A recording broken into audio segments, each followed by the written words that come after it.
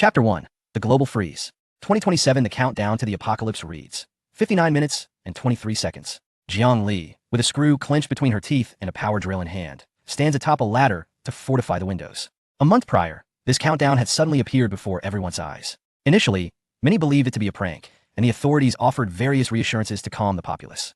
However, the soaring prices and monopolized resources incited widespread panic. For while news may deceive, prices tell the unvarnished truth. In a frenzy, people began hoarding supplies. Despite the government's attempts to regulate the situation, the cost of essential goods continued to skyrocket, and societal instability gradually emerged. On the internet, a cacophony of opinions erupted, while some expressed anxiety for the future. Others rejoiced at the prospect of the world's end. In the final hour of the countdown, chaos reigned, both on the streets and online. Some contemplated immoral actions in anticipation of the world's demise, while others, gripped by fear, frantically scrambled for resources. Most individuals chose to remain with their loved ones, cherishing their last moments together. Yet Jiang Li found herself utterly alone. Having recently graduated from university, she lost her parents in a tragic car accident, leaving her with a hardware store to manage. After a solitary year of running the shop, the ominous countdown began. She initially thought that the world's end might bring her solace, perhaps reuniting her with her parents in an ethereal paradise. But upon reflection, she realized that her parents, who had always cherished her, would undoubtedly wish for her survival as their only remaining link to the world. People often say that being forgotten signifies one's true end thus, as long as she breathes. As long as she holds onto the memories of her parents, they remain unvanquished. Spitting out another screw, Jiang Li remained composed, the drill buzzing in her hands. Flour has skyrocketed to $300 per pound, and that's not even including the markup. From the onset of the countdown, Jiang Li had converted all her funds into supplies. Regrettably, those funds proved insufficient against the relentless tide of inflation. The remaining money was spent on tools deemed essential for survival. She pressed the last thick insulation foam board firmly into the window gap, securing it with screws from the power drill, then used a pneumatic caulking gun to seal the opening tightly with a soft hiss. Wiping the sweat from her brow, she leapt down from the ladder. Surveying her surroundings, she had transformed the small room into a veritable fortress. With reinforced doors and windows, and interior walls newly insulated, she glanced down at herself. Clad in a custom, thick-cut protective work suit with numerous pockets, complete with durable knee and elbow pads, she was well equipped. Having moved an array of tools from the store chainsaws, electric saws, power drills, universal screwdrivers had consolidated them into 3 colossal toolboxes, and procured additional essentials such as air purifiers and filters. Uncertain of what the end of the countdown would herald, she pondered the myriad possibilities: a zombie outbreak, a meteor strike, or a volcanic eruption. Food, tools, shelter. She had endeavored to prepare herself for whatever lay ahead, confident that she could outlast the average person. After completing her preparations, she plopped down onto one of the large toolboxes, wiping her brow and glancing at her phone. The screen displayed news apps that had succumbed to overload, leaving a torrent of frantic comments. Who is rice? They'll pay $8,000 a bag. Please, I'm desperate for food. Spare us. In this world, money is worthless. I just want a Walmart. A week ago, wealthy individuals hoarded all the food, and the promised purchase limits are a ruse. There's nothing left in the warehouses. Damn, I was deceived too. The staff kept assuring me that supplies were limited and that I'd be prioritized for the next shipment. But the warehouses were empty. They've been stalling us. Cursed be the wealthy who have monopolized the market. Are we ordinary people to await our demise? What will happen when the countdown ends? An alien invasion? A nuclear explosion? Jiang Li turned off her phone, opting not to engage in the discourse. A month had passed since the countdown appeared, and prices soared dramatically. A standard 10-pound bag of rice escalated from $50 to $800, and yesterday it surpassed $2,000. The affluence swept through supermarkets and trucks, but Jiang Li had prudently stocked up on essential food items that were both life-sustaining and affordable, such as chocolate and compressed biscuits, barely accumulating enough to last her. Taking a deep breath, she glanced at the time. 1 minute and 10 seconds, just over a minute remained. Instinctively, Jiang Li steadied herself against the large toolboxes beneath her. What would transpire after the countdown? Perhaps it would prove to be nothing more than a farce, reminiscent of the panic surrounding 2012. In that fleeting minute, a lifetime of thoughts raced through her mind. Midnight, the countdown concluded. Jiang Li felt a moment of relief, as if nothing had happened, when suddenly, an overwhelming sensation of weightlessness engulfed her. The world spun. Time passed in an indeterminate blur. Whoosh! A biting cold wind sliced across her face like a knife, and Jiang Li snapped her eyes open. The once warm room had vanished, replaced by an endless, pallid expanse. Snow swirled in the air, and the wind howled. At her feet, a flickering campfire struggled against the frigid gusts, as if it might extinguish at any moment. What is this? Before she could fully comprehend the situation, a notification resonated in her mind, not heard through her ears, but imprinted directly upon her consciousness. Welcome to the extreme cold survival game. Earth no longer exists. This is your new home, and also your grave. The rules of survival are as follows. 1. Each participant begins with a campfire, your sole lifeline in this frigid abyss. If the fire goes out, the system will declare you dead. Indeed, without the fire, survival is impossible. 2. This is a tangible world. Hunger will lead to death, frostbite will lead to death, and a beast bite will lead to death. 3. Any supplies you hoarded cannot be brought here. Only items you had on your person or in contact at the moment of transmission will be retained. 4. Strive to survive, if only for the faint glimmer of hope. Jiang Li's heart raced. Supplies cannot be brought? Her thoughts immediately drifted to the affluent hoarders flaunting their vast stockpiles on forums. And she Jiang Li glanced down at herself. Her work suit remained intact. Most importantly beneath her, the 3 enormous toolboxes lay securely on the snow, albeit dusted with a fine layer of snow, undeniably present. Jiang Li exhaled, her breath forming a white cloud before her, though tinged with regret. For the sake of convenience, many tools within the boxes were powered, such as the expensive impact drill and reciprocating saw now rendered useless without electrical outlets. Yet, even so, the remaining manual tools and supplies were invaluable treasures. Jiang Li quickly composed herself, accepting her new reality. She distinctly sensed a surge of knowledge in her mind with a thought. A translucent, pale blue interface materialized before her, reminiscent of a gaming menu. Personal panel name, Jiang Li number, 1120 CN level, 1 ordinary survivor. Strength, 8. You possess greater strength than the average person due to prolonged labor. Agility, 8. Your reactions are commendable. Constitution, 6. Slightly malnourished. Spirit, 9. You exhibit an extraordinary calmness. Backpack, 16 slots initial. Backpack? Jiang Li gazed at the 16 squares displayed on the light screen below. She attempted to reach out and touch the toolbox on the ground, silently murmuring, collect. Whoosh! The heavy toolbox, weighing dozens of pounds, vanished into thin air in an instant. In the first slot of her virtual backpack, a miniature toolbox icon appeared, displaying a quantity of X1 in the lower right corner. Indeed, it works. A flicker of joy sparkled in Jiang Li's eyes. She then tried to silently command withdraw. Bang! The hefty toolbox landed heavily on the snow, sending a flurry of snowflakes into the air. This storage and retrieval process required no expenditure of physical strength. And within the backpack, there was no sense of weight regardless of how heavy the items were. This implied that her future excursions to gather supplies would be considerably easier. Jiang Li rubbed her hands, which had grown somewhat stiff from the cold, and turned her attention to the fire at her feet. It was the only source of warmth in this frigid landscape. Above the bonfire, a few lines of text floated, visible only to her. Basic bonfire LV.1 remaining burn time, 5 hours and 28 minutes. Current coverage radius, 2 meters, can shield against wind and snow. Upgrade requirements, 50 wood, 20 stones, 10 coal, 5 steel. Description: this is your lifeline, do not let it extinguish. Upgrading will expand the warmth radius and unlock additional building functionalities. An upgrade is necessary. Jiang Li furrowed her brow. Wood and stone were manageable, but where could she find coal and steel in this desolate wilderness? At that moment, a small wooden box half buried in the snow caught her attention. That must be the initial supply box mentioned in the prompt. Jiang Li did not approach immediately. Instead, she drew the handy pickaxe from her waist, gripping it firmly while scanning her surroundings cautiously. Once she confirmed it was safe, she strode over quickly. The wooden box was not locked. Jiang Li pried open the lid with the pointed end of her pickaxe. Inside lay a few items. Acquired. Iron axe X1 acquired. Poor quality black bread X2 acquired. 500 milliliters bottled water X1 acquired. Drywood X5 acquired. Cotton coat X1 acquired. Durable hemp rope acquired. Change of underwear X2. The items were pitifully few. Jiang Li picked up the 2 pieces of black bread, as hard as stone, and glanced at the coat. It seems this is the standard starter kit for an ordinary survivor. However, the system was considerate enough to provide even undergarments. The game system truly lived up to its name. She had initially expected the clothing to be in tatters, but upon closer inspection, she found them to be brand new and of decent quality. She stowed the other items in her backpack and donned the coat. The drastic temperature difference momentarily left her body in shock, but prolonged exposure without warmth would lead to hypothermia. Once clad in the coat, Jiang Li returned to the bonfire and tossed the 5 units of dry wood from her backpack into the flames. The flames surged high, enveloping her in warmth. Fuel added. Remaining burn time, 10 hours and 28 minutes. 10 hours. This meant that if she did not act swiftly, she would freeze to death on this icy plain in 10 hours.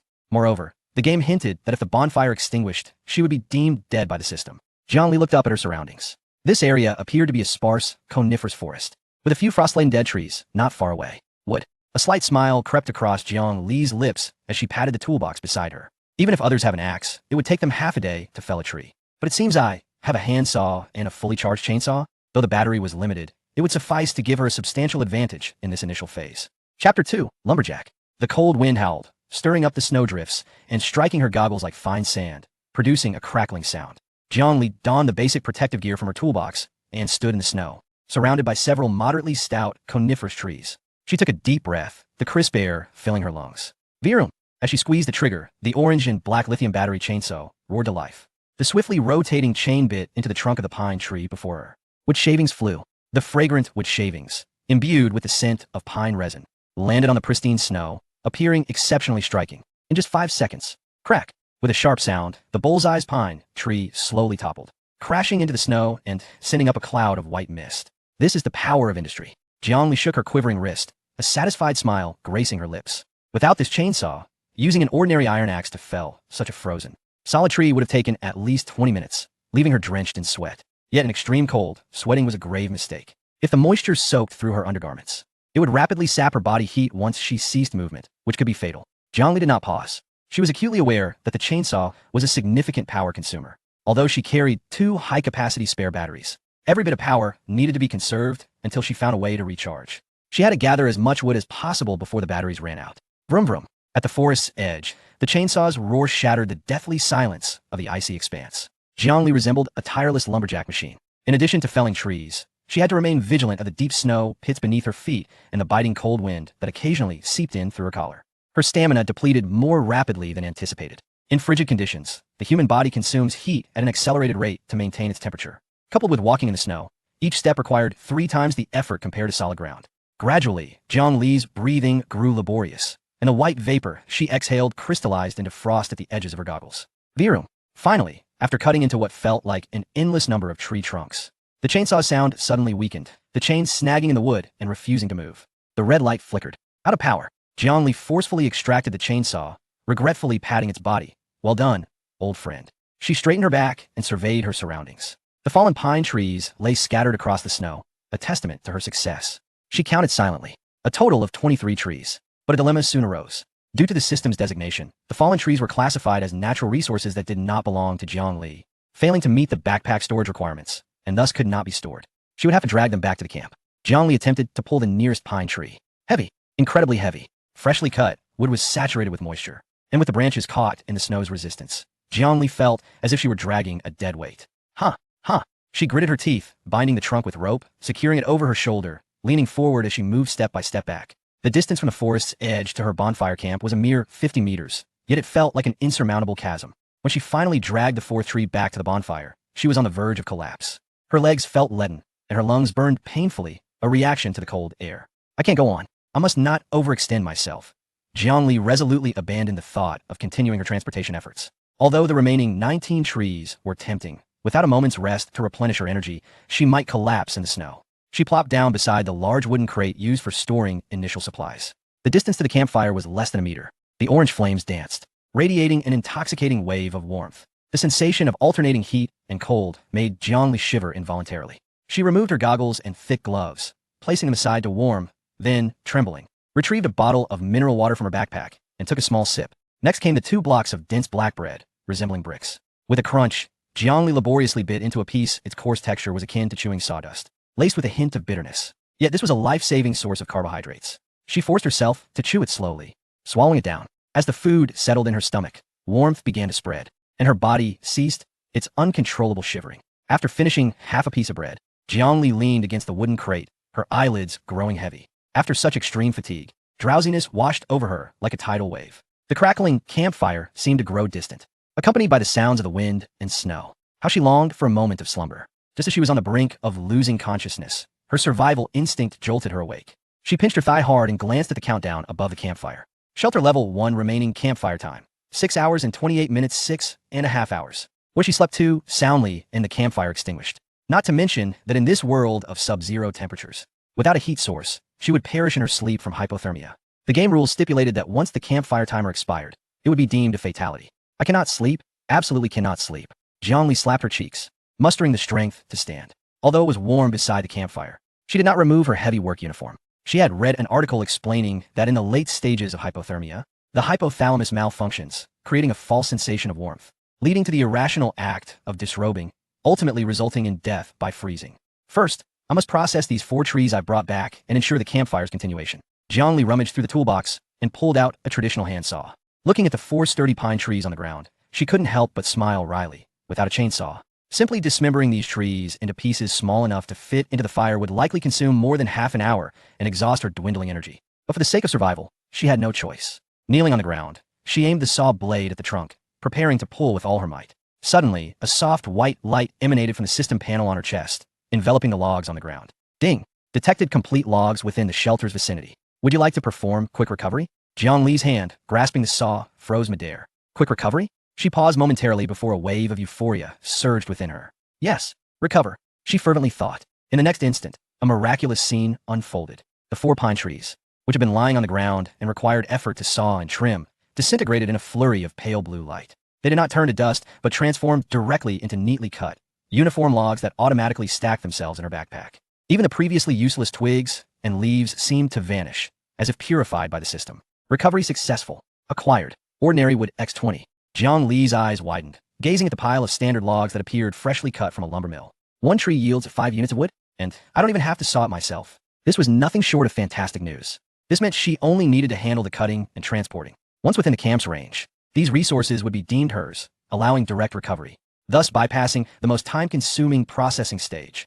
Jiang Li swiftly selected 5 logs and tossed them into the campfire. Boom! The flames engulfed the dry pine wood, leaping half a meter high. Fuel added. Remaining campfire time, 12 hours and 20 minutes. 5 logs equal 5 hours. Jiang Li glanced at the remaining 15 logs on the ground, rapidly calculating in her mind. If she threw in the rest, it would add another 15 hours. That would total 27 hours. This meant that even if she collapsed into a deep sleep now, the fire would not extinguish upon her awakening. A sense of security enveloped her. In that moment, Jiang Li finally experienced a long-lost feeling of safety. She selected all the remaining wood and chose to deploy them. Watching the countdown transform into a reassuring 27:20:00, her taut nerves finally relaxed. She could no longer hold on, dragging the tool-laden box to shield herself from the wind. She wrapped herself in a thick coat, donned her hat, and leaned against the warm wooden crate, surrendering to sleep amidst the crackling sounds of the campfire. When she opened her eyes again, Jiang Li had not slept for long. The sky remained a murky white, indistinguishable between morning and afternoon. She checked the system time. She had only slept for 3 hours, though her body still bore some soreness, particularly in her shoulders and arms. Feeling as though they had been hammered, her spirit had revived significantly. She moved her stiff neck and stood up. The snowfall seemed to have lessened. The once-dense flurry of goose feather snow had transformed into sporadic snowflakes. Jiang Li consumed some food to regain her strength before stepping outside the protective radius of the campfire. However, the state of the campfire was evidently different from her usual understanding. It was not that the temperature decreased with distance, but rather there existed an invisible air wall within a certain range of the campfire. Inside this air wall, warmth prevailed outside, the cold winds howled. As she wandered nearby, the biting cold returned. She attempted to walk further away, but soon halted. Apart from the grove, nothing else was visible, possibly buried beneath the snow. Without snow boots, there's no need to venture too far. Jiang Li cast a regretful glance at the distant expanse of white. One must not be overly greedy first. I must retrieve those 19 trees. Jiang Li turned, her gaze fixed on a small grove not far away, where her previous spoils lay. If the system could recover them, all she needed to do was drag the trees into the circle centered around the campfire to realize their worth. Let's get to work. Jiang Li rubbed her hands together, brimming with renewed vigor. For the next several hours, Jiang Li transformed into an indefatigable laborer, dragging, returning to camp, recovering, and setting off again. Although the process was monotonous and exhausting, witnessing the stacks of logs morph into data that entered her backpack was a sense of accomplishment beyond words. When the last pine tree was dragged into the luminous circle and vanished in a flash, Jiang Li collapsed onto the ground. She opened her backpack interface. The once empty slots now housed a neatly stacked array of wood icons. Item: ordinary wood quantity, 80. Description: the most fundamental survival resource, usable for burning or construction. 80 units, combined with the wood already burning in the campfire. Her day's labor yielded a total of 100 units of wood, calculating based on 1 unit burning for 1 hour. Jiang Li gazed at the flickering flames, excitement shimmering in her eyes. 100 hours, a full 4 days and nights, in a time when everyone else was engulfed in panic. Weeping and pleading for ways to survive the interminable first night, she, Jiang Li, had already amassed a sufficient supply of fuel to burn for 4 days. This meant that in the forthcoming 4 days, as long as she wished to live, no one could extinguish her flame. Jiang Li retrieved a bottle of mineral water from her backpack, which seemed to possess an independent space. For the water remained warm. Upon taking a sip, she found that this bland mineral water, at that moment, bore a hint of sweetness. Next, I must contemplate how to transform this mere open campsite that offers only shelter from the wind into a true home. Jiang Li mused, her gaze falling upon the upgrade button for the campfire. With just a few more stones, coal, and iron, she would be able to enhance the campfire. Chapter 3. The Timber Tycoon. The tempest raged outside, yet within the warm embrace of the campfire's radius, the air felt remarkably balmy. As if the biting wind could not breach its sanctum, Jiang Li reclined against a weathered wooden crate, her fingers clenched around a half-consumed bottle of mineral water. Lowering her gaze, her thoughts stirred, and the pale blue system interface unfurled before her once more. It was only at this moment that she found the tranquility to delve into this so-called survival system. In addition to her personal attributes and inventory, the functional bar at the bottom of the panel displayed Chat Channel, Friends List, Trade Market, and Crafting Manual. The Friends List was desolate, which did not surprise Jiangli. She had never been a social butterfly in the real world, and in this perilous realm, it was even less likely. With a delicate touch, she navigated to the Region channel. A line of numbers appeared in the upper left corner of the screen. Region, CN008. Current online players, 9,911 10,000. A mere 10 hours had passed since the commencement, and already 89 players had vanished. The initial crate gifted at the onset contained a rusted iron axe and 5 units of timber, coupled with the fuel initially carried by the campfire. Even remaining idle would allow survival for over 10 hours. What had these individuals done to be eliminated so swiftly? The information in the channel refreshed rapidly, saturated with an air of despair. Help, I'm freezing to death. This wretched axe can't even fell a tree. The recoil hurts my hands. Can someone spare me 2 pieces of wood? My father is a director at Ling Group. I promise $1 billion when I return to Earth. Wake up upstairs. If your father were alive, he'd probably be here chopping trees as well. Don't mention it. I just saw a wooden treasure chest materialize in the snow. And in my excitement, I dashed over, but before I could reach it, a white rabbit sprang from the snowdrift, its teeth sharp as needles, nearly biting my leg. I couldn't even touch the chest, all that effort wasted. I saw it too. Treasure chests spawn randomly in the wild. I opened a wooden one, and to my astonishment, it contained 2 pieces of chocolate and some coal. As she perused the myriad of trivial messages, Jiangli keenly discerned 2 pivotal keywords: random reward chest and dangerous beasts. It appeared that this world was far more intricate than she had initially surmised. The wooden and copper chests, these randomly spawning resource points, were indeed the crux that differentiated players. The presence of coal within the reward chests was significant. If coal could be found, then iron and other resources should also be obtainable from these chests. However, judging by their experiences, it seemed that reward chests were not particularly scarce, yet she had found nothing in her own exploration. It was undoubtedly not due to her own shortcomings. Exiting the chat room, Jiangli clicked into the adjacent trade market. Seller, Blossoms of Wealth item, Stone X2 demand, White Bread X5. Seller, The Lonely Wolf item, Cotton demand, Purified water. The majority were exchanging for food and wooden planks. After all, these were the commodities that would determine their survival in the short term, while items like stones and cotton were merely being bartered for the time being.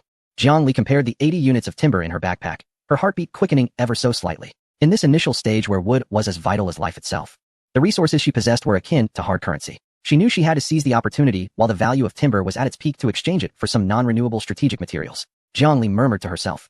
Coal and steel were essential for upgrading the shelter, and relying solely on chopping trees would not yield these resources. Although her chainsaw had run out of battery, she still had a handsaw. Its efficiency was lower, but it would suffice for chopping down a few more trees. She should not lack for fuel in the short term. With this in mind, Jiangli clicked on the channel to prepare her message. System prompt. It has been detected that you have not yet set a virtual ID. Please enter your nickname. Once set, it cannot be modified. Naming herself felt like a form of torture for Jiangli. She stared at the blank input box, pondering for a long while. Ultimately, she relinquished her struggle. Unable to think of a name that was both pleasant and grand, she decided to choose something casually. Her fingers lightly tapped the virtual keyboard, inputting, Spicy Chicken Leg Burger. Setup successful. ID has been locked. Jiangli closed the prompt and casually posted a message. Spicy Chicken Leg Burger, selling a large quantity of timber. Looking to purchase, coal, steel, high-calorie food. Interested parties, please private message with your offers and exchange ratios. Suitable offers will be exchanged immediately, so act fast. The moment the message was sent, the previously noisy channel fell silent for 3 seconds before erupting into chaos. What the heck? Spicy Chicken Leg Burger. That name made me tear up with laughter. The key point is a large quantity of timber. Wow, while everyone else is fretting over fuel for the next hour. This person has already begun a massive sell-off. I want it. My campfire only has 2 hours left. I wonder if I'll truly perish when the time is up. I don't want to die yet. Suddenly, many people began clamoring for the timber. But something felt amiss. Everyone else started with a rusty iron axe, and in this environment, chopping down a tree took at least 20 to 30 minutes. Where did she acquire such a large quantity of timber? Could she be a scammer? At that moment, several individuals inexplicably jumped in, their words laced with skepticism. Invincible war god. Everyone, calm down. Judging by the ID, she seems to be a woman. I'm strong and have only managed to gather about 10 pieces of wood. My hands are worn out. A girl who calls herself Spicy Chicken Leg Burger and claims to have a large quantity of timber? She must be trying to swindle everyone out of their resources. Iron blood tough guy, agreed. Are scammers crossing over into this realm now? I advise everyone to ignore her. Be cautious not to lose your deposits. How much wood can a woman chop? She probably can't even lift an axe, haha. Jiangli gazed at the screen, filled with cold mockery. Her expression calm as water, even finding it amusing. However, there were those who countered the skepticism. Not fond of fish. What is this about swindling?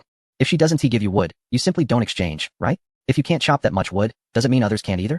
Jiangli couldn't help but nod, feeling that not fond of fish had a point. However, she did not squander her breath in the channel to prove her innocence. Instead, she promptly activated private chat with notifications muted, permitting only requests related to item exchanges. After all, some individuals scarcely cared about her possession of timber. They simply could not bear to see her prosper. The notification chimes of private messages echoed like raindrops. The majority of players were not fools. Faced with the looming threat of death in this frigid landscape, they would seize any glimmer of hope to survive. Jiangli opened the first private message. The wind rises. I opened a chest and obtained coal X3. How much wood can I exchange for it? I truly can't chop any more trees. The wind here is ferocious, and I even considered throwing the coal into the fire, but it keeps popping out, claiming my campfire level is insufficient. Without wood, the fire is about to extinguish. Jiangli pondered for a moment and replied, 3 pieces of coal for 5 pieces of wood. Do you wish to proceed? She had not anticipated such limitations within the game. Logically, coal should serve as a superior heat source compared to wood, yet it was inexplicably restricted due to level requirements. The response was almost instantaneous. Yes, but ISNT 5 pieces of wood rather too few? This is coal, after all. The counterpart appeared somewhat conflicted. He was aware of coal's value, yet found himself in a predicament. I will add 1 more, let us make it 6. Jiangli was uncertain about coal's worth. Adding 1 was already pushing the limit. Fine, let us proceed. The other party quickly acquiesced. They placed the agreed-upon items into the exchange, and soon, the transaction was completed. With a flash of white light, 6 pieces of wood vanished from Jiangli's inventory, replaced by 3 hefty pieces of coal, each the size of a watermelon. With the first transaction completed, a second soon followed. Little Crispy, hello, I found 2 iron blocks, and the system says they are scrap iron. Can I exchange them for 8 pieces of wood? I need enough for tonight's fire. Jiangli replied, certainly, initiate the exchange. In just a matter of minutes. Jiangli's wood supply had significantly dwindled, yet her inventory brimmed with valuable items. Coal X10, stone X23, scrap iron X5, raw meat X2, white bread X2, blueprint for basic portable torch X1. The blueprint was a first for Jiangli. The description indicated it was a necessary material for crafting items. Thinking it would prove useful, she opted to exchange for it. The previously sardonic player, the invincible war god, seemed to notice that actual transactions were taking place in the trading post, and his tone turned bitter. Invincible war god. Humph, I see it's just luck. Perhaps she simply stumbled upon a high-value reward chest. I wonder how long her meager stockpile will last. Once the wood is sold out, won't she be begging for someone to help her venture into the wild? Those who had successfully exchanged for would express their gratitude in the channel. Typically, such thanks would have gone unremarked, but expressing gratitude led to complications. After all, Jiangli had ceased her wood exchanges, while many remained without timber. The darkness gradually encroached, and the temperature outside the campfire continued to drop, intensifying the difficulty of acquiring wood, leaving them reliant on exchanges. They, who placed all their hopes on Jiangli, began to descend into hysteria upon realizing that she would not make the exchange. Didn't you say a significant quantity? If you're not going to trade, what are we to do? We must continue to exchange. My campfire has little time left. Surely, you wouldn't wish to see us chopping wood in the dead of night, would you? If you lack the capability, do not pretend. Emerging only to cower like a turtle is futile. It was unclear whether someone was instigating the situation or if they genuinely harbored such self-loathing. The voices in the channel advocating for Jiangli dwindled, replaced by venomous critiques, accusing her of irresponsibility and engaging in hunger marketing. Jiangli turned off the channel notifications, dismissing the antics of these petty clowns. In such a life-and-death moment, it was only natural for hysteria to ensue. If her resources had been sufficient, she would not have hesitated to make an exchange. However, her own supplies were dwindling. During her time on Blue Star, she had never basked in the glow of others' altruism, and thus had no inclination towards such ideals now. Lowering her head, she examined the basic portable torch blueprint in her backpack. Requirements: wood X10, kerosene. Scrap steel X2. Note: requires a level 2 workbench for crafting. Leaning back against the wooden crate, she felt the steadily increasing stockpile of materials, and her anxiety was finally quelled. In this world, one's ID was inconsequential, and gender held no significance. What truly mattered was who possessed the resources. She surveyed the remaining 36 units of wood in her backpack, along with the steel, coal, and stone she had just acquired, and began to calculate. Upgrading to a level 2 campfire required 55 units of wood. The other materials were accounted for. As for the wood, she could gather a bit more with a handsaw tomorrow. With this thought, Jiangli extracted several pieces of wood from her backpack, arranging them atop the crate to form a small enclosure. She nestled within, gazing at the darkening sky outside, and soon drifted back into a muddled slumber. Chapter 4. Level 2 Campfire. Jiangli awoke to a wave of soreness. Her sleep had been particularly deep, devoid of any swirling snowstorm. Upon opening her eyes, she was first met with the wooden barriers she had set up and the steady glow of the campfire. Instinctively, she attempted to stretch, but as soon as she moved, her muscles protested painfully. With a sharp intake of breath, Jiangli winced, massaging her aching shoulders and back. The strenuous labor of chopping wood and hauling supplies had taken its toll. Although her body was not fragile, the accumulation of lactic acid overnight rendered her movement sluggish, akin to a rusted robot. Fortunately, she was still alive. She gathered the windbreak wooden pieces into her backpack and glanced around. The world seemed frozen in time, with the sky remaining a dull gray and snowflakes continuing to swirl. Outside the 2-meter safety zone of the campfire, the snow appeared to have thickened yet again.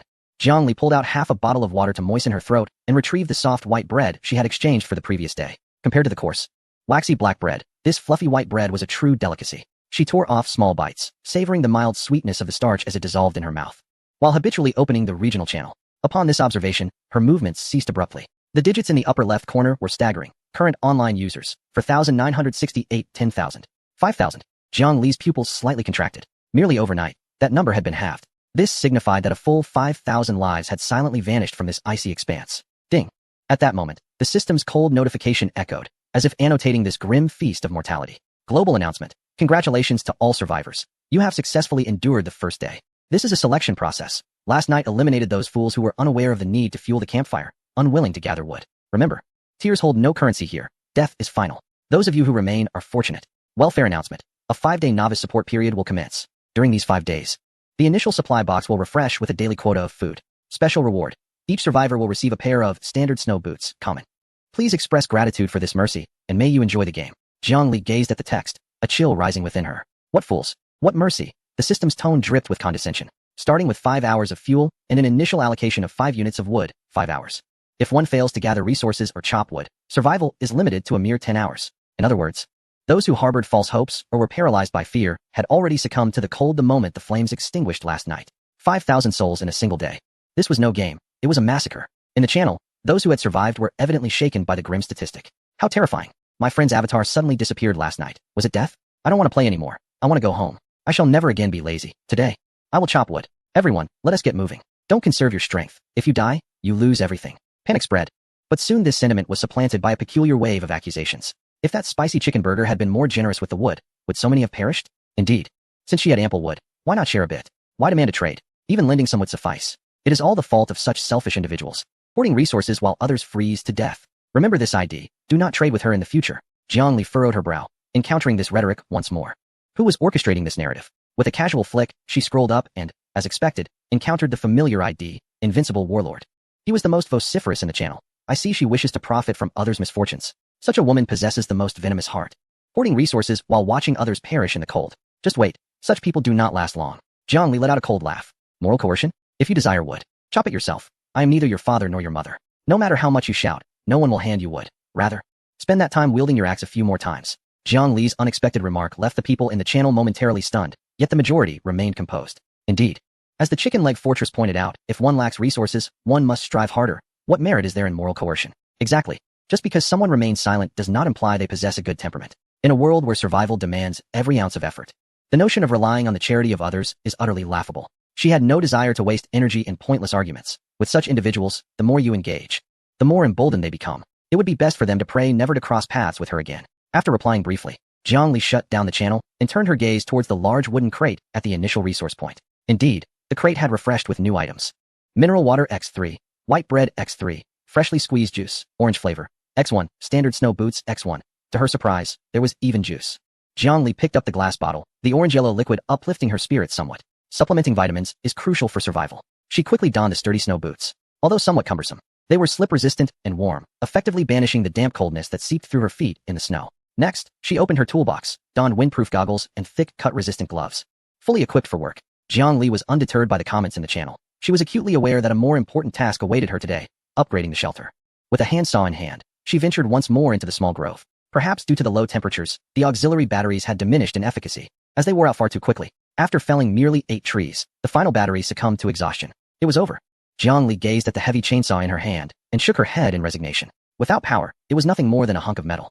To continue her lumbering endeavors, she would have to resort to an axe or the manual handsaw from her toolbox to grapple with the resilient frozen wood. Nonetheless, with the 8 trees felled, her wood supply had become quite substantial. First, she needed to transport these back. Gritting her teeth, Jiang Li stowed the chainsaw in her backpack and began the laborious task of hauling. Her condition today was markedly inferior to yesterday.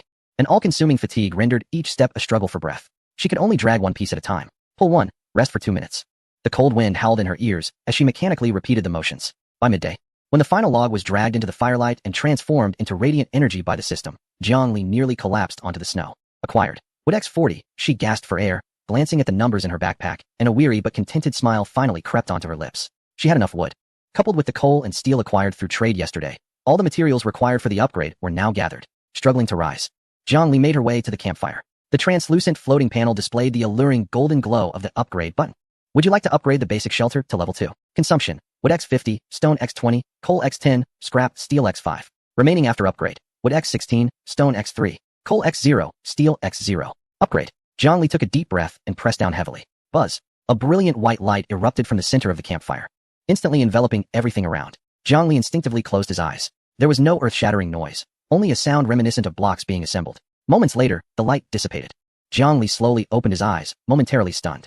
The once solitary campfire had undergone a remarkable transformation. The haphazardly piled fire pit was now neatly arranged, with an additional stone platform surrounding it for insulation and storage, and even a simple metal grill nearby. More astonishingly, the heat wave that previously dispelled the snow within a 2-meter radius had now expanded to 5 meters. Within this circle, the snow was visibly melting, revealing the dark brown frozen ground beneath, with a few resilient mosses peeking through in the corners. But that was not the main point.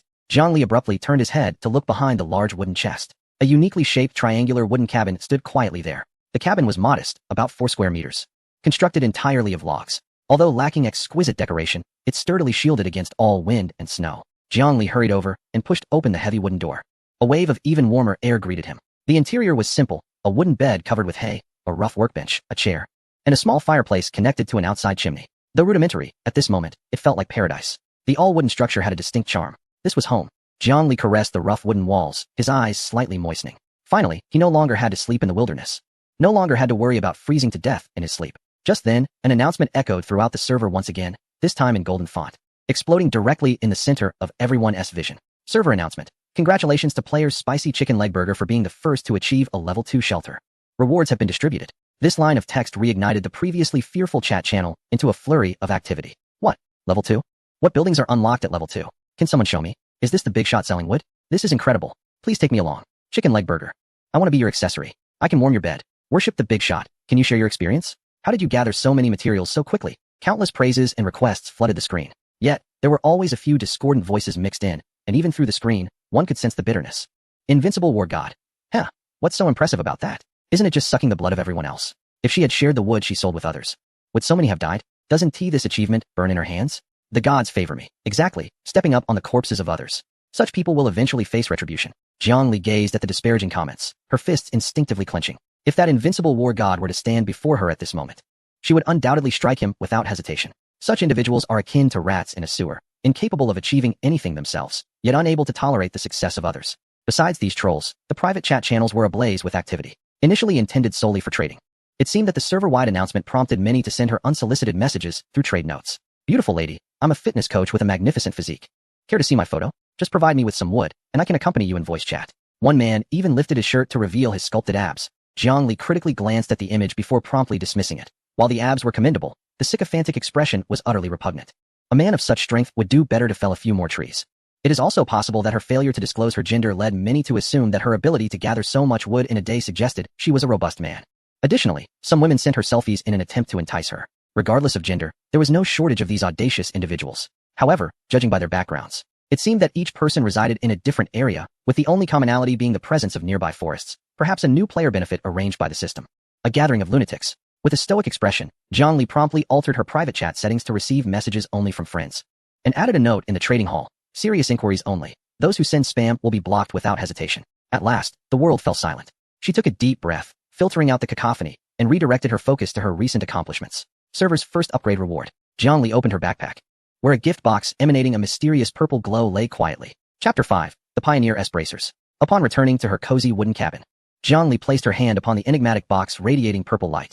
With a mere thought, the box slowly opened amidst a swirl of luminescence, revealing a cascade of item information that danced across her retina.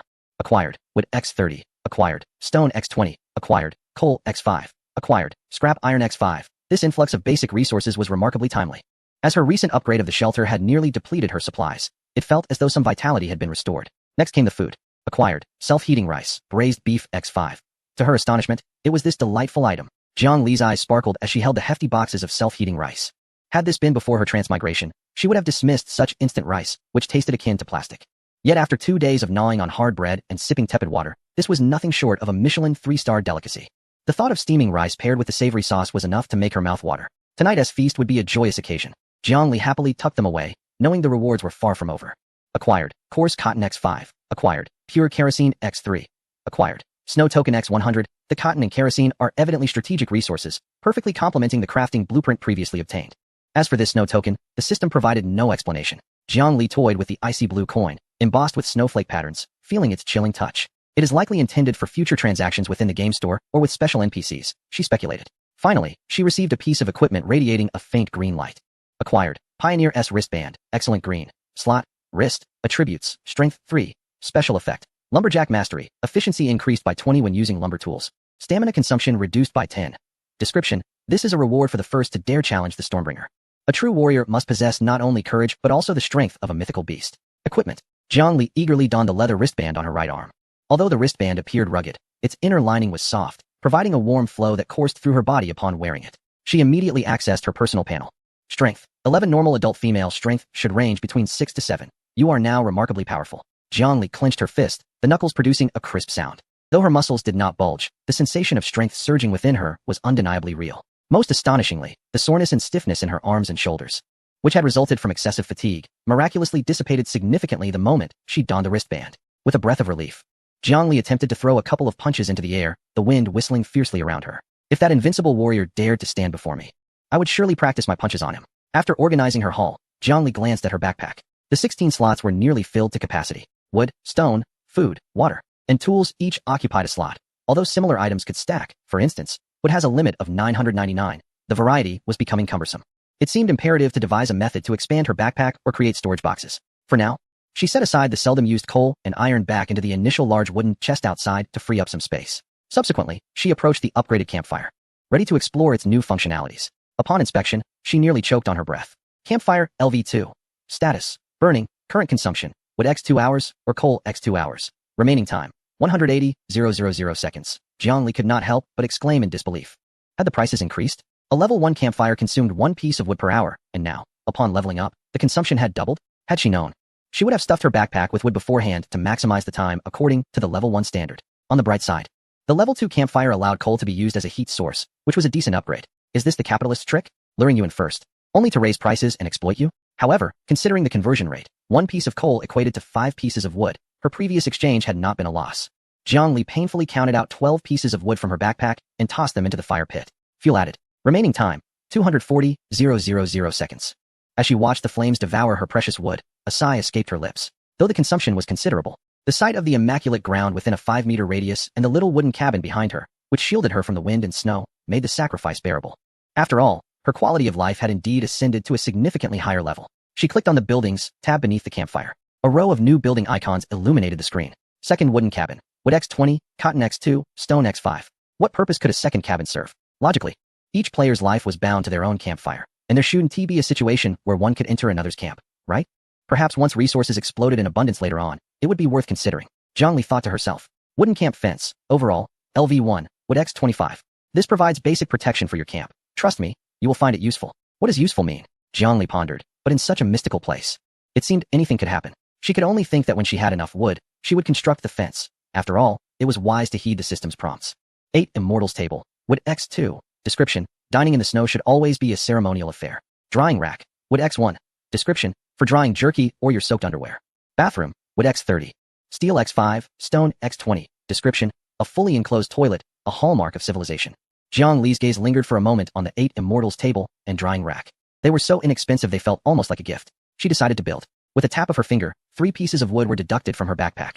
A flash of white light appeared. On the vacant ground beside the campfire, an antique-style wooden square table materialized, accompanied by a wooden post with a rope hanging from it.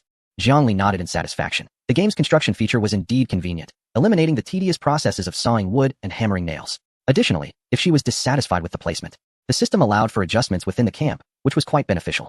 Her gaze then fixed intently on the bathroom. As a modern woman, what had caused her the most distress over the past 2 days was not the cold or hunger, but the need to relieve herself. Each time she had to dash into the frigid woods, constantly wary of whether someone or a wild beast was watching. The agony of her behind numbed by the biting wind was a memory she wished to forget. However, why was this bathroom so expensive?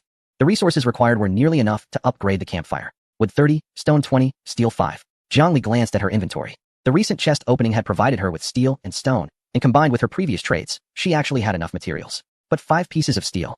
Steel was an undeniably scarce resource. Every bit counted. She continued scrolling down, taking a look at the upgrade requirements for the LV3 campfire. Upgrade requirements. Wood X200, steel X30. Coal X20, stone X50, energy core X2. Zhongli fell silent. The astronomical demand for materials, especially the energy core she had never even heard of, instantly extinguished her hopes of upgrading in the near future. Well, reaching level 3 seemed an unattainable goal. For now, her basic needs were met, and even the restroom had gradually become a necessity. Even if it was to avoid the chilling discomfort she had to spend on steel. Additionally, she needed to chop wood. To be on the safe side, Zhongli decided against immediate construction. Instead, she planned to gather more trees and wait until there was a demand. As upgrading had indeed increased the consumption of wood, glancing at the sky, she noted that although it was already afternoon, the combination of snow boots and wrist guards, along with the motivation of a self-heating rice meal, filled her with vigor. First, she would satisfy her hunger, then venture out to fell a dozen trees. Jiangli retrieved the self-heating rice from her backpack, skillfully unwrapped it, and added water. Listening to the bubbling from the rice box and inhaling the gradually wafting aroma of braised beef, she felt that this was truly the essence of life. That exorbitantly priced toilet was but her first step towards a civilized society in this icy world. Chapter 6. Telecom Fraud. After finishing her meal and taking a brief rest, Jiangli stood before her toolbox, sifting through its contents. Both the chainsaw and handsaw were out of power, and there were no charging facilities in sight. Thus far, she had found nothing else useful, so she had to revert to her basic skills. She picked up a sleek outdoor hand axe and also grabbed a long-handled felling axe, which would allow her to conserve considerable energy through the principle of leverage. Hopefully, this would enhance her efficiency. With her right hand, clad in a green wrist guard, gripping the axe handle, she felt the surge of strength once more. Returning to the nearby grove, this time, as the axe blade struck the trunk, she noticeably sensed much less resistance. Thud! Wood chips flew. Although it couldn't match the exhilarating satisfaction of a chainsaw's power, the axe, aided by the wrist guard's woodcutting proficiency, delivered each swing with precision and force, significantly improving her efficiency. As dusk approached and the wind and snow intensified, Jiangli finally dragged her day's harvest back to the camp. 7 trees in total. While not an overwhelming number, it was a commendable achievement for purely manual labor. Jiangli pulled the logs into the firelight and habitually selected recycle. Triggered equipment effect. Resource recycling efficiency increased. Obtained. Ordinary wood X42. Jiangli's eyes widened in astonishment at the numbers flashing on the screen. 7 trees, yielding 42 units? This meant that each tree could now be exchanged for 6 units of wood? It had previously been 5. It appeared that the wrist guard's enhancement in woodcutting efficiency not only expedited the felling process, but also elevated the yield during system recycling by 20. This was an unexpected delight. It signified that with the same amount of labor in the future, she could earn 1/5 more resources than others. In this resource-scarce world, it was a veritable capital for snowballing growth. A splendid treasure indeed. Jiangli delightedly caressed the belt buckle on her wrist, feeling that this piece of equipment was more substantial than any legendary artifact. Could it be that such a robust quality was achievable at merely a green tier? What attributes might a complete set of green gear, or even equipment of a higher caliber, possess? Her heart brimmed with anticipation, as nightfall swiftly enveloped the entire icy expanse. The polar sky was not a mere void of darkness. Rather, the magnificent auroras flowed like green silk amidst the starry heavens, creating a breathtaking spectacle. Were it not for the perilously low temperatures threatening to freeze one solid, this would undoubtedly be the finest camping ground in existence. Seated beside an octagonal table, the crackling bonfire stretched her shadow long and lean. Tonight marked the occasion of a sumptuous dinner. In addition to a steaming box of self-heating rice, she had skewered a piece of raw meat obtained from yesterday's trade onto the grill beside the flames. Sizzle. Fat dripped onto the glowing coals, producing a tantalizing cloud of white smoke. Jiangli carefully tore open the sauce pouch of the self-heating rice, drizzling a bit of its braised beef-flavored broth over the grilling meat. Lacking salt or cumin, this solitary sauce was her sole seasoning. Moments later, the aroma of the meat wafted through the air. Taking a bite, she found it perfectly charred on the outside yet tender within, with the juices bursting forth in her mouth. Delightful. She could not help but squint her eyes in pleasure. The meat was remarkably firm and succulent, likely sourced from some wild herbivorous creature, entirely devoid of the gamey taste typical of farmed flesh. With a mouthful of rice and a bite of roasted meat, complemented by half a bottle of freshly squeezed orange juice, Jiangli mused that had this feast been broadcasted on the channel, those still gnawing on stale bread would surely have hunted her down through the internet cables. Sated and content, she glanced at her backpack. After accounting for her recent consumption and the timber gathered today, she still had over 90 units of wood remaining, enough for a lavish expenditure. A restroom was an absolute necessity. She no longer wished to live like a caveman. Approaching the bonfire, Jiangli accessed the construction menu and selected the long-desired restroom. Confirm construction. Consumption. Wood X30, stone X20, steel X5, confirm. As the supplies in her backpack instantaneously vanished, a gentle white light illuminated a corner of the camp. Moments later, a charming little wooden cabin rose from the ground. Though smaller than her main dwelling, its craftsmanship was evidently superior, even featuring a frosted glass window. Eagerly, Jiangli strode over and pushed the door open. Wow! Even with her expectations set, she was taken aback by the sight before her. The floor was not dirt, but rather laid with neatly arranged slate tiles in a cool gray hue, immaculate and tidy. In one corner stood a ceramic toilet, somewhat vintage in appearance, yet akin to a modern commode. To her astonishment, there was even a shower enclosure separated by glass on the opposite side. Inside was a simple metal showerhead, and beside it, a small wash basin complete with a mirror. Jiangli excitedly approached, reaching to turn on the metal faucet. However, after 1 second, 2 seconds there was no response. Not even a drop of water trickled forth. System notification. Current water source is not connected. Please construct and connect the camp's water storage and heating system. Construction requirements. 5 units of discarded steel, 10 units of sealing glue, or resin. Daily consumption. 1 unit of wood per day, to prevent the water tank from freezing and to provide hot water. Jiang Li's smile instantly vanished. What kind of trick is this? Unable to contain her frustration, she cursed at the gleaming faucet. It was akin to spending one's life savings on a Ferrari, only to be informed upon collection that the engine was an optional extra, requiring an additional million. 5 more units of steel? Ceiling glue? Jiangli felt her blood pressure rising. She had just exhausted all her steel to construct this bathroom shell, and now, the toilet, shower, and sink were utterly useless decorations. The system is nothing but a cunning merchant. Fuming, Jiangli stormed out of the bathroom and kicked a small snowball on the ground. Had she known it would come to such bundled sales, she would not have acted so impulsively, even if she had to build it. It certainly would not have been at this moment. Now, with her steel reserves depleted, her dreams of a hot shower lay shattered. Taking a deep breath, Jiangli stood in the cold wind for a few minutes, regaining her composure. Although deceived, the desire for a hot shower remained strong within her. In a world where even sitting by the fire felt dry and frigid, the prospect of a warm bath was akin to divine bliss. Steel was now her only solid currency, aside from wood and the 3 boxes of self-heating rice she had left. Wood was becoming scarce as well. And after the first day's selection, only those capable and willing to chop trees remained, leading to a rapid depreciation. Everyone had hands and feet, and as long as they were willing to work, wood would always be available. However, food, especially this high-calorie, meat-flavored cooked meal, was undoubtedly a rare resource. Trading self-heating rice for steel was a sacrifice she had to make, having already tasted it herself. Resolute, Jiangli returned to the warmth of the main house, sat on her bed, and reopened the server channel. It was mealtime, and the channel buzzed with slightly more activity than during the day. Perhaps it was because the system had issued food compensation today, alleviating their food concerns. What bad luck? She had nearly been bitten by a wolf and had barely escaped. Her legs frozen stiff. When would this life come to an end? Did you see that chicken leg burger expert? She upgraded to a level 2 shelter today and is surely enjoying herself indoors. Don't mention her. Just thinking about it makes me angry. Here we are, starving and freezing, while she's likely feasting. Enough already. The system granted rewards for opening new areas today, so there should be white bread for the next few days. Though it lacks flavor, it's much better than the hard black bread we had before. Jiangli raised an eyebrow at these messages. Her premonitions were quite accurate. Ignoring the sour remarks, she directly edited a new trading broadcast. Spicy chicken leg burger. Selling, braised beef flavor self-heating rice, X1. This is steaming hot rice with real beef. In exchange for discarded steel, X3, or ceiling glue resin. Please message privately with offers. No penny pinchers, please. The moment the message was sent, the entire chat channel fell into a momentary silence. Shortly thereafter, it erupted into chaos. What? Self-heating rice? Am I seeing this correctly? I had almost forgotten the taste of rice. She actually possesses this? And braised beef? Where did it come from? Is it possible that the secondary shelter distributes this daily? How utterly unfair. I must clarify that I too am in a secondary shelter. And we do not receive such provisions. In fact, we expend even more wood each day. It's truly disgusting, draining everyone's resources. And to receive rewards without sharing is one thing, but to further exploit us is quite another. Those above, stop being envious, if you wish to indulge. Why not offer something in exchange? I have surplus steel. Oh, esteemed players, look at me. The private chat window was instantly inundated with messages. On this night, where everyone was subsisting on bread and drinking lukewarm water, a box of steaming braised beef rice held considerable power. However, Jiangli was surprised to discover that quite a few had also ascended to the secondary shelter in just an afternoon. Yet, from their words, it seemed that the rewards for the pioneers were exclusive to the first player who completed the task. They repeatedly mentioned random reward boxes in the wilderness. But why had she not encountered any over the past few days? Jiangli opened the private messages. Wandering in the snow. I have 2 pieces of steel. Can I trade for some? 7-day radish. Do you need stones, esteemed player? Jiangli scanned through, filtering for the most valuable information. Most were other materials. Those who had managed to exchange steel after the first day were either particularly fortunate or had already upgraded to a secondary campfire. Each individual's resources varied significantly. As Jiangli continued to scroll, a particular message caught her attention. Lone Wolf, I have 4 pieces of steel and a tube of sealant. I'll trade you for 2 boxes of rice. Jiangli's eyes brightened. For pieces of steel, along with the sealant. This could resolve most of the materials needed for the hot water system and even address the ceiling issue. However, for 2 boxes of rice. Jiangli pondered for a moment and replied, deal. Chapter 7. The bathroom completed as the radiant light of the completed transaction faded. Jiangli noticed that her supply of self-heating rice had diminished by 2 boxes, replaced by scrap steel X4, and a tube of industrial sealant.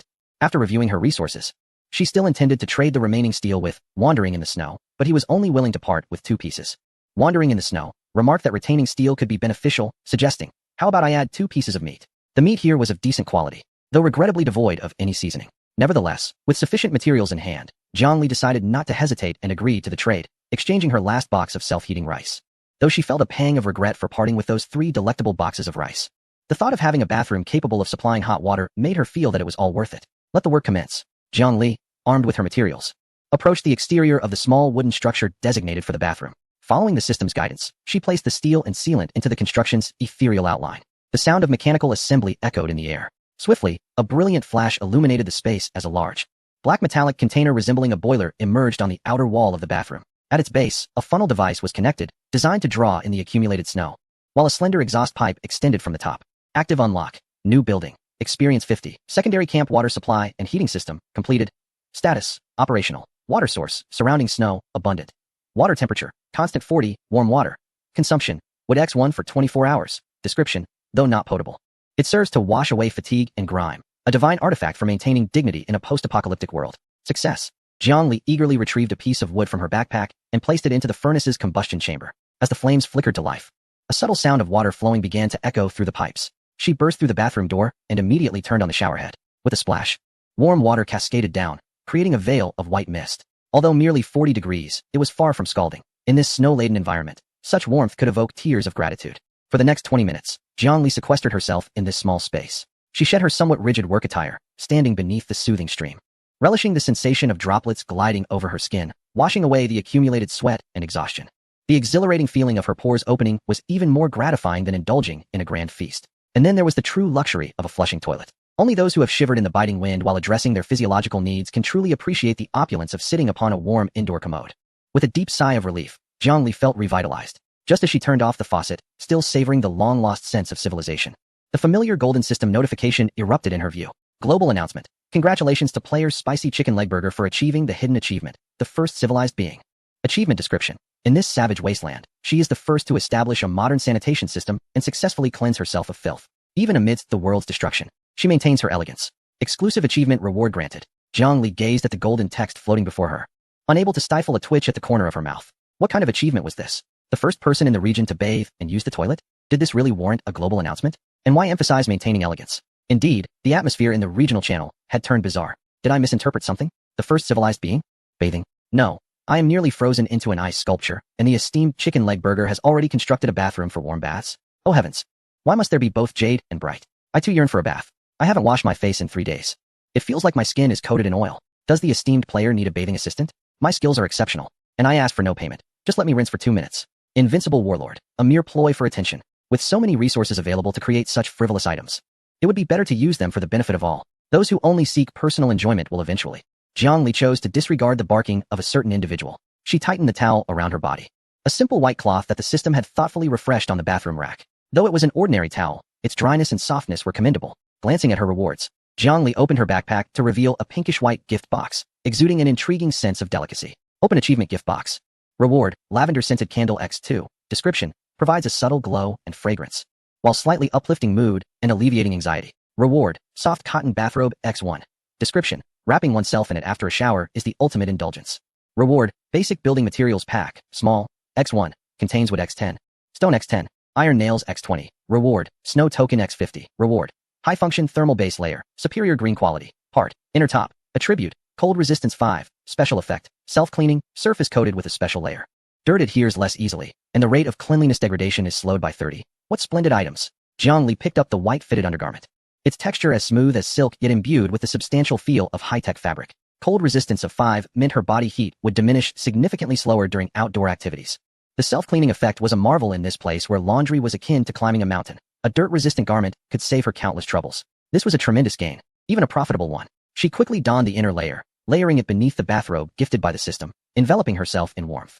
As she dried her still damp hair, she hurriedly pushed the door and dashed back into the main house. The wind and snow outside raged on, but her state of mind had shifted entirely. Upon returning to her room, Jiangli settled onto a somewhat rigid wooden chair, her gaze falling upon the beginner workbench, nestled in the corner. This was one of the furnishings included when upgrading to a level 2 shelter, seemingly bound to the shelter's level. Previously, she had only glanced at it, noting that it allowed for the crafting of some extremely practical basic items, such as wooden bowls, wooden spoons, and ordinary torches. At that moment, the workbench's panel displayed current bound tool, rusty woodworking knife, system gift, craftable items list, wooden bowl, wooden spoon, rough wooden spear, wooden torch. Was the limitation to these trivial trinkets due to the poor quality of the tools? Jiangli pondered, stroking her chin. The system's prompt was quite explicit. Bound tool. Those 4 words sparked boundless imagination within her. What if she bound my professional tools instead? Her heart raced slightly. Without hesitation, she rummaged through her backpack and retrieved the heavy toolbox that had accompanied her through the journey, flipping open the lid. Inside lay a plethora of tools, a chainsaw devoid of power, an expensive drill, a precise level, and a reciprocating saw that, although unpowered, remained sharp. She tentatively lifted the Makita 18V lithium circular saw, though it was out of power, and placed it upon the workbench. High-precision electric cutting tool detected, energy depleted. Would you like to attempt binding it to the beginner workbench? This truly was possible. Jiang Li's eyes sparkled with excitement, as she immediately chose yes. Binding successful. Due to the lack of energy, this tool can currently only be used as a precision fixed cutting module. The sound of intricate mechanical reassembly filled the air. The circular saw had embedded itself directly beneath the workbench surface, leaving only its sharp blade exposed, transforming into a manual table saw. Although it required manual operation via hand crank or foot pedal, the system had automatically installed a drive mechanism. Its precision and efficiency were incomparable to that of a crude woodworking knife. Then, a dramatic transformation occurred on the workbench's panel. Upgraded workbench, modified, current bound tool, lithium battery circular saw, converted to mechanical drive. New crafting list unlocked. Refined wood planks, no longer rough timber, but standard materials suitable for flooring and wall assembly. Storage box reinforced wooden door, defense increased by 50. Composite wooden bow, requires bowstring. But the circular saw can carve perfect bow limbs. Jiangli gazed at the lengthy list of newly unlocked items, her breath quickening with anticipation. What if she bound the electric drill? Could she create a drill press? If she attached the nail gun, could it turn into an automatic trap? Jiangli felt she had stumbled upon a monumental glitch capable of altering the game's balance. Her eyes gleamed with fervor as she surveyed the toolbox overflowing with instruments. Chapter 8.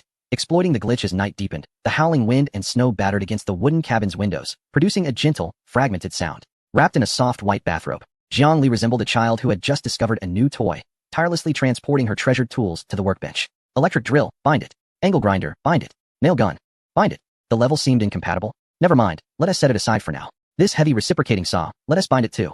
With each modern industrial marvel placed upon the workbench, the system's notification chimes rang incessantly, as if in a frenzy. High-precision drilling equipment binding successful.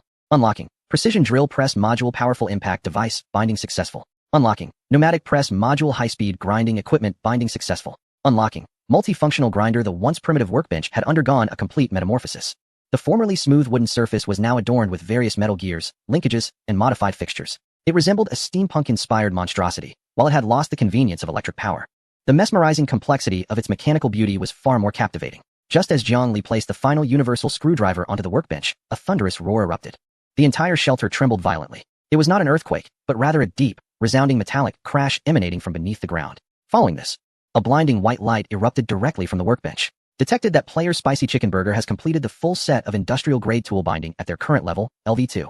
System logic conflict is being reconstructed. Reconstruction complete. Congratulations to the player for achieving the milestone of the soul of the great craftsman. Achievement description. Through your solitary efforts, accompanied by a chest full of extraordinary tools, you have traversed the chasm of time. In this stone age, you have ignited the spark of the Industrial Revolution. As a reward, you have unlocked the epic-defining structure, Intermediate Mechanical Processing Workshop, Tool Room. Note: this building, originally designated for unlock at level 5 of the shelter, has now been forcibly implemented. All tools are now directly unlocked. Jiangli stood before the series of vibrant red exclamation marks, utterly bewildered. Forcibly implemented? A building meant for the 5th level shelter? Before she could grasp the situation, a cacophony of jarring metallic friction erupted from the clearing outside the shelter. Wrapping her bathrobe tightly around herself, she flung open the door and rushed out. The sight that greeted her made her gasp in astonishment. The previously spacious clearing, which had only accommodated a campfire, the main house, and a latrine, was now entirely occupied by a colossal structure. It was a robust factory, imbued with industrial essence. Constructed from gray-white stone bricks and rusted steel frameworks. Its size was astonishing. Nearly half of its walls extended beyond the 5-meter radius of the campfire's warmth, intruding directly into the biting wind and snow outside. The frigid metallic exterior reflected a ghostly glimmer in the firelight, creating a stark visual contrast with the adjacent primitive wooden cabin. It was as if a modern workshop had miraculously descended upon a primitive tribe. Is this the tool room?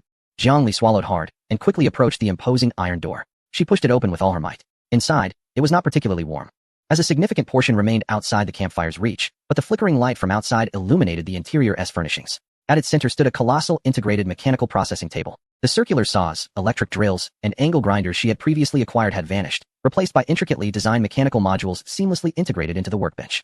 Nearby were several substantial machines, a hefty manual semi-automatic lathe, a gigantic hydraulic forging hammer, and even a device resembling a CNC machine tucked away in the corner. With trembling hands, Jiangli caressed the cold metal handwheel of the lathe. Intermediate Mechanical Processing Workshop, no energy status, function unlocks, complete blueprint unlock. As long as you possess the blueprints, whether for intricate firearm components or complex vehicle bearings, you can manufacture them here without waiting for the shelter's level to rise. Tool integration. All tools you brought have become part of this workshop and no longer consume electricity. Instead, they draw upon mechanical durability and the tool room's energy. Current status. Due to a lack of electric fuel, all automated devices are inoperative. Despite the absence of power and fuel, Jiang Li's fingers glided over the stationary conveyor belts and motors. Yet, this was already astonishingly overpowered. Under normal circumstances, players aspiring to craft a more intricate crossbow or a handcart equipped with bearings would typically have to wait until they reached a level 3 or even level 4 shelter to unlock the requisite technology tree. However, now, As long as she possesses the materials and blueprints, even the construction of a bicycle can be effortlessly accomplished in this workshop. Is this the joy of exploiting a glitch? Jiang Li, captivated, turned the crank of the lathe. Watching the tool rest move with precision under the guidance of the lead screw, the unique smoothness of machinery filled her with delight. At that moment, the system panel reappeared. New building unlocked experience 50. Experience 0-100. Congratulations, player Spicy Chicken Leg Fortress has leveled up to LV2. A warm sensation coursed through her body, and Jiang Li felt her physical prowess undergo another significant transformation. She opened her attributes panel. Name, Jiang Li, Spicy Chicken Leg Fortress. Level, 2, Skilled Survivor. Attribute changes. Strength, 11-12, Human Limit Level. Your grip can effortlessly crush an apple. And lifting 100 pounds is a trivial matter. Agility, 8-9, Average Athlete Level. Your reaction and running speed have surpassed that of ordinary individuals. Constitution, 6-7, Healthy Female. Your resistance to cold and disease has significantly improved. In addition to these 3 primary attributes, several dynamic value bars appeared below. Mood, 95,100, Extremely Joyful. Health, 98,100, aside from a slight lactic acid buildup. You are as robust as an ox. Hunger, 80,100, Hydration, 75,100. Strength had remarkably reached 12 points. Jiang Li gazed at her hands. Although they remained slender and fair, devoid of any exaggerated musculature despite the increase in strength, she could distinctly feel that she had transformed. It seemed that the system's strength assessment was not based on physique. The augmentation of strength did not alter her form. Otherwise, one could only imagine the exaggerated musculature that would accompany human limit level strength. What a fortune! With satisfaction, Jiang Li closed the heavy iron door of the tool room. Though this grand creation could only be admired for now, it instilled boundless confidence within her. Once she finds a generator and sources petroleum, Jiang Li glanced back at the imposing metal factory that occupied half her vision. Her mind already envisioning a future where weapons are produced on an assembly line, or even the manufacture of snowmobiles. It was so cold. In her previous excitement, she had momentarily forgotten the chill, but now, as that exhilaration faded, the cold crept in through the hem of her robe.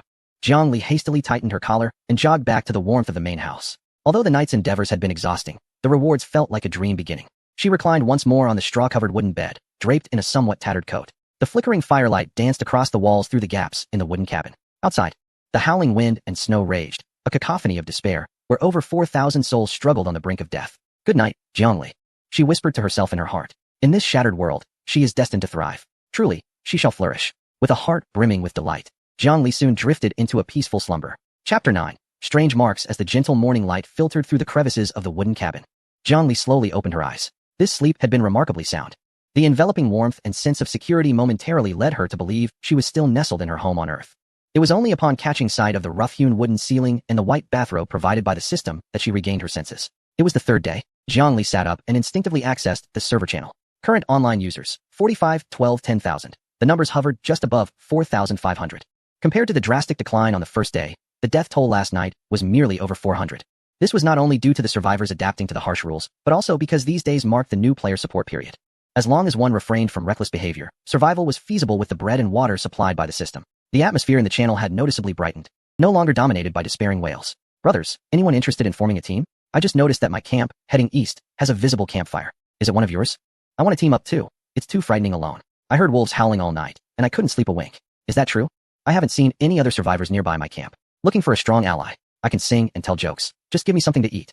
As Jiang Li observed the scrolling requests for team formation and friend connections, she pondered thoughtfully. Indeed, humans are social creatures. Once they catch their breath, they instinctively seek companionship. However, Jiang Li furrowed her brow at the thought of socializing. She was, in fact, plagued by severe social anxiety, and in this apocalyptic backdrop, where trust was scarce, engaging with strangers posed significant risks. Yet, complete isolation was not an option. She recalled the lone wolf, who had traded materials with her yesterday, as well as this snowstorm night returner, who had exchanged meat for wood. The trading system was currently the sole means of circulation within this game. Without connections, even if she were to craft exquisite equipment in the future, she would struggle to find buyers. Conversely, if she were in urgent need of rare materials, the lack of information could lead to missed opportunities. Thus, she resolved to remain vigilant, seeking out a few seemingly reliable and not overly extreme trading partners to add as friends. Jiang Li silently established her strategy. Do not proactively seek companionship.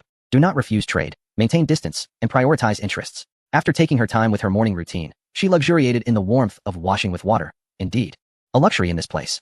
Jiang Li approached the large wooden box outside to retrieve her supplies for the day.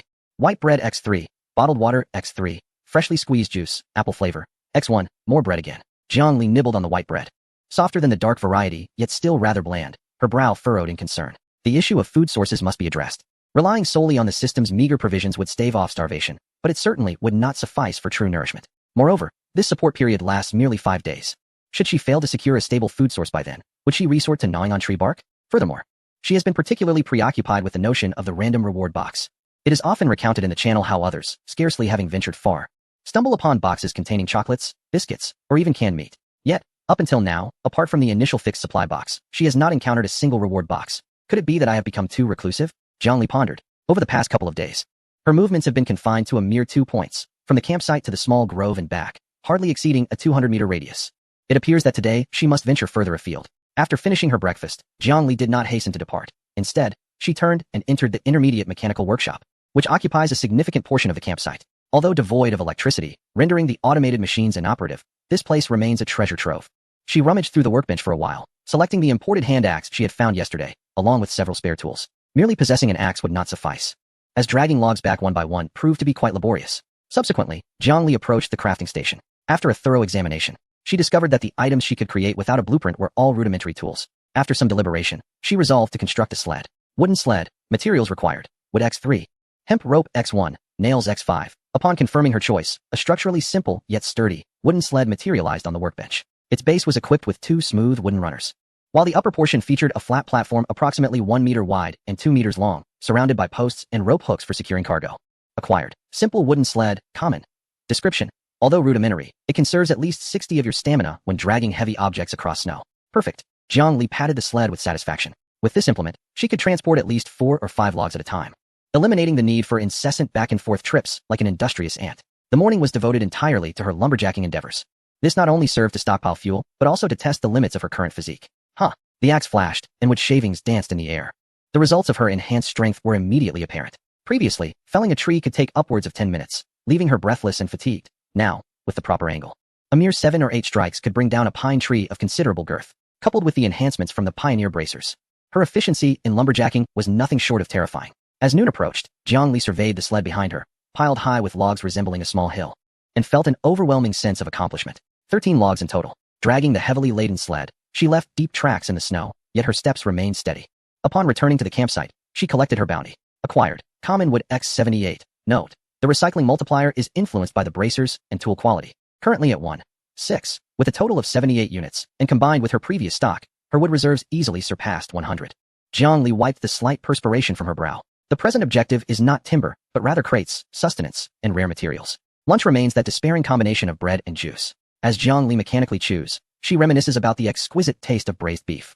After finishing her meal, she rests for half an hour in the warmth of the wooden cabin to regain her strength. At 1 o'clock in the afternoon, the temperature is relatively high and the light is at its most abundant for the day. Jiang Li dons her attire, a coat, snow boots, goggles, and cut-resistant gloves.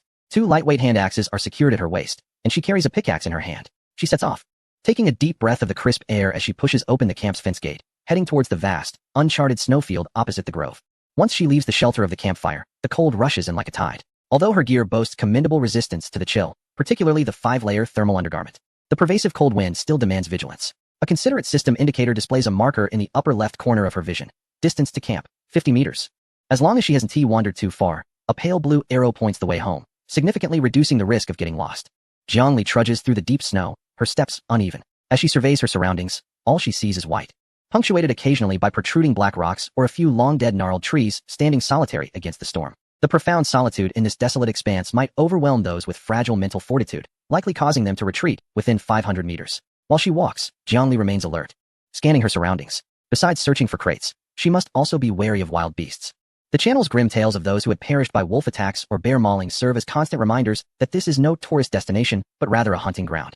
After approximately 20 minutes of trekking, she finds herself 500 or 600 meters from the camp, yet still empty-handed. Not a single crate, not even a hare in sight. Am I truly cursed in luck? Jiang Li feels a pang of disappointment. Just as she contemplates changing direction, her gaze catches on a small snowbank about 50 meters ahead. There seems to be a hue that differs from the surrounding white and the black of the rocks. It resembles a warm, brownish-yellow wood grain. Her heart leaps as she tightens her grip on the hand axe, lowering her body to approach cautiously. As she draws nearer, the outline of the object becomes clearer. It is indeed a crate, a somewhat antiquated wooden treasure chest, partially buried in the snow. At last, she has discovered it. Jiang Li's heart swells with joy, yet she refrains from rushing forward recklessly. Stopping 10 meters away, she picks up a stone and hurls it forcefully at the snow beside the chest. Thud! The stone lands without incident. No sudden appearance of snow wolves, nor any bear traps. Jiang Li exhales slightly in relief, yet remains cautious as she advances step by step. Once she stands before the chest, confirming the area is indeed secure, she crouches down. This chest is slightly smaller than the initial supply crate at her camp. Jiang Li raised her pickaxe and cautiously opened the chest. With a click, she received a notification. Acquired, random wild resource chest, wooden, opening. Holding her breath, Jiang Li anticipated the treasures within. Would it be meat, chocolate, or perhaps some rare blueprints? Chapter 10. The alien girl. The biting wind howled, stirring up the snowflakes beneath. With a click, the latch released, and filled with hope, she lifted the lid of the chest. However, in the next instant, her smile froze on her face. It was utterly empty. Not even a can of meat, nor a rusty nail or a scrap of paper. The bottom of the chest was merely coated with a thin layer of frost, as if mocking her silently. Did you really think so? This is a trap. What a cruel joke. Jiang Li, infuriated, nearly kicked the chest away. After trudging through the frigid snow for what felt like an eternity, her nose reddened from the cold. She had finally stumbled upon this supposed treasure, only to find it was a hollow shell. This was akin to being on the brink of dying of thirst in a desert, only to find that the water bottle was empty. To make matters worse, after opening the chest, the wooden reward box inexplicably vanished into thin air. Truly a testament to her misfortune. With a heavy sigh of discontent, Jiang Li reluctantly prodded the chest with the handle of her axe, confirming its utter emptiness, before rising in resignation. Fine, I shall search for something else. She brushed the snow off her clothes, preparing to turn in another direction to try her luck again. Suddenly, a rustling sound emerged from a nearby thicket of withered shrubs. The noise was faint, but in the desolate expanse, it stood out starkly. A chill ran down Jiang Li's spine. Her body tensed, and she gripped her hand axe tightly. Who is it?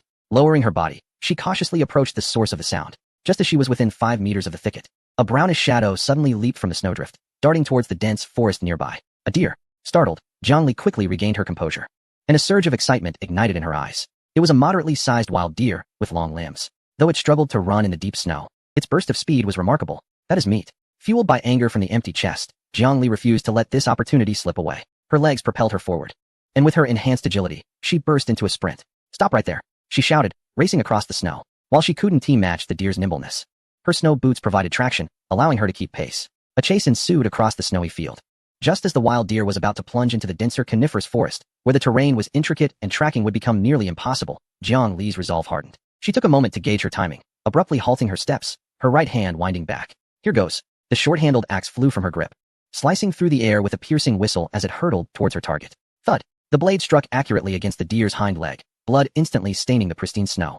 The wild deer let out a mournful cry and stumbled momentarily. However, this did not deter it. Instead, it seemed to awaken its instinct for survival. Limping with the axe embedded in its leg, desperately pushing deeper into the forest. My goodness.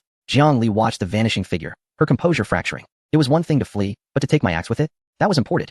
This was truly a case of losing both the lady and the soldiers. No. I must see the deer alive or the axe dead. Jiang Li drew another spare axe from her waist, and, gritting her teeth, followed the glaring blood trail in the snow into the woods. The light within the forest was dim, and the bloodstains on the ground were intermittent. Leading up to a massive ancient pine tree, Jiang Li slowed her pace, holding her breath, and quietly circled around. However, when she beheld the scene behind the tree, she was utterly astounded. There, alongside the dying deer, stood another figure. It was a peculiar creature, an adolescent girl, seemingly only 15 or 16 years of age. She wore no heavy clothing, just a few rudimentary garments woven from what appeared to be animal hides and leaves, exposing large patches of skin adorned with delicate, colorful patterns. Her hair, a shade of blue-violet, was decorated with numerous small flowers, leaving one to wonder if they were mere embellishments or had truly grown from her. Most striking was the thick, furry tail trailing behind her, and her ears were not the rounded ones of a human, but rather pointed beast-like ears, twitching in vigilance. At that moment, she resembled a small cat guarding its food, crouched low with bared fangs, fiercely protecting the injured deer. The deer lay behind her, with Jiang Li's axe still lodged in its hind leg, blood continuing to flow. An elf? Or perhaps a beastman? Countless thoughts raced through Jiang Li's mind. Given that this world possessed a system and shelters, the emergence of other races seemed not entirely implausible. But the pressing question remained. Could you please move aside? Jiang Li tentatively spoke, gesturing towards the deer, indicating it was her quarry. The otherworldly girl clearly did not comprehend her words, but sensed Jiang Li's intent.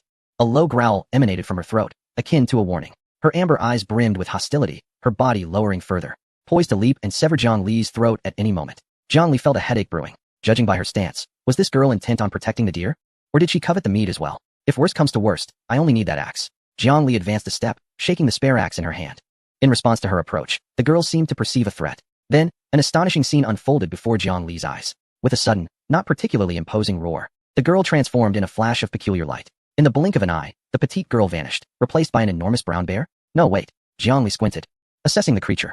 Although the bear appeared intimidating in size, its fur was somewhat mottled, and the long tail at its rear was not well concealed, swaying restlessly. Most importantly, there was no ferocity in those eyes reminiscent of a bear. Instead, they conveyed a palpable sense of insecurity, as if to say, do not approach, I am fierce.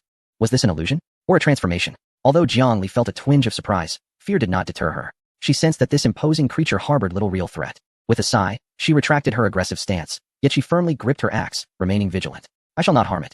Jiang Li gestured towards the bleeding deer, striving to adopt a more placid tone. I merely wish to reclaim my belongings. She pointed at the axe lodged in the deer's leg and then at herself.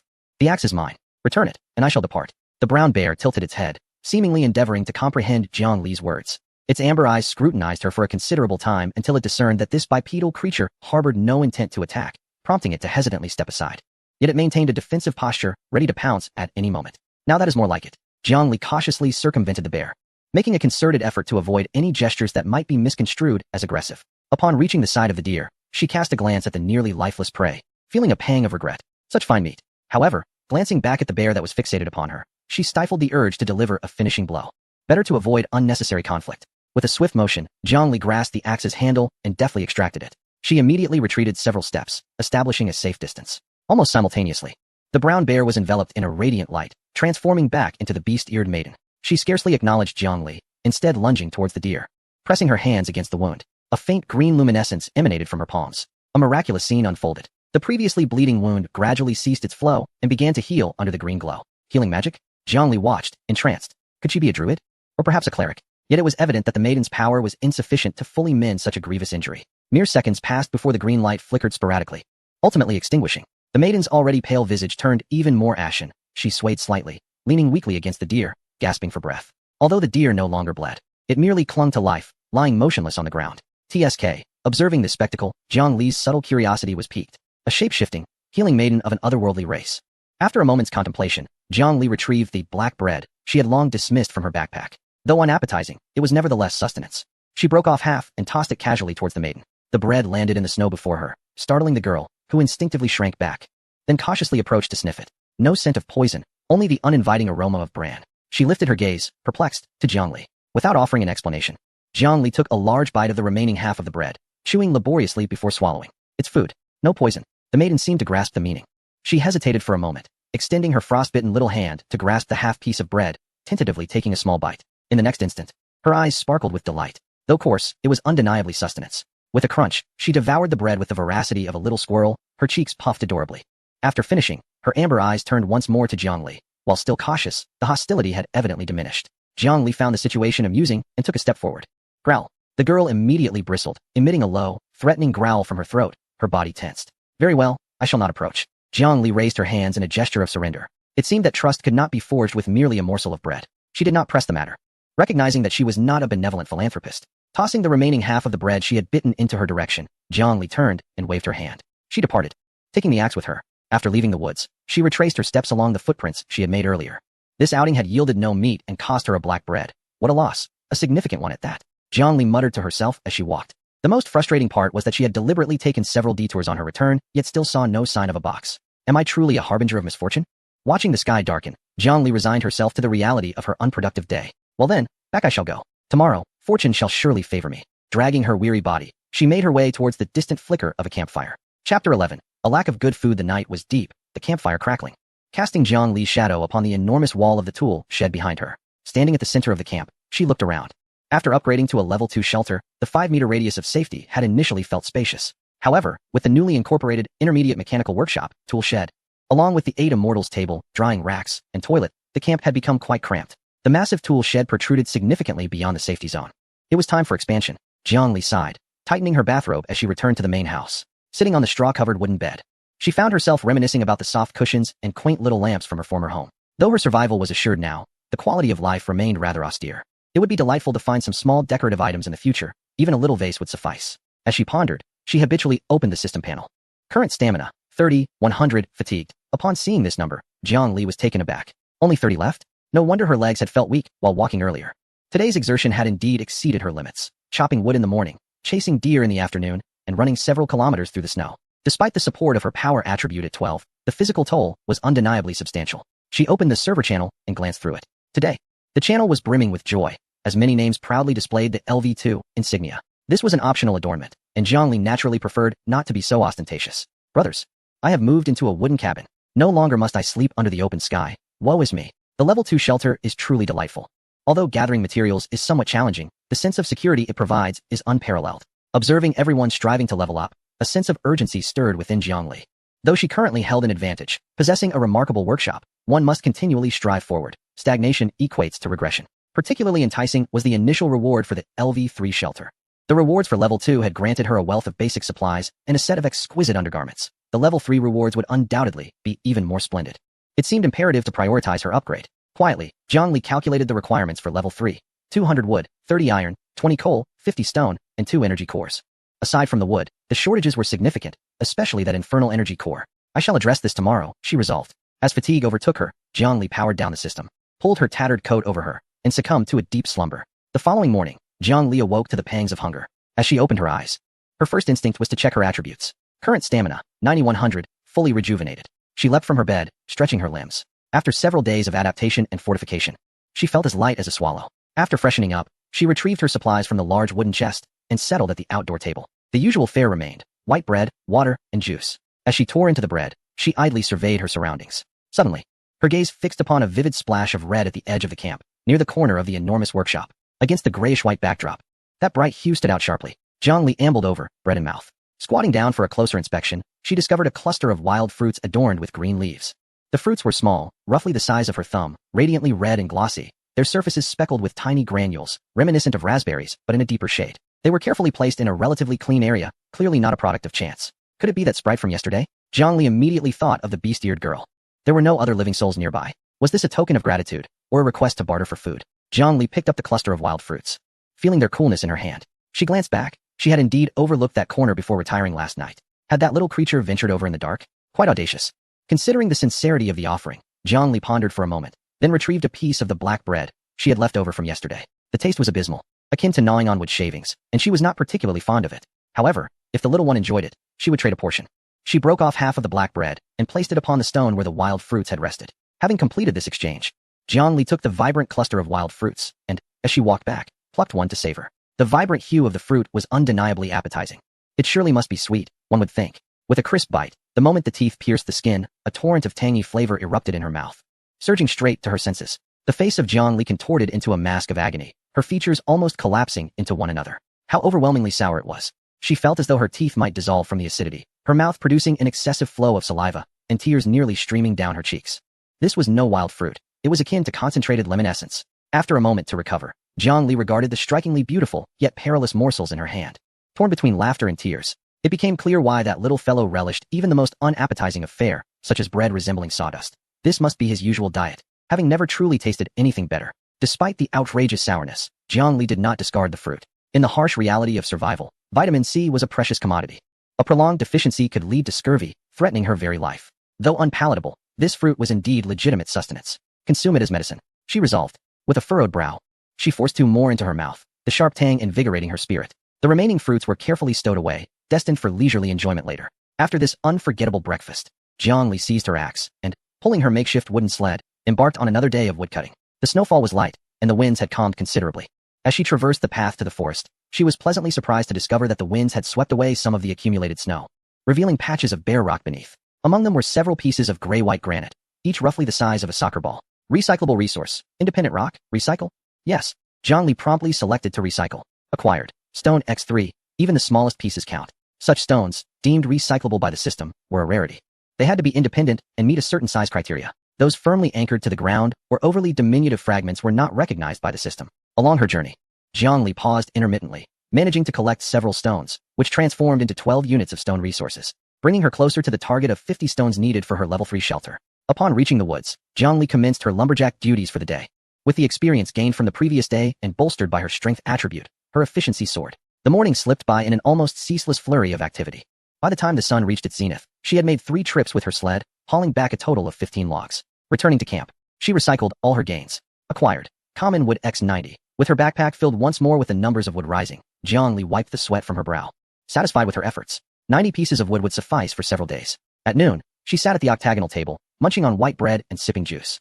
What a pity about that, dear. Ah, how easily one can slip from frugality to extravagance, yet the reverse is a far more arduous endeavor. She sighed, contemplating a stroke of luck for the afternoon. After enjoying a modest lunch and taking a brief respite, Jiangli meticulously arranged her equipment and set forth once more toward the grove where she had encountered the sprite the previous day. This time, her intentions were decidedly clear. to seek out treasure chests and to ascertain whether she might once again cross paths with the elusive Sourfruit Maiden. The afternoon sun bathed the snowfield in a golden glow as Jiangli retraced her steps to the base of the magnificent ancient pine tree.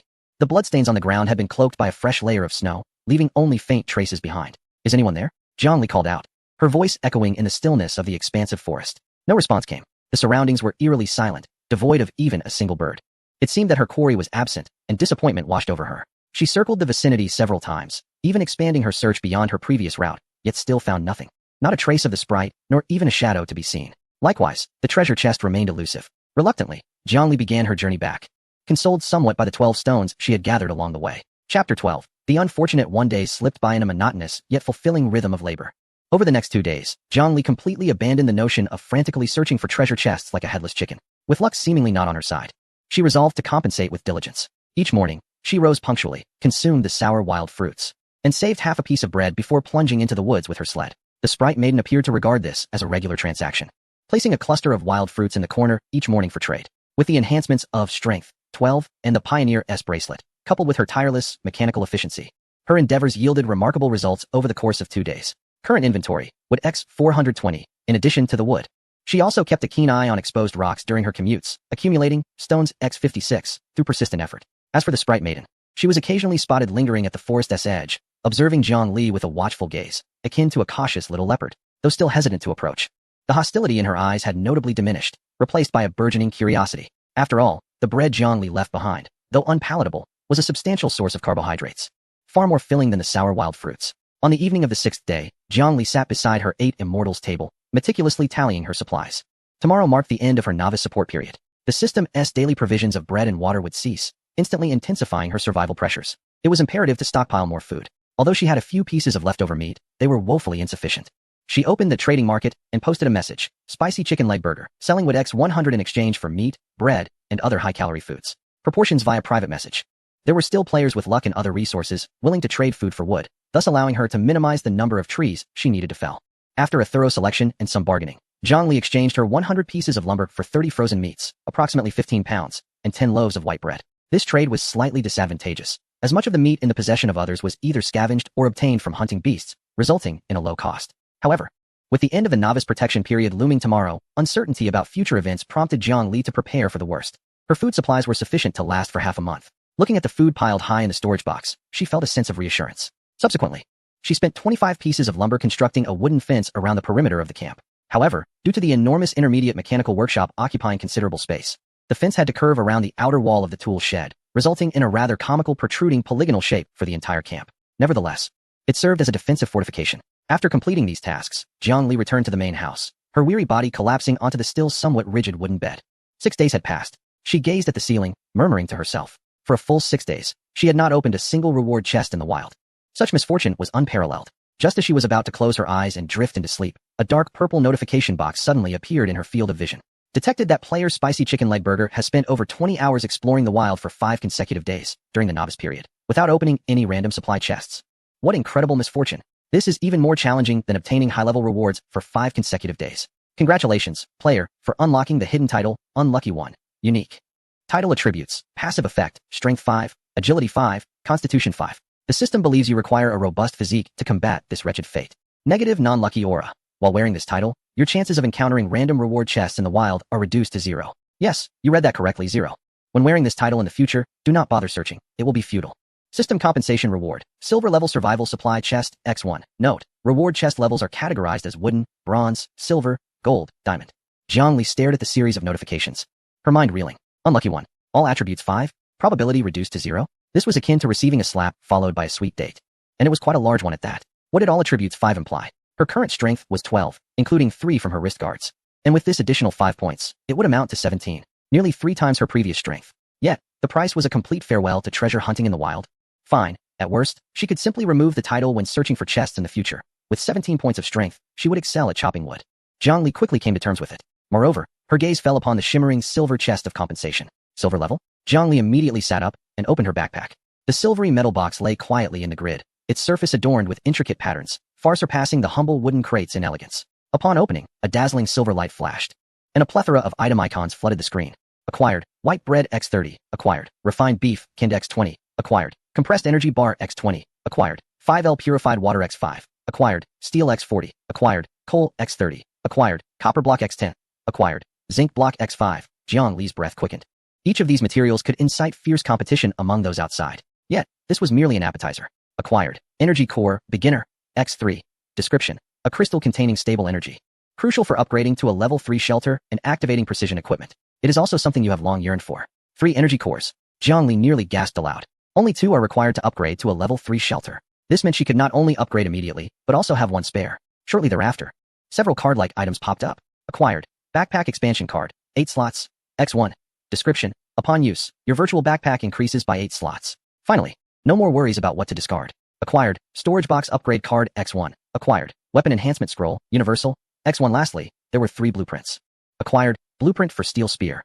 Acquired. Blueprint for large trapping device. Acquired. Blueprint for beginner indoor planting box. Jiang Li gazed at the treasures scattered around her, and the frustration of being ridiculed as an unfortunate soul by the system evaporated in an instant. Was this misfortune? No, this was a significant stroke of luck. At that moment, the regional channel erupted with chatter due to this peculiar achievement announcement. Although the system obscured the specific rewards, the title of Unfortunate Soul was broadcasted server-wide. Server announcement. Congratulations to players Spicy Chicken Leg Burger for achieving the special title of Unfortunate Soul. Certified as a non-lucky player for 5 consecutive days. No reward box opened in the wild. Haha, this is hilarious. Even the big shots have their mishaps. I wondered why she was selling wood every day. Turns out she couldn't find any boxes and was left to chop trees in despair. 5 consecutive days. Such luck is unparalleled. I have found dozens of wooden boxes. It's chilling to think about, my friends. How has she thrived for 5 days without finding a box? How did she manage to upgrade her shelter? Could she be the system's favorite child? Is it possible she is an NPC designed to provoke us? Jiang Li had no time to heed the ridicule and speculations in the channel. Her attention was wholly focused on the cards. First, to expand her backpack. As she used the card, 2 rows of empty slots instantly appeared at the bottom of her backpack, increasing its capacity to 24 slots. The sense of overcrowding vanished immediately. Next, it was time for the storage box upgrade card. She approached the initial large wooden chest that had accompanied her, utilizing a card. A flash of light enveloped the scene. The once dilapidated chest, which had been prone to leaking and barely able to close, instantly transformed into a robust deep brown box adorned with metallic corners. Upgraded camp storage chest. Capacity, 36 slots. Features, permission lock, only you can open it. Constant temperature preservation, reduces food spoilage speed by 50. Perfect. Jiang Li contentedly patted the lid of the chest. With this, she no longer feared the spoilage of her meat or the possibility of theft, though she might not encounter anyone else. Finally, her gaze fell upon the 3 Azure energy cores. Wood X420, Stone X56, Steel sufficient, Coal adequate. All was in readiness. Jiang Li turned to the campfire. Upgraded remaining. Wood X220, Stone X6, Steel X10, Coal X10, Energy Core X1. Confirm upgrade. Confirm. Chapter 13. Upgrade to level 3 camp. Jiang Li stood at the center of the camp. Her backpack brimming with the resources she had diligently gathered over the past few days, along with the precious materials recently acquired from the silver treasure chest. Upgrade level 3 shelter requirements. Wood X200, Steel X30, Coal X20, Stone X50, Energy Core X2. Confirm upgrade. As her finger pressed decisively in the void, a surge of energy erupted from the heart of the campfire. Buzz. This commotion was far greater than the previous upgrade. A brilliant white light surged skyward, momentarily dispelling the persistent gloom that lingered above the camp, illuminating the surrounding snowy expanse as brightly as day. The ground began to tremble, as if something were breaking through the earth. Jiang Li instinctively closed her eyes, sensing the land beneath her extending and reshaping in an extraordinary manner. Approximately 10 seconds later, the tremors ceased, and the light gradually receded. Jiang Li slowly opened her eyes. How immense this is! The once cramped camp now felt expansive, centered around the campfire. The previously snow-covered area with a radius of 5 meters had doubled to a radius of 10 meters. This was not merely an increase in numbers. It was a breathtaking visual transformation. Over 300 square meters of flat ground amidst this inhospitable snowy terrain felt like an extravagant plaza. The most striking change was the campfire itself. The humble stone fire pit had vanished, replaced by an altar-like fire platform, standing half a meter tall, meticulously carved from grayish-blue stone. The fire platform was square, adorned with ancient flame patterns that were not only aesthetically pleasing, but also remarkably wind-resistant. The combustion chamber at the base was more spacious, with flames dancing within, radiating waves of heat. Above the fire platform, movable stainless steel grills were installed, capable of cooking a large quantity of food simultaneously, serving also as handrails for warmth. At the very top of the fire platform, a bright but gentle eternal flame burned steadily, resembling a lighthouse, visible even amidst the stormy winds several kilometers away. Intermediate campsite campfire, LV3. Status, burning vigorously. Coverage area, radius of 10 meters, constant temperature, 20.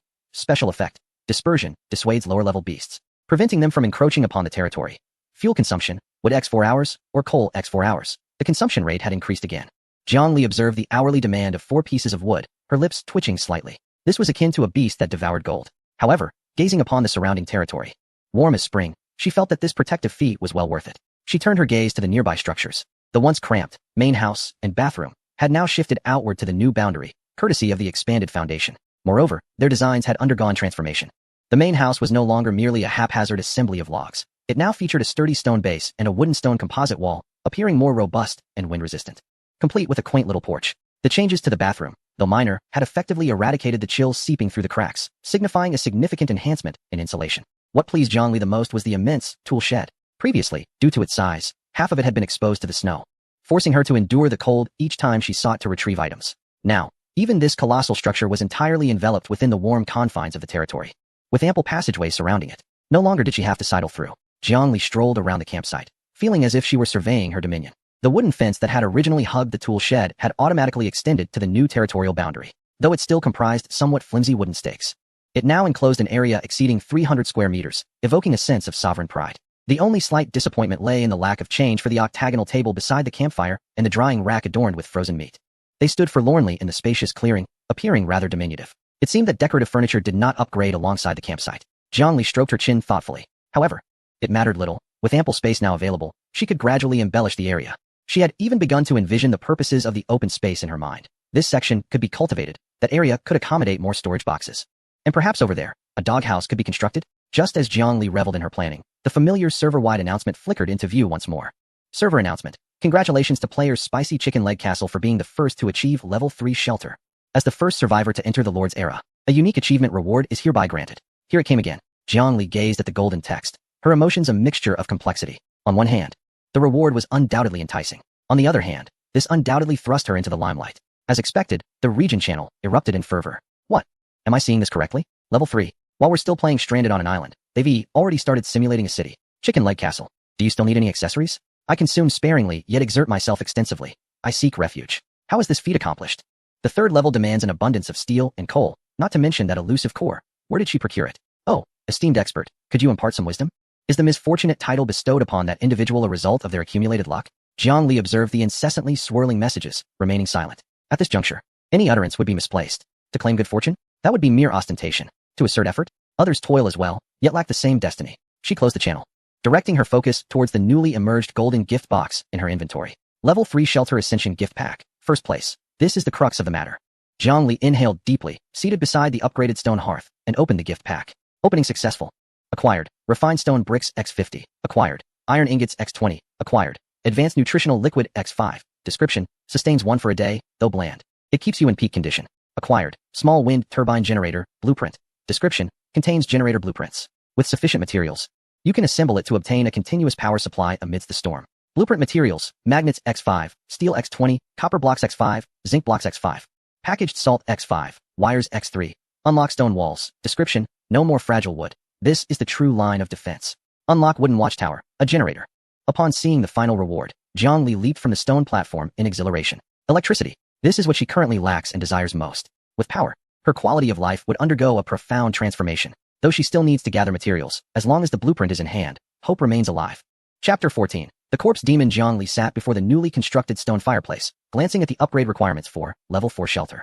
Wood X2000, Stone Bricks X500, Refined Iron X300, Copper Blocks X100, Energy Cores X10, Precision Electronic Components X50. The demands had multiplied tenfold. Zhongli's lips twitched slightly as she decisively closed the panel. This is nothing short of robbery. It seems improbable that she will gather these materials in the near term. Never mind, she would take her time. The current Level 3 camp was already sufficient for her to navigate this phase with ease. She stretched languidly, her gaze sweeping over the incessantly bouncing friend requests. Since the server-wide announcement, her private messages and friend list had been inundated. The 99 red notifications were enough to provoke claustrophobia. Big Bull Barbecue. Sister, I possess an 8-pack. Just provide me with shelter, and I'm open to any position. No cilantro. Woe is me. Please take me along. I am so frightened. Could you spare me some materials? Zhongli expressionlessly activated, one-click mute, retaining only those few IDs that appeared to offer something of substance. How are these beggars still alive? Survival of the fittest. Esteemed one, I possess blueprints. Could we perhaps exchange them for some upgrade materials? In the quiet solitude of her camp, Zhongli pondered the availability of materials for upgrading her gear. Despite the prospect of trading blueprints for resources, she found herself lacking surplus supplies. The notion would have to wait for another time. Silently, she noted several IDs. Recognizing that she was, in essence, a faux affluent individual. Ideally, one would rely on the rewards from survival boxes found in the wilderness to amass resources, yet inexplicably, she had not encountered any. Her lead over others stemmed solely from the initial toolbox and her relentless dedication to chopping wood, allowing her to accumulate resources at a quicker pace. She even fancied that her lumberjack skills could rival those of the famed Bald Chong. Her current advantage lay in her ability to craft tools without the constraints of workbench levels. Possessing the blueprints granted her the means to create. The camp was enveloped in tranquility as Jiang Li surveyed her surroundings. The upgraded wooden and stone main structure appeared sturdier and more reliable, while the soft bedding exuded comfort. She had diligently stocked the fire pit with fuel for 2 days, and as she observed the steady flames, she retreated to the restroom for a warm wash. Content. She returned to her room and nestled into her cozy bed, the soft texture enveloping her entire being, eliciting a satisfied sigh. This was the essence of life. As her consciousness gradually faded, she slipped into slumber. Time passed unmeasured until an eerie creaking sound pierced the serenity, akin to someone forcefully shaking the outer fence. Interspersed with guttural, hoarse cries. Ugh, cuckoo, cuckoo, waka. Jiang Li's eyes flew open. The abnormal noises, foreign to the howling winds and swirling snow, instilled a sense of urgency within her. She glanced at the system clock, 001500, just past midnight. What could it be? Quickly, she rolled out of bed, utilizing the dim light from the fireplace to don her thick work jacket and snow boots. Approaching the corner of the room, she grasped the 2 hand axes she had used for chopping wood. Taking a deep breath, she pushed open the door. A gust of frigid air, laced with snowflakes, rushed at her. Thanks to the camp's protective rules, the wind was bearable, yet the sight before her was far more disconcerting than the storm itself. Outside the camp, a multitude of figures loomed beyond the wooden fence. Upon closer inspection, illuminated by the flickering light of the campfire, she discerned their true nature. These beings were hunched, their skin a ghastly shade of ashen blue, draped in tattered rags. Some were missing limbs, while others had heads askew on their shoulders, contorted in grotesque postures as they leaned against the fence. The creaking sound continued as they extended their emaciated arms, mechanically shaking the wooden barrier, their nails leaving ghastly white scratches on the surface. Despite their sluggish movements, there were scores of them, densely packed, easily numbering in the dozens. Were these the undead? Jiang Li recalled the system's earlier warning. The fence will prove useful to you. So this was the moment it was meant for. Her heart raced, and her palms grew clammy around the axe. If it were only a few, she might have dared to rush out and slay them. However, with such a dense throng, who could ascertain whether these creatures were contagious? Would a mere scratch lead to mutation? Fortunately, after a careful observation, she discerned that these undead seemed to possess little intelligence and lacked the power to instantly dismantle defenses. They were merely driven by instinct, drawn to the light and warmth of the campfire, attempting to push their way in, yet thwarted by the defensive barrier established by the system. The seemingly precarious wooden fence, under the influence of the system's regulations, proved surprisingly resilient. As long as the fence remained intact, she was temporarily safe. Jiang Li exhaled slightly in relief, but still dared not let her guard down. She had to remain vigilant, ready to repair or reinforce any damaged section the moment it appeared. She contemplated upgrading the stone fence, but upon inspecting the required materials, she discovered it demanded an expenditure of 200 stones, while she had only about 60 remaining. At that moment, a distressed, beastly roar echoed from afar. Jiang Li turned towards the sound. Approximately 50 meters from the camp's edge, a petite figure was anxiously jumping about. It was the elven girl. She seemed intent on reaching Jiang Li, yet every attempt to approach was thwarted by several wandering undead that repelled her. Run. Although the distance was great and the wind howled, Jiang Li could faintly hear her somewhat halting human cries. The girl transformed into a live jaguar, attempting to utilize her speed to break through the encirclement, but after only a few strides, she was obstructed by several undead emerging from the snow. Moments later, she morphed into a clumsy brown bear, standing tall to roar in an attempt to intimidate the creatures. However, the undead exhibited no fear. They continued their relentless emergence from the shadows. Jiang Li furrowed her brow. It seemed the girl wanted to warn her of impending danger, or perhaps sought to assist her. The bread she had given over the past few days had not been in vain. Jiang Li felt a warmth in her heart, but it was swiftly overshadowed by concern. She realized the elven girl's situation was growing increasingly perilous. The number of undead vastly exceeded expectations, converging from all directions. The barrier at the camp prevented them from entering.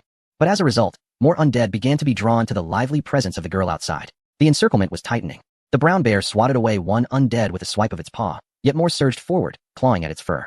With a painful growl, the girl reverted to her human form, agilely scrambling up a withered tree. Yet, the undead did not disperse. Instead, they began to climb the tree like a stack of dominoes. Even more undead swayed and encircled the tree, rendering it impenetrable. Damn it! Jiang Li spat vehemently.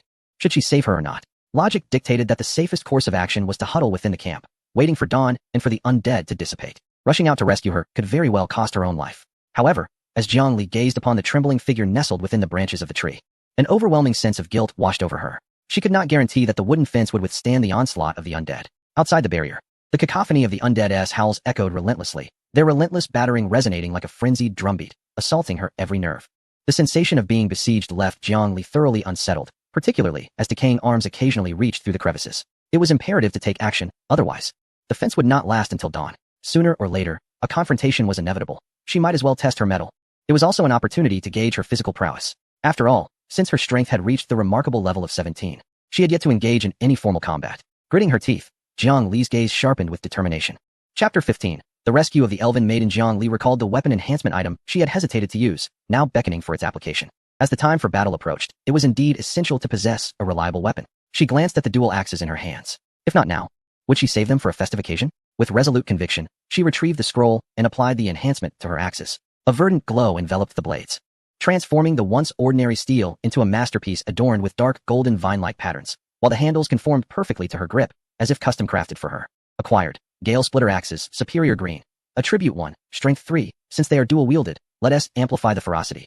Attribute 2, Berserker's Dance, in dual-wielding mode. Attack speed increases by 15, stamina consumption decreases by 20. Description, not only capable of felling trees, but also adept at severing heads. In this moment, you are the Valkyrie amidst the storm of snow. Clenching the dual axes, Jiang Li felt an exhilarating surge of power coursing through her limbs. She opened her personal panel. Current strength, 17, base title, 3, weapon, 20 points. 20 points of strength. What an astonishing concept. The average human's physical limit hovers around 10 points, while a professionally trained strongman might reach 12 or 13. Yet, 20 points transcended the very limits of human physiology. With a satisfying crunch, Jiang Li squeezed the axe handles. The sensation was exhilarating. Resolutely, she strode toward the gate of the fence. With a resounding clang, she unlatched the door, swinging it open. In that fleeting moment, several undead, previously crowded at the entrance, lunged forth with a deafening roar. Jiang Li's gaze hardened. She did not flinch. With her right axe sweeping horizontally and her left axe cleaving downwards, the air erupted with the sounds of impact. Thud, thud. The two undead were sent flying, one's head exploding like a ripe watermelon, while the other lost half its shoulder in a brutal strike. Black blood splattered across the pristine snow. As their lifeless forms faded, the once repulsive corpses gradually vanished, as if they had never existed. Kill, low-level undead. Experience points 1. Kill, low-level undead. Experience points 1. The system's notifications echoed in her ears, but Jiang Li had no time to heed them. She burst forth from the confines of the fence. In that moment, she transformed into the harbinger of death amidst the swirling snow and wind. The dual axes in her hands morphed into 2 silver whirlwinds. With the potency of 20 points combined with the weapon's inherent attack speed bonus, she dispatched the sluggish ghouls with astonishing ease, as if slicing through vegetables. When one ghoul attempted a surprise assault from the side, Jiang Li did not even turn her head. With a swift motion, she struck its chest with the axe handle. Crack! The ghoul's ribcage collapsed inward, sending it hurtling backwards, crashing into a cluster of its companions. Perhaps fueled by adrenaline, Jiang Li felt no fear in confronting such a scene for the first time. Instead, she experienced a thrill. The horde of ghouls previously encircling the fence was forcibly cleaved open by her relentless assault. However, the sheer number of ghouls was overwhelming. As the commotion escalated, ghouls that had been loitering at a distance were drawn towards the chaos. Roar! From the edge of the forest, more shadows staggered forth, joining the fray. Jiang Li felled the last ghoul before her and glanced at the situation on the periphery of the woods. The elven maiden, seizing the opportunity as the number of attacking ghouls dwindled, transformed into a cougar, attempting to flee into the forest. Yet, she had not ventured far when something caught her eye, prompting her to return in haste. With a frightened cry, she dashed towards Jiang Li. The cougar bounded to Jiang Li's side, nuzzling her leg, a clear plea for rescue. Jiang Li chuckled helplessly and, with a swift swing of her axe, sent flying another ghoul that sought to snatch the cougar's tail. Returning to the woods was no longer an option. It was best to escort her back to the camp. Jiang Li shielded the cougar as they retreated, battling valiantly. Although she relished the combat and her stamina was preserved due to the weapon's effects, the ferocity of a single tiger could not withstand the onslaught of a pack of wolves. The ghouls continued to surge forth, and if she were to exhaust herself and be encircled, it would spell doom. The two fought in perfect harmony, with Jiang Li forging a path ahead, her axes dancing through the air, carving a bloody route, while the cougar followed closely, delivering finishing blows and occasionally raking at any stragglers. At long last, they retreated within the confines of the fence. Bang! Jiang Li, swift and agile, secured the gate and bolted it shut. Almost simultaneously, a multitude of ghouls collided against the door, creating a resounding thud that reverberated through the frame, causing the snow to tumble down. Panting heavily, Jiang Li leaned against the door. Though the battle had lasted merely a few minutes, the intense exertion had left her drenched in sweat. She glanced at her status panel. Number of kills this battle, 33. Experience gained, 33. Current stamina, 65,133. Jiang Li flicked the black blood off her axe. As she and the cougar returned to the camp and ceased their assaults, the ghouls outside seemed to lose their source of stimulation. The frenzied pounding gradually subsided. They remained clustered around the fence, merely surrounding it, occasionally reaching out to scratch the wood or emitting a few meaningless growls. Although there were many of them, it seemed that as long as the creatures inside did not venture out, they lacked the intelligence to forcibly dismantle the barriers, allowing for a brief respite. For the time being, safety was assured. Jiang Li sheathed her twin axes and turned to glance at her companion. The elven maiden had reverted from her transformed state, returning to her human form. She now huddled by the campfire, her hands wrapped around her knees, her crude hide garments stained with splatters of snow and dark blood. Her long tail hung languidly on the ground, and her ears drooped, clearly shaken by fear. Jiangli approached and crouched before her. The girl immediately lifted her gaze. Her amber eyes filled with apprehension, instinctively shrinking back. However, upon realizing it was Jiangli, she suppressed her urge to flee. Do not be afraid. Jiangli softened her tone, aware that the girl could not comprehend her words. She reached out, attempting to brush the snow from the girl's hair. The maiden instinctively shut her eyes and flinched slightly, but did not retreat. As Jiang Li's warm palm made contact with her head, the tension in her body gradually eased. And she even leaned into Jiang Li's hand, resembling a tamed kitten. The barrier of language was a vexing dilemma for Jiang Li. The two exchanged silent stares for a moment, unable to communicate beyond gesturing. Never mind, let us have some water first. After the recent commotion, Jiang Li herself felt parched. She retrieved 2 bottles of mineral water from her backpack.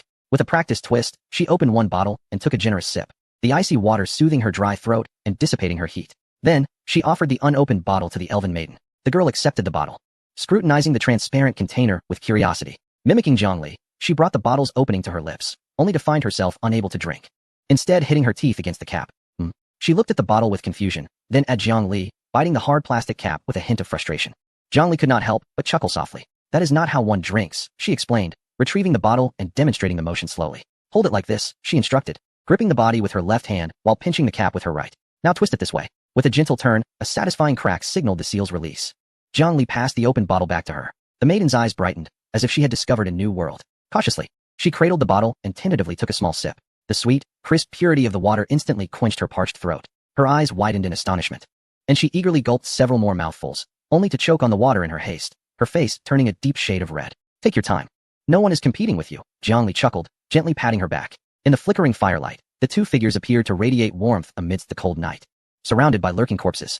Well then, since we are here, let us make do for the night. Chapter 16. A new companion outside. The snowstorm grew increasingly fierce, intermingling with the howls of the undead carried by the howling winds. The elfin maiden nestled half of her body behind Jiang Li, daring only to reveal a pair of wide, terrified eyes that darted towards the fence outside. There, countless shadowy, grayish-white figures wandered amidst the swirling snow and wind. Gujili Ika. She uttered a series of hurried, indistinct syllables, her delicate hands gesturing animatedly in the air. One moment, she pointed at the lurking monsters outside. The next, she pressed her palms together beside her face in a sleeping gesture, only to suddenly pivot and point emphatically at Jiang Li, furrowing her brow. Jiang Li attempted to decipher her motions. Are the creatures coming while one is asleep? She pondered, grasping only a vague understanding. This little one had evidently been asleep when she stumbled upon these monsters. She must have intended to alert Jiang Li, but upon returning, she discovered that the woods were teeming with such entities. Do not be afraid, Jiang Li reassured her gently. With a thought, she retrieved a loaf of white bread from her spatial compartment. Perhaps a bite to eat will ease your fright, she offered, extending the bread toward her.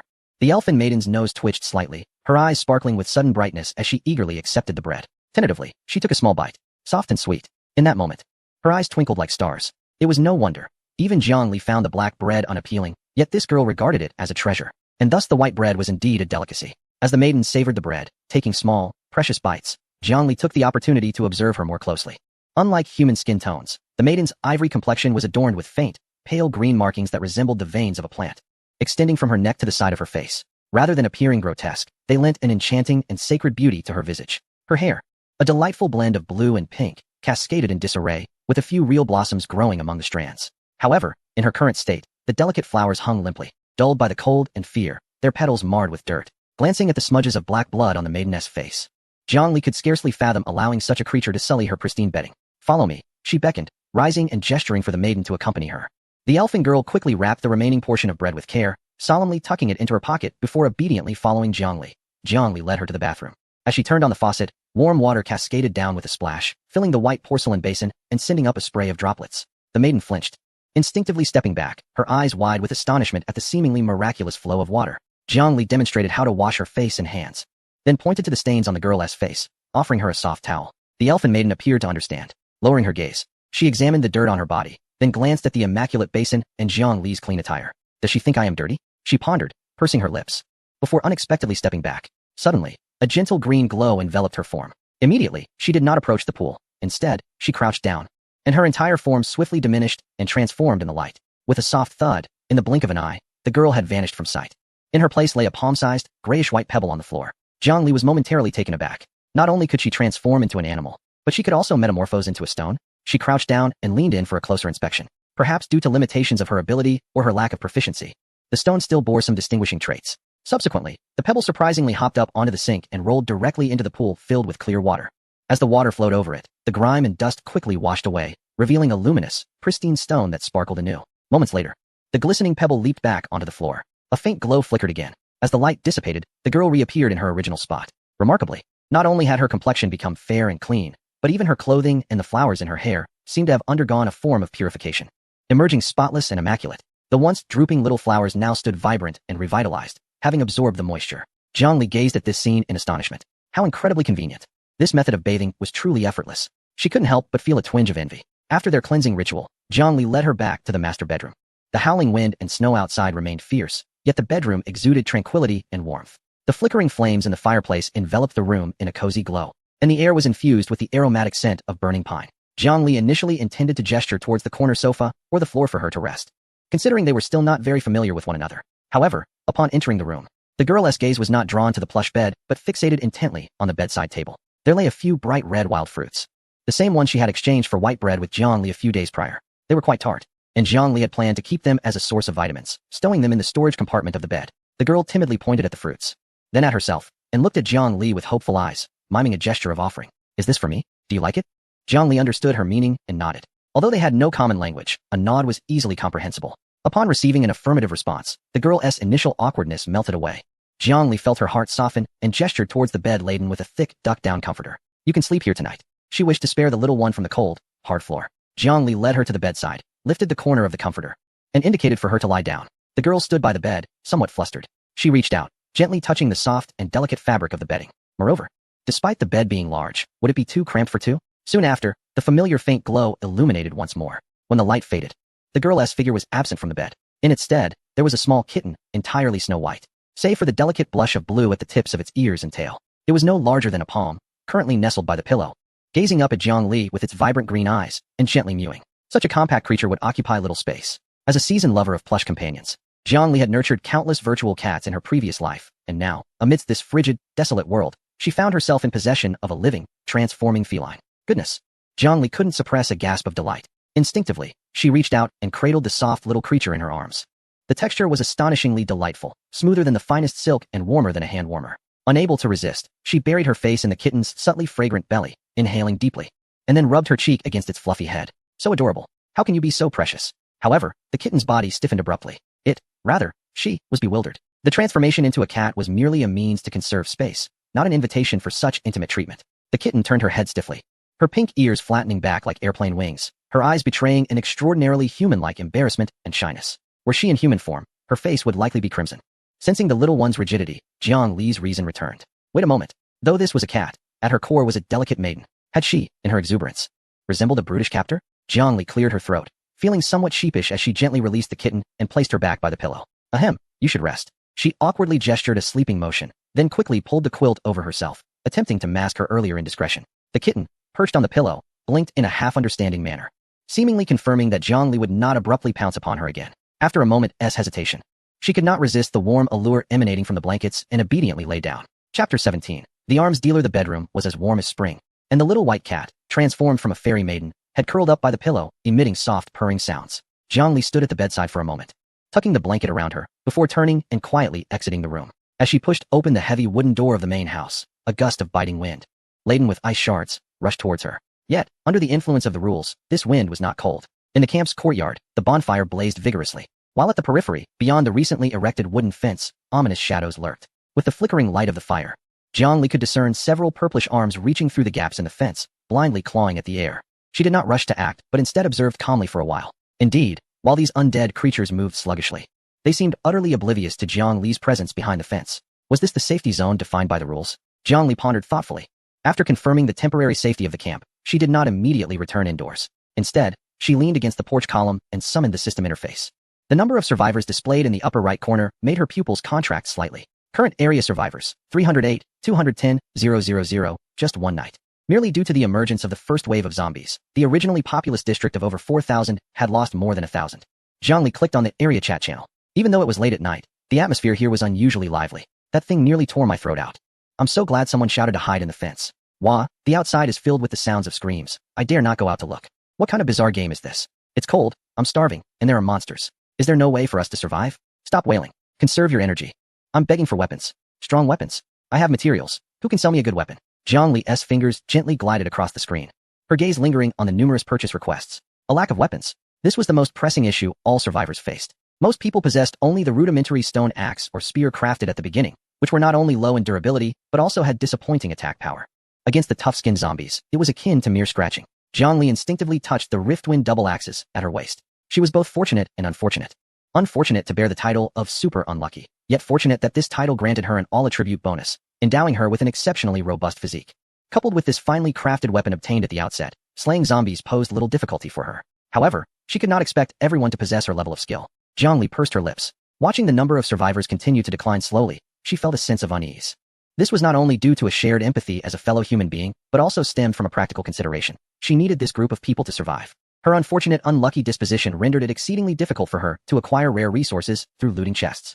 If she wished to thrive in this world, upgrade her generator, and cultivate land, she must rely on a substantial player base to scavenge resources, which could then circulate to her through trade. Too many people was not advantageous. Yet too few was utterly untenable. Suddenly, Jiangli recalled something and opened her backpack. In the corner lay a blueprint emanating a faint blue glow. Blueprint, steel spear, superior. Reusable. This was a blueprint she had acquired earlier, having kept it hidden due to her possession of the double axes. Unlike those disposable high-grade blueprints that vanished after a single use, this one could be utilized infinitely. Steel spear. Requirements. Wood X1, steel, X1. Description. Simple, brutal, and effective. An inch longer is an inch stronger. It is the ultimate weapon against short monsters. The cost was astonishingly low, requiring merely 1 unit each of steel and wood. And what was the current market demand? Profitable beyond belief. She turned and walked toward the enormous tool shed on the side of the yard. Pushing open the door, the interior, though yet to be illuminated, exudes a certain somberness and chill.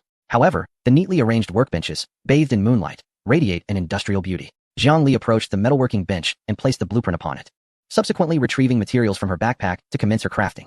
As she focused her thoughts, a radiant white light emanated from the workbench. Mere seconds later, 5 sleek, jet-black spears, their tips glimmering coldly, materialized on the surface. Jiangli picked one up, weighing it in her hand. It felt solid and substantial, the tip remarkably sharp, surpassing the crude stone spears by several tiers in quality. For ordinary players cowering behind fences and shying away from close combat, this long-handled weapon was nothing short of a divine instrument, an efficient and safe means to strike from a distance. Without hesitation, she opened the marketplace. Items listed: steel spear, X4. Exchange requirements: steel, X3, wood X1. Remarks, or equivalent value in rare materials, blueprints, and seeds preferred. Each spear costs 1 steel and 1 wood. Price for sale at 3 steel and 1 wood, yielding a net profit of 2 steel. Is this price exorbitant? In this perilous moment, it feels like an act of charity. After all, this is a life-saving, finely crafted weapon. Jiangli even felt as though she was engaging in philanthropy. I hope this can help you, she murmured softly, clicking post. Subsequently, she sent a message in the rapidly escalating chat channel. Jiangli, for those in need of weapons, check the marketplace. I've just listed 4 steel spears. Excellent quality, long range. Perfect for monster hunting from behind a fence. Act fast. The moment the message was dispatched, the channel erupted. What? The spicy chicken leg lord? The deity has appeared. Steel spear? My heavens, I'm still wielding a broken wooden stick. I got one. Ha ha, I secured it. The sharpness is absolutely incredible. Thank you, spicy chicken leg lord. You're a lifesaver. I was just a second too late. It's gone? Already gone. Spicy chicken leg lord, do you have more? Please. I have 3 corpse demons scratching at my door. I'm about to wet myself. I'll pay double. I have copper coins from earlier. Lord, I have some peculiar seeds. Can I trade? Watching her private messages instantly swell to 99 and the 4 available slots in the marketplace vanish in an instant, Jiangli, although prepared for such a demand, was still astonished by the fervor. Not only steel, but the trading bar also filled with an assortment of miscellaneous items, with some even offering the exceedingly rare magnet in a frantic attempt to purchase. That was the core material for crafting wind turbine generators. Jiang Li's eyes lit up. Seeing such enthusiasm, Jiang Li took a deep breath, her gaze turning resolute as she regarded her ample steel reserves in her backpack. After all, there is no loss, she thought. Let us work a little harder. She stood once more at the workbench, adjusting the panel. Craft, craft, craft. White light flashed continuously in the workshop as steel spears were produced in rapid succession, stacking at her feet like a well-oiled assembly line. As she crafted her 50th spear, a sudden wave of dizziness swept over Jiang Li, causing her to stumble and grasp the edge of the table for support. She rubbed her temples, beads of cold sweat forming on her forehead. This sensation of exhaustion was unlike anything she had experienced before. It was not merely the ache of tired muscles, but rather an overwhelming mental fatigue. It appeared that while the system provided a convenient crafting function, it came at a cost. Such intense mass production drained an invisible reservoir of energy or mental strength. It seemed she could not afford to exert herself so relentlessly in the future. Gasping for breath, Jiang Li retrieved a bottle of premium nutrient solution from her backpack and took a swig, feeling the dizziness subside slightly. Glancing at the glimmering pile of 50 spears on the ground, she nodded in satisfaction. All were listed for sale at the previous price, but this time, she added a note. Priority purchase for magnets, wires, salt, and seeds. In less than 5 minutes, the 50 spears were swiftly snatched up. Many familiar faces had purchased her weapons. However, upon checking, She discovered an ID that filled her with disdain. Invincible War God. Withdraw transaction. Without hesitation, Jiang Li clicked on the trade to cancel it, as transactions could be retracted within a short period. Soon after, the channel erupted with the lamentations of Invincible War God. Everyone, beware of the spear sold by Spicy Chicken Burger. It's a scam. I paid, but the item vanished. What are you talking about? I received mine and have been using it. The feel is quite good. Yeah, I've already used it to poke several corpse demons. Spicy Chicken Burger. I couldn't snag one earlier. Are there any left? Before long, Invincible War God noticed the system's notification indicating that the transaction had been cancelled by Jiang Li. Spicy Chicken Burger. What do you mean by retracting my order? I urgently need a weapon. Do I need a reason to refuse selling to you? Jiang Li replied.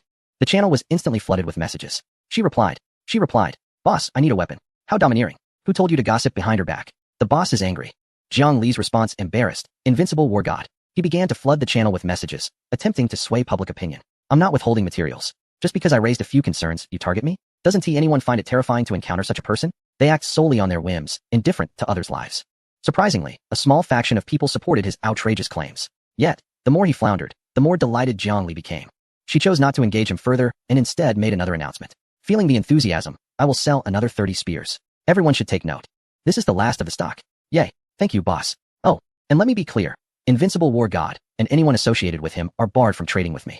Upon hearing this, even those who had previously supported Invincible War God quickly changed their tune. When will it be available? I am eagerly awaiting it. As the incessant chimes of the exchange echoed around me, an abundance of steel, timber, and the desperately needed motor materials poured into Jiang Li's backpack. As for the furious Invincible Warrior, no one paid heed. The transactions were delightful. Jiang Li gazed at her suddenly burgeoning inventory, satisfaction washing over her as she turned off the chat channel that continued to bombard her with praises for the great ones. Though somewhat fatigued, this mutually beneficial venture brought immense joy. She retained the last steel spear, refusing to sell it. Grasping the cold weapon, Jiang Li pushed open the tool shed door and returned to the fence of the courtyard. The wind and snow outside seemed to have intensified. A hapless corpse demon pressed its face against the gaps in the wooden fence, its eerie blue eyes fixed intently on Jiang Li, emitting a greedy growl. It was quite bothersome. Jiang Li regarded it with a cold stare. Although she possessed the Riftwind dual axes, their short attack range meant she had to approach the fence, risking injury from its grasp. The spear, however, was different. With the spear firmly in her hands, empowered by the Pathfinder's bracers and enhanced by the all-attribute boost from the super unlucky guy, she wielded the heavy spear with the ease of holding a mere toothpick. Thud! The steel spearhead effortlessly pierced through the gap in the fence, instantly impaling the demon's skull. Black, foul blood splattered onto the snow. The corpse demon didn't even have the chance to scream before it crumpled to the ground. Shortly thereafter, the body dissipated in the frigid wind. Killed a common corpse demon, gained 1 experience point. Acquired. Rotted cloth X1. What a disappointing drop. Jiang Li wrinkled her nose in disdain. She replicated her actions. Walking along the fence. Thud, thud, thud. A dozen or so nearby corpse demons met their end, all dispatched cleanly through the fence. The once noisy and terrifying perimeter of the camp had quieted considerably. Now, she could finally enjoy a good night's sleep. Jiang Li sheathed her bloodied spear and approached the water bucket in the courtyard. Although filled with icy snowmelt intended for watering plants, she diligently washed her hands 3 times until no trace of blood or decay lingered on her fingertips. Only a faint scent of soap remained. Even in the apocalypse, one must not forsake the rituals of daily life. Having completed her tasks, she flicked the droplets from her hands and turned toward the warmth of the main house. Instinctively, Jiang Li looked up, her steps faltering slightly. The door had opened unbeknownst to her. A small head peeked from the doorway. It was no longer the proud little white cat, but rather the elven maiden returned to her human form. She seemed to have sensed the commotion outside, or perhaps felt Jiang Li's departure, manifesting her unease. At that moment, she donned a somewhat thin yet clean leather armor. Her bare feet on the floor, those large eyes, framed by her powder blue hair, were fixed intently on Jiang Li at the door. Upon seeing Jiang Li return safely, and having taken the care to wash her hands, the young girl's tense expression relaxed instantly. She remained silent, merely leaning against the doorframe, offering Jiang Li a soft, endearing smile. Jiang Li's heart skipped a beat, overwhelmed by her cuteness. Why haven't you gone to sleep? She asked, shaking her head in resignation as she hurried over, her tone imbued with an unrecognized tenderness. The floor is cold. You should return to your warm bed. Chapter 18. The hidden master. The girl seemed to grasp her intent, shyly retracting her neck. With a familiar warm orange glow flickering, the girl with pastel blue hair vanished, transforming into a small white cat. Meow. The kitten let out a soft, melodious sound, gracefully leaping back onto the bed and snuggling into the still warm covers, revealing only its large, unblinking eyes, fixated on Jiang Li. Sleep now, Jiang Li said, gently stroking its fluffy head before lying down herself, although a warm little creature lay beside her. The occasional growls of the undead outside felt like a taut string, pulling at Jiang Li's nerves. That night, Jiang Li's sleep was far from restful. Every few hours, she would jolt awake, unable to achieve deep slumber while contemplating the ghouls beyond the fence. Each time she awoke, she would quietly don her clothes, grasp her blood-stained steel spear, and silently slip out of the main house. The wind and snow outside persisted. The ghouls continued their relentless circling around the fence. With a cold expression, Jiang Li accurately thrust her spear through the barrier. Thud! Another ghoul fell. For her now? These lowly monsters held little value beyond providing a meager point of experience. They served merely to release the tension coiled within her. Thus, the cycle of wakefulness and sleep persisted. Until around 4 in the morning, when Jiang Li once again dispatched a ghoul attempting to rattle the fence. A melodious system notification chimed in her mind. Ding! Congratulations, player. You have leveled up. Current level, LV3, 16500. Attribute point rewards, Strength 1, Agility 1. Constitution 1. A warm current surged through her, and Jiang Li clenched her fist, feeling as if her spear had become lighter and her previously sore shoulders had eased considerably. As she sensed the burgeoning strength within her, her mood lifted slightly, though it was but a modest enhancement in such an extreme survival environment. Every increment of strength became a vital asset for survival. The following morning, the wind and snow appeared to have lessened, with thin rays of sunlight struggling to pierce through the clouds, casting light upon the camp blanketed in thick snow. Jiang Li was awakened by an all-server announcement. Good morning, survivors. It is delightful to see you have all survived another eventful night. That mockingly cheerful system voice resonated in everyone's minds. As the grace period for newcomers has concluded, daily rations of food and water will no longer be provided. If you wish to survive, you must take action yourself. As Jiang Li sat at the edge of her bed, putting on her shoes, she reacted with little surprise to this announcement. Regardless, her inventory was ample, and those so-called daily subsidies were merely trivial. However, the subsequent words caused her to pause. So many people have survived? It appears that a fair number of astute individuals comprehended the hints I provided last night.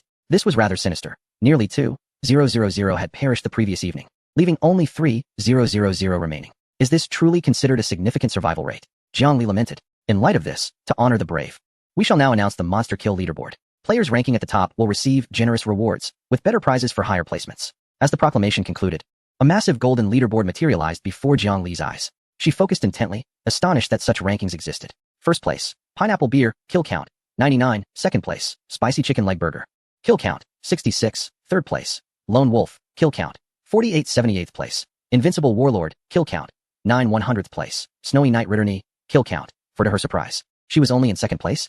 Although she hadn't actively sought to slay monsters, due to her initial battle and a few bursts of frustration during the night, she had managed to eliminate a total of 66 corpses. This number seemed quite remarkable to her. Who was this pineapple beer?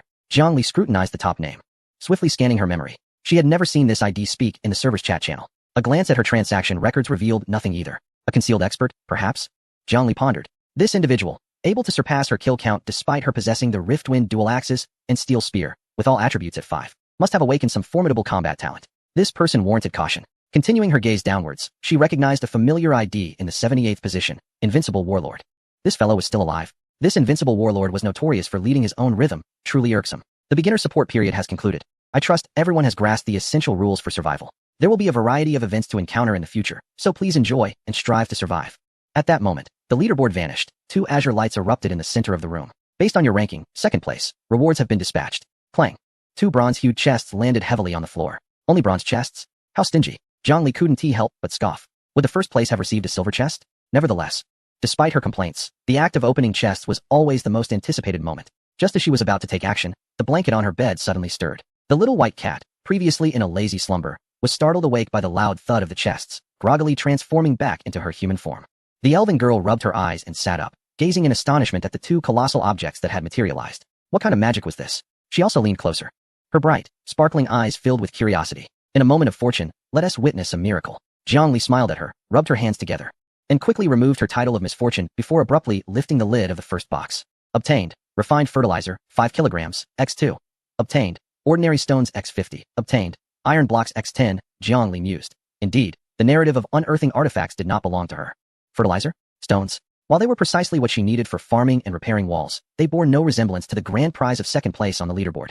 Taking a deep breath, she placed her hopes upon the second box. With a soft thud, she opened it. Obtained, blueprint for a hoe, reusable. Obtained, wheat seeds, x20. Obtained, copper blocks x5. Jiang Li gazed at the blueprint depicting a hoe, engulfed in profound silence. Goodness, the system was resolutely steering her towards a farming path, wasn't it? With resigned acceptance, she stowed the items into her backpack. After all, in this world where one meal was never guaranteed, the ability to cultivate food was undeniably valuable. As the items were extracted, the 2 treasure chests vanished in an instant.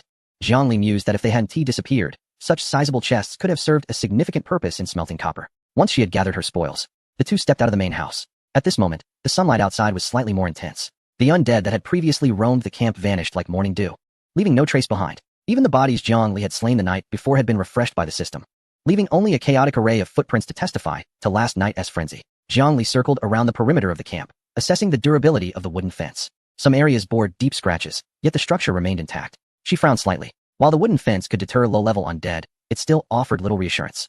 And she was eager to upgrade to stone walls. She glanced at the requirements for upgrading the stone wall. Stone wall, LV1 requires X 200. 200 stones was no trifling number. Currently, she had only 121, leaving a substantial gap. After completing her circuit and returning to the entrance, Jiang Li noticed the elven girl standing hesitantly at the gate, torn between glancing at Jiang Li and the dense forest in the distance, nervously twisting the hem of her garment, appearing as if she wanted to speak but hesitated. Jiang Li discerned her thoughts. Do you wish to leave? She inquired. The girl looked at her in confusion and shook her head. Jiang Li sighed, approached her, pointed to the girl, then to the house behind her, and finally gestured welcomingly. She then pointed towards the forest and waved her hand, indicating that she could go wherever she pleased. Lastly, she pointed back to the girl and then to the warm house, nodding emphatically to convey that she could return at any time. The girl seemed to grasp the meaning, murmuring softly for a while. Jiang Li finally comprehended her intent. She yearned to return to the forest for a glimpse, yet she feared that if she fled, Jiang Li would prevent her from returning. Jiang Li first offered her solace. Then, with a smile, handed her a piece of white bread. The girl, filled with delight, accepted it and, in a swift motion, transformed into a radiant leopard. The leopard cast a deep gaze at Jiang Li before turning away, its powerful hind legs launching it like a golden flash into the distant thicket. Observing her vanishing silhouette, Jiang Li felt little concern. With the corpse demon now absent, she deemed the girl's shape-shifting ability sufficient for self-preservation in the daytime forest. Consequently, Jiang Li resumed her task, retrieving her axe and pulling out the sled from in front of the house, preparing to chop down some trees as per usual. After all, with the camp level increasing, the demand for timber had risen, and she might as well gather some stones along the way. Chapter 19. A surprising activity in the early morning forest. The air was as sharp as a blade. Exhaling, Jiang Li released a puff of white vapor that was swiftly cleaved in two by a fierce swing of her axe, accompanied by a low shout. Her riftwind twin axes transformed into two fleeting shadows, striking heavily against the tree before her. The rhythmic sound of impact reverberated through the woods. Jiang Li was not the same as before. Adorned with the title of Super Unlucky Egg, all attributes 5, and wearing the Pioneer's bracers, Strength 3, Lumber Efficiency 20. Coupled with the increased attack speed from her axe, each swing sent a flurry of wood shavings into the air. The once formidable Frozen wood felt as fragile as foam boards before her. The morning passed swiftly. The 20th tree, wiping the sweat from her brow. Jiang Li gazed with satisfaction at her accomplishments. In just one morning, she had felled 20 massive trees. Such efficiency, in her previous world, would have been regarded as legendary among lumberjacks. Yet, bolstered by her enhanced attributes, she hardly felt fatigued. Her arms merely warmed, replaced by a pleasant sensation akin to the exhilaration following exercise. While clearing branches, she remained vigilant of her surroundings. The system's assessments were rather rigid. Only stones of specific size and texture qualified as rock materials. Fortunately, Jiang Li's keen eyesight and strength allowed her to unearth those half-buried boulders in the snow, which ordinary individuals could scarcely move, with one hand, casually tossing them aside for later use. After a flurry of activity, in addition to the towering pile of timber, she had also collected 8 suitable stones. It was nearly time to return. Jiang Li secured her twin axes at her waist and drew the makeshift sled closer. Skillfully, she bound several processed logs to the sled with rope, then draped the rope over her shoulder. The weight, several hundred pounds, felt only slightly burdensome against her impressive strength of 20. Just as she prepared to haul her spoils back to the camp, her peripheral vision caught a glimpse of a golden silhouette darting swiftly through the distant trees.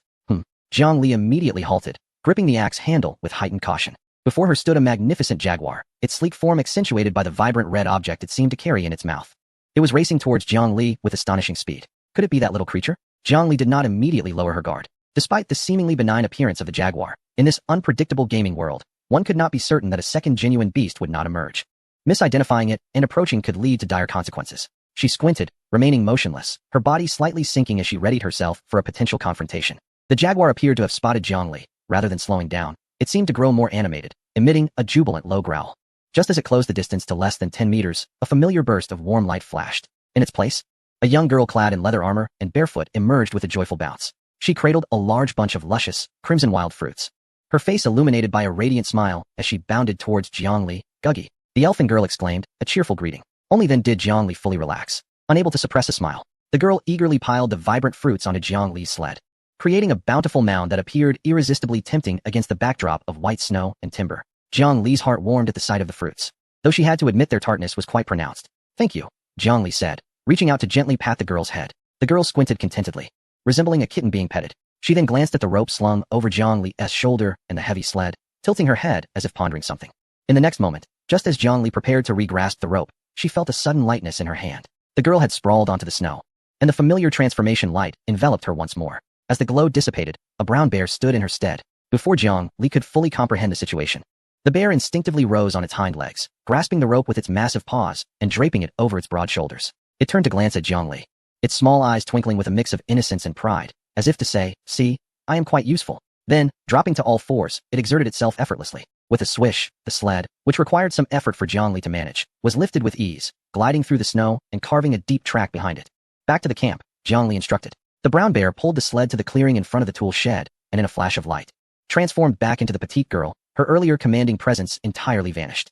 Zhongli approached the pile of logs and summoned the system interface. Detected a large amount of logs. Would you like to recycle? Yes. A burst of white light enveloped the area. The once mountainous heap of logs was instantly disassembled, vanishing into neatly organized data within her backpack. Acquired. Wood X 120. Gazing at her replenished inventory, Zhongli felt a surge of joy. At that moment, a small hand reached out before her. The elfin girl held aloft the largest and reddest wild fruit, gazing at her with eager anticipation. Zhongli was momentarily taken aback, turning her gaze towards the sled laden with wild fruits, and she couldn't help but feel a mixture of amusement and exasperation. It seemed she had noticed the few fruits left untouched on her bedside table from the previous night, and assumed these were her favorite delicacies, prompting her to gather such a bounty. In truth, I do not relish this. Zhongli felt a sense of helplessness. Yet she could not bring herself to decline this gesture of kindness. She accepted the fruit and took a bite. The tart juice exploded in her mouth. It was delightful. Zhongli gave a thumbs up, though her expression was beginning to falter. The girl immediately broke into a radiant smile, her eyes sparkling as she reached for a second fruit. Zhongli hurriedly stopped her, gesturing emphatically as she explained, "I appreciate it, but I cannot consume any more. You should keep these for yourself, or we could make some jam." She pointed to the girl, then indicated the pile of fruits, forming a gesture that conveyed yours. The girl tilted her head in thought, seemingly grasping Zhang Li's meaning, though not entirely comprehending it. Yet, she could sense Zhang Li's happiness, and that sufficed. Alas, if only she could understand spoken language, Zhang Li mused internally. The barrier of communication was indeed a significant challenge. It appeared she was not lacking in intelligence. Perhaps there was an opportunity to teach her the human tongue. The two of them transported the wild fruits back to the main house, gathering around the octagonal table to prepare for lunch. Zhang Li retrieved 2 slices of white bread, opened a can of beef, and after some contemplation, pulled a bottle of precious orange juice from her backpack, pouring 2 glasses. The vibrant color and sweet aroma of the orange juice captivated the elfin girl's attention. She delicately cradled the cup and took a small sip. The unprecedented balance of sweet and sour flavors instantly delighted her palate. Her eyes widened in astonishment as she gazed at Zhang Li in disbelief. The look in the girl's eyes shifted, where there had been gratitude before. Now it brimmed with admiration, even tinged with reverence. Zhang Li felt a bit uncomfortable under her fervent gaze, nibbling on her bread as she sought a topic of conversation. She gestured towards the outside and then pointed to the nearby initial storage box, mimicking a searching motion, ultimately looking at the girl with a questioning expression.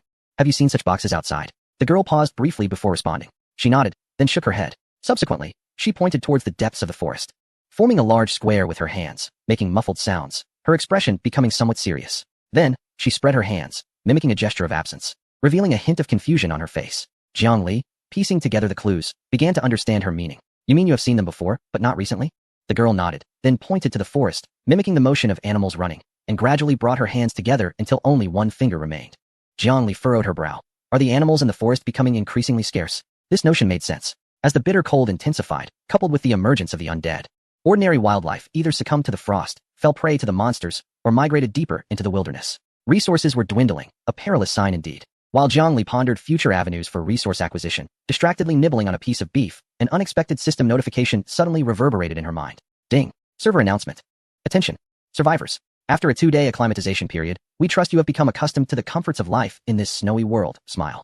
To enrich your survival journey, the system has decided to launch a surprise event at 8 a.m. tomorrow. Please ensure you are well prepared, check your equipment, and fill your bellies. After all, this is a once-in-a-lifetime opportunity. Countdown begins. 19 hours 59 minutes. Zhang Li paused in her actions, taken aback by the mention of a surprise event. Glancing at the somewhat sardonic announcement, a heavy feeling settled in her heart. Upon opening the regional chat channel, the conversation that had previously revolved around lunch options shifted dramatically. A surprise event? Was the system about to bestow some benefits? Don't be naive upstairs. The so-called surprise from this wretched system usually equates to a fright. Last time they spoke of a lively night, it resulted in a horde of thousands of undead. I have a foreboding feeling that it might involve a one-on-one confrontation with the undead. Whatever it is, it surely bodes ill. Quick, reinforce the walls. Hurry, craft weapons.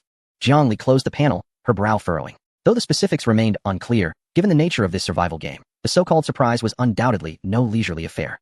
The system had no good intentions. She gazed out at the darkening sky, and suddenly, the half-eaten piece of bread in her hand lost its appeal. Tomorrow, it seemed, would bring yet another fierce battle. Chapter 20. The Artisan, Zhang Li. Most players shared Zhang Li's sentiments, believing the system was indeed toying with them.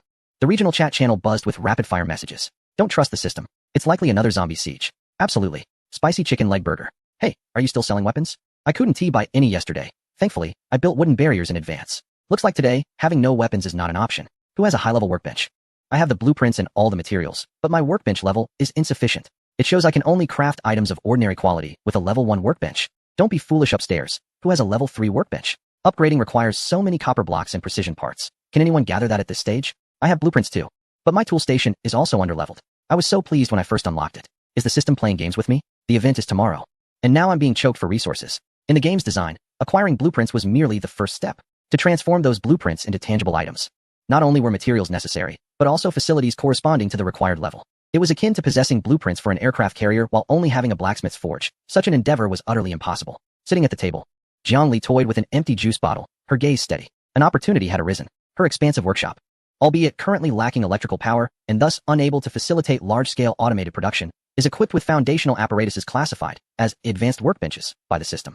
Whether it be a forging station, a tailoring table, or a precision machining platform, as long as she possesses the blueprints and materials, she can create. Moreover, the quality of her equipment may even yield additional attribute enhancements due to its superior craftsmanship. Without hesitation, Jiang Li dispatched a message in the channel, Spicy Chicken Leg Burger, offering equipment processing services, whether it's weapons, armor, or special items. As long as you have the blueprints and materials, I can craft them. The service fee will depend on the complexity of the equipment, generally charging 20 of the material costs as compensation. Interested parties may contact me privately. Upon sending this message, the previously bustling channel fell into a momentary silence, soon to be inundated with waves of skepticism. Processing. Is this for real? Everyone is stuck at the workbench level. What gives you the right to craft? Indeed, while Spicy Chicken Leg Burger is formidable, this seems a bit far-fetched. Has your workbench reached level 3? It's not entirely impossible. After all, isn't Chicken Leg Burger the first level 3 camp? Is processing still a viable gameplay option? Upon reflection, it does seem plausible. In an instant, the channel buzzed with discussions. Jiang Li remained unfazed, uninterested in providing explanations. After all, the event was imminent, and there would inevitably be those unable to resist the temptation. I suspect they are trying to swindle blueprints. Once the blueprints are handed over, if they fail to deliver or simply consume the blueprints, we would have no recourse. At that moment, an exceedingly glaring idea emerged. Invincible Warlord. Haha, this is hilarious. The fox's tail has been revealed. What processing? I see it as an attempt to swindle. Everyone, don't trust her.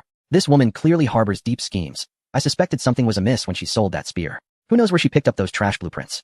Now she dares to deceive everyone with rare blueprints. If you hand your blueprints to her, it's like throwing meat buns to dogs. Seizing this opportunity, Invincible Warlord began to fervently sway the sentiment of the crowd. Fueled by his rhetoric, players who were once intrigued began to waver. Indeed, blueprints are exceedingly precious. Being deceived would leave them in tears. Perhaps it's wiser to play it safe. Worst case, we can endure with ordinary weapons. Jiang Li observed the scornful mockery on her screen without anger, merely letting out a faint, cold chuckle. Believe it or not, the opportunity has been presented. Those truly resolute will undoubtedly be willing to take the risk. Just as Jiang Li prepared to exit the chat channel to contemplate how to plant the seeds she had recently acquired, the private message icon suddenly lit up. Surprised, she clicked to open it. The avatar was unfamiliar, yet the ID elicited a sense of astonishment. Pineapple Beer, the enigmatic figure who, since the server's inception, had remained silent while consistently dominating the monster kill leaderboard. The dialog box contained only 2 exceptionally succinct images and a single inquiry. Image, blueprint for the Night Hunter crossbow, superior. Image, blueprint for the Gale leather boots, superior. Can you craft these? I have the materials. Without any pleasantries or inquiries, Jiang Li raised her eyebrow. It was her first encounter with someone so straightforward. Ordinarily, one would at least ask a question for confirmation. Furthermore, the 2 blueprints were of superior quality. Night Hunter crossbow, a refined grade ranged weapon, not only boasting high attack power, but also featuring a silencing effect, an absolute tool for assassination. Single use, Gale boots, enhances movement speed and provides a light-footed effect, perfect for both fleeing and pursuit. Single use, very well, Jiang Li replied succinctly. You provide the materials, and I will require an additional 20 units of crafting supplies. The response came almost instantaneously. Pineapple Beer requests to trade with you. Jiang Li clicked to confirm. In the trading interface, 2 blueprints were neatly arranged alongside all the required materials. 6 units of refined steel, 6 units of high-tensile beast sinew, and 6 units of hardened leather. These were far more precious than ordinary materials. Without further ado, Jiang Li made her way into the workshop. Standing before the advanced precision crafting table, she placed the blueprints upon it and opened the crafting interface. Crafting. A flash of white light illuminated the space, accompanied by the soft whirring of machinery. Minutes later, a jet-black crossbow and a pair of exquisitely stitched, supple leather boots lay quietly on the table. Jiang Li glanced at their attributes. Night Hunter crossbow, refined green. Attributes, strength 4. Special effect, silent hunt, near silence when shooting. Critical hit rate increased by 10. Affix, armor piercing, attack ignores 5 points of target's defense. Gale boots, refined green.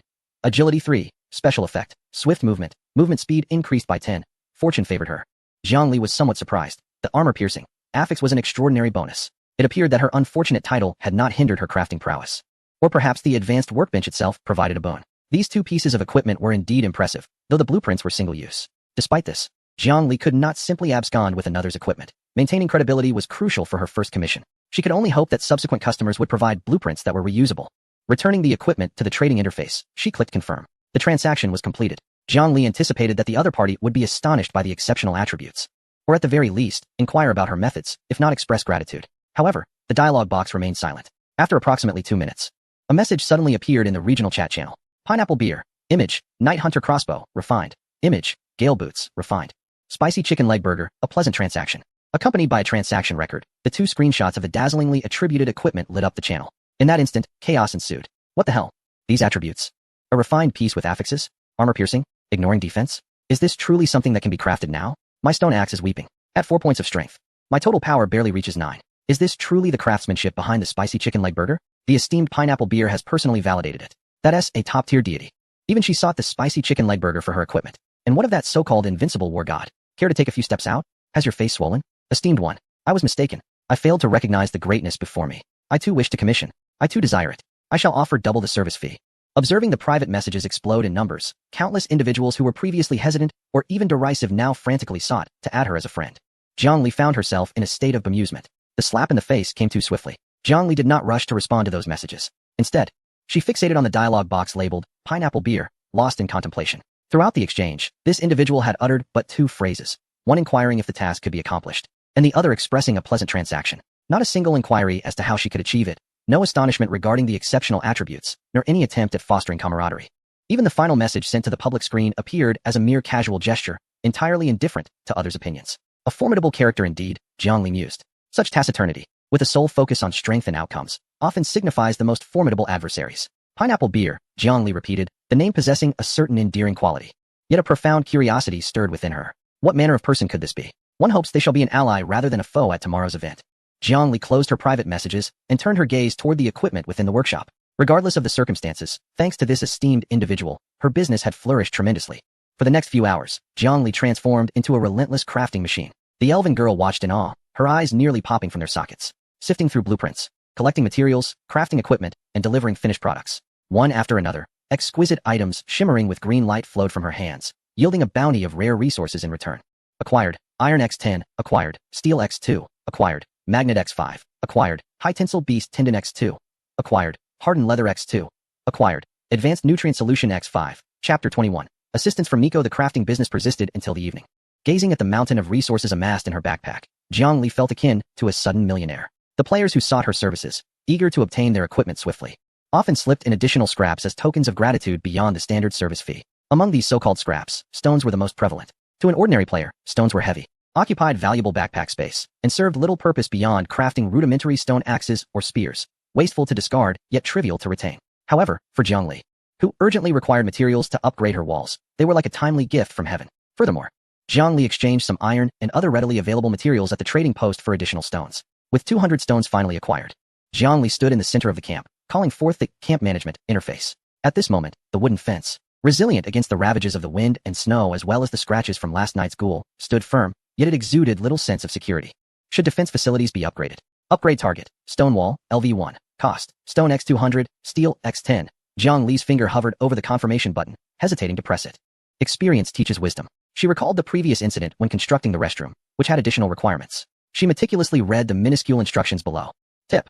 This upgrade will replace the existing wooden fence, and the wall's range will automatically adapt to the camp's level, LV3, without requiring extra materials. Defense will be significantly enhanced, equipped with basic fire resistance and impact resistance features. With a sigh of relief, Jiang Li felt reassured. Though the game was somewhat stingy, it exhibited a commendable logic and infrastructure. Upgrade. As her finger descended, the stones in her backpack transformed into a fleeting glow and vanished. Immediately, the ground trembled slightly. In the astonished gaze of the elfin girl, the dilapidated wooden fence appeared to be consumed by some mystical force, giving way to sturdy stone walls that materialized from thin air. They seemed to come alive, swiftly interlocking and stacking seamlessly. Within mere seconds, a robust stone wall, towering over 2 meters, rose from the ground, encasing the entire camp securely. The most striking feature was the entrance. The previously rickety wooden door, which would sway with a gentle kick, had vanished, replaced by a heavy, solid stone gate. The door even boasted a simple observation slit and latch, instilling a sense of safety. Wow. The elfin girl, who had been by Jiang Li's side, was utterly taken aback. She bounced toward the newly erected stone wall, extending her small hand to cautiously touch the rough, cold surface. Then, she dashed back to Zhongli, circling around her several times, her tail seemingly on the verge of leaving a phantom trail. Eek, Gula. She tilted her head back, gesturing with her hands to indicate the wall's height, then pointed at Zhongli, emitting a series of excited syllables, her emerald eyes sparkling like stars. Incredible. Zhongli, observing her naive and adorable demeanor, couldn't help but chuckle, her spirits lifted. Are you trying to praise me? Zhongli inquired. The girl vigorously nodded, as if intent on detaching her head. After a moment's thought, Zhongli extended her right hand, raising her thumb and waving it in front of her. Come, learn from me. She slowed her speech, pointing to the gesture, indicating that this action symbolized something excellent, something impressive. The girl blinked, extending her small hand, and somewhat clumsily imitating Zhang Li's maneuver. First, she formed a fist, then tentatively raised her thumb, wobbling it upright. Yes, just like that. Zhang Li encouraged with a smile. This gesture signifies a compliment. Splendid. The girl gazed at her own thumb, then looked back at Zhang Li's approving expression, seemingly grasping its meaning. She inhaled deeply, as if preparing for some solemn ritual, and made an effort to open her mouth, attempting to mimic Zhang Li's pronunciation from earlier. Very fat. The smile on Zhang Li's face instantly froze. She nearly choked on her own words. It's very good, not fat. Zhang Li corrected her with exasperation. Bang. Good. The girl gazed at her innocently, once again raising her thumb and proclaiming loudly, very fat. Zhang Li sighed. Forget it, let it be. Looking into the girl's pure, innocent eyes, she found it hard to inform her that the meanings of those two words were worlds apart. In a world where everyone was on the brink of starvation, perhaps being fat could be considered the highest form of praise? All right, I am very fat, Zhang Li conceded, rubbing the girl's head, surrendering to this doomed lesson in pronunciation. It seemed that bridging the chasm of language would require a much longer journey. She had initially intended to inquire about this little one's hardcore insights about the world, but now it appeared that would have to wait. After some mischief around the walls, the sky gradually darkened. The sunset over the icy plains held a breathtaking beauty. The blood-red remnants of the sun spilled across the snow, casting a golden hue upon the pristine stone walls. Zhang Li moved the 8 immortals table to the large window in the main house. The two of them enjoyed a simple dinner while admiring the splendid view. Here, Zhang Li said, spearing a piece of bread with her fork and offering it to the girl. She immediately opened her mouth wide with delight, chewing eagerly like a gluttonous little hamster. Observing this scene, Zhang Li suddenly realized something. Right, I still don't know your name. She set down her fork and pointed to herself, Zhang Li. Then she pointed at the girl. What about you? What is your name? The girl paused her chewing, looking at her with a hint of confusion. Zhang Li patiently repeated, name. I Zhang Li. You? The girl seemed to grasp it at last. She swallowed her food and vaguely uttered 2 syllables. N-I-Ka. Zhang Li furrowed her brow. That didn't sound like a name. It resembled a particle or some form of address. N-I-Ka? The girl repeated, pointing to herself. Zhang Li pondered for a moment. The pronunciation resembled a mechanical glitch, or perhaps the call of a small creature, which sounded rather odd. Glancing at the girl's pastel blue hair, adorned with little flowers that opened and closed with her mood, an idea suddenly struck her. Nico, Zhang Li tentatively called out. The girl tilted her head. Nico, Zhang Li affirmed, pointing at her with certainty. This is your name now. Nico, does it sound nice? In her previous world, it seemed a rather adorable name, symbolizing curiosity and change. Quite fitting for this little one who could transform and was filled with wonder about everything. The girl blinked her large eyes, softly murmuring the new words several times. Nico. Nico. Her eyes gradually brightened. She pointed to herself, looking excitedly at Zhang Li. Nico. Very fat. Zhang Li responded. Well, it seems we cannot escape this joke. After dinner, the sky outside had not yet fully darkened. Zhang Li was not idle. She took out the bag of wheat seeds she had exchanged earlier. Although she was unable to construct a greenhouse yet, and the planting box was insufficiently large, Zhang Li yearned to cultivate a small experimental plot at the base of the wall. After all, the temperature within the enclosure had significantly increased following the camp's upgrade. And with the constant warmth from the campfire, there was a possibility of nurturing some crops. Unfortunately, she had not fashioned a hoe. Zhang Li tapped her forehead, resolving to make do with what she had. She grasped the steel spear and moved to a vacant patch near the stone wall, preparing to act as a human tiller. However, the ground was frozen solid, as hard as iron. Clang! Zhang Li thrust the spear with all her might, turning up only a small amount of soil. This was exceedingly difficult. Zhang Li's lips twitched. No matter how strong she was, this laborious task of digging was too taxing. Just as she was about to abandon her efforts and return to the tool shed to craft a hoe, her companion, Nico, suddenly approached. Observing Zhang Li's struggle, she tilted her head, seemingly comprehending her intentions. A familiar glow flickered to life once more. In the next moment, the massive brown bear reappeared. It lumbered to the designated patch of ground, raising its colossal paws, akin to excavator buckets. With a swish, the brown bear, striking with both paws, began to dig at an astonishing speed. Soil erupted like a fountain, flying in all directions. In just a few minutes, a neatly formed rectangle of soft earth emerged before Zhang Li. She stared, dumbfounded, at the scene unfolding. Is this the correct way to utilize Nico? Watching her transform back into human form, standing at the edge of the field, eagerly seeking praise, Zhang Li could not help but swallow hard. This was incredibly efficient. If she had more seeds in the future, it would be delightful to have her transform into a water buffalo for plowing. Cough cough. Zhang Li quickly dismissed such nefarious capitalist thoughts. Nico, you are amazing, she exclaimed, wholeheartedly giving a thumbs up. Nico beamed with delight, her eyes crinkling in joy, mimicking Jiang Li's gesture and exclaiming with clarity, very plump. As night deepened, within the stone enclosure, a warm campfire cast flickering shadows of the two companions upon the wall. Chapter 22. The adventure in the underground city. The plot of land excavated by Nico's bare paws was astonishingly soft. Jiang Li scattered the entire bag of modest wheat seeds across the ground, lightly covering them with a layer of soil. After completing her task, she dusted off her hands, gazing at this small patch of earth that held the promise of future hopes, her heart filled with both anticipation and uncertainty. In this frigid apocalypse, no one could ascertain the survival rate of these ordinary seeds. Nico had returned to her human form, curiously squatting by the field, delicately prodding the dark soil with her fair fingers, seemingly eager to discover what magic lay hidden within. Whether they could thrive depended on luck, Jiang Li mused softly. In her backpack, she still had the fertilizer she had obtained earlier, though it was limited in quantity. Before ascertaining whether the wheat seeds would germinate, she was reluctant to squander such a precious resource. The finest steel should be reserved for the sharpest blade. She decided to concentrate on fertilizing only after confirming the emergence of seedlings. Having completed her agricultural tasks, Jiang Li took a seat on a nearby stool to rest. She observed Nico, who was brimming with curiosity about everything, and the question regarding transformation resurfaced in her mind. Thus, Jiang Li initiated a form of sign language communication with Nico. She first mimicked the shape of a cat, then imitated a bear's roar, followed by a gesture that depicted a rolling stone, and finally pointed at Nico, her eyes reflecting a questioning gaze. What else can you transform into?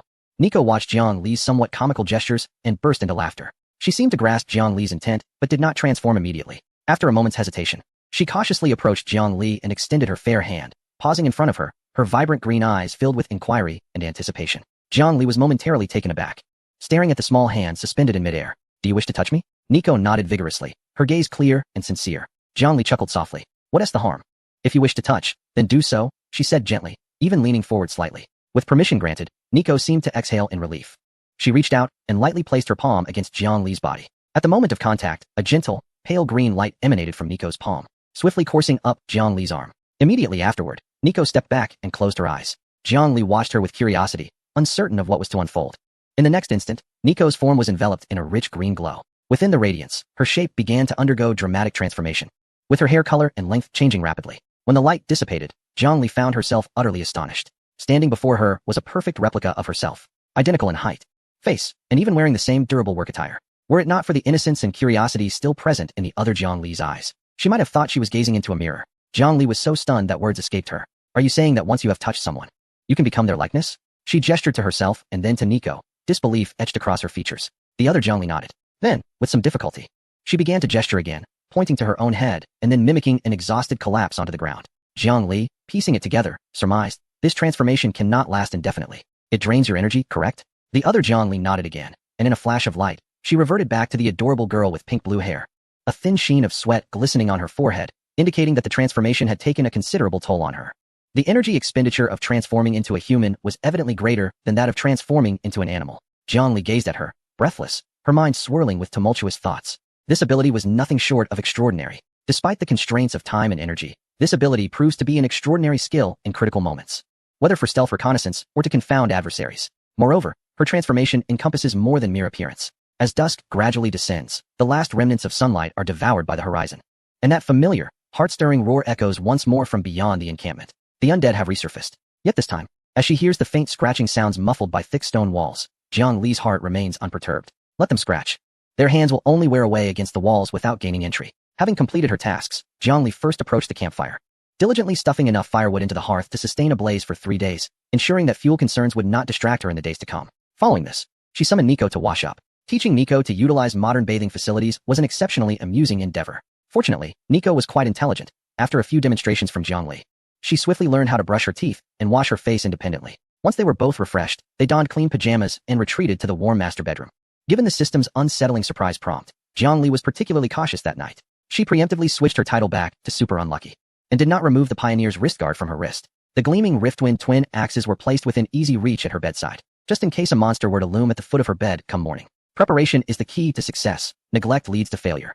Nico seemed to sense Jiang Li's subtle tension. Instead of her usual curious exploration of the room, she thoughtfully transformed back into her diminutive white cat form, gracefully leaping onto the bed and curling up beside Jiang Li's pillow, quietly closing her eyes like a fluffy little ball. Outside, the wind howled and the undead roared. Within, their breaths were steady, and warmth enveloped them like spring. The following day, perhaps due to her subconscious fixation on the 8 o'clock event, Jiang Li awoke shortly after 7. Though the hour was still early, having retired early the night prior, The absence of short video platforms consuming her nighttime hours allowed her to adopt a healthier lifestyle, marked by the rhythm of sunrise and sunset. She felt invigorated, even more so than after a full 8 hours of rest in her previous world. She opened the regional chat channel, and as expected, several early risers were already conversing. With less than an hour remaining, her heart raced in anticipation. Last night, she had tirelessly set up traps around the encampment, hoping they would prove effective. Brothers, regardless of what activity unfolds, remember that we are human. Let us lend a helping hand wherever possible. To the saint upstairs. Now you think of helping? But who was it that mocked me when I sought assistance yesterday? Jiangli glanced through the messages before closing the panel. Rising from her bed, she stepped outside. Stretching widely, the crisp morning air instantly rejuvenated her. As was her routine, she strolled around the courtyard. The stone walls stood resolute, and the campfire blazed brightly. In the newly cultivated field, the falling snowflakes melted into delicate droplets by the constant temperature of the camp, seeping into the soil, rendering additional watering entirely unnecessary. A faint sound of a door creaking open reached her ears, and Nico transformed back into her human form, rubbing her eyes as she emerged. Good morning. Jiangli smiled at her, and then pointed to the structures in the courtyard, beginning to enlighten her with simple knowledge. This is the tool shed, used for creating things. And this land beneath our feet will yield an abundance of delicious produce. Nico nodded, seemingly understanding, as she endeavored to remember these entirely new concepts. After a brief breakfast, time flowed steadily by. When the system's timer struck 8 o'clock, a chilling system notification echoed in the minds of all survivors. Ding! Surprise time has arrived. Congratulations, survivors, for successfully unlocking the first team dungeon activity in this area. Dungeon type, adventure exploration, dungeon requirement, survive. Friendly reminder, various precious treasure chests, blueprints, and materials may spawn within the dungeon. The deeper you go, the more substantial the rewards. So, venture boldly. Special warning, players can inflict harm upon one another within the dungeon. Exercise caution around everyone. Hint, in the face of dungeon monsters, your health will be materialized, with specific numbers linked to your constitution points. Special warning, the dungeon's duration is 24 hours. After 24 hours, all surviving players will be teleported back to the camp. Special warning, death in adventure exploration dungeons does not equate to true death. You will be prematurely teleported out of the dungeon, but will suffer a significant health deduction, entering a weakened state, deplete your current energy, and randomly lose 30 of your supplies in your backpack. So, do not assume that it is merely a dungeon and let your guard down. Teleportation will commence in 10 seconds. Please prepare yourselves. 10, 9, 8. Jiang Li's pupils constricted sharply, and she hastily grasped her twin axes. A dungeon? PvP? Death penalties? Before she could explain anything to Nico, a blinding white light suddenly illuminated her feet, wishing all survivors an enjoyable experience. As the system delivered its final, mischievous blessing, Jiang Li's figure vanished instantly in the radiance. Chapter 23, Dungeon Instance. The white teleportation beam gradually dissipated, replaced by a swirling air laden with the scent of decay and mildew. Instinctively, Jiang Li tightened her grip on the rending wind twin axes and immediately assumed a defensive stance as her feet touched the ground. The surroundings were shrouded in darkness, illuminated only by the faint green glow of luminescent moss growing on the walls, barely lighting this subterranean space. It was a corridor constructed from bluestone bricks, its walls mottled and worn, revealing some rusted iron rings and broken chains, emanating an eerie, ancient tomb-like atmosphere. Nico, Jiang Li called softly. Her voice echoed in the vast corridor, yet there was no response. She turned to glance behind her, finding an empty void. Did you not follow? Jiang Li pressed her lips together. After all, the system indicated that only survivors would participate, and Nico appeared to be a native of this world, likely not included in the teleportation list. Nevertheless, recalling the sturdy stone walls she had reinforced before leaving, alongside Nico's formidable ability to transform into a grizzly bear and a jaguar, Jiang Li's concerns eased somewhat. As long as she did not foolishly venture out of the camp, there should be little danger. Jiang Li glanced at her status panel, noting an additional health attribute, presumably exclusive to the dungeon. Health was linked to her constitution. Calculated as constitution times 10, currently, her health stood at 70, which could be deemed fairly average. She adjusted the position of her wrist guards, her gaze sharpening with determination. Since she had arrived, she resolved not to return empty-handed. Cautiously, she began to explore the corridor ahead. Suddenly, a light sound emanated from the stone slab beneath her feet. Almost immediately, a disturbing sound of grinding bones echoed from the dim corner ahead. Two ghostly blue flames flickered to life in the darkness. A skeletal soldier, holding a rusted iron sword and reduced to mere bones, staggered into view. Its movements were somewhat rigid, yet its hollow eye sockets fixed intently on Jiang Li. A vibrant life force. Monster. Dungeon skeleton, LV3. Description: the cannon fodder of the dungeon's lowest level. Although fragile, it is impervious to pain. Only one. Jiang Li raised an eyebrow. The skeletal soldier let out a shriek and charged forward, brandishing its iron sword. As for its speed, it resembled a playful pet, far too slow. Jiang Li remained still until the sword was nearly upon her, then abruptly sidestepped. In that fleeting moment, her right-hand axe instinctively swept upward. Clang!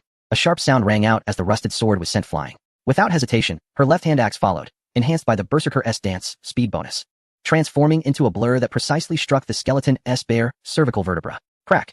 Her 20 points of strength manifested spectacularly in that instant. With no resistance, the skull was sent flying like a ball, rolling several times on the ground. The body, now headless, twitched briefly before collapsing into a pile of shattered bones. Soon after, both the skeleton and the weapon in her hand began to dissipate. Defeated dungeon skeleton. Experience points. 2. Current experience. LV318100. Dropped. Complete skull X1. Zhongli approached and picked up the skull, still emanating a slight chill. What purpose could this serve? A decoration to frighten Nico? She grimaced and tossed it into her backpack. Although the drop was trivial, the ease of her first battle significantly bolstered her confidence.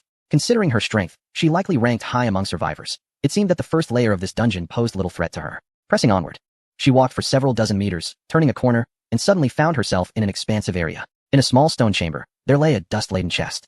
Its surface exhibiting a dull reddish-brown hue, unfastened and inviting. A copper treasure chest? Zhongli's eyes sparkled with excitement. Although it was merely a second-tier copper chest, it was the first wild treasure she had encountered in this game. Previously, all her resources were acquired through system rewards or trades. The exhilaration of discovery was entirely different. Zhongli rubbed her hands together, her heart racing. She approached swiftly, circled the chest to ensure there were no traps, took a deep breath, and grasped the lid with both hands. Good fortune, may luck be on my side. Zhongli silently chanted, then abruptly flung the lid open. With a heavy metallic creak, the chest revealed its contents, lying quietly within. Acquired. Inferior bandages X5. Acquired. Toast X2. Acquired. Iron X3. Acquired. Cold-resistant hat blueprint X1. Not bad.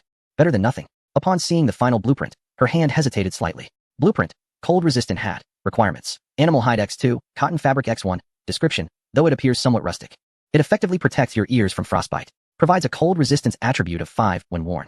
Zhongli exhaled deeply. While it was not a formidable weapon, in this frigid world, cold-resistant gear was always a valuable commodity. Moreover, being a standard blueprint meant she could mass-produce it in her workshop. It seemed that despite the unfortunate title, the rewards within the dungeon remained unaffected. Zhongli happily tucked away the blueprint, envisioning trading it for something of greater worth. Having secured her spoils, Zhongli did not hasten to leave the stone chamber. She found a relatively clean corner to lean against the wall, took a sip from her water flask, and opened the regional chat channel. At that moment, the channel was rife with despair and cries for help. Help! Why are these skeleton soldiers so resilient? It took over 20 strikes to defeat one. Is anyone in Area A? I have 3 monsters here. Seeking a team. Seeking assistance. Don't trust that coordinate. Someone just sent out a distress signal. I went over to check, and that person attempted to kill me for my gear. I had a similar experience. I almost got stabbed in the back by someone named Madblade. Everyone be cautious. It's possible to kill in this dungeon. Team up. Team up. Just bring strong damage dealers. No deadweight. I'm at the B area intersection. As Zhongli read through these messages, her expression hardened. Indeed, compared to monsters, the human heart is the more terrifying entity. Within this enclosed dungeon, stripped of legal and moral constraints, coupled with the allure of resources, the greed of humanity is magnified immensely. Clearly, the game system was designed with these rules to encourage the remaining survivors to turn against one another. Zhongli was not the type to revel in killing for loot, yet she was certainly not without her guard. Forming a team was out of the question. Zhongli shook her head. Her current strength is sufficient to conquer the first level solo. Bringing along a stranger not only entails sharing the spoils, but also requires constant vigilance against potential betrayal, rendering it a venture fraught with risk and little reward. Moreover, she cast a glance at the system's countdown. Time remaining, 23 hours 15 minutes. This was merely the beginning. The system indicated that as one descends through the levels, the rewards grow increasingly bountiful. If the first level could yield blueprints, what might the second level offer? Perhaps it would produce green quality schematics, of which she is currently in dire need. Zhongli rose, brushing the dust from her attire, her aim set on the entrance to the second level. With a firm grip on her dual axes and determination in her gaze, she stepped out of the stone chamber, her figure once again melding into the shadows of the dim corridor. Along her path, she encountered several waves of skeleton soldiers, even facing a slightly larger foe. A skeleton warrior. However, with her ferocious dual-axe technique and precise spear throws, these creatures ultimately lay in shattered bones and experience points upon the ground. Zhongli even leveled up in the process. Level up progress. LV425100. Strength 201. Transcending human limits. You are now a humanoid titan. Agility 91. Professional athlete level. Constitution 71. Remarkably healthy physique, though the experience bar rose slowly. The exhilarating sensation of her unimpeded advance was undeniably gratifying. After approximately 10 minutes of traversing, Zhongli arrived at a fork in the path. The left route faintly carried the sound of wind, while the right appeared darker and more damp. Just as she hesitated on which path to take, the left corridor suddenly erupted with hurried footsteps, accompanied by frantic shouts. Run! Get out of my way! Without time to greet them, Zhongli swiftly slipped into the shadows beside her. 2 disheveled players stumbled out, 1 male and 1 female. The man in the lead was clad in winter gear, while the girl behind wore denim overalls, clutching a round weapon. The dim light obscured Zhongli's view of her. Behind them, a creature nearly 3 meters tall, covered in white fur and wielding a massive bone club, roared as it pursued them. Monster, Snowfield Troll, Elite LV8. Description, a patroller of the first level of the dungeon. Tough-skinned and immensely strong. The survivor in winter gear, seeing the troll closing in, callously kicked the girl behind him to the ground and accelerated past Zhongli. The troll paused momentarily, swinging its bone club as it continued its relentless chase. Chapter 24. Strawberry Cream Cake. Jiangli cursed inwardly. She could not allow this man to simply escape. She darted forward and seized him. He appeared somewhat scruffy, with an average build. Are you insane? Why are you grabbing me? He exclaimed, panic etched across his face. Upon realizing he was being held by another individual, he became defiant.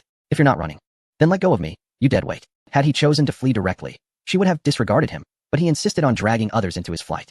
His physique was decent, yet in Jiang Li's grasp, he was as helpless as a fledgling chick. Only a mouth remained, incessantly cursing. Jiang Li paid him no heed, exerting her strength with one hand to hurl him towards the troll. The man collided forcefully with the troll's body. Stunned by the impact, the troll instinctively roared, and upon realizing that a human stood before it, it swung a club with ferocity. Constitution, 7 health 70-50. Just one strike nearly eliminated the man. He felt stars dancing before his eyes and hastily scrambled to his feet, intending to drag the nearby girl down with him. Snowfield Troll, Elite LV8, Level 8. This was the highest level monster she had encountered thus far. According to the game's leveling mechanism, each level up grants a boost of 1 to all attributes. So this troll's base stats were undoubtedly formidable. Coupled with its elite template and thick, resilient hide, its combat prowess far surpassed that of the frail skeletons. Yet, Jiang Li tightened her grip on her dual axes, feeling the surge of power within her.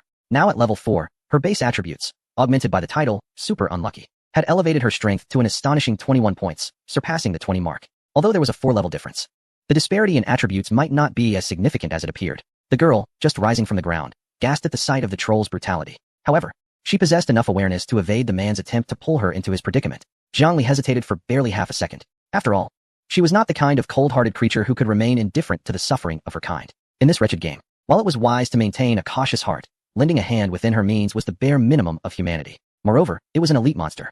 Defeating it would undoubtedly yield satisfying experience points and loot. If she were unable to overpower it, she could always retreat, with her current agility rating of 10. Evading this cumbersome foe should pose no issue. Having made up her mind, Jiang Li propelled herself forward. Stay back. The man, having been struck, staggered to his feet, a glint of light flashing as he drew a spear to retaliate. Unfortunately, the disparity in strength was overwhelming, and he was swiftly struck against the wall by the troll. Hey, catch! To Jiang Li's astonishment, the girl threw an object at the fallen man. Upon closer inspection, she realized it was a small cake. Seriously? He asked, trying to shield you, and you're tossing cake at him while I'm being attacked? Moments later, the troll swung its club again, and the man's form dissipated. After dispatching him, the troll turned to the girl below, letting out a deafening roar. Realizing the danger, she attempted to flee but was blocked by the troll's club. Clutching a frying pan, a rather unassuming weapon, she stood trembling, her ponytail swaying as she brandished the seemingly ineffective utensil. In front of her, a mere 3 meters away, the snowfield troll bared its mouth, revealing its yellowish-brown tusks. It did not rush to attack. Rather, it toyed with its prey like a cat with a mouse, occasionally brandishing the enormous bone club in its grasp, relishing the terror of its victim. Roar! The troll seemed to grow weary of its game, letting out a thunderous roar as it raised the bone club high, accompanied by a howling wind, preparing to bring it crashing down upon the girl. If that blow landed, it would not only crush a frying pan, but could turn a person into mere pulp. Just then, whoosh! A sharp sound pierced the air. Thud! The dull thump of a blade sinking into flesh echoed. The troll's arm, raised aloft, suddenly stiffened, followed by a pained, furious bellow. A long spear, entirely blackened, had struck with uncanny precision into its shoulder, embedding deeply and leaving only a quivering shaft protruding. The immense force caused the troll to stagger back a couple of steps, nearly losing its grip on the bone club. The girl, alerted by the commotion, swiftly turned her head. At the entrance of the passage, a figure was sprinting towards them. It was Jiang Li, clad in tactical gear, with dual axes hanging from her waist and another steel spear in her hand. She appeared radiant in the light. Her face, calm to the point of indifference, seemed more beautiful than an angel in the girl's eyes. Get to the back, Jiang Li coldly instructed, her arm exerting force once more as she retrieved the spear that had fallen when the man vanished. Let us go. The second spear shot forth like a bolt of black lightning. Roar! This time, the troll was prepared. Despite its massive frame, its reflexes were not sluggish. It raised its left arm to block. Clang! The spear struck the arm's protective gauntlet, sending sparks flying as it was deflected away. Impressive. Jiang Li narrowed her eyes, realizing this elite creature possessed a stronger defensive awareness than anticipated. The troll yanked the spear from its shoulder, oozing black blood, its pain igniting a fury within. Its beady red eyes fixated on Jiang Li, and it charged at her with a roar. Thud! Thud! Thud! The ground trembled with its approach. Unfazed by the oncoming heavy tank, Jiang Li unsheathed her Riftwind dual axes, advancing rather than retreating. Come at me. The two figures collided in an instant. Clang! The troll's bone club clashed violently with Jiang Li's axes. The immense recoil sent a jolt through her arms, causing her to slide back 2 or 3 meters, her feet carving deep grooves into the ground. Yet, the troll merely swayed slightly, taking half a step back. What incredible strength! Jiang Li's heart raced. This level 8 elite creature's power attribute must surely be around 20 points. Even in a pure contest of strength, she found herself at a slight disadvantage. Roar! The troll, emboldened, swung its bone club in a sweeping motion. The gust of wind struck Jiang Li's face painfully. Not daring to take the hit directly, she rolled to the side with her high agility, narrowly evading the attack. The club crashed into the wall, sending debris flying and creating a large crater. Jiang Li's expression grew serious. Although her attacks could breach defenses, and her axes drew blood from the troll, this beast's tough hide and lengthy health bar were utterly disheartening. Having just dealt a few strikes, she felt that the creature's vitality diminished only slightly. How long would this take? Jiang Li, while deftly maneuvering around the troll, sought its weaknesses. However, she could feel her own stamina waning rapidly. In the midst of the clash, she noticed her own health was also slightly decreasing. After several exchanges, her health plummeted to 60-80. Just then, a voice rang out from the corner. Big shot. Over here. A girl shouted urgently. Jiang Li instinctively reached out, finding her hand grasping a soft, squishy object. A small cake? It was a strawberry cream cake. Consuming it would restore health and grant a slight boost in strength. The girl, wielding a frying pan, exclaimed, "This is all I can do to help." Jiang Li was momentarily taken aback. A boost in strength? Without hesitation, she popped the cake into her mouth. The sweet, creamy flavor melted in her mouth, and a warm surge coursed through her limbs. Her once tingling arms regained sensation, and she felt a new vigor welling up within her. Consuming strawberry cream cake restores 5 health, grants 1 strength. Lasts for 10 minutes. Effects of the same type do not stack. What a splendid find. Jiang Li's eyes sparkled. Her strength, originally at 21, surged to 22 with this addition. Although still inferior to the troll, the gap had narrowed to a manageable level, especially since her agility was on par with it. "Thank you," she shouted, charging forward once more. "Here again." The girl, seeing her determination, tossed over 2 more small cakes. Like a juggler, Jiang Li deftly caught the cakes and stuffed them into her mouth while evading the troll's attacks. The scene transformed into a bizarre yet exhilarating spectacle. A towering 3-meter troll raged and roared, while Jiang Li, armed with dual axes, devoured cakes and unleashed a flurry of blows. With a surge of newfound strength, Jiang Li stood her ground against the troll's assault. One axe intercepted the creature's bone club, while the other, accompanied by a fierce gust of wind, struck mercilessly at the troll's unguarded abdomen. Blood splattered forth. That blow cut deep, eliciting a pained howl from the troll as it staggered back. An opportunity. A glint of determination sparked in Jiang Li's eyes. With the aid of the cake dispenser, the tide of battle finally began to shift. Chapter 25. The Cake King. Jiang Li's onslaught intensified with each passing moment. With a final, reluctant wail, the massive form of the snowfield troll collapsed like a mountain of flesh, crashing to the ground and stirring up clouds of dust. Jiang Li knelt on one knee, gasping for breath. Her Riftwind dual axes dripped with dark blood, her work attire stained with grime and gore, yet her eyes shone with remarkable brilliance. Victory. Defeated Snowfield Troll, Elite, Experience Points, 50, Current Level, LV4, 75100. Congratulations. You have received Silver Treasure Chest X1. Gazing at the silver chest gently hovering above the troll's corpse, Jiang Li felt that the struggle had been worth it. This was indeed a silver treasure chest. The copper treasure chest has ascended to a whole new level. She steadied her breath and approached the troll's corpse, exerting force to extract the 2 iron spears embedded deep within the flesh. One was her own, while the other belonged to the man who had fallen. Jiang Li was uncertain whether this individual had purchased the same design, as there were numerous channels for acquiring similar blueprints. "Thank you for saving me." A faint voice emerged from behind. Jiang Li turned around to see a girl with a ponytail timidly standing in the corner, still clutching the somewhat ridiculous frying pan. Tears of fear lingered on her face, and her gaze towards Jiang Li was a blend of admiration and trepidation. Jiang Li glanced at the girl's meager equipment and then at the blood-dripping spear in her hand. After a moment's contemplation, she inverted one of the spears and offered it. "Take this for self-defense," Jiang Li said lightly. "It's far better than that frying pan." The girl paused, momentarily stunned, before gratefully accepting the spear. The reassuring weight in her hand immediately brought her some comfort. "Thank you. Truly thank you." She bowed repeatedly. Jiang Li waved her hand dismissively and turned towards the silver treasure chest. "Let us check the spoils," she thought, inhaling deeply and reciting the familiar incantation. "Unfortunate souls, begone." With a click, the chest lid opened. After the contents were revealed, Jiang Li suddenly remembered. "Oh no, I forgot to remove the title. It should be fine, right?" Fortunately, this time, she was not let down. A silvery glow flashed, revealing several items nestled at the bottom of the chest. Acquired, Blueprint for the Guardian Heart Necklace, Elite Blue. Acquired, Weapon Upgrade Card X2. Acquired, One-Time Blueprint for the Magical Oven. Acquired, Pure Energy Crystals X5. Jiang Li's pupils dilated slightly. Elite Blueprint. Blue quality. Blueprint for Guardian Heart Necklace. Quality. Fine, blue. Attributes. Constitution 2, Spirit 3. Special effect. Stabilizes the mind. Significantly resists illusionary mental traps. This is a life-saving artifact. Moreover, with the 2 weapon upgrade cards, it means she could enhance her dual axes, the Riftwind axes, once more, and perhaps even elevate them to blue quality. This was a monumental leap forward.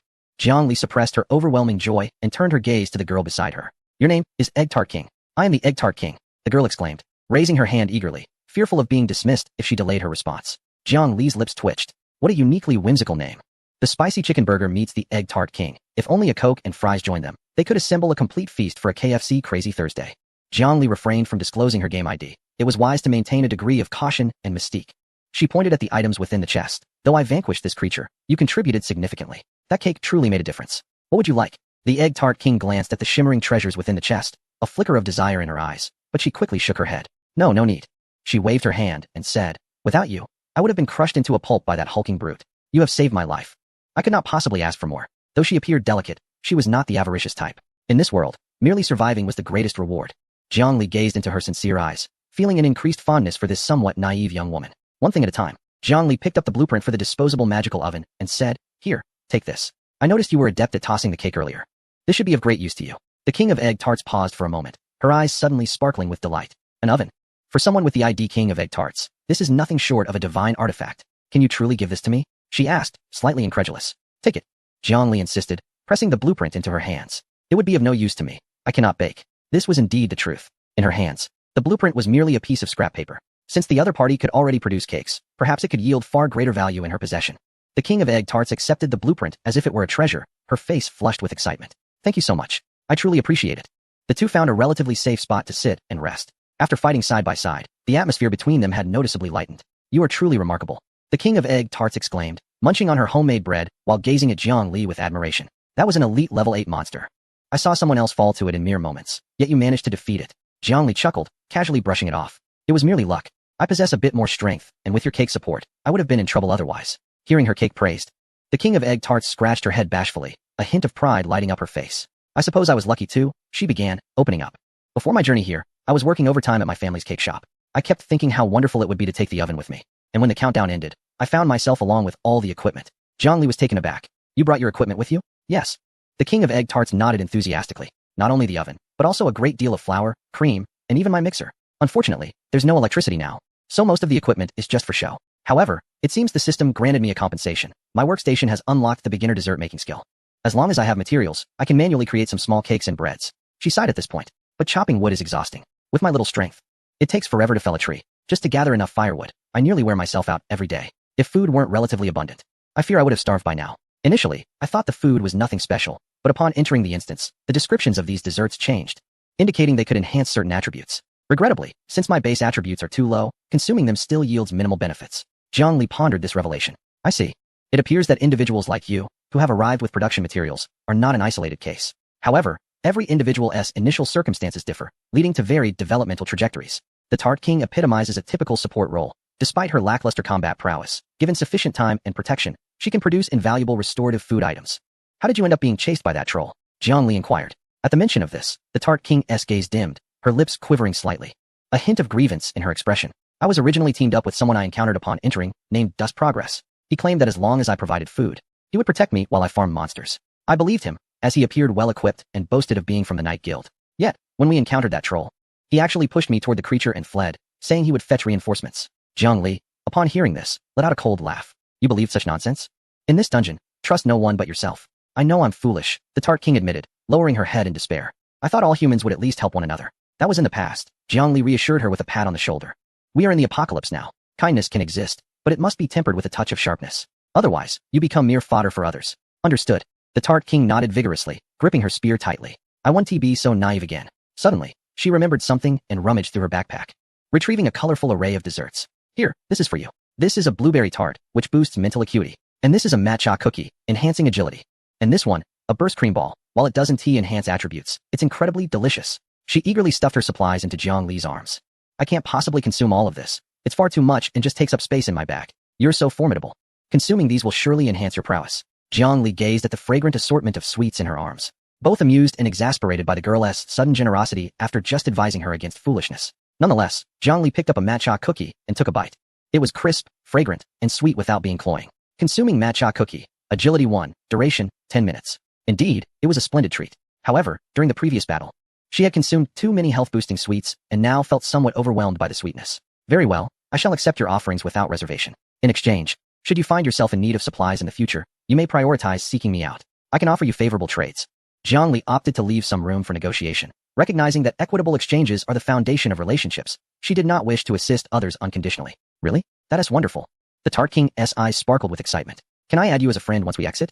Zhongli regarded her hopeful expression, though accustomed to solitude. The idea of having a dedicated chef who could provide potent buff foods without ulterior motives seemed appealing in this harsh world. Perhaps it would be prudent to observe her further. Let us discuss it after we exit, Zhongli replied, rising and brushing off the dust from her attire. Now, let us proceed to the entrance of the second floor. That should be the true battlefield. The king of egg tarts hastily stowed away the frying pan and firmly grasped the spear, proceeding to follow closely behind. Chapter 26. Pineapple Beer Boss. Look at that mushroom.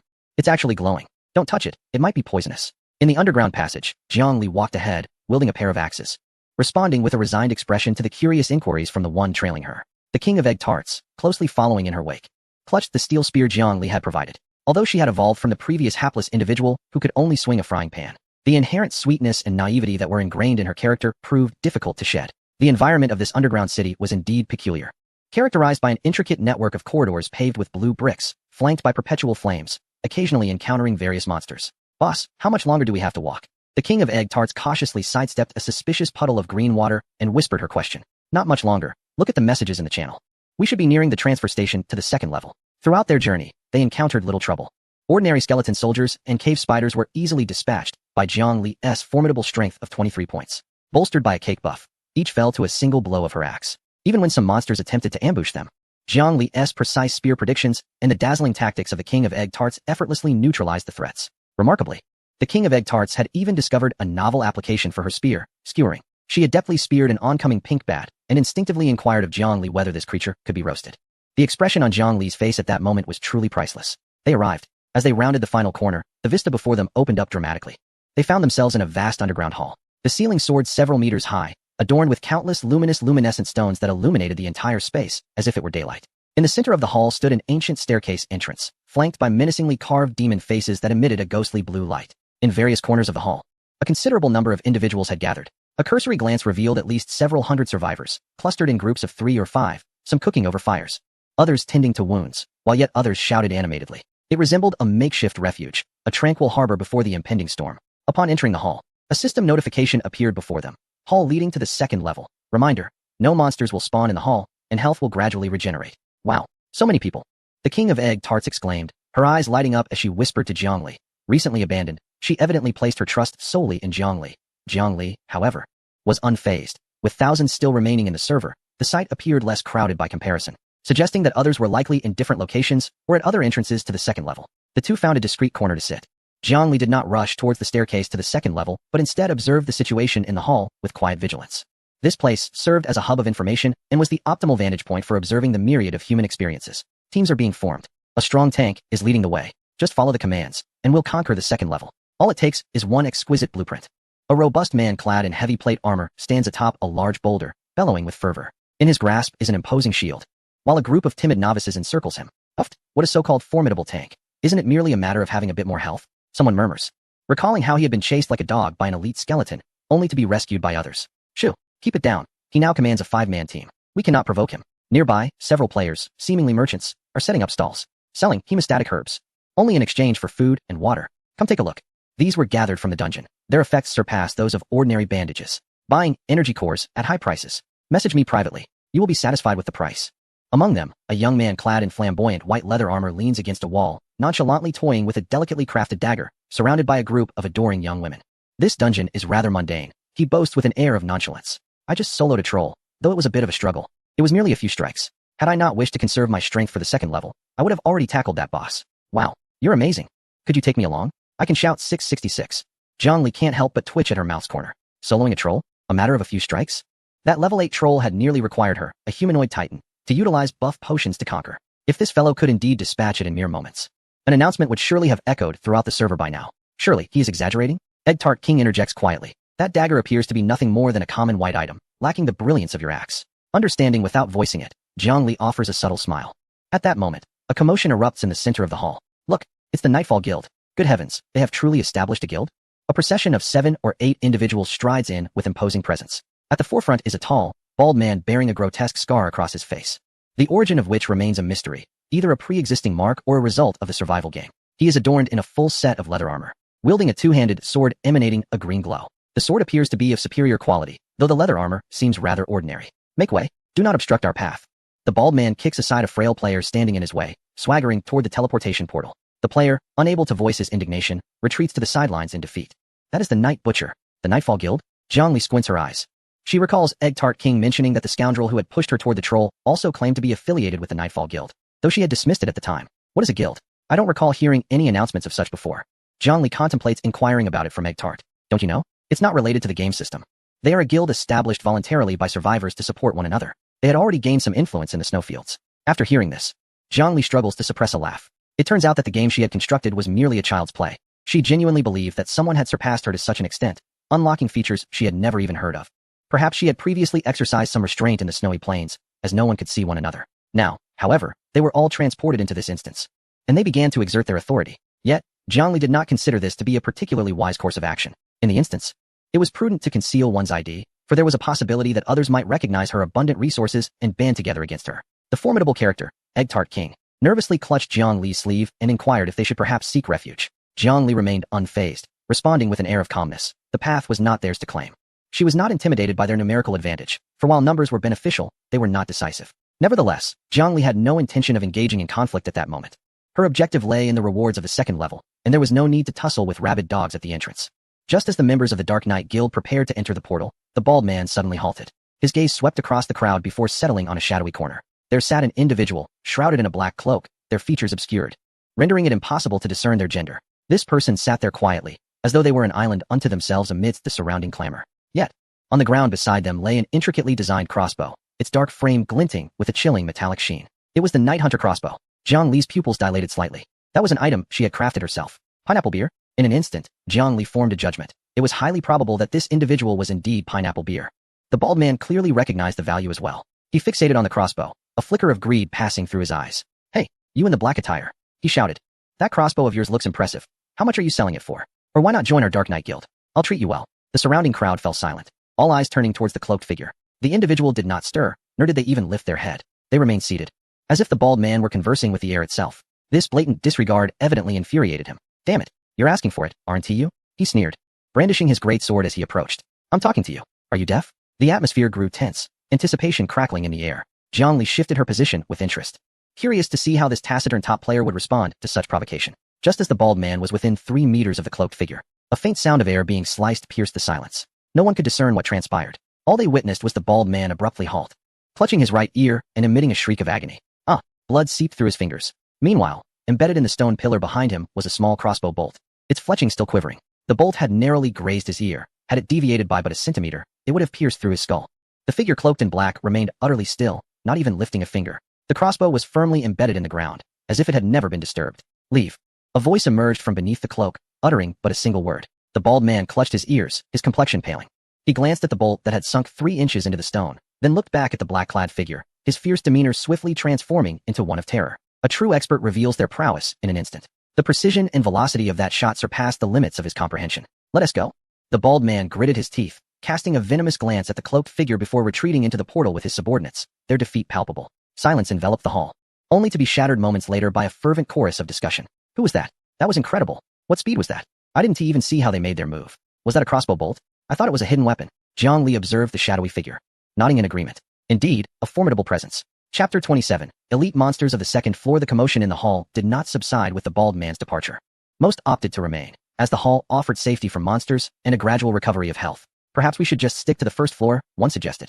The monsters there can be evaded, but I can only imagine the horrors of the second floor. A majority chose to prioritize their safety, clustering in corners of the hall, vigilant and awaiting the conclusion of the 24-hour countdown. Yet, some, unwilling to accept defeat, turned back to the first floor's labyrinth, hoping to uncover hidden treasures that had gone unnoticed. Is anyone interested in teaming up to explore the first floor? We can split the loot. My strength is at 11 points. Count me in. I'll join you. I have good stamina and plenty of health. Jiang Li paid no mind to the surrounding chatter, focusing instead on resting in the corner. She reorganized her backpack, relieved that she had previously expanded its capacity. Otherwise, she might have struggled to fit everything. To her surprise, she noticed a new item acquired from the dungeon marked in the upper right corner. Upon clicking, it displayed, temporary item. Can only be taken out upon surviving until the end of the dungeon. If you perish before its conclusion, these items will drop at the original location. Such a predicament seemed unfair, yet upon reflection, it was reasonable, likely intended to deter individuals from committing suicide after securing valuable items. Do you wish to venture to the second floor? Jiang Li inquired, having assessed that she genuinely wanted to accompany this healer. Me? I'm a bit afraid of hindering your progress. While she feigned indifference to the rewards, she certainly lacked confidence in her combat abilities. If you can consistently provide cake, I will do my utmost to protect you, distributing resources as needed. With Jiang Li's assurance, the Cake King felt emboldened. I have plenty of little cakes. I prepared in abundance since I couldn't acquire other food. Jiang Li nodded. Are you ready? Let us depart at once. The Cake King took a deep breath, gripping the spear tightly. Though his legs trembled slightly, his gaze was resolute. I'm ready, boss. Stay close and don't fall behind. Jiangli nodded. Opting not to follow the previous group into the unknown of the second floor, she decided to wait for a while, biding her time until the hall became less crowded, before she and the Egg Tart King approached the portal. With a hum, a wave of dizziness washed over her as the scenery transformed before her eyes. In the underground's second level, Jiangli surveyed her surroundings. The passage was considerably wider, yet visibility was severely limited due to a thin veil of black mist that lingered in the air, reducing clarity to less than 20 meters. Architecturally, it bore a striking resemblance to the first floor, characterized by a medieval stone brick style. There were no signs of recent visitors, indicating it was likely a random teleportation. Be cautious, Jiangli whispered, positioning her dual axes protectively in front of her, while the Egg Tart King carefully trailed behind. As they rounded a corner, they had not ventured far when the heavy sound of footsteps emerged from the black fog. Clack, clack, clack. Jiangli swiftly pulled the Egg Tart King back, moving quietly in reverse. Moments later, 3 towering figures materialized from the mist, 3 fully armored skeletal warriors, clad in chainmail and wielding broadswords. The soul flames flickering in their eye sockets glowed a menacing deep blue. Fortunately, due to their limited vision, they did not perceive Jiangli in the distance, instead wandering aimlessly in the passage. Monster, Undead Guardian, LV6. Description: once elite guards of the underground city in life, they remain fiercely loyal to their territory in death.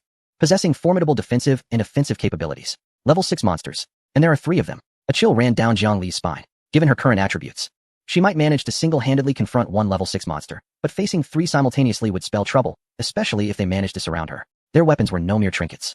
A blow from those great swords would likely inflict significant damage. Stay calm. Jiangli assessed the terrain with a composed demeanor. They found themselves at a T-junction, adjacent to a narrow recess that could barely accommodate a person's frame. Egg Tart, hide in that corner, she instructed, pointing to the recess. Okay. Though apprehensive, the Egg Tart King possessed remarkable execution skills and promptly crouched into the corner.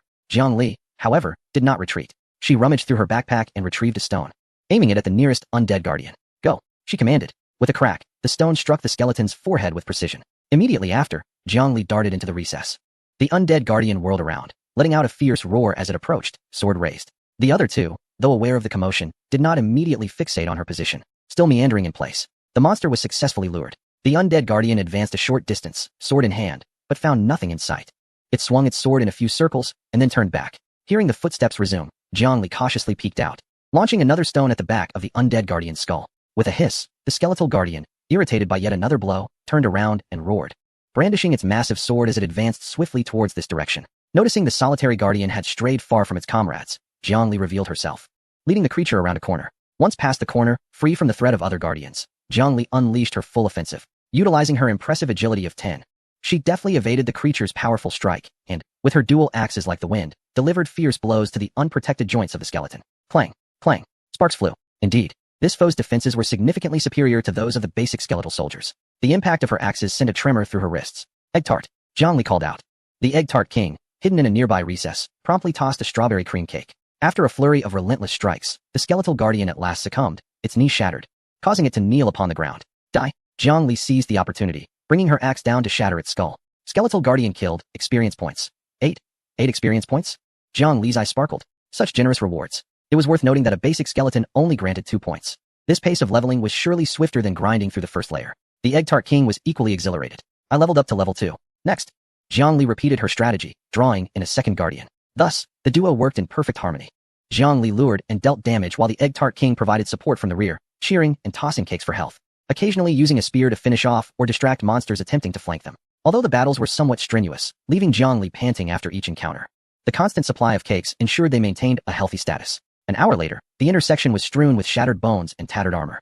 Level progress, LV4, 95100. Gazing at the nearly full experience bar, Jiangli felt her previous fatigue dissipate. One more kill, and she would level up. Just then, from the depths of the black mist ahead, a fierce commotion erupted, accompanied by the clashing of metal and the anguished cries of humans. Were those other players? Jiangli exchanged a glance with the Egg Tart King. Shall we take a look? The Egg Tart King whispered. Be cautious, Jiangli nodded, stowing her axes. The two stealthily approached. As they navigated through a veil of mist, the sight that greeted them was astonishing. In a spacious stone chamber, 2 factions confronted each other. The chamber appeared to be a boss room within the dungeon, with numerous passageways leading to it, and the one where Jiangli and her companion stood was merely one of them. On one side, the arrogant bald man led the Nightshade Guild, now with only 7 members, all clad in matching pauldrons, as they besieged a colossal undead knight elite. On the opposite side lay several boxes on the ground, likely the spoils left behind by survivors who had been slain and could not carry them out. Clearly, a fierce battle had just transpired here. The Death Knight, whose health had already fallen below half, teetered on the brink of frenzy. The bald man, despite the bandages wrapped around his ears, remained fiercely determined. Don't retreat. Those with provisions in their packs should eat up, as this spawn is proving too much to handle. Jiang Li concealed herself in the shadows, observing the Death Knight. Death Knight, Elite LV10.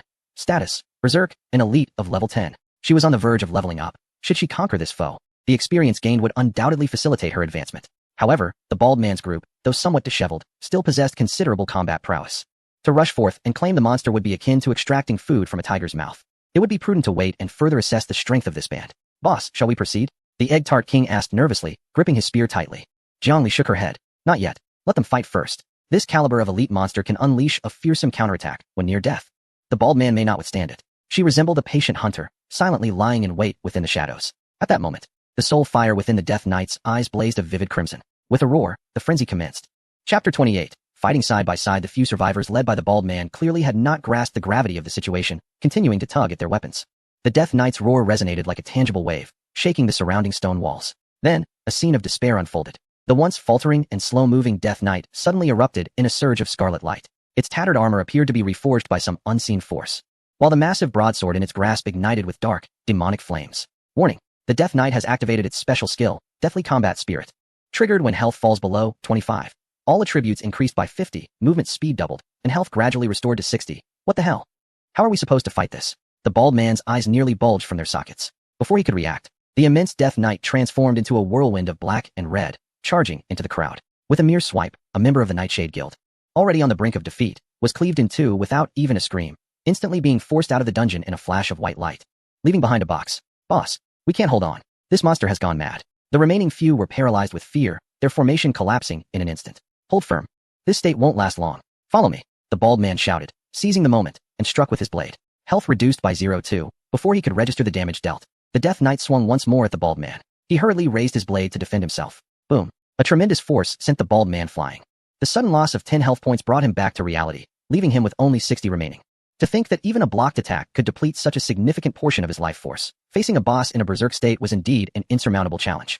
Before he could rise from the ground, another minion was swiftly dispatched on the other side. The bald man, though begrudging, was not a fool. An elite monster in such a state was far beyond what their meager remnants could contend with. Damn it, what bad luck. Old Wong. Go draw some fire while the rest of us gather whatever usable items we can from the boxes on the ground. The bald man spat vehemently before issuing his command. In a flurry, they managed to collect a few items and then fled without a backward glance into one of the nearby passages. The stone chamber was abruptly emptied, leaving only the rampaging undead knight, its crimson eyes scanning the surroundings in search of its next prey. From the shadows, the formidable Egg-Tart King swallowed hard, her pale face betraying her fear. This creature was utterly monstrous, regenerating health while increasing its attack speed. Who could withstand such a foe? Jiang Li's brow furrowed in concern. This was entirely beyond her expectations. She had initially thought she might seize an opportunity, but it turned out to be a formidable adversary. The fact that it continuously regained health rendered their previous efforts futile, and its now enhanced attributes escalated its threat level exponentially. Never mind, the risk was too great. Jiang Li calmly assessed the situation. Given their current levels and equipment, charging headlong into battle would likely lead to disaster. Let us find another area to see if there are any isolated beasts. We can grind for levels and search for treasure. Just as she intended to turn away, a dark figure suddenly burst forth from the shadows on the opposite side. The silhouette moved with the swiftness of a specter, charging directly at the berserk undead knight. Jiang Li's pupils constricted slightly. The figure was clad in black, wielding a crossbow in the left hand and a pitch-black dagger in the right. Whoosh, whoosh. Two bolts struck precisely towards the undead knight's eyes, forcing it to raise its weapon in defense. In that fleeting moment, the black-clad figure closed the distance, the dagger striking like a viper, plunging into the gaps of the knight's armor. Clang. Sparks flew. The undead knight roared in fury, retaliating with a downward slash. However, the agile figure performed a roll on the ground, narrowly evading the lethal blow. The massive sword grazed her scalp, severing a few strands of hair. What a lunatic. Jiang Li mused. Despite the impressive skills and top-tier equipment of the black-clad individual, facing such a frenzied boss alone was still a daunting task. Her attacks, though frequent, were not lethal against the knight, which had regained health and increased its defenses. On the contrary, due to the high intensity of her evasions and assaults, her stamina and energy were rapidly depleting, and her movements visibly slowed. It seems she can hardly hold on, Egg-Tart King whispered. Jiang Li pressed her lips together. Although this pineapple beer may seem somewhat reclusive, her actions in dispelling rumors and generating business reveal that she is not beyond forming connections. Moreover, in collaboration with Pineapple Beer, it is not impossible to conquer this elite foe. With determination, Jiang Li made her decision. Are we really going in? The Egg-Tart King, though apprehensive, promptly produced several buff-enhancing desserts. Fortune favors the bold. Glancing at the figure struggling to hold on, Jiang Li realized that while a 2-on-1 might be insufficient, 3 against 1 could yield a favorable outcome. Without further hesitation, she charged forth from the shadows, axes in hand. Egg tart, as per our usual.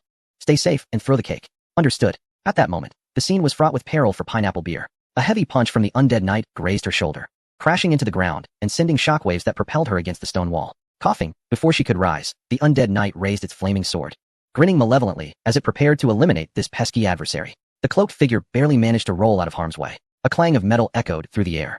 Pineapple Beer looked up abruptly to see a figure standing before her. It was a girl in work attire. Though not particularly imposing, she wielded 2 axes with determination, firmly blocking the sword. Can you still move? Jiangli gritted her teeth and cast a glance back at her. Pineapple Beer was momentarily taken aback. For the first time, a flicker of astonishment crossed her typically icy gaze, but she quickly regained her composure. Jiangli exerted herself, pushing the sword aside. If you want to live, get up and help me. I can't hold on for long. Taking a deep breath, Pineapple Beer sprang to her feet. I truly appreciate your assistance, but this creature is mine. She maintained her usual distant demeanor. Humph, Jiangli scoffed, striking the undead knight's knee with her axe, causing it to stagger. Pineapple Beer, there's no need to be obstinate. As she adeptly dodged the monster's counterattacks, she called out, in your current state, without our help, you won't last 3 minutes. Rest assured, if we cooperate, the rewards will be fairly distributed. Pineapple Beer faltered momentarily, clearly taken aback by Jiangli directly addressing her ID. The Egg Tart King also wore a look of astonishment. Pineapple Beer, the top scorer in monster slaying. Pineapple Beer scrutinized the figure skillfully maneuvering around the beast, the ferocity of her axe techniques striking her as peculiar.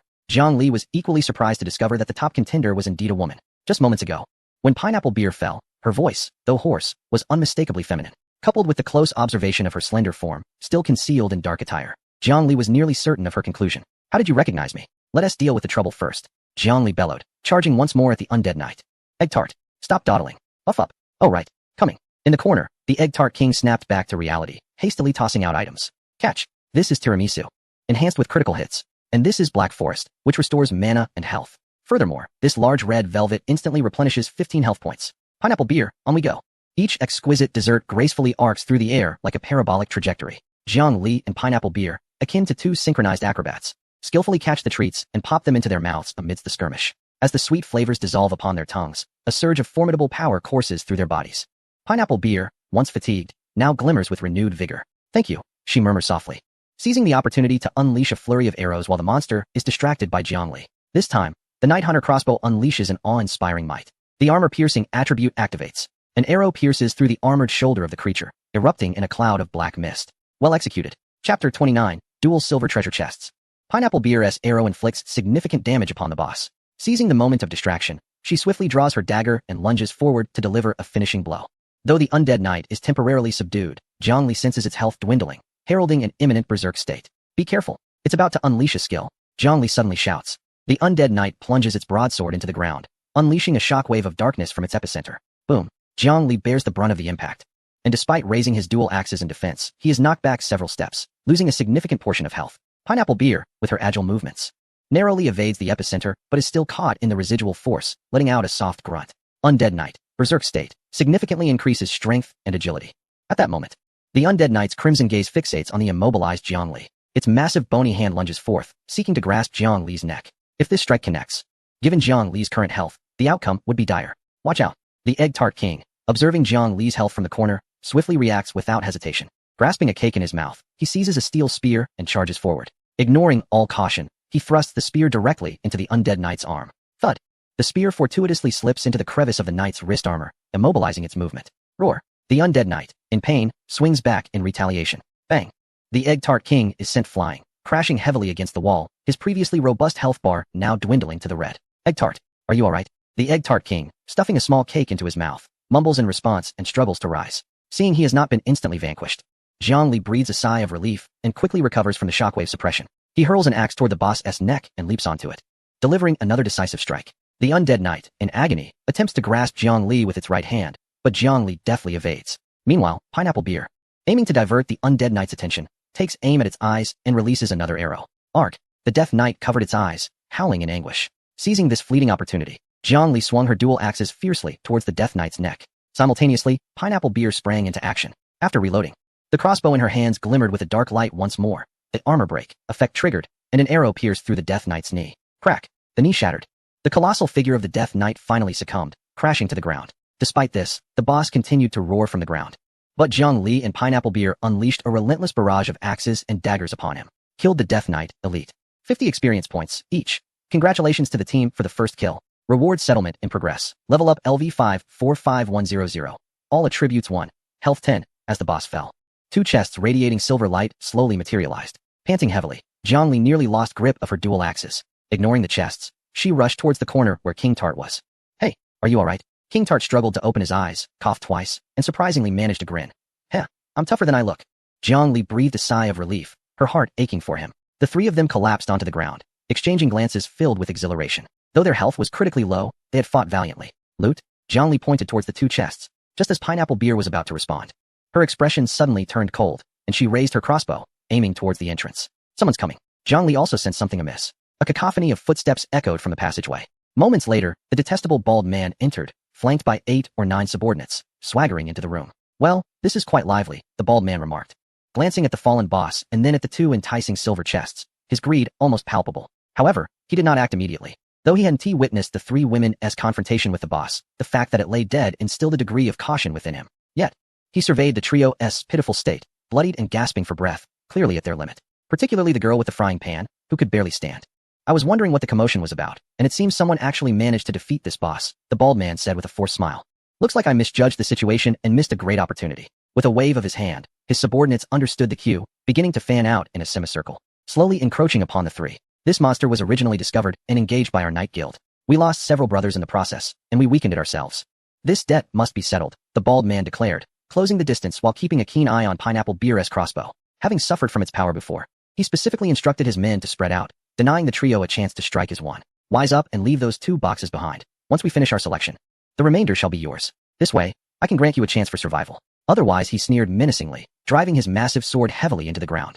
We shall resume our unfinished battle. This was a blatant threat, a brazen act of opportunism. Zhongli steadied the Egg Tart King as he rose, casting a cold glare at the shameless ruffians before them. Do you still have any shame? The Egg Tart King trembled with indignation. You fled like rabbits when the boss was enraged, and now that he lies defeated, you return to pilfer? Little girl, that was a tactical retreat. I merely went to locate our scattered guild members. Our guild boasts over 100 members. If I called them all, you wouldn't stand a chance. The bald man scoffed disdainfully. Besides, your current state is surely not at its best, while we have fully recuperated. Indeed. Zhongli noted as she glanced at the team panel. The health of the 3 of them hovered around 50%.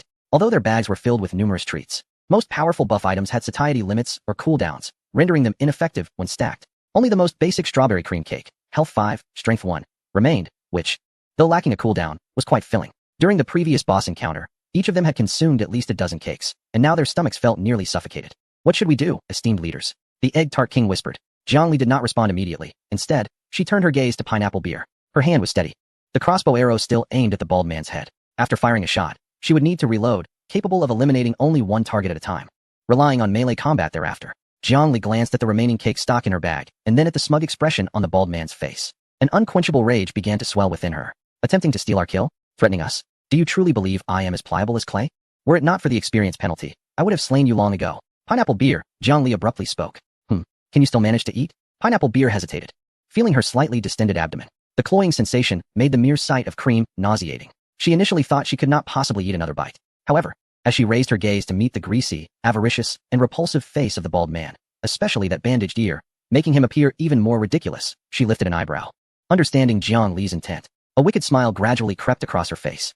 I wasn't hungry before, she remarked casually, but faced with that bald head, I find I might not be quite so averse after all. Jiang Li also smiled, a cold and fierce grin. Excellent. She suddenly pivoted and shouted, Egg Tart. Bring forth the goods. The Egg Tart King, who had been lurking in the back, jumped in surprise, observing the fierce demeanor of her 2 leaders. Her once fearful heart ignited with fervor. Received. She bellowed, and like a magician, she began to frantically wave her hands. Whoosh, whoosh, whoosh. Once again, several slices of strawberry cream cake flew towards Jiang Li and Pineapple Beer like a torrential downpour. Eat. Devour it all. We shall crush these scoundrels. Without a care for their image, Jiang Li and Pineapple Beer caught the cakes and stuffed them into their mouths. Despite the tumultuous churn in their stomachs, they felt waves of warmth surging through their bodies, and their previously dwindling health bars began to visibly replenish. The bald man across the way changed his expression. Damn it. They're regenerating health. Quick, attack. Brothers, bring them down. Chapter 30. Bountiful harvest. At the bald man's urging, his subordinates surrounded them, wielding an assortment of weapons, while he cowered behind his loyal henchmen. Do not fear. Hold your ground. You want to die? Once I retrieve the supplies, I'll share them with you. It was unclear what influence the bald man had over these individuals, but they resolutely shielded him. Pineapple Beer, armed with a crossbow, struggled to find an angle to shoot at the bald man, so she aimed instead at one of his subordinates standing in front of him. The henchman was caught off guard and struck by an arrow, though not fatally. While not lethal, the pain was indeed real. He let out a wail and attempted to flee, but the injury rendered him unable to escape as his comrades pushed him forward, closing the distance to the trio. Pineapple Beer did not hold back. She fired another arrow. The man instantly vanished, leaving behind only a box, while another henchman quickly took his place. The bald man initially believed these 3 women were on their last legs. A mere intimidation would suffice to compel them to surrender the treasure chest. However, he was gravely mistaken. Clang. Just as they presumed Pineapple Beer was the primary threat, and that by closing the distance they could easily subdue them, the seemingly inconspicuous Jiangli suddenly struck. She dashed forward, her dual axes trailing after images, and with her first blow, she effortlessly knocked a long sword from a henchman's grasp. In a swift motion, she pivoted, her left axe sweeping horizontally, the blade precisely slicing through the unsuspecting neck of her opponent. A flash of white light erupted. The player scarcely had time to scream before being teleported out of the game. Jiangli swiftly breached their defenses, advancing toward the bald man. As the bald man raised his great sword to meet Jiangli's axe, terror gripped him. Is this a low health status? He was struck with dread. Her power was more ferocious than when battling the boss. Whoosh, whoosh. Before he could react, 2 arrows imbued with the essence of death grazed his scalp, accurately piercing the 2 henchmen attempting to flank them from behind. Pineapple Beer remained stationary, reloading her crossbow. It's too dangerous. Retreat. Quickly. The bald man finally realized he had encountered an insurmountable obstacle. He turned to flee. However, Jiangli would not grant him a second chance to escape. Trying to run? Have you consulted my axe first? Jiangli observed the frantic figure retreating, a cold smile curling at the corners of her mouth. She abruptly halted, raising her right hand high, channeling all her strength into her arm. Here I come. The Riftwind dual axes flew from his grasp. The axe spun through the air at an alarming speed, emitting a chilling whistle, reminiscent of a deadly crescent moon. With a sharp thud, the flying axe struck the bald man's back with pinpoint accuracy, the tremendous impact launching him against the wall with great force. A piercing scream escaped his lips as his health was instantaneously depleted. Before dissipating into a wisp of white light, his contorted face radiated malice. Locking eyes with Jiangli as he bellowed, "You will pay? The Night Guild will not spare you. Upon returning to the snowy plains, I will ensure your demise." His voice abruptly ceased. Naturally, Jiangli and her companions paid little heed to such ominous threats. If they could not contend with them within the confines of the instance, they certainly could not do so in an unfamiliar expanse where coordinates were unknown. The remaining 4 subordinates, witnessing the fall of their leader, were struck with terror and scattered in frantic haste down the 2 passageways. Thinking to flee? The previously silent Pineapple Beer's eyes turned cold. One must eradicate the roots of the problem. In a flash, she darted into the left passage like a shadowy specter. Mere seconds later, a brief, anguished cry echoed from within, followed by an eerie silence. Jiangli would not simply stand by as the other 2 escaped, and she pursued them into the right passage. In less than a minute, Pineapple Beer returned, 2 bulging packages in hand, her expression devoid of emotion. All cleared, she stated, tossing the packages onto the ground.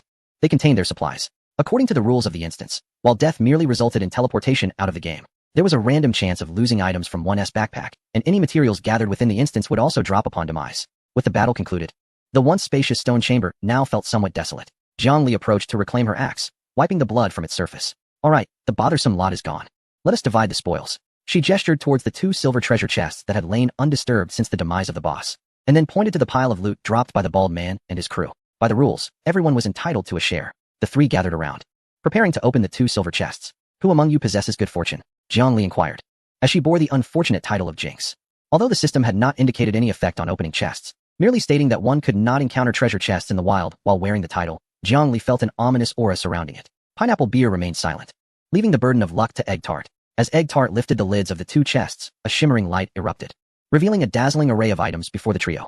Acquired, Steel X50, acquired, Wood X200, acquired, Premium Flour X5 bags, acquired, Cream X5 cans, acquired, Universal Construction Material Package X6, acquired, Intermediate Healing Potion, Instant Health Restoration 50, X4, acquired, Exquisite Shadow Cloak, Agility 3, Stealth Effect 20, acquired, Blueprint for Multifunctional Tactical Vest, Superior Green, Constitution 2, acquired, Backpack Expansion Card X6, acquired, Elegant European Sofa Set, Blueprint, X4, acquired, Dungeon Teleportation Card, Single Use, X2, acquired, Energy Core X20, acquired, High Energy Battery Material Package X6. Gazing at the dazzling array of spoils, Jiangli felt as though her eyes were insufficient to fully appreciate the bounty. Particularly noteworthy was the last item, the Battery Material Package, a pivotal component for the true operation of wind power generators. With these, her refuge could finally bid farewell to the primitive era and embrace the age of electrification. How shall we divide this? Jiangli inquired, glancing towards the 2 companions. The successful defeat of the boss was largely attributed to the formidable output of Pineapple Beer and the invaluable support provided by Egg Tart King. One could hardly claim that either was dispensable. Pineapple Beer cast a brief glance over the collected items, her gaze lingering only for a fleeting moment on the shadow cloak. I desire the cloak, she proclaimed in a cool tone. I have no interest in the other materials or blueprints. Crafting is too cumbersome, and I lack the patience for it. As for the potions, 2 bottles will suffice. With that, she donned the cloak, which seamlessly melded with her attire, rendering her presence even more enigmatic. Is that all you want? Zhongli asked, somewhat taken aback. It was common knowledge that those materials and energy cores were of immense value, especially the blueprint for the multifunctional tactical vest, which could be crafted indefinitely, a treasure that would fetch a handsome profit if sold. Enough, Pineapple Beer replied nonchalantly. I have no need for those. Zhongli then turned her attention to Egg Tart King, who was drooling over the bags of premium flour, her eyes wide with desire. I want the flour, and may I have the sofa blueprint as well? I'd like to craft a softer sofa, she said shyly, pointing to the seemingly non-combat enhancing furniture blueprint. I want to be needing the rest. After all, I can't defeat monsters. Oh, and I'd like some of the wood. I truly despise chopping down trees. You esteemed ones can take the wood first, just leave me the remaining quantity. Egg Tart King felt that her expectations had been exceeded.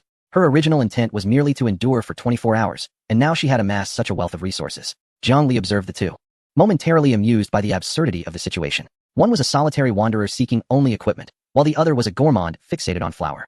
Had they left her with all the most valuable core resources? Very well. Zhongli decided not to be overly modest, sweeping all the remaining items into her possession. Then I shall graciously accept, she declared. However, as she held up the multifunctional tactical vest blueprint, she gave it a gentle shake. This blueprint is not a one-time use. Once I return and complete it, I shall gift each of you a piece, without any handling fees. Additionally, there are 6 universal material packs. Let us each take 2, as they will undoubtedly prove useful. It is settled. Pineapple Beer nodded, a rare gesture of agreement. Thank you, esteemed one, exclaimed the king of egg tarts, nearly leaping with joy. After distributing the treasures from the boss, the group turned their attention to the bounty left behind by the bald man. It must be said, while their character may be lacking, their wealth is quite substantial. Besides a considerable amount of basic resources such as wood and stone, Zhongli unexpectedly uncovered a crumpled piece of parchment and several exceedingly rare, mithril, or, from the bald man's large backpack. Item, tattered dungeon map, partial areas of layers 1 and 2. Description, though incomplete, it marks the locations of certain hidden rooms and traps. What a treasure! Zhongli's eyes sparkled. With this, their forthcoming explorations would be significantly more efficient, allowing them to bypass perilous regions. Give me this map, Zhongli declared. You may choose the other materials. Pineapple Beer and the king of egg tarts maintained their nonchalant demeanor, indicating their indifference to her taking everything. In the end, Zhongli not only acquired the map and mithril, but also a garden blueprint from the bald man's backpack. In her heart, she silently resolved to offer the two of them some reward upon returning to the snow plains. Once the spoils were divided, Pineapple Beer found a relatively clean corner, leaned against the wall, and closed her eyes to recuperate. Observing her calm demeanor, Zhongli felt a twinge of confusion. Aren't we leaving? She pointed out their surroundings. Recalling the earlier commotion, with the boss dead, new monsters should spawn, or perhaps other players would arrive in response to the noise. According to logic, once a boss room is cleared, lingering too long invites an onslaught of newly spawned minions. Pineapple Beer opened her eyes, casting a tranquil glance at her. No, it won't happen. Elite bosses in such dungeons are unique. Once defeated, they do not respawn. This room is currently the safest place on the entire second layer. She glanced at the system timer, stating, the room will collapse an hour after the boss's demise, randomly transporting us to other areas on the second layer. Until then, this is our absolute safe haven. Let us utilize this hour to restore our stamina. With that, she closed her eyes once more, lapsing into silence. Zhongli and the king of egg tarts exchanged glances. How does she know all this? The king of egg tarts murmured softly. Zhongli furrowed her brow in agreement. Indeed, Pineapple Beer seemed overly familiar with the mechanics of this dungeon, as if she had traversed it before. But how could that be? This was the first time this dungeon had been opened across the entire server. Zhongli regarded the figure shrouded in the black cloak, her curiosity intensifying. However, with the prophet's assurance, Zhongli relaxed. The previous battle had indeed been taxing, especially after consuming those numerous cakes. If she did not take a moment to digest, she might truly feel unwell. She found a spot to sit down, took a sip from a bottle of water, and began to study the freshly acquired map of the underground city. An hour's respite was just enough to strategize their forthcoming actions. Chapter 31, The Treasure King. The three of them gathered together, cherishing this rare moment of tranquility. Perhaps having just emerged from a life-and-death battle, the barriers that once existed between them had considerably diminished. Ah, if only I hadn't traveled through dimensions. The king of egg tarts hugged her knees, gazing at the luminous fluorite above, and with a hint of melancholy. She spoke. I had it all planned out. Once I wrapped up that major engagement banquet order this week, I was going to adopt a stray dog. I had my eye on a little corgi that had lost its tail. So adorable. I even bought a doghouse, which is now just sitting in that corner of the store, gathering dust. She rambled on about her life back on Blue Star. Though her days were filled with early mornings kneading dough, catering to finicky customers, and dealing with a boss who always had different demands, she realized that compared to her current life, her past seemed remarkably beautiful. Let me tell you. Once I baked some small bread, and there was a note saying to add extra chili and skip the cilantro. I called to confirm if the note was correct, and the customer insisted it was. In the end, I might have created the world's first spicy cake. How did it taste? Zhongli listened quietly, her gaze softening a bit. The king of egg tarts adjusted her chin, recalling the experience. How to put it? It wasn't exactly inedible, but the flavor was rather peculiar. Strangely enough, the customer never left me a bad review. Is it possible she was just an ordinary person who felt embarrassed to admit her mistake? Jiangli chuckled. Hey, that theory isn't half bad. The king of egg tarts responded, suddenly enlightened. But if I were to make this spicy bread here, would it yield some peculiar buffs? That is something worth investigating. You're so generous. I'll reward you by ensuring you're my exclusive supplier in the future. Jiangli replied. One must admit that the king of egg tarts had a significant advantage. Typically, system food in dungeons could only restore half or 1 point of health, with the sole method of recovery being to visit the resting area at the center of the underground city. Hehe. If I manage to create a new flavor, you'll be the first to sample it, the king of egg tarts exclaimed joyfully. By the way, what did you do back on Blue Star? Jiangli took a sip of water, a self-deprecating smile gracing her face. Before I crossed over, I owned a hardware store. A flicker of coldness crossed Jiangli's eyes as she recalled the relatives who had repeatedly made her life difficult over compensation, driving her to the brink. As they conversed, their gazes inadvertently settled on the ever-silent Pineapple Beer. Sister Pineapple Beer, what about you? The king of egg tarts inquired with curiosity.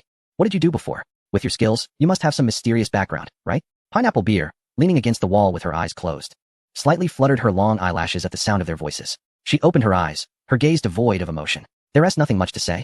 The past is the past, she replied coolly. Jiang Li and the king of egg tarts exchanged a glance, understanding without further inquiry. After a brief pause, Pineapple Beer suddenly stood up, adjusting her gear. Time was of the essence. She glanced at her wrist. In 5 minutes, this room would collapse and reset. We must leave, she declared. Jiang Li also rose, brushing the dust from her trousers. Let us go. The trio exited the stone chamber, returning to the dimly lit and profound corridor. As they stepped outside, the previously united trio halted at the fork in the path. Pineapple Beer, without a glance at the map Jiang Li held, turned resolutely to the left passage. Jiang Li was momentarily taken aback. She glanced down at her tattered underground city map. That direction did not lead to the safety hall. According to the markings, it led to another area on the second floor, indicating the presence of another boss room. Wait, Jiang Li called out to her. Aren't we heading to the safety hall on the second floor? That direction only leads to a boss room. I am aware, Pineapple Beer replied without turning back, her steps unwavering. Then why go there? Jiang Li questioned incredulously. Our health isn't fully restored, and we've already gained plenty. Is it wise to take such a risk? The king of egg tarts, equally anxious, rummaged through her backpack. Indeed, Pineapple Beer, my stock of desserts is dwindling. I only have 7 pieces of that healing cream cake left. Pineapple Beer paused, glancing back at the two. Thank you, she said softly, but I must go. I know my limits. With that, she offered no further explanation, her form flickering like a black specter as she vanished into the dark passage, leaving behind a faint echo in the air. Perhaps we shall meet again. Jiang Li watched the disappearing figure, her brow furrowed. What secrets did this person hold? With a sigh, she withdrew her gaze. This was her own decision. Since she could not dissuade her, all that remained was to wish her good fortune. She turned, comparing the map, and looked toward the safer right passage. We should proceed as well. Let us not waste time. Our goal is to survive, and perhaps earn some rewards. Such perilous endeavors are better left to the top players. In the hours that followed, Jiang Li and the king of egg tarts embarked on their scavenging journey. Without Pineapple Beer's formidable damage output, and with the king of egg tart supplies dwindling, the duo advanced gradually but steadily. Defeated corrupted zombie, experience gained, 6. Defeated phantom mage, experience gained, 8. Though the experience was shared, it was still considerable. Jiang Li's experience bar was visibly approaching the next level, while the king of egg tarts had successfully reached level 3. Look over there. The king of egg tarts exclaimed, pointing excitedly at an inconspicuous corner. Isn't that a chest? Jiang Li followed her gaze. Behind a pile of rubble, a glimmer of bronze was faintly visible. Indeed, it appears to be. The two rushed over to pry open the stones. Indeed, a bronze chest lay quietly within. Let me try my luck, exclaimed the king of egg tarts, rubbing his hands together with enthusiasm as he lifted the lid of the chest. Acquired, hemostatic herb, X10. Acquired, iron sword, white quality, X1, strength 1. Acquired, chocolate flour, special ingredient, X2 bags. Acquired, energy core X2. Acquired, steel X10. Although the loot was not exceptional, it was quite fortunate for a chest found by chance. However, this was merely the beginning. In less than 20 minutes, hey, over here, there's another hole. It seems something is inside. The king of egg tarts discovered a second bronze chest hidden behind a wall obscured by vines. Look, there's a treasure chest here. Jiang Li recalled her arduous journey of battling monsters, scouring every nook and cranny, yet finding nothing, and then glanced at the king of egg tarts, who was grinning foolishly and could practically trip over treasure chests. A sense of sorrow, known as the plight of the unlucky, washed over her. Is this the realm of the fortunate? Is this what they call fools or blessed? Egg tart. Jiang Li suddenly regarded her with a serious expression. Huh, what's wrong, boss? Are there monsters? The king of egg tarts nervously raised her frying pan. No. Jiang Li patted her shoulder and said earnestly, from now on, you shall handle all the rough work of opening chests. You are simply too clumsy. What? I'm not clumsy. The king of egg tarts replied, confused. Although she did not fully comprehend the remark, she beamed with joy at the praise from her superior. All right, leave it to me. Just as the two were battling monsters and opening chests in a relatively relaxed atmosphere, a strange noise suddenly echoed ahead. It sounded as if many were arguing. Jiang Li immediately gestured for silence and pulled the king of egg tarts into the nearby shadows. The survivors on the second level were already scarce, and those gathered to quarrel were surely not of good nature. Let go of that chest. We saw it first. Saw it first? What does that matter? The one with the bigger fist gets to decide. Get lost. Your side is too domineering. We risked our lives to lure away the monsters to discover this. From around the corner, the shouting grew louder, accompanied by the clanging of weapons. Jiang Li and the king of egg tarts, hidden in the shadows, peeked around the corner to observe. They beheld a somewhat spacious stone hall where two factions were locked in a tense standoff. One side consisted of a group of 5 or 6 makeshift survivors clad in mismatched gear, all injured, their expressions a mix of indignation and fear. Behind them shimmered a chest radiating a faint silver light. A silver chest. Jiang Li's pupils narrowed in shock. It was important to note that silver chests were quite rare rewards for them at this stage. Defeating an elite boss would yield only 2 silver chests. On the opposing side stood a group of 5 players, all adorned in matching red shoulder armor. At the forefront stood a man with a buzz cut, his gaze malevolent, idly toying with 2 daggers, a mocking smile adorning his face. Jiang Li furrowed his brows. Yet another member of the Dark Knight Guild. It seemed their influence was indeed substantial. However, compared to the bald-headed men from before, this group was evidently equipped at a lower tier. Arrogant, the buzz-cut man scoffed. In this cursed place, strength dictates the rules. If you know what is good for you, scram, or I'll make sure your belongings meet the same fate. You. A middle-aged man leading the opposing group trembled with rage, but upon glancing at his bloodied comrades behind him, he gritted his teeth and ultimately chose to yield. Fine. Take the chest. We are leaving. Such is the harsh reality. Without power, even the act of breathing becomes a transgression. Just as this band of survivors prepared to retreat, and the buzzcut man readied himself to claim the spoils, a sudden, melodious chime resonated through the stone hall. As if from another realm, everyone froze in astonishment. The sound was utterly discordant, a stark contrast to the ominous atmosphere of the underground dungeon. Almost immediately, the air in the center of the hall rippled like water. A small wooden door adorned with colorful lanterns materialized out of thin air. A crooked sign hung from it. Reading, limited time sale at the Goblin Merchant. Creak. The door swung open. Out stepped a diminutive figure, barely half a man's height, with green skin, pointed ears, and a prominent nose. Dressed in a garishly colorful tailcoat and sporting exaggerated golden spectacles, he leaned on a staff embedded with a colossal gemstone. Welcome, welcome. The Goblin Merchant beamed widely, revealing a mouthful of golden teeth, his voice high-pitched and shrill. Esteemed adventurers. Who would have thought we'd encounter so many prime customers in such a desolate place? How fortunate. A profound silence engulfed the room. The buzzcut man's entourage, the scattered individuals, and even Jiang Li, concealed in the shadows, were all taken aback. Was there something amiss with this scene? Yet, the Goblin Merchant appeared unconcerned with their bewilderment. With a flourish of his staff, the silver treasure chest, which had been fiercely contended, suddenly flew to his feet as if drawn by an unseen magnet. Oh my, an unopened silver chest as an entry ticket? Splendid. It seems you all possess quite the sincerity. What are you doing? That is mine. The buzzcut man, seeing the chest snatched away, instinctively lunged forward to reclaim it. Impudent. The Goblin Merchant's expression darkened, his previously amiable demeanor transforming into something sinister. With a gentle tap of his staff against the ground, a terrifying bolt of purple lightning descended from above, striking the ground precisely where the buzzcut man had stood. The solid rock floor was instantly melted into a large pit, emitting wisps of smoke. The buzzcut man, paralyzed with fear, collapsed to the ground, his face as pale as a ghost. Had that lightning struck him directly, he would have been reduced to ashes. In my domain, one must adhere to my rules.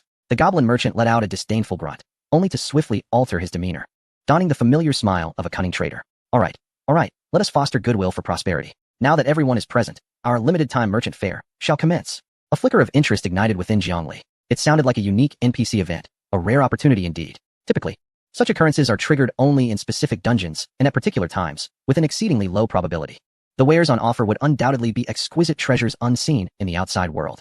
Let us take a look, Jiang Li urged, pulling the still-dazed egg tart king into the light. As the auction was hosted by an NPC, it was assuredly a safe zone. Anyone with wealth could participate. The moment Jiang Li and her companion emerged, the gazes of others turned slightly hostile, yet none dared to act out under the Goblin Merchant's intimidating presence. A few scattered survivors mustered the courage to stay, for none wished to miss such a chance. Excellent. New customers have arrived. The Goblin Merchant nodded in satisfaction, gesturing grandly. 4 pedestals materialized before the crowd, each adorned with a protective light covering 4 different items. The first item. The Goblin Merchant pointed to the first pedestal, a network tablet. It bypasses network restrictions and grants access to major websites. Of course, this network only contains data backed up prior to the game's commencement. Only survivors wielding such items can access it. Starting bid, 20 ice tokens, or equivalent materials. Jiang Li's breath hitched. A tablet with internet access. This was a remarkable find. With such a device, her leisure time would never again be dull, even though she often found herself occupied. Yet, this item must be hers. Who could resist a tablet with internet in a frozen apocalypse? 25 tokens. Before Jiang Li could voice her bid, a henchman from the crew of the buzzcut man called out. 30. Another survivor player gritted their teeth and followed suit. 40. The buzzcut man clearly recognized the item's worth and immediately raised the bid. Jiang Li glanced at her backpack. Prior to this dungeon, she had accumulated 150 tokens through achievement rewards. However, it appeared she was not the only one to have completed hidden achievements. Others had inadvertently gathered some tokens as well. Just as she hesitated, she was pleasantly surprised to discover that the peculiar items dropped by minor monsters in her backpack, such as skulls and magic crystals, could be exchanged for ice tokens.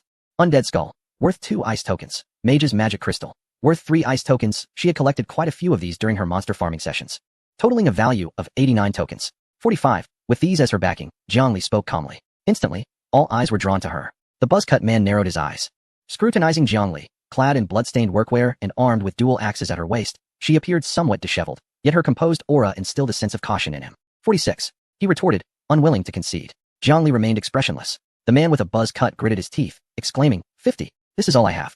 If you raise it again, I shall bid 51. However, Jiangli interrupted his fierce proclamation with an unwavering calmness. The buzzcut man, visibly distressed as if he had swallowed a fly, could only glare at Jiangli and ultimately conceded, abandoning his bid. Sold. The goblin merchant's grin was wide, revealing his teeth as he congratulated the lovely lady. This tablet is now yours. Jiangli stepped forward, producing some dropped items to offset the tokens, and then took possession of the tablet, which stood out starkly against its surroundings. She merely activated the screen briefly before stowing it away in her backpack. In such circumstances, it was all too easy to incite envy in others, so it was prudent to keep it concealed. Next came the second item. The goblin merchant unveiled the cloth covering the second display. It revealed a seed radiating a soft green vitality, yet strangely, flickers of black electricity danced across its surface.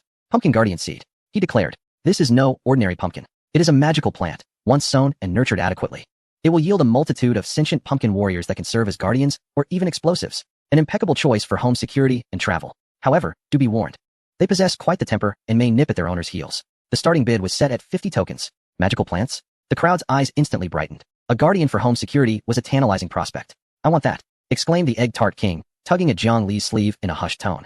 Outside her camp was merely a wooden fence, and the roving zombies were quite terrifying. Her own combat prowess was lacking, making a guardian all the more essential. Jiangli glanced at her, smiling gently. It's fine. If you desire it, go ahead and bid. I won't compete with you. 51, declared the egg tart king first. Moreover, this item evidently piqued the interest of the buzzcut man's group. A plant that could serve as a guardian was a strategic asset for anyone. 60. After a brief consultation, the buzzcut man finally announced a new price. Ugh, 60 is rather steep. The egg tart king's expression dimmed slightly. Her entire fortune amounted to merely 55 tokens. Shall I lend you some to compete? Jiangli inquired. The egg tart king hesitated but soon nodded appreciatively. No, it's all right. I'll just observe. Thank you, esteemed one. After all, she was uncertain of the specific capabilities of the magical plant and preferred not to owe Jiangli a favor over something so ambiguous. 65. I shall take this. Just then, a cold voice emerged from the entrance of the stone hall. The crowd turned to see Pineapple Beer, who had parted ways with Jiangli earlier, limping into the room. Half of her body was stained crimson with blood, indicating she bore serious injuries. Yet, in her hand, she clutched a blood-soaked bag. She tossed the bag to the goblin merchant, declaring, the materials within are worth 100 tokens. I will pay an additional 100 tokens. I will take all the remaining items. The goblin merchant received the bag, and, upon peering inside, his green bean-like eyes widened in astonishment. 2 boss cores. This is more than sufficient. However, I have yet to disclose what the last 2 rewards are. No need for that. I simply asked if you were selling. Pineapple Beer maintained a calm demeanor. Deal. All 3 items are yours. The goblin merchant wore a sycophantic smile, clearly eager to conclude the auction without further delay, as Pineapple Beer's bid had rendered him disinterested in prolonging the event. Chapter 33. The cunning NPC. The audience erupted in astonishment. Hey, isn't that rather domineering? From the Dark Knight Guild, a scarred man could no longer contain himself, exclaiming, without even discerning what the items were, you've monopolized the entire lot? This is an auction. Indeed. I too possess tokens. Why are we not allowed to bid? Others murmured their dissatisfaction from the crowd. Such blatant suppression of others' opportunities was bound to incite animosity among the attendees. Yet, Pineapple Beer paid no heed to the uproar, merely observing the commotion with quiet composure. The goblin merchant grinned widely, revealing a mouthful of gold teeth, his laughter carrying a hint of significance. Oh my, this esteemed guest is truly generous. I relish customers of such audacity. He offered no chance for dissent, directly waving his cane. The remaining items belong to this young lady. Until we meet again. As his words fell, the 3 items shielded by a luminescent barrier were instantly released, soaring into Pineapple Beer's backpack without allowing anyone a glimpse. This was nothing short of blatant favoritism. Pineapple Beer accepted the seeds but did not stow them away. Instead, she turned and casually tossed them to the egg tart king, who stood nearby. Here, take this. Her voice was somewhat feeble, yet still commanding. I owe you a favor, and now I have repaid it. The crowd gasped in disbelief. How extravagant. A seed of immeasurable worth, given away so readily? The egg tart king fumbled to catch the seed, tears nearly spilling from his eyes. Sister Pineapple Beer, how are you injured? Sob sob sob. The buzzcut man's expression was dark enough to drip with malice. He glared at Pineapple Beer, a tumult of greed and fury swirling within his gaze. Very well, he muttered through clenched teeth. However, the most exhilarating moment was yet to come. Just as the transaction concluded, a chime rang out. Ding dong. Congratulations to this young lady for earning the title of Goblin Merchant Trade Star. The Goblin Merchant, as if conjuring a trick, produced a silver treasure chest from behind him. As a reward, this chest is yours. What? The audience erupted once more. That silver treasure chest. It was the very item they had fought fiercely over earlier. How could it now be so freely bestowed upon Pineapple Beer? By what right? The buzzcut man could no longer contain himself, stepping forward to roar. This is unfair. Unfair? The goblin merchant cast a disdainful glance at him. His shrill voice laced with mockery. In my realm, those who bring me joy are deemed divine. As for you paupers, perhaps it would be best to remain silent. With that, he pushed the treasure chest toward Pineapple Beer, winking mysteriously, his beady eyes sparkling with a mischievous glint. However, he surveyed the surrounding players with unfriendly gazes, deliberately elongating his voice. During the trading process, my rules are absolute. No one is permitted to act violently here. However, once the guild meeting concludes, your affairs are your own. At that point, who lives and who dies is no concern of mine. He conveyed to everyone. For now, I will not allow you to fight, but once I depart, you may rely on your own abilities. After stating this, the goblin merchant elegantly doffed his hat to Pineapple Beer and Jiang Li, wearing a smile that suggested he was eager for the spectacle. Enjoy yourselves, he said, turning to walk through the illusory neon wooden door. With a snap, the door vanished as if it had never existed, taking with it the crisp sound of a bell. What does this NPC mean? Is he inciting crime? Jiang Li couldn't help but scoff. With the supplies for egg tart dwindling, it was an unsuitable time for conflict. The stone hall fell into a profound silence, yet this stillness did not endure for long. With the disappearance of the goblin merchant, the invisible pressure weighing on everyone dissipated. Greed surged within their hearts like rampant weeds. The members of the Dark Knight Guild were the first to move. They fanned out in a semicircle, subtly encircling Jiang Li and her companions. The surviving lone players, though fearful of intervening, did not leave. Instead, they retreated to a more distant corner, watching with the hope of seizing an opportunity. TSK, TSK, TSK. The buzzcut man played with two daggers, his gaze flickering back and forth over Pineapple Beer. What had begun as a simple desire to purchase items unexpectedly turned into an encounter with a particularly plump target. He observed keenly. Although Pineapple Beer had recently acquired a plethora of valuable items, including a silver chest, her condition was dire. Her tattered black cloak was stained with blood, though it was the blood of monsters. Her pale complexion and slightly trembling fingers betrayed her true state. She was indeed at the end of her strength. Hand over your possessions, and I may consider granting you a swift death, the buzzcut man sneered. Before Pineapple Beer could respond, a small figure suddenly stepped in front of her. Though Egg Tart King was also frightened, she resolutely stood her ground. In a flurry, she pulled out the last two pieces of strawberry cream cake from her bag and thrust them into Pineapple Beer's hands. Hurry, eat this to regain health. Pineapple Beer glanced at the slightly squished cake in her hand, and then at the trembling figure shielding her. Thank you, she whispered. Yet she did not push Egg Tart King away. Instead, she silently took a bite of the cake. Just then, another figure approached. Jiang Li unsheathed the Riftwind dual axes from her waist, weighing them in her hands. She positioned herself squarely in front of the group, her gaze unsettlingly calm. The Dark Knight Guild, is it? And the bald man is also part of your guild? The buzzcut man was taken aback, a flicker of suspicion crossing his eyes. What did this woman mean? What's wrong? The bald man was indeed their vice president and one of the key players leading the team into the dungeon. However, he had just sent a message, revealing that the other party had been eliminated. A cold smile crept upon Jiang Li's lips, a grin that inexplicably sent a chill down the spine of the buzzcut man. Take one more step forward, and I shall send you to meet him as well. The words echoed through the room, causing an uproar. What? The vice president was killed by her? Impossible. The bald man from the Dark Knight Guild had come with several brothers, and their equipment was formidable. How could this woman possibly accomplish that? The buzzcut man's expression fluctuated between disbelief and uncertainty. These three women appeared to be nothing more than mere distractions, save for the one cloaked in black, who bore a hint of menace. One wielded an axe, while the other simply tossed cakes. How could they have slain the vice president? Yet the vice president had indeed been eliminated. The chat within the dungeon and the snowy expanse were not interconnected, leaving them unable to verify. Humph, stop the bluster. A lackey beside the buzzcut man could no longer contain himself. Come on, boss, she's just a woman. With all our brothers, a single spit from each of us would drown them. Exactly. Time is running out. Once we finish this job and divide the spoils, we can hide away until it's over. That is a sure profit. Under the immense temptation of profit, rationality often crumbles. That silver treasure chest, along with the pile of mysterious goods just purchased, was enough to spur one to take risks. Brothers, charge. The buzzcut man finally made up his mind, his eyes gleaming with malice, intent on slaughtering them all and seizing the loot. Whoever grabbed it kept it. Kill. With a command, 7 or 8 members of the Dark Knight Guild brandished their weapons, descending upon them like a pack of ravenous wolves. Seeking death, Jiang Li gripped her axes tightly. Chapter 34, The Reborn One Boom. The axes in Jiang Li's hands struck down with unparalleled force upon the foremost henchman. The seemingly sturdy wooden shield shattered under her level 5, 24-point strength, single-handed blow. The player felt an overwhelming force akin to being struck by a train surge through his arm, sending him flying backward, blood spraying from his mouth. What the hell? The buzzcut man behind him was nearly wide-eyed with terror. With one hand, she killed a fully armored warrior in a single swing? What kind of monster is this? Hadn't he been so boisterous just moments ago? Jiang Li's face remained impassive. Let me quietly inform you, I've got issues. A lunatic. Jiang Li raised her axe, brandishing it theatrically. That bald man wanted to take my belongings. Do you want to guess how I dealt with him? Torturing people here isn't illegal. I drew a pig's head on his bald head with my axe, and he bled profusely. He screamed so pitifully. Do you want to give it a try? Jiang Li grinned wickedly at the buzz-cut man across from her, who could only feel a profound unease from her smile. What kind of person is this? After a moment of hesitation, a young lad with yellow hair could no longer resist the temptation of various high-tier items and charged forward with a dagger drawn. Without determination, how can one achieve wealth? Jiang Li smiled, swiftly delivering a series of devastating blows that felled her opponent. Meanwhile, on the other side, the crossbow in Pineapple Beer's hands was subtly raised. Whoosh! An arrow pierced precisely into the man's forehead. A scream escaped his lips, his health depleted entirely. And he vanished, leaving behind only a supply box. Oh, why did you kill him? I hadn't even carved my mark yet, the blonde hair. The golden red is quite nice too. Jiang Li continued her charade. Hiss. The remaining few were utterly terrified by Jiang Li's formidable presence, retreating in haste. Too intimidated to advance. The previously restless survivors now stood in stunned silence, lowering their heads in fear of crossing paths with this female harbinger of death. I had given you a chance, Jiang Li declared, showing no inclination to linger. Although the victory appeared effortless, she was acutely aware of her own precarious condition. Her health was at half, and the recent surge of activity had drained her stamina significantly. More critically, the supplies from the Egg Tart King had run dry. Should this group disregard their lives and charge recklessly, and if the scattered survivors joined in, the risk of a drawn-out battle was substantial. Adopting an air of aloof superiority, Jiang Li snorted dismissively, pulling the still-dazed Egg Tart King along and exchanging a glance with Pineapple Beer. The trio swiftly retreated from the stone hall, vanishing into the depths of the dim corridor, leaving a throng of astonished individuals behind. Once out of sight, Pineapple Beer immediately assumed command.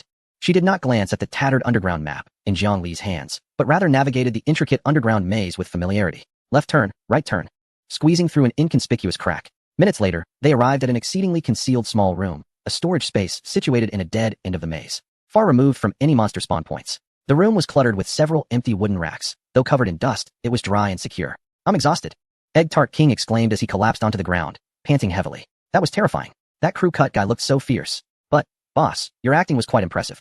I thought you genuinely wanted to fight them. Jiang Li also exhaled in relief, leaning against the wall to sit down and taking a sip from her water flask. I was merely toying with them. We have no cake left, and the dungeon time is running out. If it comes to a real fight, we could very well face defeat. Better to play it safe. I wonder if they will retaliate once they realize what happened. Jiang Li opened the dungeon region channel for a quick glance. Indeed. June family, crew cut guy, everyone be cautious. Just now, 3 women stole our treasure and killed 2 of my brothers. Especially that one with the dual axes. She is a woman with such high attributes. She must possess exceptional equipment. June family, crew cut guy, are there any brothers willing to join in taking them down? Brothers from the Nightshade Guild, gather at level 2. Area B, the vice president was also taken out by them. Can we really tolerate this? Is it true? Those 3 women are that fierce. One bystander questioned. Another replied, it seems to be true. I just saw them with quite a few valuable items. Is it true? I'm heading over now, exclaimed a member of the Night Guild. Everyone, if you've encountered them, please notify each other. They kill without hesitation and specialize in ambushes for looting resources. Such shameless individuals should be dealt with by our Night Guild. All members, gather now. This madwoman is very dangerous. Observing the exaggerated slander and incitement on the screen, Jiang Li let out a cold laugh. This group, unable to compete, resorted to a war of public opinion, attempting to use others to do their bidding. How outrageous. It was they who sought to steal our possessions, yet they turned the tables on us. Dan Tart was about to retort, but Jiang Li stopped her. There was no need. Responding would only reveal their IDs. Once we crafted our new equipment, we would settle the score with them. Jiang Li believed that to explain would only expose her identity. If she kept her ID hidden, no one would know who she was. In the vast expanse of the snowfield, they were all strangers to one another, so it mattered little. Moreover, there were only 6 hours left until the dungeon concluded. As long as they could endure, victory was assured. Is this place safe? Jiang Li turned to Pineapple Beer. Her doubts had grown increasingly pronounced since earlier. Pineapple Beer was so familiar with this dungeon that it felt as though she were home. Whether it was the mechanics of the boss, the intricate paths, or even the hidden safe house not marked on the map, she knew it all. This was certainly unusual. Pineapple Beer sat on a nearby wooden crate, tending to a wound on her arm. Upon hearing Jiang Li's question, her movements momentarily paused. It's very safe, she replied nonchalantly. This is a bug area generated by the dungeon, a forgotten corner of the system. Unless someone stumbles upon it by mistake, monsters won't respawn here. Jiang Li narrowed her eyes. A bug area? How do you know? Pineapple Beer fell silent. She lifted her head, her cool gaze appearing particularly profound in the dim light. She glanced at Jiang Li and then at Dan Tart, who was lost in thought while cradling a frying pan. After a prolonged silence, she spoke. I discovered it before. Do you believe me? Jiang Li was taken aback. Before? Isn't this the first time this dungeon has opened? Indeed. Dan Tart interjected. The system announcement said it's the inaugural dungeon. Pineapple Beer hesitated before responding. For you, it is the first time. But for me, she took a deep breath, as if steeling herself for a revelation. This is my second experience in this world. Jiang Li's eyes widened, and she nearly dropped her water bottle. Are you saying you were reborn? This game was utterly absurd. She had thought that encountering a bug that allowed her to disregard crafting levels was the pinnacle of absurdity. Yet here was talk of rebirth. Sort of. Pineapple Beer leaned against the wall, her gaze becoming somewhat distant. I don't know how to explain it. I was indeed one of the Blue Star people who was transported to the snowfield after the countdown, but for reasons unknown, after crossing over, I gained an additional memory. It seems as though I have been struggling in the snowfields for 2 long years. I cannot ascertain whether that person is truly me, nor can I distinguish that fragment of memory. Yet it torments me deeply. At times, I find it challenging to differentiate between the past and the present, particularly in my dreams. The terminus of my recollections lingers at the 20th level of the dungeon, and I feel compelled to devise a means to return there to unravel the truth.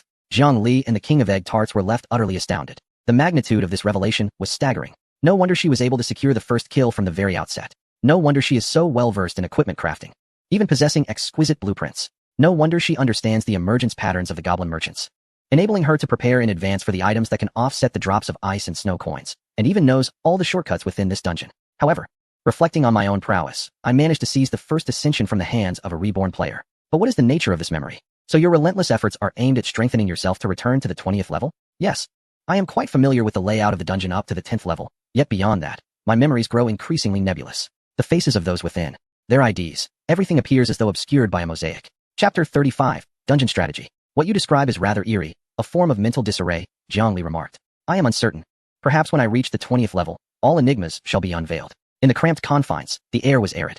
Upon learning of Pineapple Beer's identity as a reborn player, Jiang Li and the King of Egg Tarts regarded her with newfound respect. Given that you possess previous memories, might you divulge a glimpse of what the snowfields will become? While she currently enjoys a comfortable existence, an incessant sense of dread lingers in her heart. Pineapple Beer leaned against the wall, idly toying with her crossbow, seemingly organizing her thoughts. It will become worse, she pronounced softly.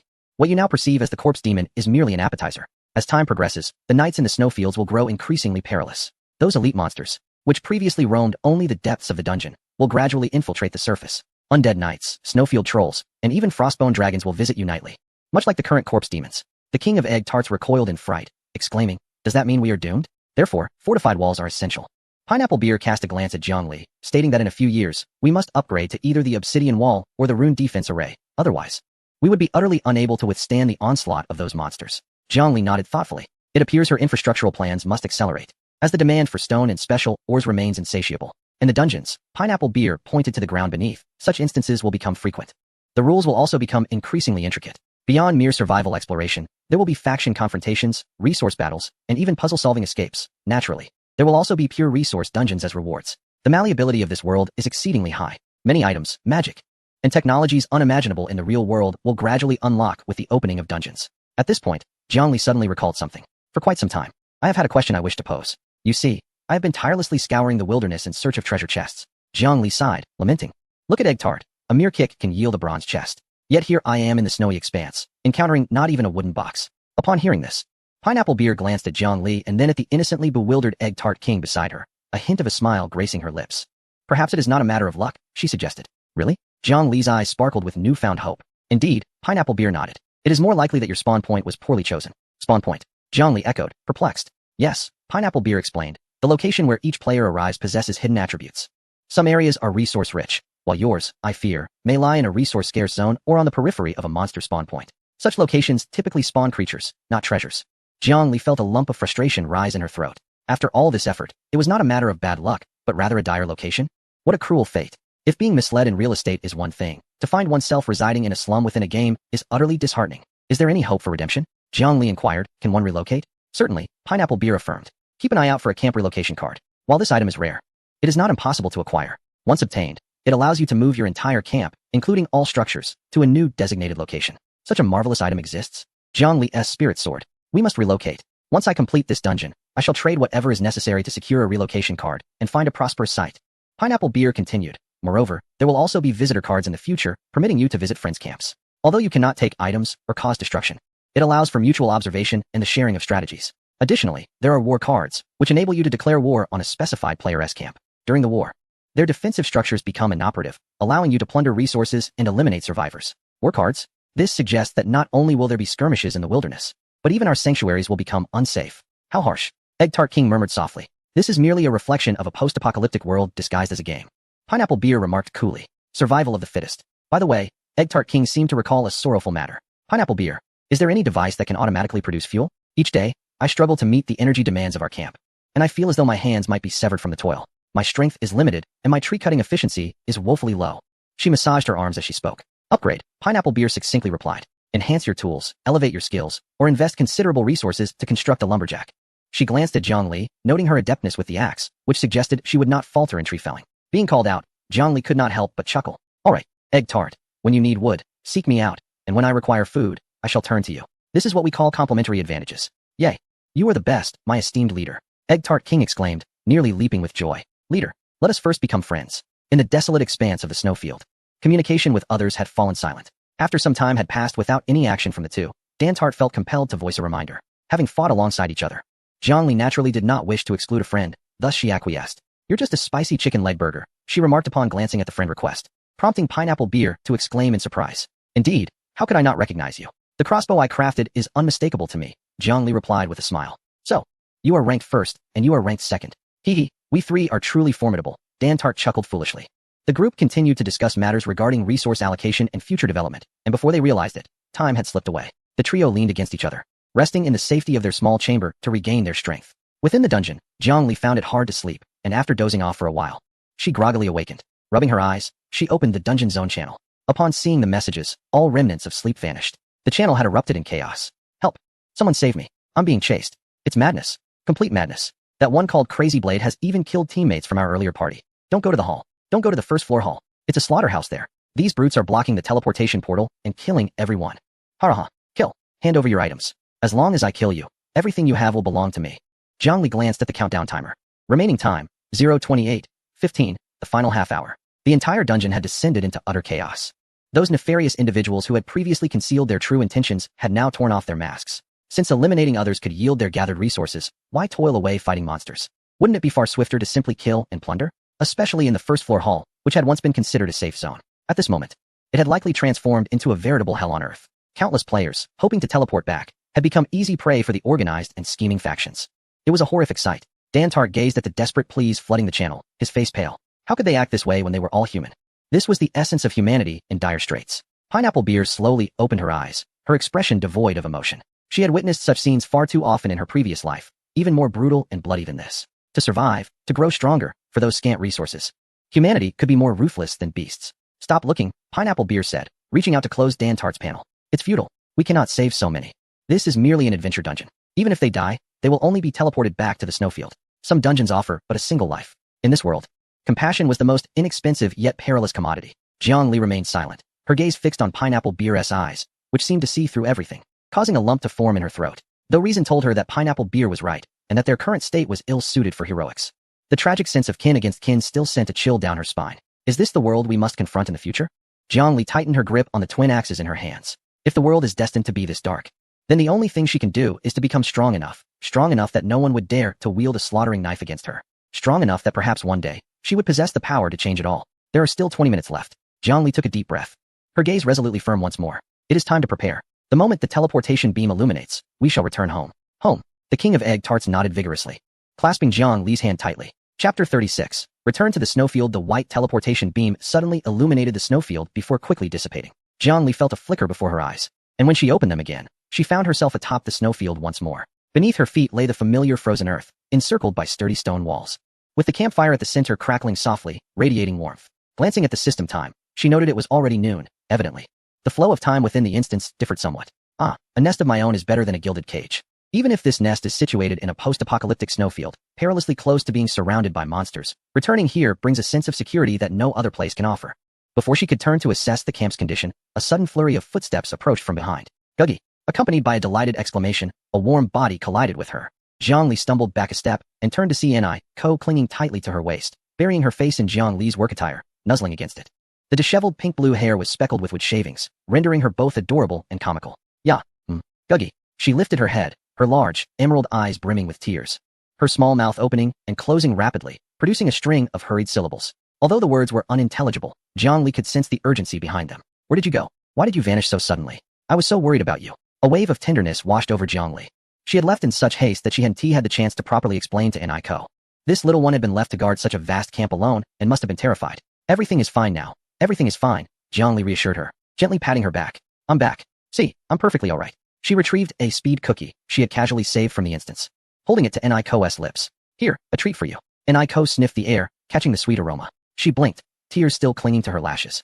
But her mouth obediently opened, and she took a hearty bite of the cookie. watching her chew while still tightly grasping the hem of Jiang Li's clothing.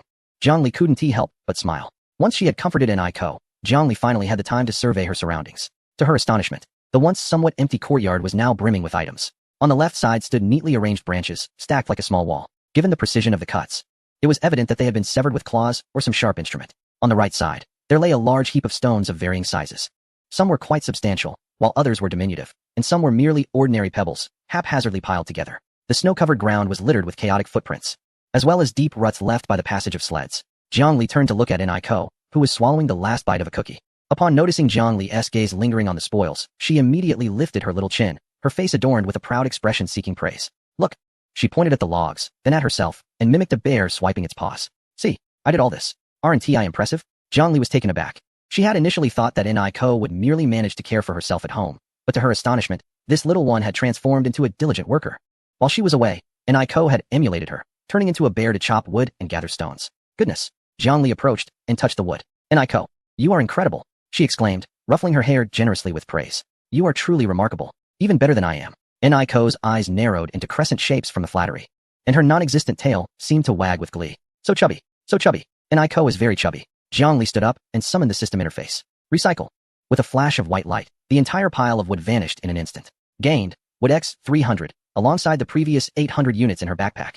Her stock of wood now surged past the 4-digit mark, reaching an astonishing 1100. Now, she need not worry about raw materials for warmth, crafting items for sale, or even for expanding her home in the future. As for the pile of stones, upon testing, most were marked as not meeting stone standards.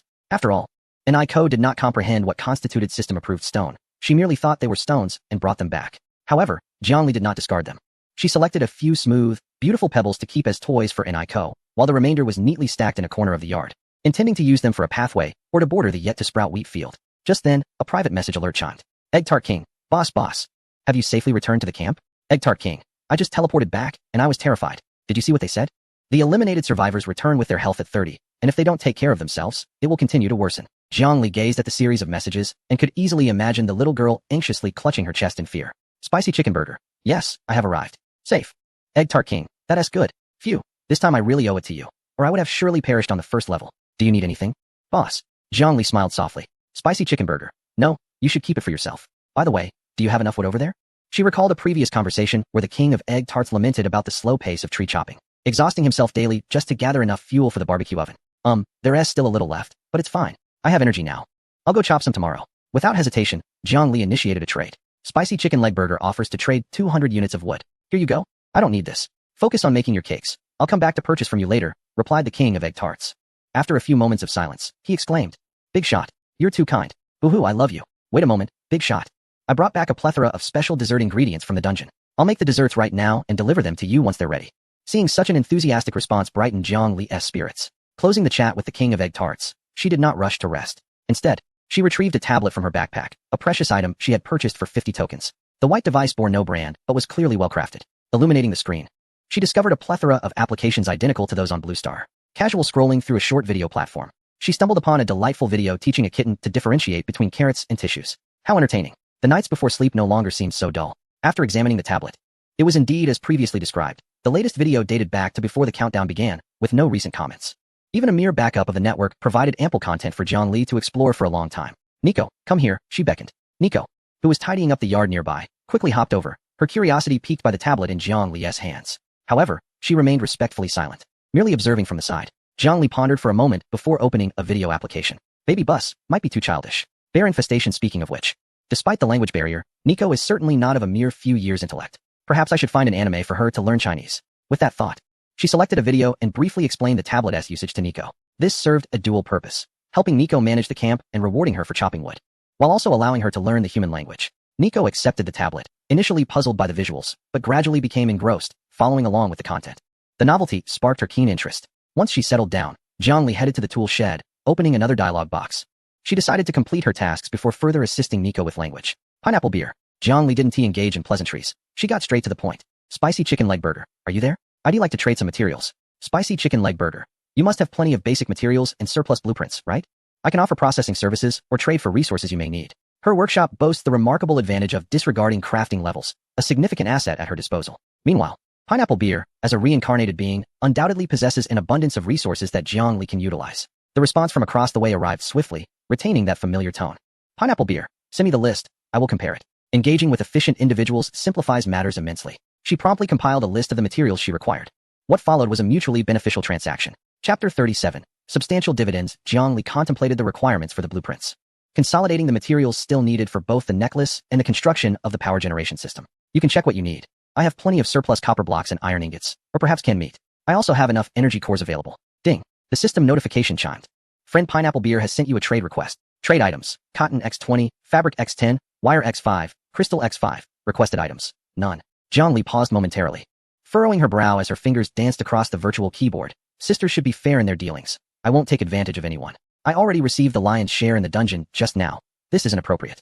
Pineapple Beer's message promptly appeared. Pineapple Beer, I won't be needing these items for the time being. I'll lend them to you. Pineapple Beer, later. I will need to upgrade my equipment. You can assist me with that. Jiang Li. All right, it's a deal. Having accepted the materials, Jiang Li wasted no time and began her tasks. First, she focused on her weapon. She retrieved the 2 weapon enhancement cards obtained from the recent dungeon run, which shimmered with a faint silver light, adorned with intricate runes. She then carefully placed the pair of Riftwind twin axes, which had accompanied her through numerous battles, at the center of her workbench. System notification, excellent grade weapon Riftwind twin axes detected. Would you like to use weapon enhancement cards X2 for enhancement? Note, the quality will be upgraded to rare, blue. Confirm. Jiang Li did not hesitate. The 2 cards transformed into radiant streams of light, entwining around the ebony axes. The workbench glowed brilliantly, the previous pale azure luminescence of the axe blades gradually replaced by a haunting blue radiance. Moments later, the brilliance subsided. Jiang Li grasped the axe handle. It felt weighty, more so than before, but this heft did not impose a burden. Rather, it imparted a profound sense of empowerment. She summoned her attribute panel. Name, Riftwind Twin Axes, Enhanced Version. Quality, Rare, Blue. Attribute bonus, Strength 6, originally 3. Special Effect 1, Dual Wield Speed Boost, Attack Speed increased by 20. Special Effect 2, Timber Harvest increased by 20. New attribute, gained through Enhancement Lifesteal. Each instance of effective damage dealt will siphon a small amount of life force to restore the wielder's stamina and wounds. Durability, 100 hiss. Jiang Li inhaled sharply, her eyes alight with astonishment. The strength bonus had doubled. More importantly, the new Lifesteal attribute was a remarkable addition. In the apocalypse, possessing the ability to drain life is indeed a remarkable boon for sustaining one's energy. This implies that as long as she is not instantly vanquished, her vigor will only grow with each battle. With a swift motion, she brandished her hand axe. Presently, the enhancement from her equipment has bestowed upon her a considerable amount of strength. After a quick mental calculation, Jiang Li deduced that her growth title, Unlucky One, contributes 5 points from her bracers, 3 points from her current weapon, and a total of 6 points. Altogether, that amounts to an impressive 27 points of strength. With this newfound power, she could likely fell a bull from Blue Star with a single punch. Satisfied, Jiang Li secured her dual axes back to her waist. Next, it was time for armor. She retrieved the fabric and cotton provided by Pineapple Beer from her trading panel, along with the remaining materials from her inventory. Blueprint, Multifunctional Tactical Vest, Superior Green.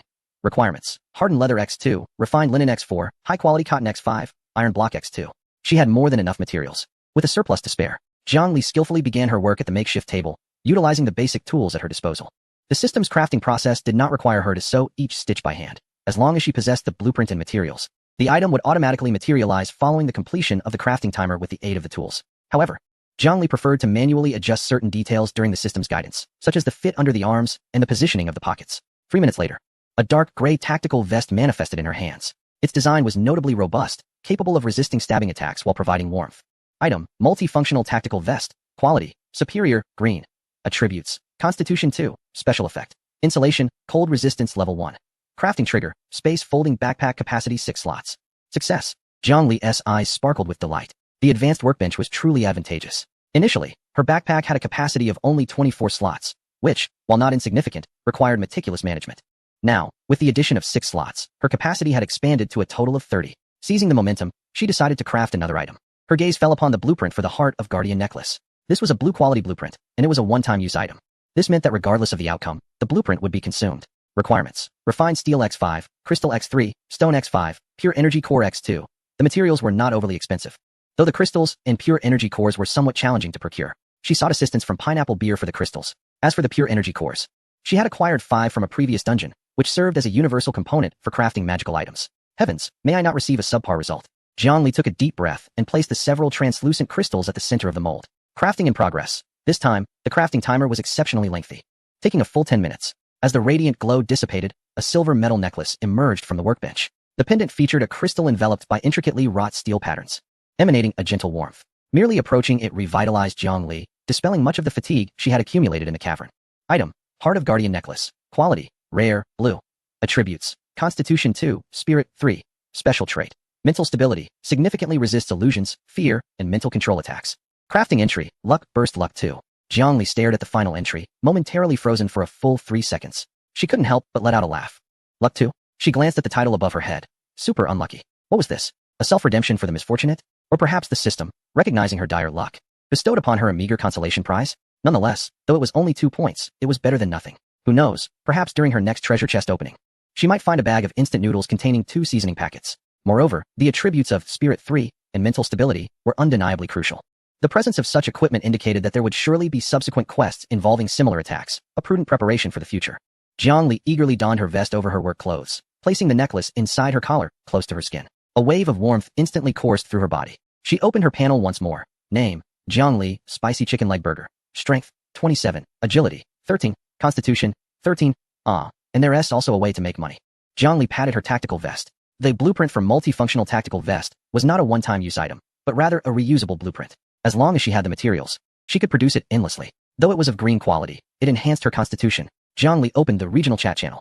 At that moment, the channel was still bustling with activity, most participants expressing their grievances. Does anyone have medicine? I feel like I've caught a cold. Ever since I returned from the dungeon, I felt terrible. Indeed, returning early would reduce health to 30%. Better to recuperate. Heavens, not only did they deduct my health, but they also randomly took away my supplies, even deducting my energy core. I'm just 1 core away from upgrading to a level 3 camp. After a brief glance, she noted that the once boisterous Shadow Guild was now silent. However, since she hadn't revealed her ID to them during the dungeon, she was not concerned about retaliation. Without further ado, Jiangli directly posted the attributes of the multifunctional tactical vest. Spicy Chicken Leg Burger. Undertaking the manufacturing of multifunctional tactical vests. Comes with materials: hardened leather X2, cotton fabric X4, cotton X5, iron block X2. Service fee is 30 of the total material value. Equivalent payment in wood or stone is acceptable.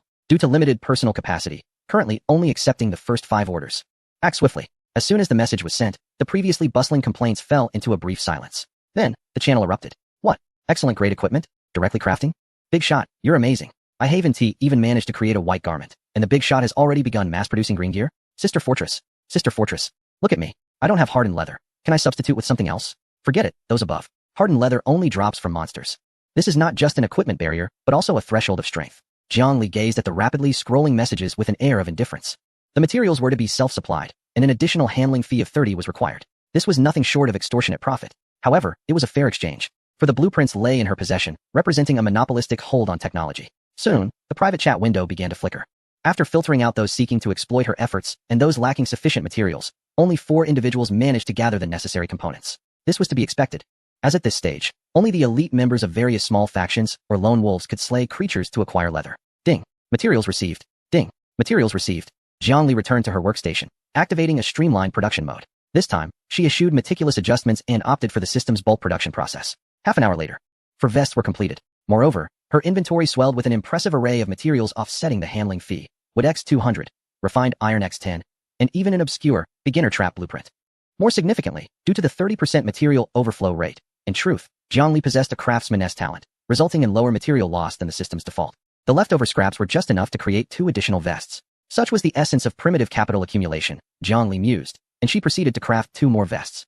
The surplus garments in her possession were practically obtained for free. Without a moment's hesitation, she opened the chat window for Pineapple Beer and Egg Tart King, sending 1 vest each. Spicy Chicken Leg Burger, freshly made, excellent attributes, 1 for each. Almost immediately after sending, she received a response. Egg Tart King. Egg Tart King, wow, you are too kind, Burger Sister. I was just thinking my backpack was insufficient. This outfit is so stylish. I feel I can endure a few more hits now. Egg Tart King. Woo-woo, I don't have much to offer, but my cakes are ready. So I'm sending them all to you. Ding dong. Received a gift from Egg Tart King. Acquired, Strawberry Cream Cake X5. Acquired, Tiramisu X5. Acquired, Flossy Pork Bun X4. Acquired, Special Flowing Heart Bass Cheesecake X1. A total of 15 delightful desserts. Jiangli gazed at the dazzling array of sweets in her backpack, a smile involuntarily gracing her lips. She retrieved a piece of the previously unseen, Flowing Heart Bass Cheesecake. This exquisite creation was a result of Egg Tart King's professional skills. Although the attributes of food items could not be seen in the snowy realm, outside of dungeon environments, only displaying as delicious cake, this did not diminish its worth. The surface bore a caramel-hued, slightly charred crust, emanating a rich aroma of cheese. Jiangli took a gentle bite. Crack. The exterior was slightly crisp, while the interior revealed a semi-fluid cheese core, dense and smooth, with sweetness perfectly balanced, never cloying. In the frigid temperatures of this icy world, a mouthful of such high-calorie, exquisite dessert was nothing short of a euphoric experience, surpassing even the joy of slaying a boss. Jiangli squinted her eyes, savoring the delightful contrast of the crispy, sweet exterior and the creamy cheese center, relishing the perfect sweetness that left her wanting more. Delightful. Jiangli had consumed half of the Basque cake when she abruptly halted. She was no longer alone, as Nico was with her. She stowed away the remaining half of the Basque in her backpack. Chapter 38, Renovating the Interior, Spicy Chicken Burger. This Basque is absolutely phenomenal. Kudos to the chef. King of Egg Tarts. Hehe, I'm glad you enjoy it. I've sent some over to the Pineapple Beer Boss as well. After a moment's hesitation, the King of Egg Tarts finally spoke. King of Egg Tarts, I have a small favor to ask, boss. Image of a finger pointing. Jiangli raised an eyebrow. What is it? King of Egg Tarts. You see, I previously requested a set of exquisite European sofa plans, blueprint. I was thinking that once crafted, we could each have one to enhance our living conditions. However, when I slammed the blueprint onto my workbench just now, the system informed me it was not possible. King of Egg Tarts. The system indicated that my workbench specializes in food processing. While I can bake bread, I am unable to handle intricate woodworking. This sofa requires a woodworking workbench of level 2 or higher. I'm merely a pastry chef. This is quite a tall order. Image of crying. Reading the text on the screen, Jiangli couldn't help but chuckle. Specialization indeed has its merits. Expecting a chef to perform carpentry is truly a bit unreasonable. Nevertheless, this also subtly validated her current advantage. Spicy chicken burger. My workbench meets the requirements. King of Egg Tarts. Boss, I knew you could do it. I happen to have gathered 3 portions of materials, and the blueprint has 4 remaining crafting opportunities. Could I kindly request your assistance? I'll pay you a fee at market price. I assure you, I won't let your efforts go unrewarded. Immediately, a trade request popped up. Trade items. Blueprint for exquisite European sofa set. 4 remaining. Wood X30, stone X10, cotton X15, fabric X6. Cotton X30. Gazing at the pile of materials, Jiangli felt a twinge of sentiment. Jiangli. As for the fee, forget it. This small favor is no trouble at all. She clicked to confirm and accepted the materials. Jiangli did not rush to begin her work. Instead, she instinctively glanced back toward the main house. At this hour, the sound of a chainsaw or hammer from the tool room would typically prompt that curious little head to peek through the door crack, her eyes darting about in tandem with the movements. However, today, the outside remained eerily silent. It seemed the purchase of that tablet was indeed a wise choice. Jiangli smiled softly, turning back to unfold the delicate, golden blueprint on the workbench. Even as mere plans, the depicted sofa exuded a sense of opulence that felt entirely out of place in this post-apocalyptic world. With its vintage European carvings, broad armrests, plush backrest, and a matching marble-patterned coffee table, it was time to begin. Jiangli methodically placed the materials onto the workbench in batches, and a radiant glow emanated forth. As seconds turned into minutes, approximately 4 minutes later buzz. With the completion of the final procedure, 3 brand new European sofa sets stood neatly arranged in the space of the tool room. Even in the dimly lit, unpowered room, the exquisite colors illuminated the surroundings considerably. Item. Exquisite European sofa set. Comfort level. Extremely high. Special effect. Resting on this sofa for 1 hour restores an additional 10 energy points and alleviates muscle soreness. Limited to once per day? To think that even a sofa possesses attribute bonuses. Jiangli felt a surge of delight. The ability to relieve muscle soreness was nothing short of miraculous for survivors who toiled daily, battling ferocious foes. Without hesitation, she opened a private chat and placed all 3 sofa sets into the trading panel, sending them to Egg Tart King. Jiangli, it's ready. All 3 sets are here. The attributes are quite impressive and will restore energy. However, mere seconds after sending the trade request, it was promptly declined. Almost immediately, a new trade request appeared. This time, only 2 sofa sets were offered. Egg Tart King. Hehe, my esteemed partner. You seem to have misunderstood. I prepared 3 materials, intending for our iron triangle to each have 1 set. What would I do with so many sofas when I have no backside to sit on? Egg Tart King. That blueprint has 1 last chance for crafting, and it's yours, my friend. Keep the remaining materials and that sofa. If the last one sells, just share a little of the profit with me, or trade it for wood to help me kindle a fire for baking bread. Jiangli gazed at the screen, her fingers pausing momentarily. In this world, where one could kill for a mere loaf of bread, Egg Tart King's innocent sincerity truly warmed her heart. Jiangli, all right. I shall not be modest then. If the last set sells, the profits will be split 80-20. Accepting the sofa and blueprint, Jiangli stretched her limbs, her joints cracking in a symphony of relief. After toiling for most of the day, the sky outside had completely darkened. It was time to arrange the sofas. The blizzard continued to rage, battering against the stone walls and windows with a rhythmic clap, yet this only served to enhance the tranquility within. Holding a basic portable torch, Jiangli conducted a round of inspection throughout the camp. The stone walls remained intact, and the main gate was securely shut. Everything seemed normal. After confirming safety, she brushed off the snow from her clothes and opened the door to the main house's bedroom. A wave of warmth enveloped her. The fireplace in the room crackled softly. In the corner, on an old mat by the hearth, a familiar small figure sat cross-legged, her head nearly buried in the tablet before her. Nico. With fluffy ears occasionally twitching and a long tail rhythmically tapping on the carpet, she was so engrossed that she hadn't noticed Jiangli's entrance. The tablet was displaying an educational animation for early learners. The volume turned low. Apple, chirped a childish voice from the screen. Nico's mismatched eyes were fixated on the display, her lips moving slightly as she clumsily mimicked the sounds, a low rumble escaping her throat. Caught between a beastly growl and human speech. Alboy's an apple. Jiangli chuckled softly, correcting her as she closed the door behind her, blocking the frigid wind from outside. Startled, Nico jumped like a frightened cat, her tail puffing up in surprise, but upon recognizing Jiangli, her tense body relaxed instantly. Jiangli hesitantly uttered the name, her voice still somewhat awkward and peculiar, imbued with a pronounced nasal quality reminiscent of a wild beast, yet she was indeed speaking. A flicker of surprise danced in her eyes. The efficacy of the early education videos exceeded her expectations. Within mere hours, she could already call out a name. I'm here. Jiangli approached, instinctively ruffling the fluffy head of Nico, the tactile experience as delightful as ever. Were you well behaved today? Nico nodded vigorously, then, as if presenting a treasure, raised the tablet for Jiangli to see, her face radiating a desire for praise. Look, I've been practicing speaking for a long time. Isn't it wonderful? Jiangli generously bestowed her compliments, retrieving a packaged meat floss cake from her pocket and offering it as a reward. Nico's eyes sparkled with delight. She cupped the cake in her hands without unwrapping it, first inhaling its aroma with fervor before cautiously tearing it open, savoring each bite. Witnessing her earnestness, Jiangli felt her heart soften immensely. Come, move this aside. Jiangli gestured towards the wooden table and chairs in the middle of the bedroom. Though occupied with her treat, Nico demonstrated remarkable efficiency. She didn't even transform, effortlessly lifting the chair with one hand and relocating it to the side, showcasing astonishing strength. Once space was cleared, Jiangli opened her backpack. A muffled thud resounded as an exquisitely crafted European-style sofa set materialized in the bedroom. The formerly simple, almost primitive wooden room was now brimming with opulence. The rough wooden stone walls and the stone fireplace stood in stark contrast to the sumptuous velvet vintage European sofa and intricately carved coffee table. The jarring incongruity felt akin to transporting the Palace of Versailles into a caveman's dwelling. This aesthetic clash was rather disconcerting. Jiangli touched her nose, bemused yet amused. Nonetheless, the sofa appeared irresistibly inviting. The deep crimson velvet fabric seemed to dispel the surrounding chill. Nico, momentarily forgetting to chew her cake, stared wide-eyed at the magnificent apparition. She cautiously extended a finger to poke the armrest of the sofa. Soft. She sank into it. It was as if she had discovered a new world. She poked it again, then recoiled in surprise, glancing up at Jiangli, her eyes brimming with confusion. It's for sitting, silly. Jiangli chuckled, taking the initiative to plop down into the plush embrace of the sofa. At that moment, a contented sigh escaped her lips. It was extraordinarily comfortable. The thick cushioning perfectly supported her back, and her weary muscles seemed to celebrate in relief upon contact with the soft fabric. In stark contrast, the hard wooden board bed she had previously slept on felt like a form of punishment. She patted the space beside her, beckoning Nico. Come try it out. Nico hesitated for a moment. Observing that Jiangli had not been swallowed by the soft cushions, she bravely climbed up. Initially, she squatted on the sofa, her feet planted on the precious velvet, her posture resembling that of a vigilant leopard. However, she quickly realized that the sensation beneath her feet was astonishingly soft. She tentatively settled down, and the moment her entire being sank into the cushions, Nico's pupils dilated. Then, she rolled over on the sofa, enveloped in its softness. With her eyes half closed in bliss, she emitted a sound reminiscent of a purring kitten, reveling in the delightful sensation. She seemed utterly enamored with this tactile experience. Rubbing against the sofa cushions, her tail wagging joyfully, occasionally brushing against Jiangli's calf. This shall be our resting area from now on, Jiangli mused, leaning back languidly into the embrace of the sofa, casually retrieving the tablet from the coffee table. Now where did we leave off? Let me check. Nico promptly approached with an obedient demeanor, half of her body still nestled in the sofa, her head resting on Jiangli's shoulder. The screen illuminated, and Jiangli opened the literacy app, pointing at an image displayed. What is this? It depicted a blazing flame. Nico stared at it for a moment, her brow furrowing in contemplation, her heterochromatic pupils narrowing slightly. After a few seconds, she hesitantly ventured, her pronunciation unclear. Fire. Warm? Indeed, it is fire, but warm. I said incorrect.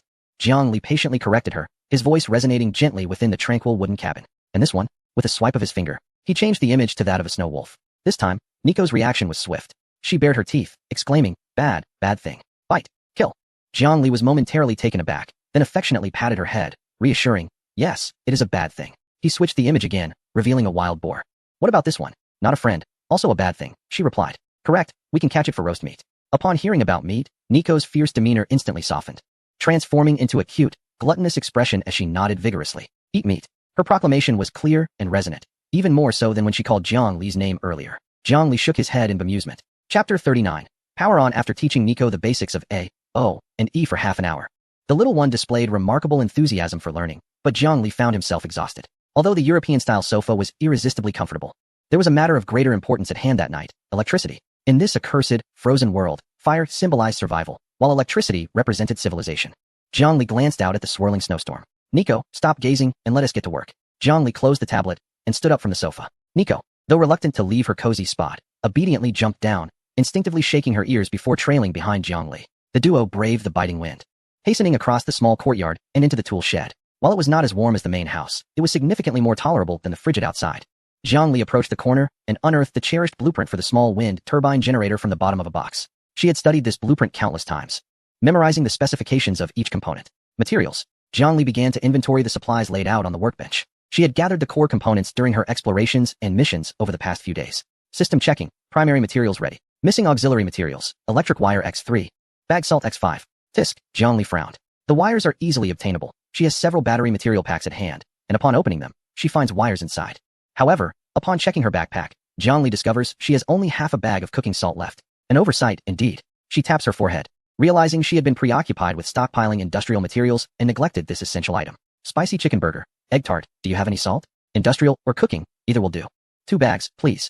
Jiangli decides to inquire with the egg tart king, who prepares food daily and should have a decent supply of salt. Egg tart king, huh? Big shot. I don't have that much salt. 1 bag is sufficient for a long time, and I haven't really kept track. Spicy chicken burger. Alright, never mind.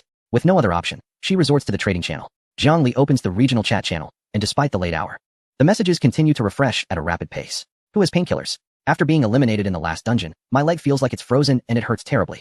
Is anyone forming a team? I want to check out that ice lake. I'm out of water and don't want to eat snow anymore. It's making me weak. The snow seems to be getting heavier today. Have you all noticed?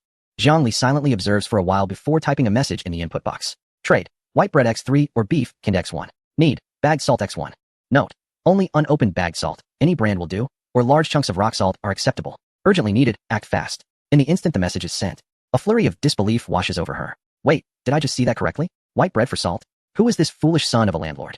What good is salt now? All it does is make an already empty stomach feel hungrier. Take a good look at the ID before you comment. Big shot. I have salt. I have plenty of it. But it's all coarse salt. I've just scavenged a box full and was wondering where to dispose of it. I'll give it all to you. Spicy chicken burger? It's that big shot again. Last time he was selling fine equipment.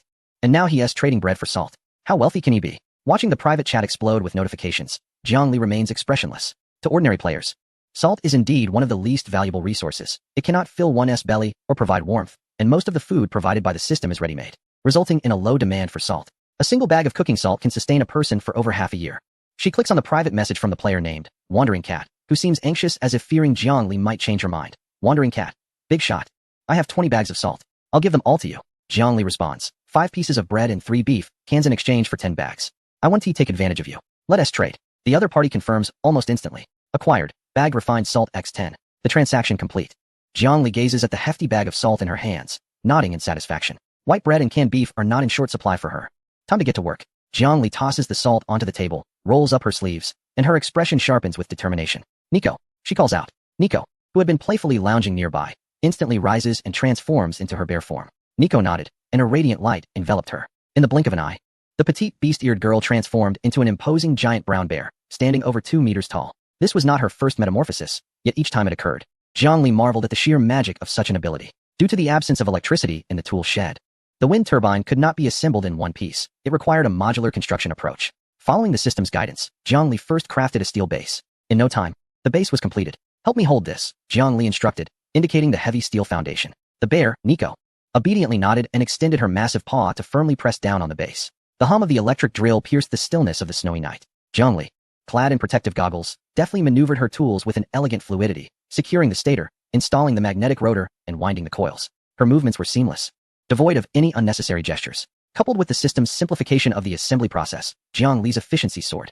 This was the beauty of industry. In a world unraveling and regressing to primitive states, the meticulous assembly process exuded a captivating sense of order. Half an hour later, a 3-meter-tall wind turbine began to take shape. Let us move this big guy to the roof, Jiangli said, giving the generator's casing a pat. With a grunt, the bear Nico wrapped her arms around the generator, using her waist strength to lift it effortlessly. Well done, Jiangli couldn't help but exclaim. Having Nico's assistance was a tremendous relief. The two ascended the roof, where the wind was considerably stronger than on the ground, stinging their faces with icy snowflakes.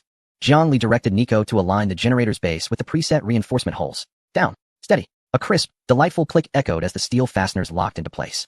Jiangli swiftly accessed the camp system interface and selected the installation option. Then, she climbed atop and released the locks binding the blades. With a whoosh, the fierce wind howled past. The 3 streamlined composite blades quivered momentarily before beginning to rotate slowly. 1 revolution, 2 revolutions. As the wind intensified, the blades accelerated, emitting a soft yet rhythmic hum. Connect the wires. Jiangli dared not linger on the roof. She descended the ladder and dashed back to the tool shed. She connected the main cable drawn from the roof to the pre-prepared battery bank and distribution box. System checking, voltage stable.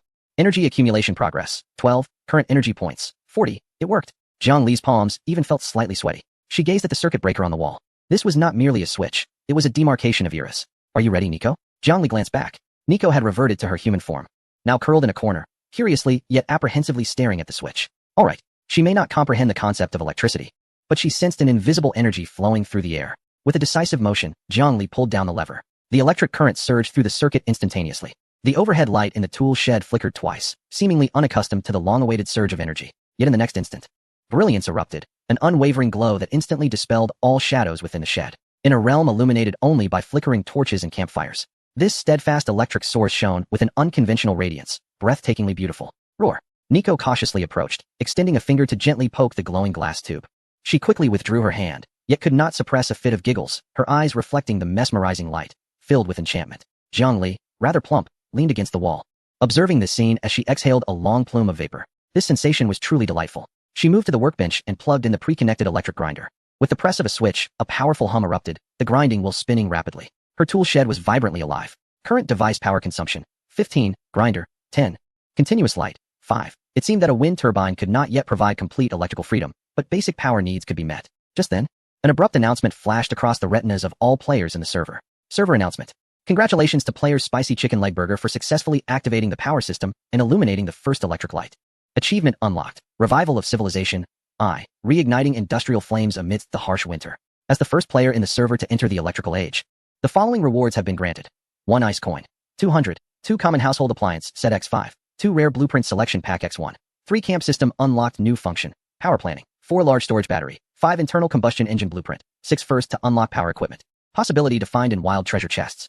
At that moment, every player in the district paused their activities. The electrical age? Here I am, still worrying about whether there's enough firewood, while others have already powered up. It's Spicy Chicken Leg Burger again. This must be a cheat, right? It absolutely must be a cheat. Where do I report this? On another front. In the private chat interface. Are you sure the one who eliminated you in the dungeon is this Spicy Chicken Leg Burger? It's either her or Pineapple Beer. Among us, all elite members of the guild, we were eliminated by them. It can only be the top few from the previous leaderboard. President, they also took the map. And I heard they even acquired the auction items from that goblin merchant. We need to take action. What kind of nonsense is this certainty? You all are truly useless. I've given you the entire strategy. After entering the dungeon, you were supposed to gather the elite and split into 2 teams.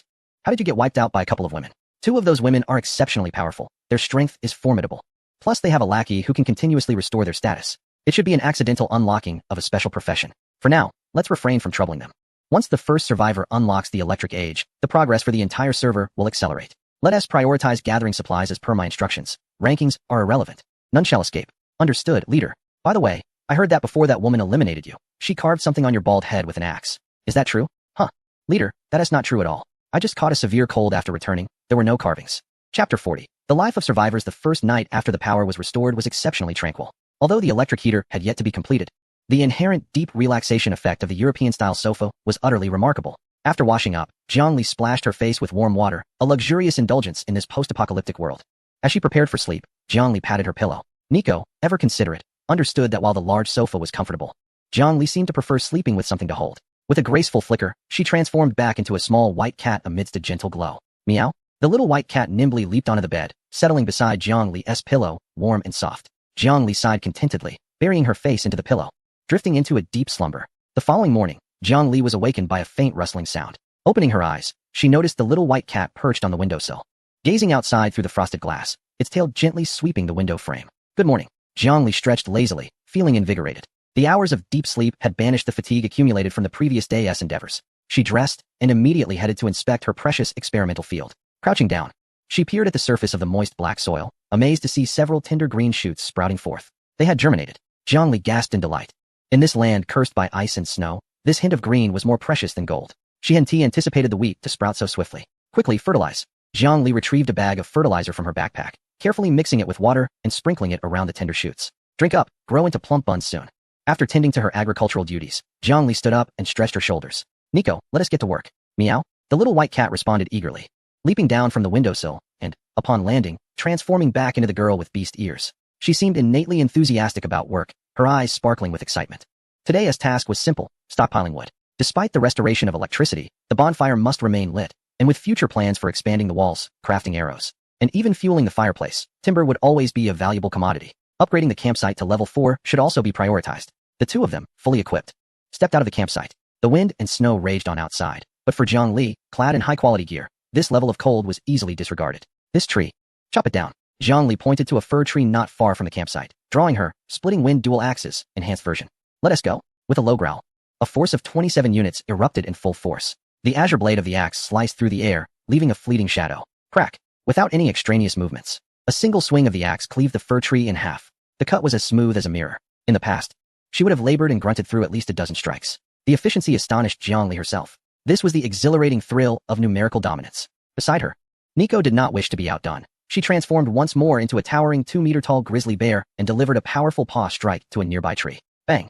The trunk trembled violently, and snow cascaded down in flurries. Although it did not snap, it was left severely cracked. The two worked in perfect harmony, with Jiang Li serving as the merciless lumberjack, felling a tree with each swing, while the grizzly bear Nico took on the role of a porter, effortlessly cradling 3 or 4 logs under her robust arms, dragging them to the camp like mere toothpicks or pulling along Jiang Li's small sled. For an entire morning, the little forest bore the marks of a bulldozer's passage. Acquired. Quality Timber X 360. Looking at the neatly stacked timber in her backpack, Jiang Li felt a profound sense of satisfaction. Time to call it a day and have a meal. Upon returning to the camp, although their supplies had increased, Jiang Li remained acutely aware of potential threats and refrained from indulging in lavish feasts. Lunch was simple. Slices of white bread paired with a can of heated braised beef, accompanied by 2 cups of vitamin juice. The bread was fluffy. Nico carefully held a slice, nibbling cautiously, occasionally poking at the soft white center with her finger. Yes, soft. Jiang Li took a hefty bite of beef and, with a mouthful, attempted to instruct her. This is called canned food, and this is juice. Now, repeat after me. Juice. Guaji. Juice. Guaji. Forget it, just drink. Jiang Li resignedly abandoned her efforts to correct the pronunciation, watching Nico bury her face in the cup, happily gulping and leaving a ring of orange juice around her mouth. Jiang Li couldn't help but reach out and wipe it clean. This feeling of mutual dependence was, in fact, quite pleasant. After satisfying their hunger and thirst, the two slumped onto the European-style sofa for half an hour of digestion. Let us go for a stroll. Jiang Li glanced at the clock. It was 1 in the afternoon, the time of day with the best light. Since they did not have to worry about survival like those struggling players, they should indulge in another core pleasure of the game, opening treasure chests. However, before stepping out, Jiang Li made an exceedingly important decision. She opened her panel and clicked on the titles section. Super unlucky. All attributes 5, luck 99, remove. Jiang Li confirmed her choice. Immediately, the overwhelming sensation of power coursing through her body diminished. But for the sake of the treasure chests, such a sacrifice was worthwhile. I refuse to believe that without this title, I, Jiang Li, will still be the unluckiest of the unluckies. She clenched her fist, motivating herself. Nico, transform. This time, without needing Jiang Li's prompting, Nico shimmered and transformed into a sleek jaguar. This was indeed her most suitable form for exploring the snowy wilderness. Agile and stealthy, yet capable of serving as a mount, she currently lacked a saddle, resulting in an uncomfortable ride, and she herself found it rather peculiar to be atop Nico. Together, the girl and her leopard ventured into the vast, snowy expanse. After approximately 20 minutes, the leopard, Nico, suddenly halted, her ears perked up, and her nose twitched inquisitively towards a snow mound to the left. A low growl escaped her lips as she glanced back at Jiang Li, signaling something amiss. Jiang Li immediately became alert, gripping her dual axes tightly. Nico dashed forward, swiftly clawing at the thick layer of snow. Soon, a frozen, rigid wooden chest emerged. The lid bore neither a lock nor a key, but instead, an amusingly drawn smiley face. Discovery, Forgotten Wanderer's chest, white common, a white chest.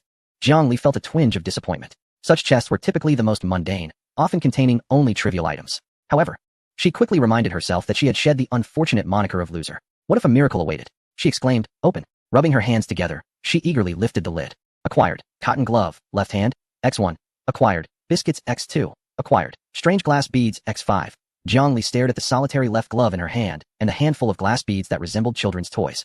Her forehead twitching slightly. This had nothing to do with titles, right? It was personal, wasn't it? Infuriated, she contemplated kicking the chest to pieces. Sensing her discontent, Nico approached, nudging her hand with her damp nose as if to offer consolation. Then, she playfully pawed at the glass beads, having a grand time.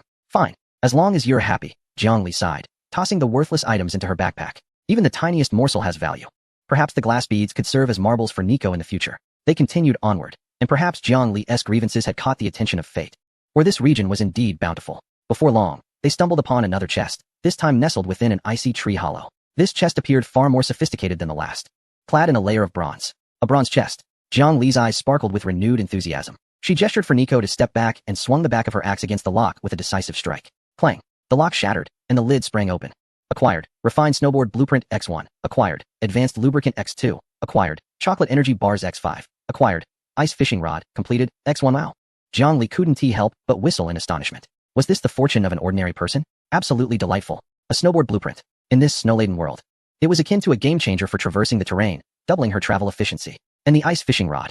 She glanced toward the nearby frozen river. Nico, tonight we feast on fish. Although Nico did not comprehend what a snowboard was, she certainly understood the word fish. The jaguar, momentarily exhilarated, pirouetted twice in the snow, its tail flicking with exuberance. The ensuing exploration became a delightful endeavor. Freed from the pressing demands of survival, the once desolate snowfield revealed an unexpected charm. They observed a group of rabbits, their long white fur glistening in the snow, dashing about. Like a bolt of lightning, Nico rushed forward, eager to catch them. Only to find that the rabbits could burrow, disappearing in an instant, leaving Nico exasperated as she dug into the snowbank for ages.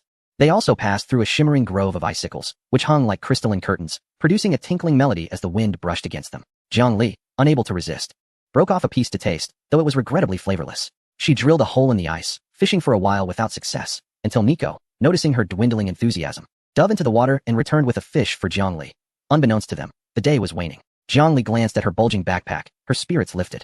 Though it contained only trinkets, the sense of fulfillment from gradually bringing items home was the essence of survival gaming. She finally experienced the simple joys akin to those of other survivors. Let us go home, she said, patting Nico's back. Chapter 41. The super blizzard. The night descended heavily upon the snowfield. Jiang Li secured the thick stone door of the camp, fastening 3 sturdy bolts, finally exhaling in relief.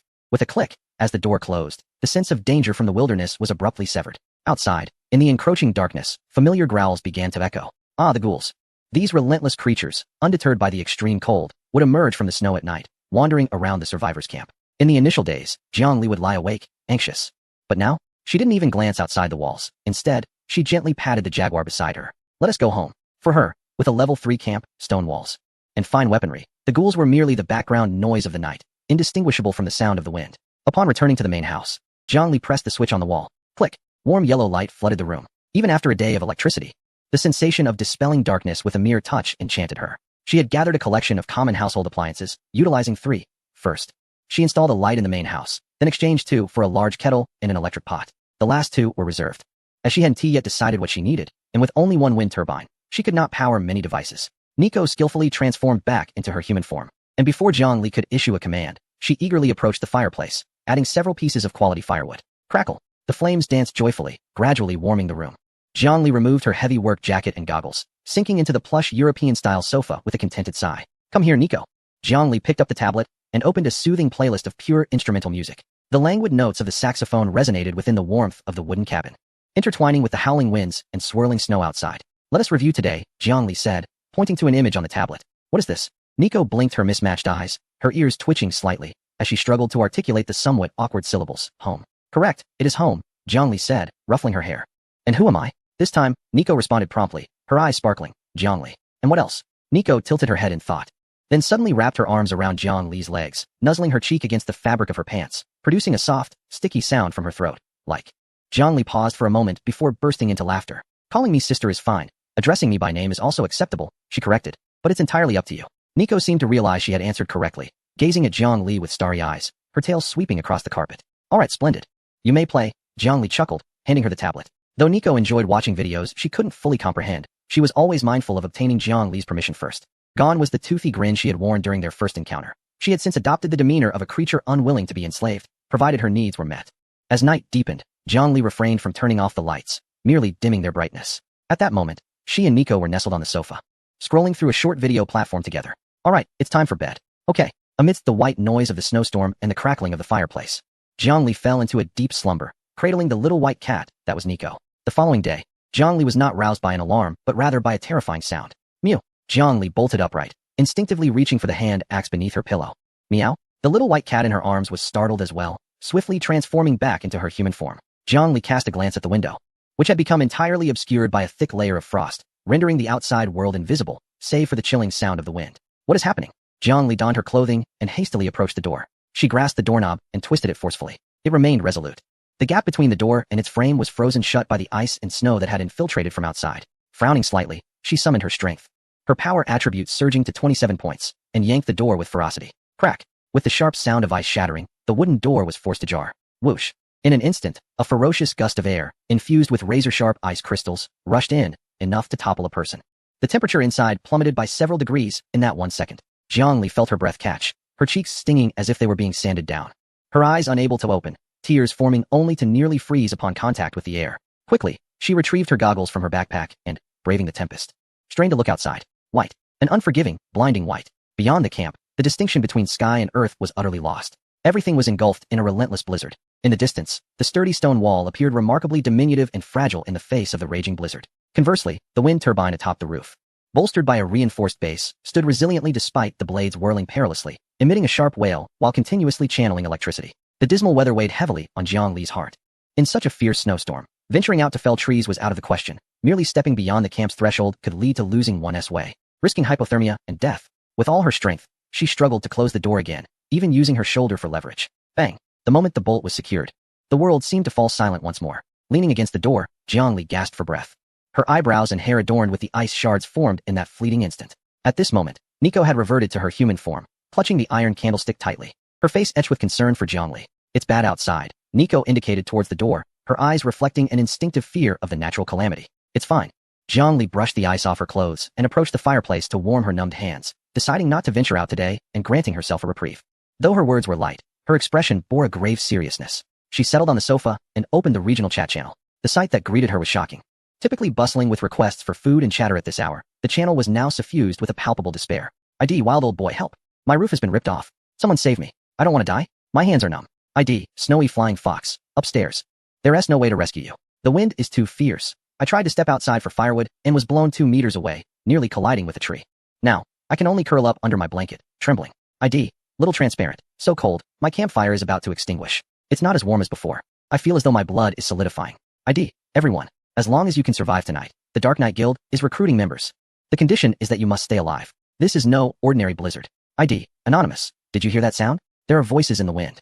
ID, despairing house husband, I heard them. They are the corpse demons. They are not afraid of the wind. They are banging on my door. My door is merely a basic wooden one. It can barely hold up. The message abruptly ended there, with no follow-up. Yet, everyone could surmise the grim outcome. Jiang Li gazed at the pulsating gray avatars, each representing a player who had perished. This was not merely a regional phenomenon or a typical weather fluctuation. This was a cleansing. The system deemed there were too many survivors or believed that those still lingering in the level 1 camp, lacking fortified defenses and sufficient fuel reserves, were unworthy of progressing to the next phase of the game. Hence, it unleashed this catastrophe. The extreme cold would suppress the warmth provided by the campfire. The ferocious blizzard would obliterate fragile structures. And in humanity's most vulnerable moments, the corpse demons would thrive in the environment, becoming even more frenzied. This was a massacre aimed at the weak. Survival of the fittest, the law of nature, Jiang Li murmured to herself. Though harsh, this indeed encapsulates the fundamental logic of the survival game. Had she not stockpiled a substantial amount of timber in advance, constructed stone walls, and ensured electrical heating, she would likely find herself in the same despairing plight as those depicted on the channel, awaiting her demise. Ding! A private message chimed. It was the King of Egg Tarts. King of Egg Tarts, hey, are you alright? This is terrifying. I just heard something scratching at my walls. Thankfully, I followed your advice and upgraded my wall to a woodstone hybrid structure, or I would be in serious trouble. King of Egg Tarts. Plus, my oven is currently baking a cake, so it's quite warm inside. But I see so many have perished in the channel. Jiang Li replied, I'm fine. Stay indoors, secure your doors and windows. It shouldn't last long. Next came a message from Pineapple Beer. This reincarnated individual clearly anticipated this day. Pineapple Beer, the first wave of the cold front has arrived earlier than I remembered. It seems someone has progressed too quickly, prompting the system to increase the difficulty. Pineapple Beer, don't venture outside for the next few days. The temperature will plummet sharply, and low-level bonfires won't suffice for warmth. Those who survive this wave will truly be the players. Jiang Li responded with an okay gesture, since they could not go outside. They must accept this forced leisure with equanimity. Nico, are you hungry? Jiang Li set down her tablet and glanced at Nico, who was tucked in the corner of the sofa. The little one was evidently frightened by the commotion outside, despite the warmth of the room. She clung tightly to the wool blanket Jiang Li had provided. Upon hearing the word hungry, Nico's ears perked up, instinct triumphing over fear as she nodded vigorously. It was time for a nice meal to calm their nerves. Jiang Li rose and approached the long table near the fireplace, which served as her kitchen area. She retrieved the cod that Nico had caught the previous day. This fish, shimmering silver and devoid of scales, boasted an exceptionally tender flesh, although lacking elaborate seasonings. Jiang Li had a pouch of salt and some black pepper that she had previously hoarded. The advantage of electricity became evident at that moment. Jiang Li plugged in the electric hot pot and added a dollop of beef fat from a can of corned beef. Sizzle. The fat melted, releasing an irresistible aroma. She placed the prepared cod fillets into the pot, searing both sides to a golden brown, seasoning them with salt and the precious black pepper. The robust scent of the fish swiftly enveloped the wooden cabin, drawing Nico closer, who squatted by the table. Saliva nearly dripping as she fixated on the fish in the pot, her throat emitting eager gurgles. Patience, it's hot. Jiang Li picked up a piece, blew on it gently, and offered it to Nico. With a delighted ow-woo, Nico swallowed it whole, hissing at the heat yet reluctant to spit it out, her face radiating sheer bliss. Delicious, delicious, she mumbled, her tail wagging like a propeller. Thus, the two of them gathered around the electric hot pot, watching the snowstorm outside that seemed poised to obliterate the world, while savoring the steaming, pan-fried fish. After their meal, Jiangli did not remain idle. She retrieved the cotton and fabric acquired from previous trades, settling beneath the lamplight to commence the creation of new winter garments. Nearby, Inaiko lay on the carpet, engrossed in the tablet gifted by Jiangli, continuing to watch the animated literacy series, occasionally reciting a line or two. From time to time, the sounds of impact from outside would grow louder, the ghouls battering against the stone walls. Each time this occurred, Inaiko would alertly raise her head, baring her teeth and emitting a low growl from her throat. Jiangli would extend a hand to gently pat her head, reassuring her that all was well and nothing could breach their sanctuary. Consequently, Inaiko would resume her position, returning to her animation. Time passed gradually. The avatars on the regional channel began to fade increasingly, and the wails diminished, replaced by the numbed silence of the survivors. Only 1,200 players remained. This was the harsh truth of the apocalypse. It spared no one, regardless of their plight. As night fell, the blizzard seemed to ease slightly, yet showed no signs of abating. After completing her evening routine, Jiangli reclined once more on the sofa, and I could transform back into a small white cat, curling up in her embrace. Good night, Jiangli. Chapter 42. The mine at the doorstep the blizzard had ravaged for 2 full days and nights. Finally, subsiding on the morning of the 3rd day, the long-awaited sunlight struggled to pierce through the clouds, casting its glow upon the desolate white expanse. Jiangli was examining the camp control panel. Current camp level, LV3. The materials had nearly accumulated sufficiently, and upgrading to LV4 camp was imminent. LV4 not only represented an enhancement in numerical value, but also signified an expansion of territorial boundaries, potentially unlocking more advanced structures. It was time to venture outside and stretch her limbs. Jiangli rose, pushing open the heavy wooden door, which had been sealed by ice for 2 days. The cold air remained biting, yet it lacked the merciless edge that could rend flesh. Jiangli inhaled deeply, savoring the crisp, invigorating air, instinctively gazing towards the west where her designated logging site lay. However, that glance left her momentarily stunned. Wait, blinking in disbelief. She questioned whether she had succumbed to snow blindness. What was left of the desolate forest in the west? The once flat snowfield appeared as though it had been violently torn and reformed by an invisible hand, replaced by a magnificent small mountain range, streaked with black and white. The peaks were blanketed in thick ice and snow, yet within the exposed rock strata, faint traces of black or veins were discernible, alongside remnants of abandoned wooden walkways and rusted mining carts half buried in the snow. Was that an abandoned mine? Just then, a pale blue system notification gradually materialized in her field of vision. Server announcement. The first round of terrain drift has been completed. Congratulations. Survivors have endured to a new phase. Your current area has been restructured to new coordinates, the periphery of the frozen spine mountains. Current area resource richness, moderate, including coal, iron ore, and a small amount of associated minerals. Terrain drift? Jiangli murmured to herself. She recalled the regional refresh mechanism previously mentioned by Pineapple Beer. So this was what they referred to as a refresh. Like assembling a jigsaw puzzle. The system has scrambled the world's map, piecing it together anew. One can never ascertain whether upon awakening, one's doorstep leads to paradise or perdition. However, for Jiangli in the present moment, this is undoubtedly a stroke of serendipity. Coal mines. Her eyes sparkled with excitement. Although she had procured a wind turbine to address her lighting and tool power needs, the primary source of warmth remained the fireplace. That high-quality, smokeless coal burns with exceptional heat value, far surpassing that of wood. Moreover, it is imperative for the future development of her camp. Nico, grab your gear. Jiangli called out. Nico, who had been playing with a ball of yarn inside, swiftly transformed into her agile, travel-ready leopard form. Yet before setting off, Jiangli retrieved the refined snowboard blueprint. Since she was venturing into uncharted territory, a mode of transport was essential. She had long prepared the necessary materials. Manufacturing, a few minutes later, a pair of snowboards crafted from high-strength composite materials appeared in her hands. These were not rudimentary wooden planks, but professional-grade equipment complete with bindings and shock-absorbing structures. Item, refined snowboard. Effect, snow walker, snow movement speed 50, stamina consumption -30. Splendid. Jiangli donned the snowboards and glided over the snow. The smooth sensation made her yearn for an immediate spin stop. Off she went, with her poles planted. She shot forward like an arrow released from its bow. The wind whistled past her ears, and the exhilarating rush was utterly addictive. What once took her half an hour to traverse, she could now glide through in 7 or 8 minutes. Nico, in her leopard form, kept pace beside her, her paws flying, clearly relishing the thrill of the high-speed dash. Before long, they arrived at the foot of the abandoned mine. It was a mere kilometer from the camp, truly right at her doorstep. Jiangli refrained from rushing inside, instead opting to circle the perimeter first. The snow cover here was relatively thin, with black coal residue mingling in the ice, giving it a somewhat grimy appearance. Fortune smiled upon her. It was an open-pit coal mine. Jiangli struck a piece of black rock with her axe, and the system promptly notified her. Acquired. High-quality smokeless coal, X1. This felt like an effortless windfall. Just as she was preparing for a grand haul, her peripheral vision caught an unusual glimmer. In a half-buried shed ruin on the side of the mine, something was sparkling under the sunlight. Jiangli glided over and pushed aside the decaying wooden planks. Her breath hitched. It was a chest. Its entire surface radiated a pure silvery hue, intricately engraved with exquisite patterns. Discovery, Forgotten Explorer's Silver Treasure Chest, a silver chest. This was the first time Jiang Li had encountered such a high-caliber chest in the wild. Could it be that, following the recent brutal cleansing, the system had increased the resource drop rate on the map to reward the surviving souls? Regardless, opening it took precedence. Jiang Li rubbed her hands together in anticipation. There was no need for a violent breach this time, as the chest bore no lock, only an intricate mechanism. With a soft click, the lid sprang open, revealing a gentle silver glow. Acquired. Refined Steel X20. Acquired. Compressed Biscuits X10. Acquired. Intermediate Healing Potion X2. Acquired. Wires X5. Acquired. Magical Fertilizer X10. Acquired. Special Blueprint for Surveillance Camera Component X1 Surveillance. With the camera, once connected to power and mounted on the wall, she could recline on her cozy sofa and maintain control through her tablet. Jiang Li gleefully tucked away the blueprint. Yet, having only this singular blueprint in a silver chest seemed rather meager. This excursion had already recouped its worth with just this chest. Just then, Nico, crouching beside her, emitted a low growl of warning. She fixated on the opposite side of the mine, where the terrain led to a series of undulating snow mounds. What was amiss?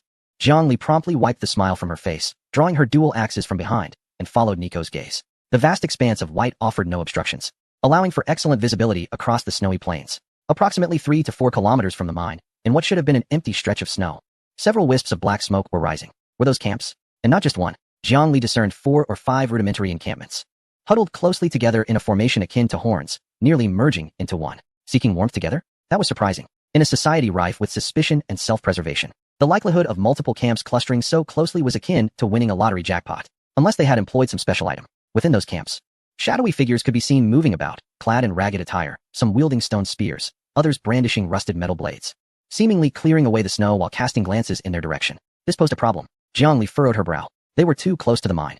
If they discovered the presence of a rich vein here, conflict would be inevitable. Better to remain hidden. Jiang Li decisively resolved that engaging without knowledge of their intentions was unwise. The mine wasn't going anywhere. Nico, let us go. Jiang Li lowered her stance, utilizing the maneuverability of her skis, and silently glided back to the shadowed slope on the other side. Meanwhile, within the cluster of camps, several men gathered around a newly kindled bonfire, seeking warmth. What the hell is this weather? Almost froze to death in the last zone, grumbled a burly bald man, spitting into the fire. Well, at least we're alive, remarked a tall, gaunt figure ominously. Thanks to the leader using that group directional refresh card, our core members' camps were drawn together. Otherwise, scattered, we'd surely be picked off by other lone wolves. Indeed, the bald man grinned widely, proclaiming that with the 5 of them gathered, they reigned supreme in this region.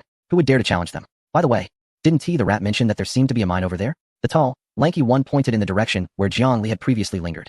It appears so. However, with the blizzard just having ceased, the path is not easy to traverse. Let us have a bite to eat first. Then we shall venture over to take a look. The bald man stood up, stretching his neck, his eyes glinting with a greedy ferocity. If there truly is a mine, fortune would be within their grasp. Once they acquire the necessary equipment, they could scour the vicinity for any unsuspecting camps ripe for plundering. Each of them bore a crimson shoulder guard. Chapter 43. A narrow path for enemies. Jiang Li halted at the mouth of the mine, removing her goggles and adjusting to the dim light within. Though it was an abandoned mine, the facilities were better preserved than she had anticipated. Several rusted ore carts were haphazardly parked at the entrance, alongside a half-collapsed dispatch room. There were quite a few valuable items here. Jiang Li entered the ruins of the dispatch room, rummaging beneath a decayed wooden table and uncovering a plethora of odds and ends. Acquired. Rough iron pickaxe X1. Acquired. Miner's helmet, light broken, X1. Acquired. Work gloves X1. Although these were merely commonplace supplies, the rough iron pickaxe was a pivotal tool. According to the system's design, wielding an axe to fell trees was feasible. Yet using it to smash rocks for mining would deplete its durability at an agonizing rate and yield exceedingly low efficiency. Such specialized tasks necessitate the appropriate tools. Jiang Li donned the yellow helmet. Albeit the light was broken, it would at least afford some protection against falling debris. Though the attributes did not reflect it, it likely contributed to her defense. Nico mimicked Jiang Li, picking up a pickaxe as well. However, with only one helmet available, Nico glanced around until, in a flash of brilliance, a helmet materialized above her head. This surprised Jiang Li, who instinctively reached out to touch it, only to discover it was merely an illusion. Nico, noticing Jiang Li's gesture, understood her intent. Despite her plumpness, Nico was not excessively so. Jiang Li chuckled, deciding not to dwell on the matter. It's fine, Nico. Just stay close. With the iron pickaxe in hand, Jiang Li led Nico into the mine. The interior was warmer than the outside, with thick frost adorning the walls. Yet, in the crevices of the rocks, glistening seams of coal were laid bare, resembling dark veins. Let us test the feel of it. Jiang Li approached the rock face, swinging the pickaxe. Clang. Sparks flew. With a force of 22, the pickaxe struck, splitting the rock face and sending chunks of dark stone tumbling down. Acquired. Quality anthracite X2. Gathering experience 2. Was this a stroke of luck? Jiang Li felt a surge of joy. The difficulty of collecting coal was far less than she had anticipated. As long as she spotted a dark vein, it was essentially a guaranteed hit with each swing of the pickaxe, completely devoid of the arduous selection process one would endure in reality.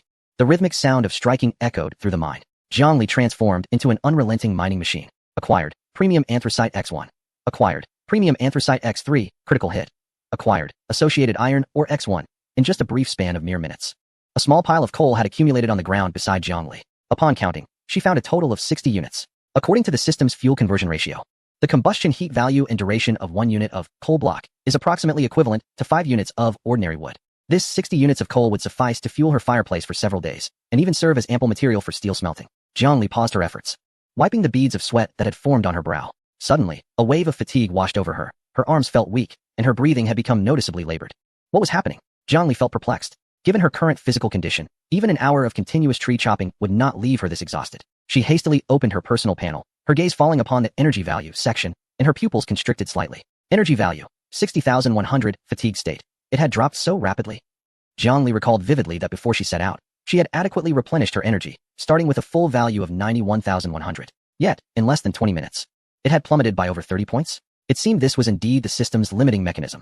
Although resources lay just outside her door and were easily accessible, the system curbed mindless accumulation by imposing a hefty energy cost. Without sufficient food and rest to replenish her energy, relentless mining would only lead to her demise within the confines of the mine. 60 units would suffice for now. Continuing to dig would only render her fatigued. In this light, a sofa that aids in energy recovery would prove even more invaluable. Zhongli decisively stowed away her pickaxe. Turning her head, she noticed that Nico was not idle. The little creature had transformed back into her humanoid form and was currently bent over, pushing a derelict minecart that had been left on the tracks. The rusty axles emitted a grating sound as they protested against her efforts. Though Nico appeared diminutive, her strength was astonishing. She managed to shove the cart with surprising force. Seeing Zhongli's gaze upon her, Nico excitedly pointed at the cart and then at the coal on the ground, conveying the message, load it up and push it home. Zhongli couldn't help but chuckle. Clever girl, Nico. While she herself faced energy constraints, Nico did not share the same limitation. Having Nico mine coal and transport it back would circumvent those restrictions, albeit it did raise concerns of employing child labor and transforming into a heartless capitalist. However, let's not rush to transport just yet. We ought to explore further inside.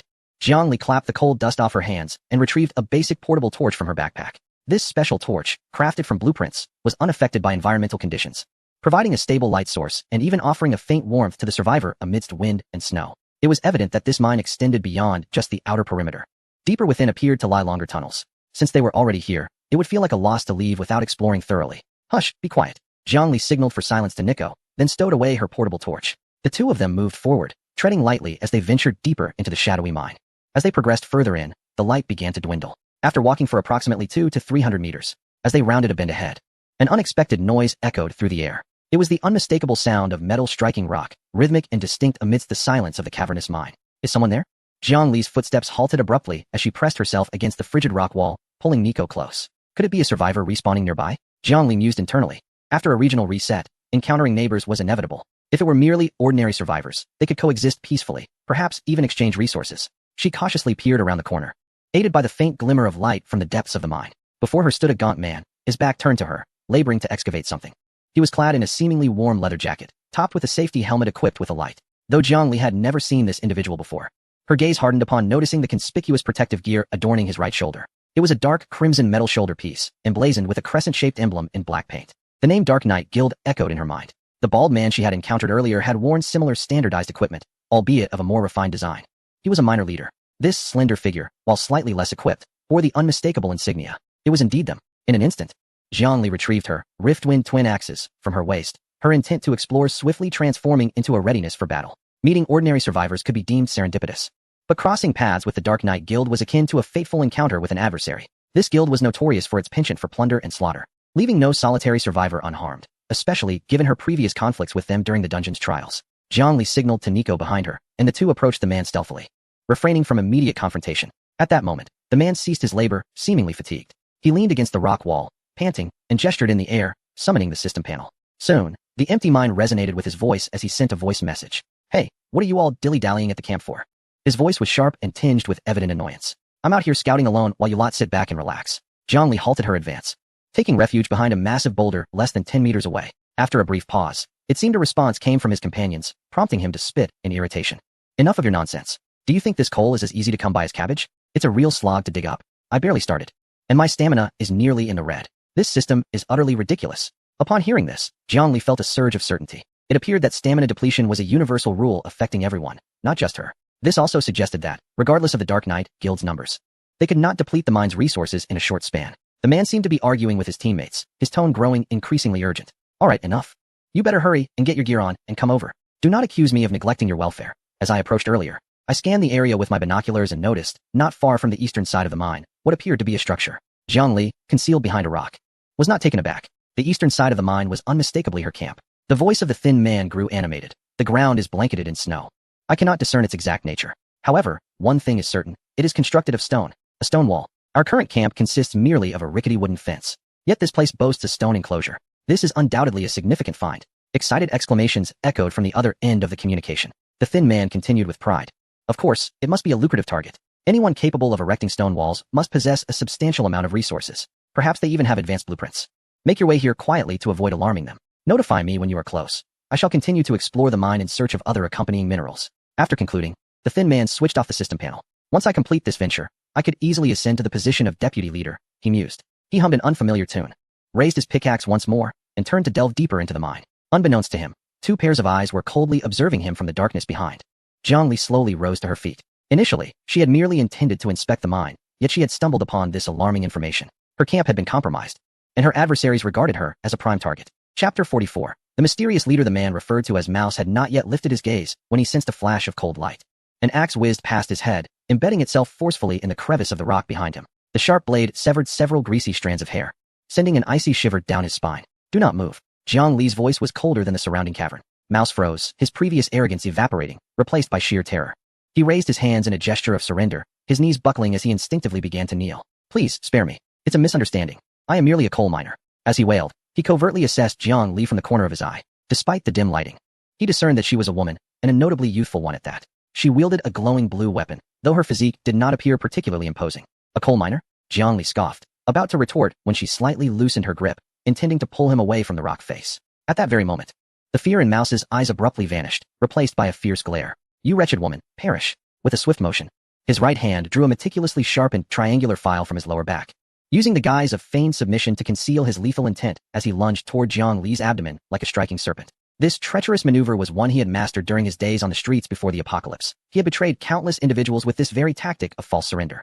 Should an ordinary survivor experience such a moment of relaxation, it could prove fatal. Alas, he faced Jiang Li, a formidable foe with a strength of 22 points, who had emerged victorious from hellish dungeons. Seeking death, Jiang Li did not even attempt to evade. In an instant, her hand, which had previously grasped the mouse by the collar, transformed into a claw, seizing his wrist with an unreasonable swiftness and power. Crack! A sharp sound echoed through the cavern, accompanied by the mouse's agonizing scream, reminiscent of a slaughtered pig. His wrist was grotesquely bent at a right angle, and the triangular file clattered to the ground.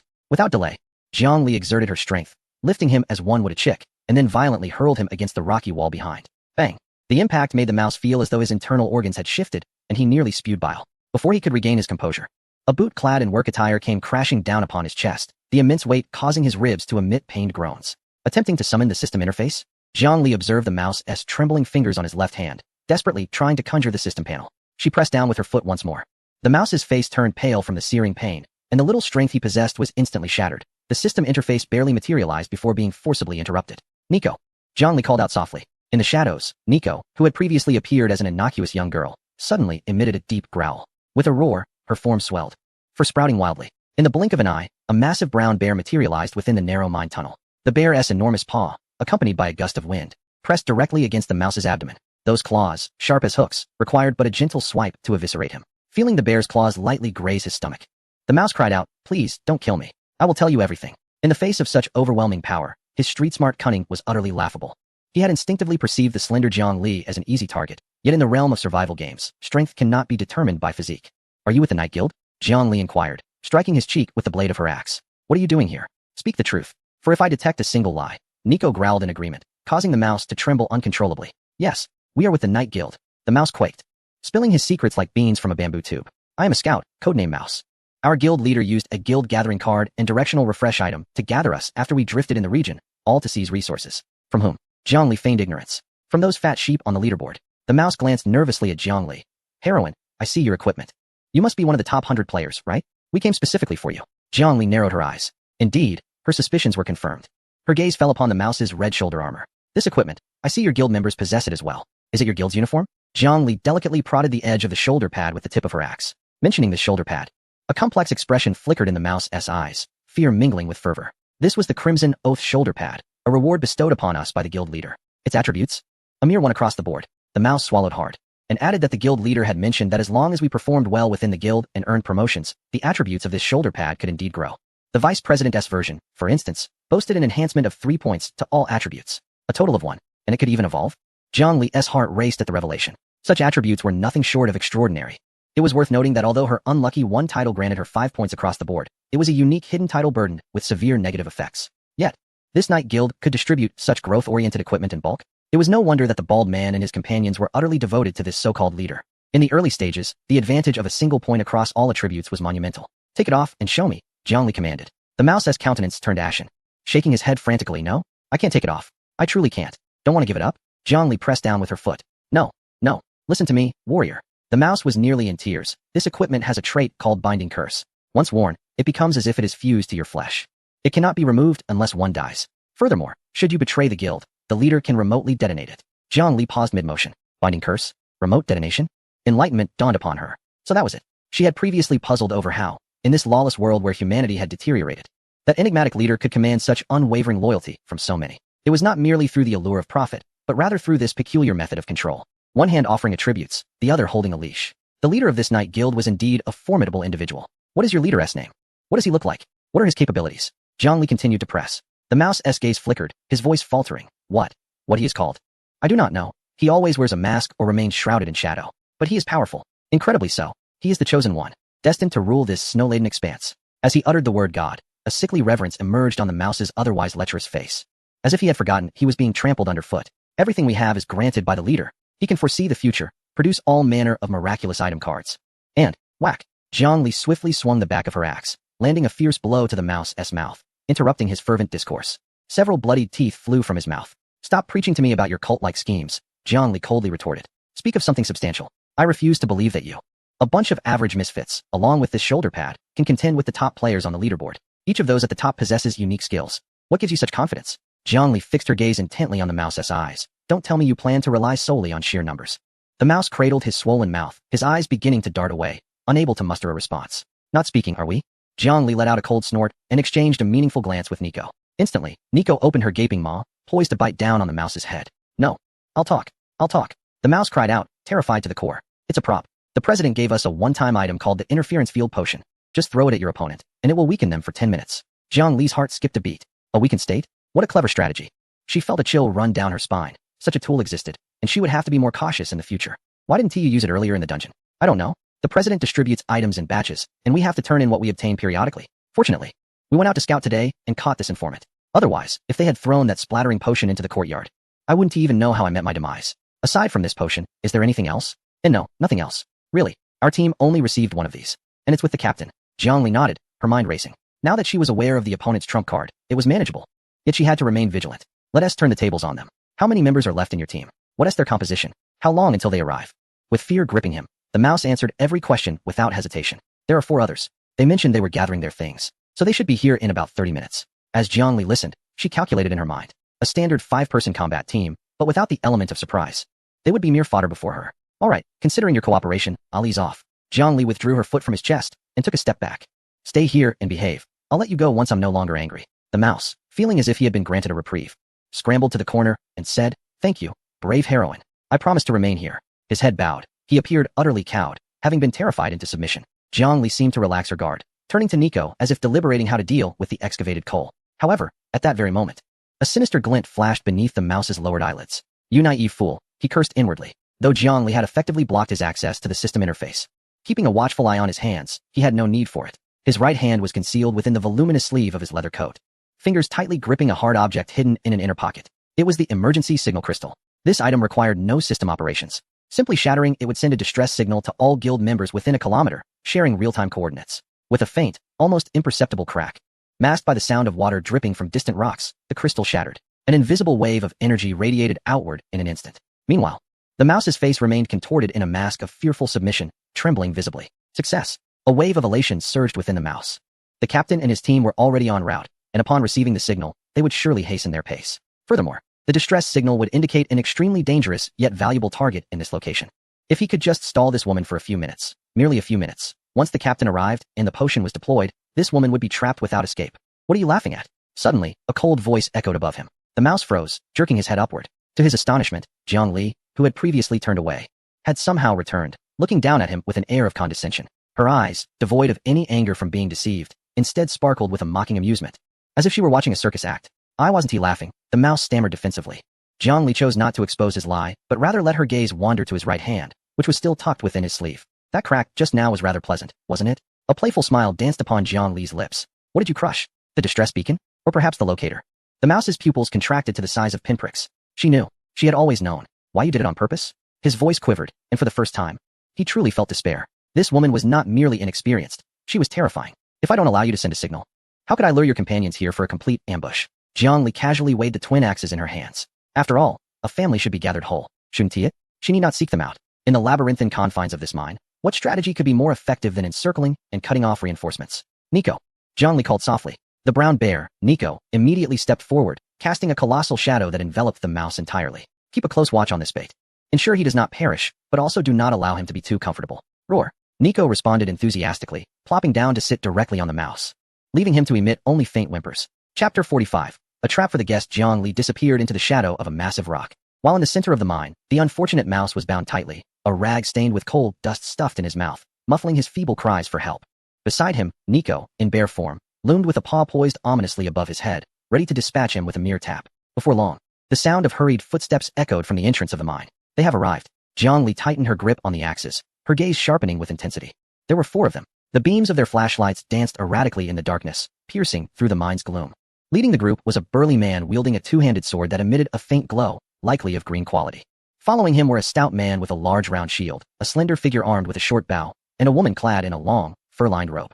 This was the elite team the mouse had spoken of. Mouse, the captain, brandishing the great sword, immediately spotted the bound mouse and the towering bear beside him. "Whimper, whimper." The mouse writhed desperately, his eyes ablaze with the fervent desire to survive. He longed to cry out for help, to warn of the ambush set by the woman, yet the rag in his mouth rendered him voiceless. "What is this?" Captain Bear halted his advance, refraining from rushing in. Instead, he raised his great sword, his gaze scanning the surroundings with wary vigilance. "What is going on, Captain? Look at the state of the mouse." The archer behind him scoffed. "We are being used as bait. I am aware. However, you do not expect me to believe that it is this bear that is ensnaring us." The captain regarded the struggling mouse on the ground with a visage devoid of emotion, a flicker of disdain crossing his eyes. The ensuing scene prompted a raised eyebrow from Jiang Li, concealed in the shadows. Rather than moving to rescue, the captain coldly commanded the archer behind him. "The mouse is done for. Bound like this, rescuing him would only be a burden. He is intent on using us as leverage. His accomplice is likely lurking in the shadows. Airway, maintain your vigilance. Liang Zi, shoot the mouse and then deal with this bear. We cannot allow it to leave evidence." "What?" The mouse widened his eyes in disbelief, staring at the captain, who was usually so brotherly. "Understood." The archer showed no hesitation, drawing his bowstring taut. Whoosh, a sharp arrow sliced through the darkness, precisely embedding itself in the mouse's throat. The mouse's body convulsed violently, the light in his eyes swiftly dissipating into a lifeless pallor. Until his last breath, he could scarcely believe he had been vanquished by his own comrades. Truly, there is no loyalty among thieves. A cold voice emerged from the shadows, accompanied by the appearance of an axe that swung directly at the archer, named Liang Zi. In tandem, a figure sprang forth, Jiang Li. She gazed down at the corpse with a mocking expression. "I had thought you came to save him, leaving him a prime position. What a pity, such deep brotherly affection." Upon seeing Jiang Li emerge, the pupils of the 4 adversaries contracted sharply. Jiang Li moved with such speed that they barely grasped the situation, as she took advantage of her momentum to close in, wielding another axe aimed at Liang Zi. Liang Zi barely evaded the flying axe, which grazed his neck and embedded itself in the opposite wall. Jiang Li swung again, this time striking his arm. Blood gushed forth, and a searing pain surged through him, causing the bow and arrow in his grasp to clatter to the ground. Just as Jiang Li prepared to pursue her advantage and eliminate the archer, Airway, wielding a large shield, reacted swiftly and brought it crashing down. Fearing he would seize the opportunity to use a potion against her, Jiang Li chose not to linger, swiftly kicking the bow toward the axe's embedded position and retreating in that direction. Her objective was achieved. She had neutralized their ranged capabilities. All unfolded in the blink of an eye. Liang Zi's screams echoed, yet none of the others dared to look at him. Their focus remained fixed on Jiang Li. Despite her appearance as a woman of modest stature, she exuded an undeniable presence. Yet, in this merciless expanse of snow, a solitary figure accompanied by a bear, lying in wait for the 4 of them, is undoubtedly no ordinary foe. Particularly the captain, whose gaze is fixed intently on the dual axes held by Jiang Li. Their radiant blue aura more potent than the sword in his grasp. "Friends," the captain suddenly retracted his earlier hostility, forcing a somewhat rigid smile. "This is all a misunderstanding." He gestured towards the lifeless rat on the ground. "This fellow was dishonest, hoarding guild resources. We were merely here to rectify our ranks. What you witnessed was merely the expulsion of a traitor, and it has no bearing on you. We are grateful for your assistance in apprehending him. We shall return your bow and take our leave." Speaking of which, your camp should be nearby, correct? We have ample time ahead of us. I shall share some resources with you as a token of gratitude. Oh, Zhongli observed him with a smile that barely concealed his skepticism. So, you are not here to eliminate me? Of course not. The captain lowered his sword, feigning submission, and began to inch forward. Since you discovered this mine first, it rightfully belongs to you. The Knight Guild values the principle of first come, first served. We are merely passing through. As he spoke, his left hand, hidden behind his back, was signaling furiously. Behind him, a woman discreetly retrieved a glass vial filled with a murky green liquid. Splash-type weakening potion. This was their trump card. Once thrown, the resulting toxic mist would diminish the attributes of all targets within its radius by 50% for a brief period. At that moment, regardless of their ranking, they would be as vulnerable as meat on a chopping block. The only requisite was ensuring it struck Zhongli. Zhongli watched their furtive movements, a cold smirk forming within. Their theatrics were painfully obvious. Their subtle expressions practically screamed treachery. Very well, Zhongli nodded, seemingly convinced. I shall forego the resources. Since you are merely passing by, why not part with some of your equipment instead? Let us consider this matter settled. Our equipment? The captain's expression faltered. Do not overstep your bounds. We will inevitably cross paths again. Let us leave the equipment aside. Such a vast mine cannot be consumed by one alone. We can achieve a mutually beneficial collaboration. Seeing the captain's restraint, Zhongli was in no hurry to sever ties. That sounds agreeable. However, I do fancy that bow. How about it as a token of thanks? And what of your companion's injury? It appears quite painful. He gestured toward Liang Zi, who was clutching his arm and moaning in agony. Liang Zi, fully aware of the mockery embedded in Zhongli's words, glared at him with eyes aflame with rage. It's nothing at all. His injury is trivial. It's merely a misunderstanding. If you desire the bow, you may have it. The captain forced a smile. Suppressing Liang Zi's ire, Zhongli stowed the bow while deftly retrieving the axe embedded in the rock wall. Had he not noticed the group inching closer, continually seeking advantageous angles for the woman to launch her potion, he might have genuinely believed they were experiencing a change of heart. Very well, since you all insist. I shall take my bear and depart, Zhongli remarked, feigning acquiescence as she strode directly towards the bear-shaped Nico, simultaneously casting a subtle glance her way. Sensing Zhongli's lapse in vigilance, the team leader's eyes glimmered with a ruthless intent. How audacious. Attack. Bring her down. The burly man named Erwei, wielding a large shield, advanced forward, while the others positioned themselves behind the shield, obscuring Zhongli's view of the situation beyond. Seizing this opportunity, they swiftly closed the distance. With a deft movement, Zhongli dashed towards the cave entrance and hurled an axe directly at the shield, capturing everyone's attention. The axe struck the shield with a thunderous crash, yet it remained unscathed. Nevertheless, Erwei, holding the shield, was jolted back several steps by the sheer force. Zhongli charged forward once more, retrieving the axe. Chapter 46. The blade is drawn as Zhongli breached the defensive line. The team leader, disregarding everything else, raised his massive sword and swung it down towards her, intent on overpowering her with brute force. At that moment, Zhongli had already reached him. So swift. Clang. The leader felt an excruciating pain in his arms. His palm split as Zhongli's dual axes forcefully drove his prized sword downwards, the axe blades perilously close to his nose. How could she possess such strength? He gazed in horror at Zhongli, who was mere inches away. As a warrior with all points allocated to strength, augmented by his guild's shoulder armor and the attributes bestowed by his green weapon, his strength was an impressive 16 points, already among the elite at this stage. Yet, before this woman, he found himself effortlessly overpowered. It was an absolute numerical dominance. Seeing that he could not withstand the assault, the leader shouted for Ame. In response, all he received was the shrill scream of a woman. From the shadows, a jaguar sprang forth silently, pouncing on the woman named Ame and snatching away a green glass vial from her embrace. By the time they realized what had transpired, Nico had reached the exit passage, transformed back into her human form with a flash of light, and tilted her head with a smile, waving the glass vial in front of them.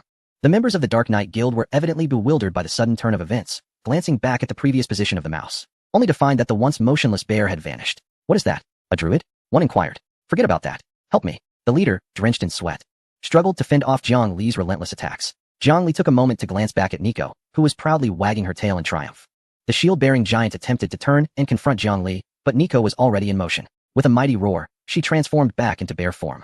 Launching herself into the fray, the shield-wielding man was struck head-on, sent flying along with his shield, crashing violently against the rock wall, and Nico pursued him relentlessly. With the threat of the potion eliminated, Zhongli felt considerably more at ease, intensifying her strength as she delivered a powerful kick to the leader's chest, sending him soaring backward. Immediately after, she did not pursue the leader but instead used the momentum to pivot, releasing her hand axe in a swift motion. Thud! The archer, poised to draw his blade, had no time to react before the flying axe struck him squarely in the chest, eliciting a scream as he collapsed to the ground. Please, don't kill me. I can brew potions. I can restore your health in the dungeon. The remaining woman, paralyzed by terror, dropped the dagger she held. Without a glance in her direction, Zhongli rushed forward, extracting the axe and swinging it backhandedly. Blood spattered against the mine's walls. In this world, mercy towards one's enemies equates to cruelty towards oneself. Since they sought to murder and plunder with their feeble potions, they must be prepared for retaliation. In less than half a minute, from a quartet, 3 lay dead and 1 was injured. Only the captain remained, clutching his fractured ribs, leaning against the rock wall.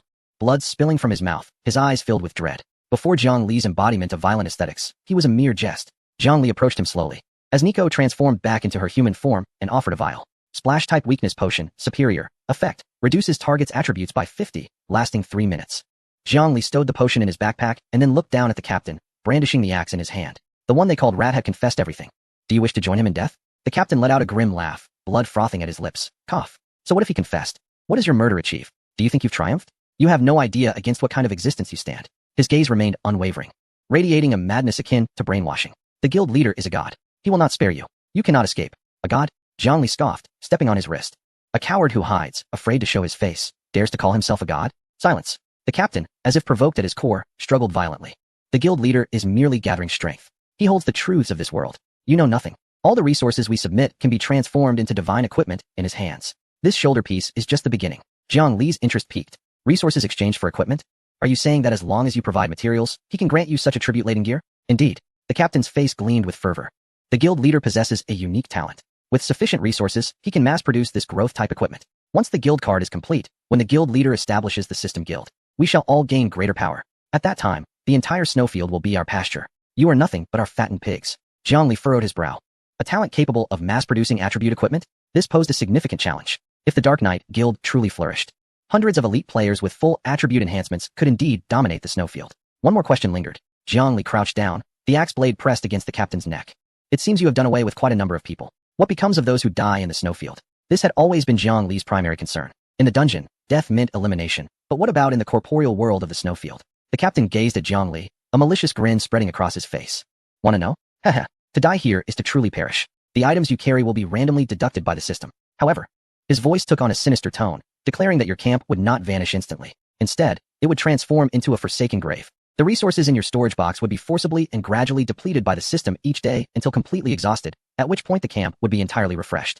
This phenomenon is referred to as death decay. During this decay period, anyone could breach your camp and seize the remaining resources. The captain fixed his gaze on Zhang Li, as if already envisioning her demise. My camp would soon begin to decay, and so would my teammates.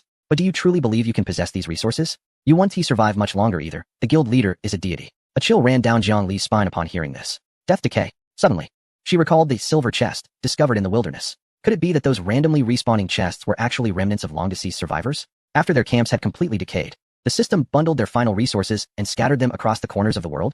A chilling thought indeed. Enough, I've received the information. As for whether I will die, you need not concern yourself with that. Regardless, your end is imminent. Zhang Li rose, her expression regaining tranquility. This captain had been thoroughly brainwashed. He was of no further use. As for that mysterious guild leader, Night Owl, since a grudge had been formed, let the conflict unfold as it may. The captain seemed to sense the murderous intent in Zhang Li's eyes. No, you cannot kill me. As she raised her axe, the fervor in the captain's eyes waned, reverting to a primal fear of death. I am an elite of the Dark Knight Guild. If you kill me, the shoulder armor will mark you. You will face relentless pursuit. Mark? Zhang Li scoffed. It matters not. Setting aside the authenticity of this mark, prior to the next terrain respawn, the guild members would be unable to acquire a significant number of positioning cards. You cannot kill me. What is wrong? Is it only permissible for you to strike others while rejecting any retaliation? Accept the stakes, shall we? Zhang Li ceased her idle chatter. The axe fell decisively. Thud. The blade descended. The world fell silent. Zhang Li cast a glance at the 4 corpses on the ground. This was her first act of killing in the snowfield world. Yet, her heart remained largely unperturbed, driven solely by a resolute understanding that one must be ruthless for the sake of survival. She bent down and began to search the bodies. Unfortunately, as the rat had indicated, the red shoulder armor, upon its master's death, corroded as if dissolved by some acidic substance, swiftly transforming into a pool of crimson molten iron, rendering it utterly irretrievable. Zhang Li shook her head, feeling a tinge of regret. She had intended to study it further and inquire if Pineapple Beer knew anything about it. However, the other equipment that had been drawn out did indeed drop. The deep blue greatsword, rare, lay quietly beside the captain. Item, greatsword, quality, fine green attributes, strength 2. Constitution 1, special effect, heavy strike, chance to cause a stun effect upon attack. Although Zhang Li was accustomed to wielding dual axes, this greatsword exhibited exceptional attributes and an impressive appearance. Even if one does not require it for personal use, trading it could still prove advantageous. The only caution is that such weapons, possessing distinct characteristics, should not be directly listed on exchanges, as they may easily attract unwanted attention. In one-on-one confrontations, the current Zhang Li should not fear anyone. However, inciting widespread ire could lead to perilous consequences. Besides the great sword, Zhang Li has also acquired several vials of basic healing potions from that woman, along with a flask of fine steel arrows from the archer. Regrettably, a sturdy shield was eradicated by the system, which Zhang Li had coveted. This counterattack not only safeguarded the mine, but also yielded a considerable fortune. Nico, get to work, Jiang Li instructed, having gathered the spoils and intending to direct Nico to handle the corpses strewn about. To his surprise, upon removing the remaining supplies from the bag, the bodies vanished. This was fortuitous, sparing him the distress of witnessing them. Once assured that no remnants were overlooked, Jiang Li picked up a safety helmet and, together with Nico, ventured deeper into the mine. Are we the bad guys? Nico inquired. Indeed, those who seek to bully others are the villains, Jiang Li replied. Jiang Li is a good person, Nico remarked, causing Jiang Li to pause. To assert himself as a good person felt disingenuous. He merely considered himself a normal individual striving to survive. Nico, your linguistic skills have improved remarkably, he complimented. Hee, Nico chuckled, scratching her head bashfully. As the duo proceeded further into the mine, they encountered a stone wall blocking their path, signifying the end of the cavern. This certainly was not a complete mine. It spanned only 300 to 400 meters. Perhaps it was a consequence of the system's generation that rendered it so fragmented. Nevertheless, for Jiang Li, the coal within was undoubtedly sufficient, though he pondered whether it would remain upon the next regional reset. After collecting a bit more coal, Jiang Li decided to cease his efforts and turned to exit with Nico, simultaneously sending a message to Pineapple Beer. Spicy chicken leg burger. The region has reset. Have you encountered any occurrences on your end? Pineapple Beer. What occurrences? Spicy chicken leg burger. The Nightshade Guild we met in the instance. Their leader seems to possess some abilities regarding cursed equipment binding. This might explain why he continuously attracts followers. Do you have any insights? Pineapple Beer. I'm not certain. My memories are quite hazy, and I'm piecing them together through dreams. If I dream of relevant information, I will inform you. Spicy chicken leg burger. Alright then, take care. They seem to be devising a hunting plan, utilizing special items to refresh camps near the top-ranked survivors, and employing weakening potions for hunting. Be cautious around your camp. Pineapple Beer. Thank you, but I should be fine. Spicy chicken leg burger. Do not be complacent. Jiang Li had expected Pineapple Beer to exhibit a spirited demeanor and was prepared to offer some words of caution. However, the response left him utterly astonished. Pineapple Beer. No, I am not at the camp. I haven't noticed if there are any new survivor camps nearby. Besides, they have no means to infiltrate or destroy my camp. I have been venturing out for several days, collecting treasure chests. In the days following the region's refresh, the drop rate for outdoor treasure chests is significantly enhanced. Spicy chicken leg burger. If such good fortune existed, why did you not inform me? To have searched for treasure chests for several consecutive days, Pineapple Beer is indeed a determined individual. They must possess items such as sleeping bags. Pineapple Beer. You did not ask, did you? Spicy chicken leg burger. Pineapple Beer. I will tell you next time. Immediately thereafter, Jiang Li sent a message to Egg Tart King, informing them of that group's plans and the increase in treasure chests. However, she had never made it onto the leaderboard, remaining rather inconspicuous and, thus, not easily targeted. Egg Tart King. Thank you, esteemed one. I will be vigilant. Chapter 47. Harvesting the alchemy pot. The depths of the mine had returned to an eerie silence. After alerting Pineapple Beer and Egg Tart, Jiang Li did not rush to depart. Instead, she accompanied Nico to explore the interior of the mine, tracing the direction from which those individuals had come. In addition to the shallow coal mine discovered by the rats, there were several iron ore deposits deeper within. Jiang Li nodded in satisfaction. She spent some energy collecting coal and iron ore, though her energy was running low, preventing extensive mining, having cleared the threats in the vicinity. This mine would henceforth serve as her private sanctuary. Jiang Li emerged from the mine. The snowstorm outside had gradually subsided, revealing a peculiar leaden-gray sky. She donned her freshly crafted refined snowboard and set her sights on the cluster of camps she had observed through her binoculars. Nico, follow closely. With a swift motion, the snowboard carved 2 parallel tracks across the snow. Jiang Li lowered her center of gravity, her body swaying with the undulating snow mounds, moving at great speed. In less than 10 minutes, the row of camps appeared before her. These were 5 closely clustered camps, which should have constituted a formidable small settlement. However, with the demise of their leader, a profound silence now enveloped the area. Jiang Li stowed her snowboard and strode confidently into the camp. All the camps were level 2. The walls were feeble wooden fences, and in some places, merely piles of rubble. The structures inside were rudimentary, consisting of a barely habitable small wooden house and a basic campfire, with hardly any additional facilities. How impoverished. Jiang Li shook her head. This was a level 2 camp. Logically, at this stage of development, there should be some semblance of decent furniture or workbenches. Yet here, one could aptly describe it as being devoid of any comforts. Recalling the captain's earlier words about resources being surrendered, it became evident that the leader, known as Night Owl, truly regarded these members as worker bees, ruthlessly extracting their residual value while providing only the bare minimum of resources necessary for survival and issuing equipment to ensure their combat capability. At that moment, the campfire in the center still flickered, although its flames had grown weak. Without adding fuel, it would soon extinguish. Jiang Li approached one of the storage boxes at the campsite. System prompt. This campsite does not belong to you. You do not have the authority to operate through the management panel. System prompt. The campsite owner is deceased. You may conduct a physical search. Jiang Li, devoid of any psychological burden, promptly opened the box. Acquired. Common wood X45. Acquired. Stone X20. Acquired. White bread X6. Jiang Li wrinkled her nose in disdain. It seemed this group led a rather meager existence. She rummaged through 3 campsites in succession, finding little more than scraps. It wasn't until she entered the central and largest campsite, the domain of the leader, that conditions improved slightly. The leader's storage box was noticeably larger. Acquired. Refined steel X5. Acquired. Quality beast skin X3. Acquired. Dried wolf meat X10. Acquired. Common leather greaves X1 not bad. Just a few pieces of meat. Jiangli hastily swept the items into her backpack. Although she feigned disdain with her words, she ultimately did not overlook even the few strands of rope. What a pity. The truly valuable items were undoubtedly in the hands of that guild leader. Jiangli sighed, preparing to turn away, when her peripheral vision suddenly caught sight of a peculiar piece of furniture tucked away in the corner of the wooden house. It was a wooden platform with a black iron pot resting atop it, accompanied by some stone pestles and various bottles for grinding herbs. Despite its rough craftsmanship, a faint glow emanating from it indicated that it was certainly not a mere assemblage of junk. Jiangli stepped forward and touched it. Item. Basic alchemy table. Quality. Common, white. Function. Can be used to concoct and brew basic potions, such as healing potions, cold-resistant soups, etc. Description. Though simple, this is the first step in mastering alchemy. An actual living facility. Jiang Li's eyes brightened. This item was undoubtedly not brought from Blue Star, but was a special piece of furniture crafted from a blueprint. In survival games, aside from the essentials of sustenance, the most crucial aspect is medicine. Previously, she relied on the desserts of the Egg Tart King to recover health. Jiang Li did not possess the ability to produce potions herself. This must have been the place where that woman concocted potions, as she had previously found several healing potions on her. However, the weakness potion in her possession was likely not made here. This table was too rudimentary to produce such advanced potions. But that was inconsequential. The important thing was that with this table, the hemostatic grass and glacial moss she collected would no longer need to be consumed raw. They could be transformed into actual potions. She must take it. Jiang Li immediately reached out, attempting to stow it in her backpack. Buzz. A red light repelled her hand. System prompt. Unable to pick up. Error. The ownership status of this item has not refreshed. It still belongs to the original campsite facilities. Huh. Jiang Li was momentarily taken aback. All the people have perished, yet why can the contents of the box not be taken? She cast a glance around. Although the captain had died, the camp remained intact. According to the captain's words, the camp would enter a state of gradual decay, slowly depleting its resources before ultimately disappearing. Must one truly wait for the camp to completely vanish for this table to become unclaimed? How long would that take?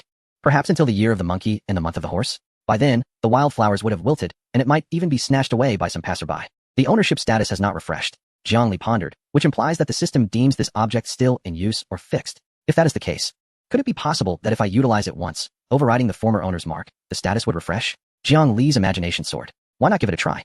After all, she had nothing but time on her hands. She retrieved from her backpack a half bottle of basic healing potion that she had previously scavenged from the female priest, along with a handful of hemostatic herb and a few unknown red berries she had collected during her exploration. Alchemy, after all, is merely about brewing herbs, right? Jiang Li brimmed with confidence. Although she specialized in the arcane arts, her culinary skills were not lacking either. Surely, alchemy would be similar to making soup?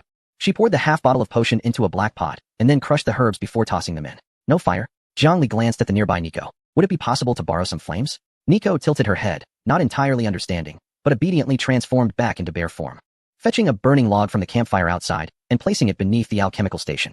Bubble, bubble, the liquid in the pot began to boil. The originally clear red potion, upon the addition of the assorted herbs, morphed into a rather peculiar hue. It first darkened to a deep brown, then erupted with green bubbles. A most indescribable odor began to permeate the small wooden cabin. The scent resembled a foul mixture of rotten eggs and burnt rubber. Cough, cough, cough. Jiang Li was overcome by tears and quickly covered her mouth and nose. How could this odor be more pungent than that of a sewer? Beside her, Nico could hardly bear it. Her sense of smell was magnitudes more acute than that of a human. This stench was practically a biochemical weapon to her. Ugh. Nico pinched her nose, retreating to the doorway with a face of disdain, her ears drooping as she regarded Jiang Li with the gaze of one witnessing a terrorist act. Don't run away. It's almost done. Jiang Li, tears streaming down her face, frantically stirred the concoction with a stick. Recalling that the books stated that good medicine is often bitter, a foul odor might indicate potent efficacy. With one final muffled pop, a plume of black smoke billowed from the pot. System notification, alchemy complete. Jiang Li leaned in with anticipation. At the bottom of the pot lay a thick, viscous substance of a strange purplish-black hue. Acquired. Strange potion. Failed product. X1. Quality. Inferior. Gray. Effect. No healing properties whatsoever. Special side effect. Consumption will trigger severe gastrointestinal turmoil, commonly known as explosive diarrhea, lasting for 1 hour, during which all attributes will be reduced by 0 due to exhaustion. This is a malicious concoction, a dark culinary creation that should not be used against allies. Gasp. Jiang Li nearly spat out a mouthful of blood. A laxative? After much effort, she intended to brew a healing potion, only to end up with a potent purgative?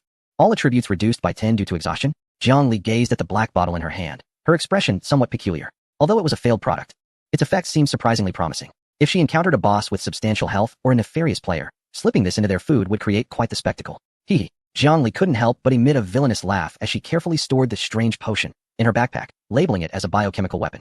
At that moment, a notification chimed. System alert. A new user has activated this facility and completed a full operation. Ownership has been forcibly refreshed. Jiang Li's heart surged with joy. She had indeed taken the right gamble. She reached out once more to the alchemy table, her thoughts focused. Retrieve. In an instant, the hefty wooden alchemy table vanished into thin air, quietly resting within her backpack's compartment. However, as the table disappeared, an eerie scene unfolded. The once sturdy wooden cabin began to tremble violently, as if it had lost its support, the walls disintegrating into countless white specks of light. The floor beneath her feet became transparent. This is bad. It's about to reset. Jiang Li's expression shifted, and she swiftly scooped up Nico at the doorway, dashing out of the cabin. In the next heartbeat, the entire camp, including the wooden cabins, the surrounding fence, and the still flickering campfire, disintegrated in a distortion of light and shadow. There was no explosion, no debris. It was as though an eraser had been ruthlessly swept across a canvas. In mere seconds, the 5 camps that once occupied the snowy expanse vanished without a trace, leaving only an empty stretch of snow and a few footprints yet to be buried by the wind and snow. The world around was a vast, white void, as if humanity had never existed here at all. This marked the end of Death's Decay. Jiang Li stood in the snow, quietly observing the scene before her. The captain had spoken the truth. When the last vestige of value in a camp is exhausted, the system will mercilessly obliterate its existence. In this game, death is not merely the end of life, but the complete erasure of one's existence. If she did not strive to grow stronger, Jiang Li clenched her fists.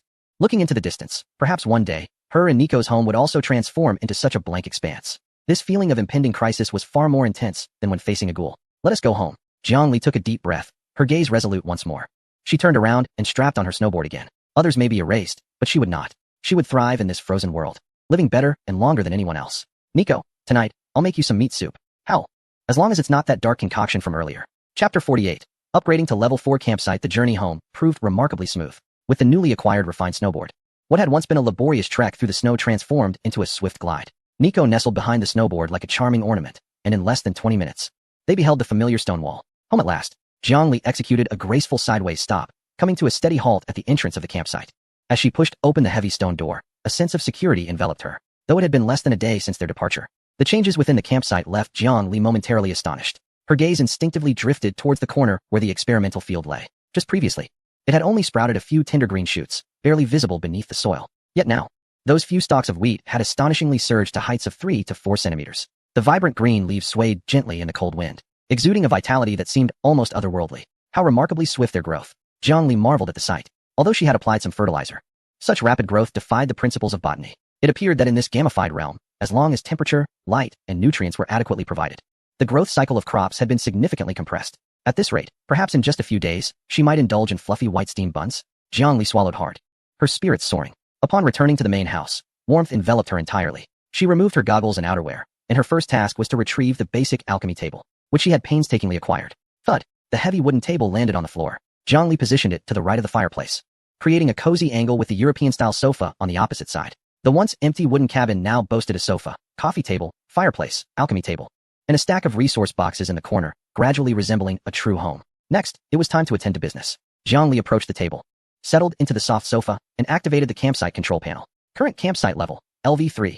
Next level, LV4. Upgrade requirements. Stone bricks, 380, 500. Refined steel, 310, 300. Fulfilled. Advanced timber, 310, 020, 000. Fulfilled.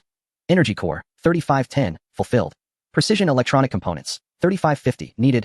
Campsite prosperity, 830. 800.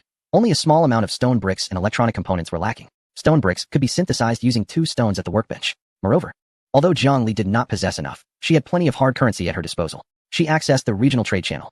Following the brutal cleansing of the blizzard, the number of active participants in the channel visibly diminished. The dimmed avatars of fallen IDs were a stark reminder. Those who survived were either fortunate or exceptionally skilled. Without wasting words, Jiang Li placed her order. Trade. High-quality smokeless coal, X30. Request. Refined stone bricks, X150. Note. Only exchanging for stone bricks. Only finished products. No idle chatter. Previously, due to the low campsite levels, the central bonfire could not utilize coal. However, the situation has changed. The minimum survival requirement is now a level 2 campsite, which has naturally elevated the significance of coal. Moments after the news was disseminated, notifications began to flood in. Big shot. I have stone bricks. Spicy chicken leg burger. Big shot. I beg for your attention. I possess 100 stone bricks. Could you spare me a couple more pieces of coal? Have you opened a coal mine? How could you have so much smokeless coal? Jiang Li selected 2 buyers with commendable reputations, having previously engaged in transactions with them, and swiftly completed the trade. Acquired. Refined stone bricks, X150. Next came the electronic components, which originally required a level 3 workbench for crafting, but Jiang Li was unencumbered by such limitations. She added materials like copper, zinc, silver, and resin into the workbench. Crafting complete. Acquired electronic components, X15, with the materials at hand. As 4, prosperity. This attribute essentially gauges the abundance of furniture and the completeness of facilities in one's home. Zhang Li glanced at the recently placed basic alchemy table, which adds 50 points of prosperity, the European-style sofa, adding 80 points, and the powered wind turbine, which contributes 200 points. It was indeed more than sufficient. Everything was in place. Taking a deep breath, Zhang Li hovered her finger over the shimmering golden upgrade button. Level for campsite. This marks a watershed moment. Upon reaching this level, the campsite transcends being merely a place for rest and transforms into a small fortress equipped with basic base functionalities. Upgrade. Zhang Li pressed down decisively. System notification, deducting corresponding materials. Campsite upgrade in progress. Estimated time, 10 seconds. Please note, this upgrade will significantly expand the territory. Ensure there are no obstacles nearby. A rumble resonated, and the ground began to tremble. Zhang Li peered through the window, witnessing the once sturdy stone walls suddenly come alive, emitting a deep roar as they automatically disassembled, reconfigured, and then aggressively expanded outward in all directions. The snow was pushed aside, and the frozen earth compressed. The territory, which previously had a radius of only 10 meters, instantly expanded threefold, a radius of 30 meters. The prior campsite felt somewhat cramped, with the tool shed and main house making it seem congested. But now, gazing at the newly expanded edges of the walls, a surge of ambition welled up within Zhang Li. As the walls settled, the interior of the campsite began to undergo a monumental transformation. The most striking change was the bonfire at the center of the campsite. Under the golden glow, the ordinary stones began to disintegrate, replaced by ancient, grayish-blue stone bricks. The bricks automatically stacked, forming a circular altar with a diameter of 2 meters. The surface of the altar was intricately inscribed with runes, and at its center, a plume of golden-red flames soared into the air, burning with remarkable stability and silence, devoid of any smoke. Facility upgrade. Basic elemental altar, formerly bonfire. Effect. Coverage radius of 50 meters, constant temperature of 22 degrees. New feature. Life restoration. Restores 1 point of health per minute within the altar's range. Exorcism. Deals continuous burning damage to low-level undead creatures. How splendid! Zhang Li exclaimed. Yet, this was merely the beginning. The most significant transformation occurred within the main house she occupied. The wooden beams overhead creaked with a sound of growth. The previously low flat roof, under the influence of magical forces, gradually swelled into a beautiful, snow-shedding peaked structure. The walls outwardly expanded, stretching the interior space. Moments later, the radiant glow subsided. Zhang Li surveyed her surroundings. The entire house had swiftly enlarged and been compartmentalized. The main house now boasted 3 distinct spaces: a bedroom, a workspace, and a living room. The furniture had seamlessly relocated to their respective rooms. The floor was adorned with neatly arranged moisture-resistant wooden planks, while the walls transformed into a dual-layer composite structure of inner wood and outer stone, ensuring warmth and durability. Even on the southern wall, a spacious glass window with shutters had been added. While it might not yet rival a villa, it certainly qualified as a charming little abode.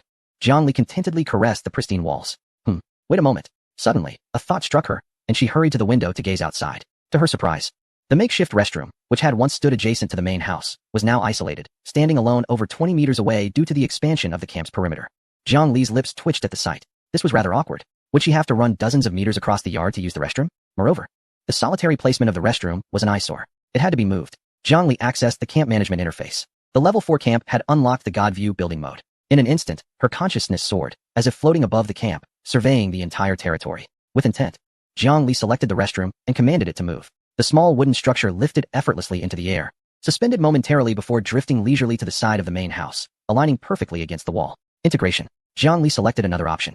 The system automatically consumed a small amount of wood and stone, directly breaching the wall between the main house and the restroom, installing an interior door. Done. The indoor restroom was accomplished. Zhang Li snapped her fingers, exiting the God View. Upon completing these tasks, she turned around to find Nico standing dazed in the center of the hall, her mouth forming an O. Although she had witnessed this scene several times, it was nothing short of a miracle to her. Each occurrence left her in awe. Her mismatched eyes sparkled with admiration, gazing at Zhang Li as if she were a deity descended from the heavens. Zhang Li, Nico stammered, pointing at her surroundings, desperately searching her still-developing vocabulary for an adjective to convey her astonishment. After a prolonged pause, her face flushed, she finally exclaimed loudly, "Zhang Li is so big." Nico emphasized her point with grand gestures, indicating the enlarged house, and then Zhang Li, earnestly repeating, "Big, large, so many, big." Zhang Li approached and playfully pinched the chubby cheeks of Nico, gently tugging them to the sides. "If you dare to call me fat again, I'll cancel your dinner." Nico, though puzzled, felt a surge of survival instinct upon hearing that dinner was at stake, her speech suddenly becoming clear and articulate. "That's more like it." Just then, the long-awaited system reward notification finally appeared. "Congratulations. Your camp level has risen to LV4. As the first survivor in this area to reach LV4, you have received an additional achievement reward." In a flash of light, 3 hefty packages landed on the table. Zhang Li eagerly opened them. Acquired, Mysterious Crop Seed Pack X10, including strawberries, potatoes, and even a coffee bean. Acquired, Advanced Magical Fertilizer X30, reduces crop growth cycle by 50 and increases yield. Acquired, Swiftwalker Knee Pads, rare blue, Zhongli first put away the seeds and fertilizer. With this magical fertilizer, the yield from the trial field would undoubtedly double, and strawberries and coffee were highly valuable commodities in this post-apocalyptic world. Finally, her gaze fell upon the knee pads. They were a pair of deep blue protective gear, glimmering softly, appearing both lightweight and sturdy. Item: Swiftwalker knee pads. Quality: rare, blue. Slot: leg accessory. Attributes: Constitution 3. Agility 2. Special effect: source of stamina. Passive: reduces energy consumption by 30 during high-intensity physical activities such as running, climbing, and digging. What a stroke of fortune. Jiang Li's eyes widened with delight. Just yesterday, she had been gasping for breath while mining coal, her energy depleting rapidly, and now the system had bestowed upon her this miraculous item that reduced consumption. A 30 reduction in energy usage meant that her endurance for mining and chopping trees would increase by 1/3, combined with her already high constitution. She was practically a perpetual motion machine. Regrettably, Jiang Li touched the material of the knee pads, feeling a twinge of disappointment. If only she had the blueprint. With a blueprint, she could potentially craft an item with attributes like halved energy consumption or even automatic stamina recovery, using her workbench. While the gear was excellent, it had its limitations. One must not be overly greedy. Jiang Li reassured herself with this thought and immediately donned the knee pads over her work pants. A surge of lightness enveloped her legs, making her feel as though she was gliding with the wind. Her attributes soared once again. Strength: 27, agility: 15-2, constitution: 16-3. Satisfied, Jiang Li patted her legs. After organizing her equipment, she looked at the table overflowing with supplies and then at her backpack. Backpack capacity: 30-30, full, though she had expanded her capacity as her explorations deepened. The variety of ores, materials, blueprints, food, and potions had become overwhelming. Now, even fitting an apple required considerable deliberation. It was time to clear out her inventory. Jiang Li stood up and exited the main house. She arrived at the center of the courtyard, beside the newly upgraded, basic elemental altar. The original storage box was situated here. Jiang Li opened the box and hastily stuffed in all the supplies that she deemed unnecessary to carry with her. After closing the box, she was about to return indoors when her footsteps halted abruptly. She glanced back at the solitary wooden box standing beside the altar. With the camp's radius having expanded to 30 meters, the box, although shielded by stone walls, was still exposed to the elements. What if, she pondered, she encountered flying monsters or nefarious individuals like those from the Dark Knight Guild, who possessed special items that could breach walls? Wouldn't this box of possessions be rendered utterly vulnerable? No, that was far too unsettling. Resolutely, Jiang Li summoned the camp management interface once more. With a godlike perspective activated, she moved. Selecting the enormous storage box, the once heavy container levitated effortlessly. Jiang Li maneuvered it, as if playing with building blocks, directly through the wall, and positioned it beside the bed in the main house's bedroom. With a thud, the box landed. She dashed back inside and glanced at it. Right next to the grand bed was her fully stocked storage box. As she lay down, she could reach out and touch all her belongings. A sense of comfort enveloped her. Jiang Li patted the box lid, revealing a smile that radiated a somewhat morbid satisfaction. To sleep while cradling her supplies was the most reassuring act in this apocalyptic world. Chapter 49. The teleportation card standing in the newly refreshed main hall. Jiang Li still felt a tinge of emptiness. The level 4 expansion was impressively generous, with the main building now stretching 40 square meters and the lofty peaked roof creating an exceptionally spacious atmosphere. Yet, it seemed to lack a touch of embellishment. Stroking her chin thoughtfully, Jiang Li opened the decorative construction list. After the recent upgrade, a plethora of new blueprints had been unlocked. Items like vintage wall lamps, wool carpets, solid wood bookshelves, and even a scenic fountain. While the fountain was an intriguing prospect, it felt somewhat out of place to construct one now, despite the camp's protective measures preventing it from freezing. Perhaps she could gather some flower seeds next time and create a garden fountain later. Her gaze finally settled on a highly practical structure. Facility: advanced planting bed, large. Requirements: refined stone bricks x50, quality timber x20, fertilizer x10. Description: no longer a mere experimental plot. This is the true cornerstone of agriculture, equipped with temperature control and drainage systems, capable of accommodating a diverse array of crops. This was it. Food is the cornerstone of survival. Jiang Li exited the main house and approached the previous wheat field. Construction commenced. As materials were deducted, the ground trembled. A rectangular stone planting bed, approximately 8 meters long and 4 meters wide, rose from the earth. It was far from the rudimentary planting boxes of the past. Its edges were bordered with smooth, treated wood, exuding a sense of weightiness and sturdiness. Jiang Li carefully transplanted the wheat that had grown in the previous experimental field into the new bed using the system's editing interface, and then retrieved the recently awarded mystical crop seed pack. Potatoes were planted along the edge. Strawberries, those delicate fruits, nestled amidst a myriad of possibilities. Coffee beans.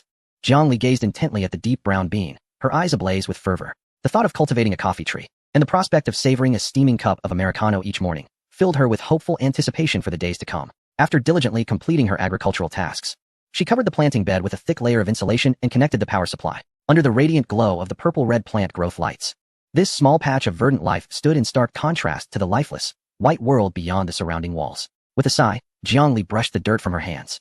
But before she could truly appreciate the beauty of her surroundings, she noticed the sky outside had darkened. Night had fallen. A familiar, guttural roar echoed from beyond the walls, arriving with its customary punctuality. However, today's growls bore a heavier, more ominous resonance. Jiangli furrowed her brow as she approached the wall adjacent to the main gate. Among her architectural blueprints was a defensive structure she had long desired to construct. Defense, stone watchtower. Requirements: a substantial amount of stone bricks and timber. Function: provides elevated visibility, enhances the range and accuracy of ranged weaponry. With a flash of light, a towering stone edifice, 3 meters high, rose against the inner side of the wall. Atop the tower was a small platform with a roof, accessible via a wooden ladder.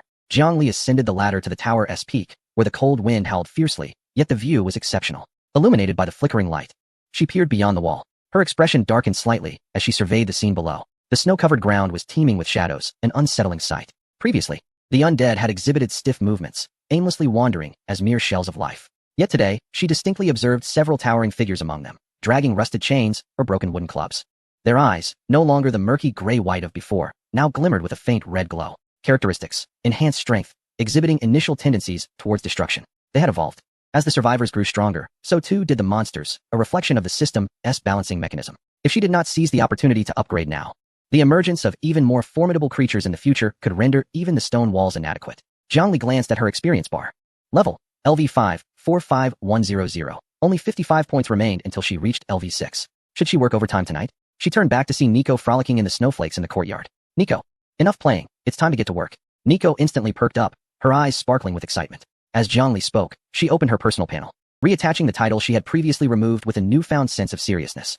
Title: Super Unlucky 1. Status: Equipped. Attributes: All attributes 5. Negative effect: wearing this title prevents encounters with survival treasure chests in the wild. In this perilous wilderness, attributes equated to survival. As for the loot, the undead typically yielded little of value. Sufficient experience was all that truly mattered. Open the door. Jiangli pulled the stone door ajar and slipped outside. The moment she stepped out, the previously aimless undead began to stir, letting out a deafening roar. Roar! Dozens of corpse demons suddenly turned their heads, their bloodshot eyes fixated on this direction. Jiangli did not falter. Instead, she brandished her axe and charged forward. With a force of 27, augmented by the 30 reduction in stamina consumption from the Fleetfoot knee guards, she was a formidable force to be reckoned with. Nico, stay by my side, don't stray too far. Initially terrified of the corpse demons, Nico had gradually acclimated to the presence of these grotesque creatures over the past few days. Transforming into a towering bear, Nico stood upright and swatted one of the foremost corpse demons into the snow, flattening its head before its body dissipated into the white expanse. On Jiangli's end, she unleashed her full might, wielding the rending wind twin axes, which transformed into 2 swirling blue tornadoes. With a swift strike, she severed an enhanced corpse demon's wooden club and arm with ease. Kill enhanced corpse demon, experience 4. A surge of joy filled Jiang Li's heart as her movements quickened. This was a slaughter devoid of suspense. Though the corpse demons had grown stronger and armed themselves, their defenses crumbled like paper before Jiang Li's ability to cleave through rock with ease. The effect of the Fleetfoot knee guards was particularly remarkable. Previously, after a series of high-intensity strikes, her arms would ache, and her breath would quicken. Yet today, she felt an unceasing reservoir of stamina. The 50th, the 60th. The bodies of the corpse demons piled layer upon layer in the snow, their dissipation failing to keep pace with Jiang Li's relentless onslaught. In a fervor, she plunged into the heart of the horde, utilizing the bloodthirst attribute of her dual axes to replenish her health with each kill, growing bolder with every encounter. 2 hours later, the snow at the camp's entrance had transformed into a dark brown hue. The last corpse demon, attempting to rise, met its end as Jiang Li crushed its spine beneath her foot. Exhaling a cloud of white vapor, she shook the tainted blood from her axes. Kill ordinary corpse demons X65, enhanced corpse demons X25. Total experience gained, 165 points. Congratulations. Your level has risen to LV7. Additional free attribute points gained, 2 points. A rush of warmth flooded Jiang Li's being, dissipating the slight fatigue accumulated during battle. This was the exhilaration of leveling up. She allocated 1 point to strength and 1 to agility. Strength, 27-29. Agility, 15-17. Constitution, 16-18. Her strength had exceeded its previous limit, necessitating an investment in speed. For in the realm of martial prowess, swiftness reigned supreme. Next came the formality of scavenging. Jiang Li surveyed the battlefield strewn with corpses, grimacing slightly. She held no hopes for finding anything of value among the remains, as previous encounters had yielded only tattered rags and decayed flesh. Nico, just rummage around and see if there's anything useful. The duo began to clear the battlefield. Sure enough, they uncovered. Acquired. Rotting eyeball X1. Acquired. Broken wooden club X1. Acquired. Shredded rags X5. All utterly worthless. Jiang Li meticulously sifted through over 70 corpses. Yet not a single trinket or bauble was to be found. A sigh escaped her lips as she approached the final creature, a notably large reinforced corpse demon. Presumably the minor leader among the horde. A modicum of respect would have sufficed. Even a morsel of flesh would have been appreciated. With a deft motion, Jiang Li unsheathed her axe and tore apart the tattered leather armor adorning the corpse. Suddenly, a peculiar glimmer caught her eye, halting her actions. She rubbed her eyes, questioning whether the reflection from her goggles had deceived her. Amidst the decaying flesh and blood, a card as translucent as crystal emerged gracefully from the morass. Discovery, special item, fixed-point teleportation card. Unable to contain herself, she exhaled a phrase of cultural significance. Is this really possible? To unearth a special item from a corpse demon? Was this the fabled notion of non-extreme, yet inevitable? Or was this creature itself an exceptionally rare elite among many? Jiangli picked up the card, feeling its chill against her fingertips, adorned with intricate runes. Item, fixed-point teleportation card. Functions. 1. Long distance. Allows selection of a destination for teleportation. 2. Record. Can mark the current location as an anchor point. Default is your LV for campsite. 3. Teleport. Regardless of your location, excluding special shielded areas. Using the card enables instantaneous return to the anchor point. 4. Return. Within 24 hours of teleporting back to the anchor point, you may choose to reactivate and return to the location where the card was used.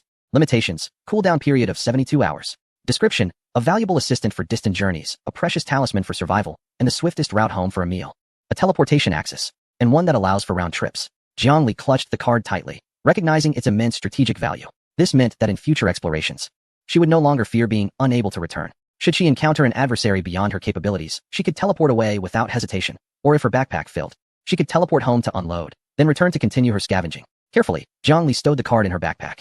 This outing had not only elevated her level, but also yielded a remarkable item. Nico, let us head home. Time for a feast. With a sweeping gesture, she returned to the campsite. Securing the door behind her, she shed the blood-soaked and chilling attire. In a hurry, she dashed into the bathroom adjacent to the main house.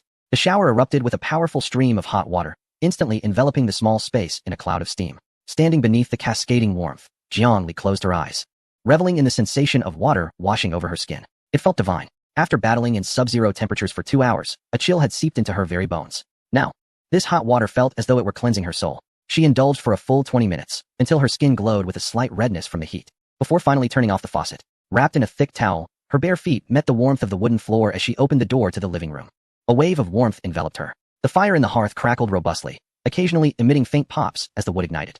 As the morning sun streamed through the newly installed blinds of the main house, casting dappled shadows across the wooden floor, Nico, having completed her bath in her stone form, now transformed back into her petite white cat guise, lay sprawled comfortably on the rug before the fireplace, her belly exposed to the warmth. Jiangli approached the inviting European-style sofa, letting her body sink into its plush embrace, a sigh of contentment escaping her lips. Oh, her bones felt as if they were melting. Her hair remained damp, droplets of water clinging to the tips, and the absence of a hairdryer was her only regret at the moment. While electricity was available, the lack of a blueprint rendered such a luxury unattainable.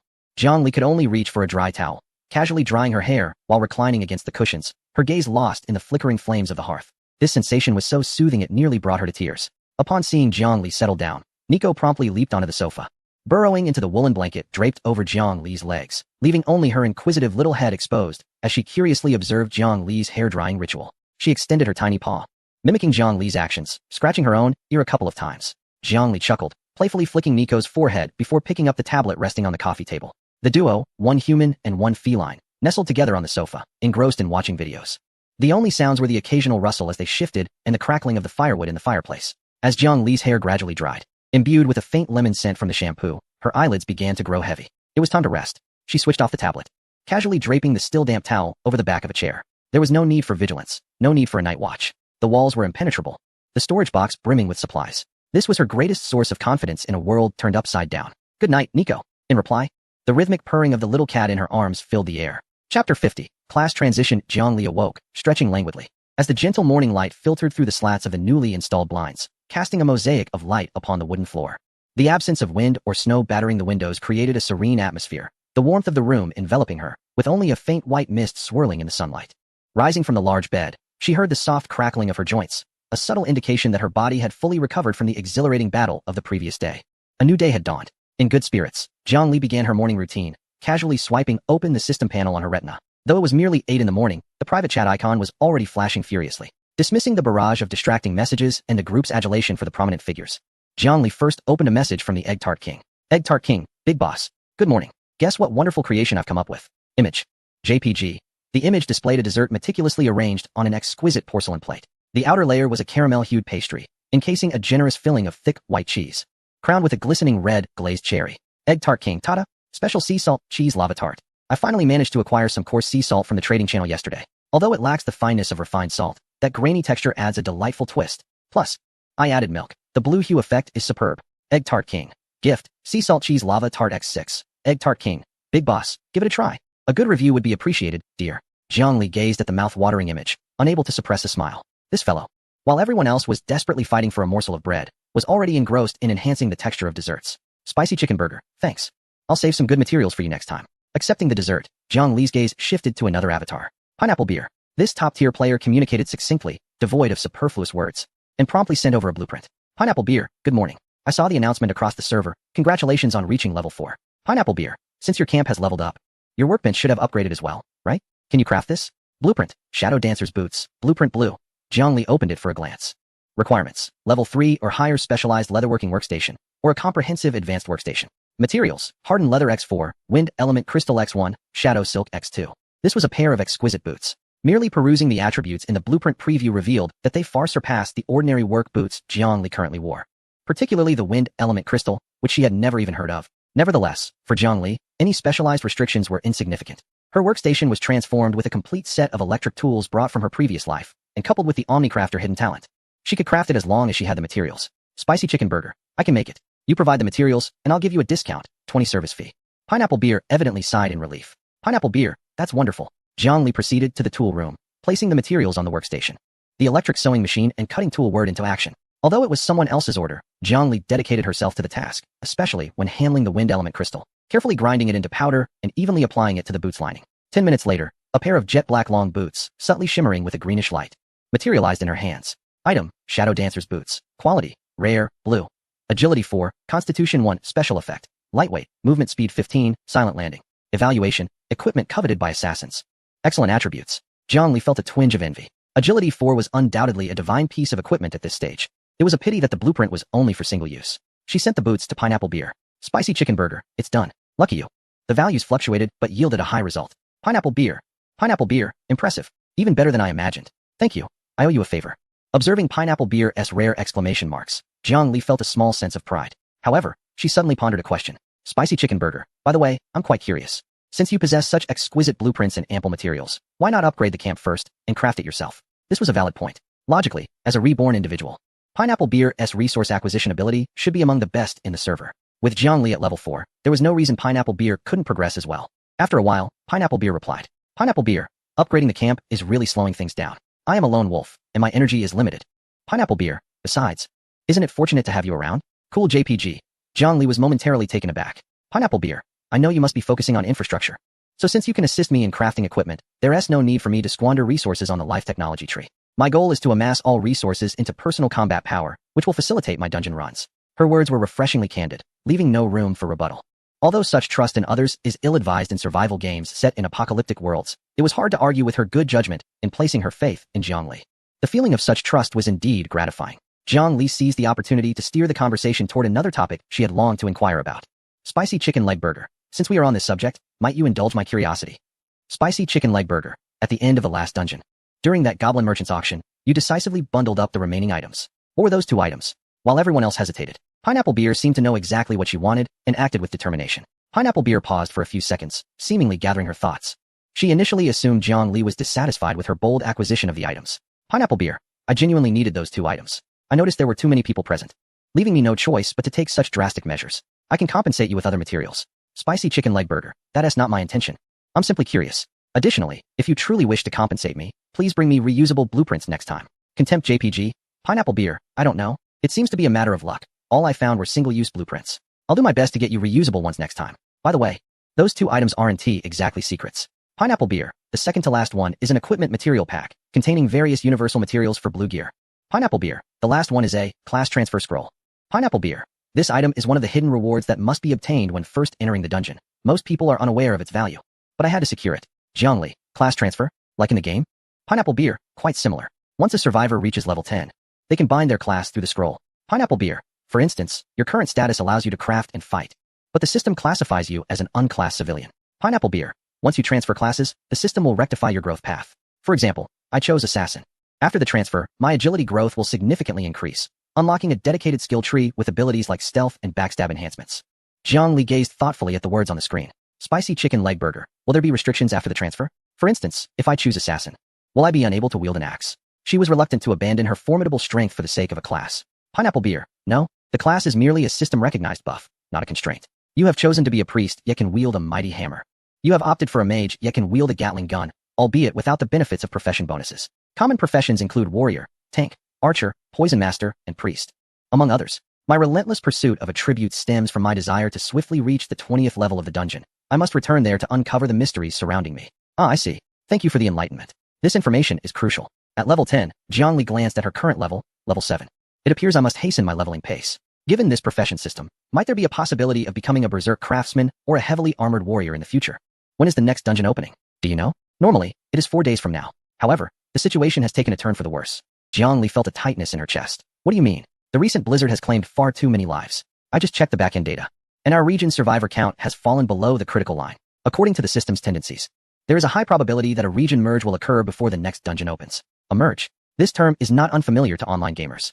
But in a death game such as this, a merge often signifies bloodshed and chaos. Indeed, the system requires maintaining a density of survivors to foster conflict and competition. Once the merge occurs, we will no longer face just the individuals in our current region, but will instead contend with players from several other major regions. At that point, the leaderboard will reset, and the competition for resources will become fiercer. Those who have survived thus far are formidable individuals from each region.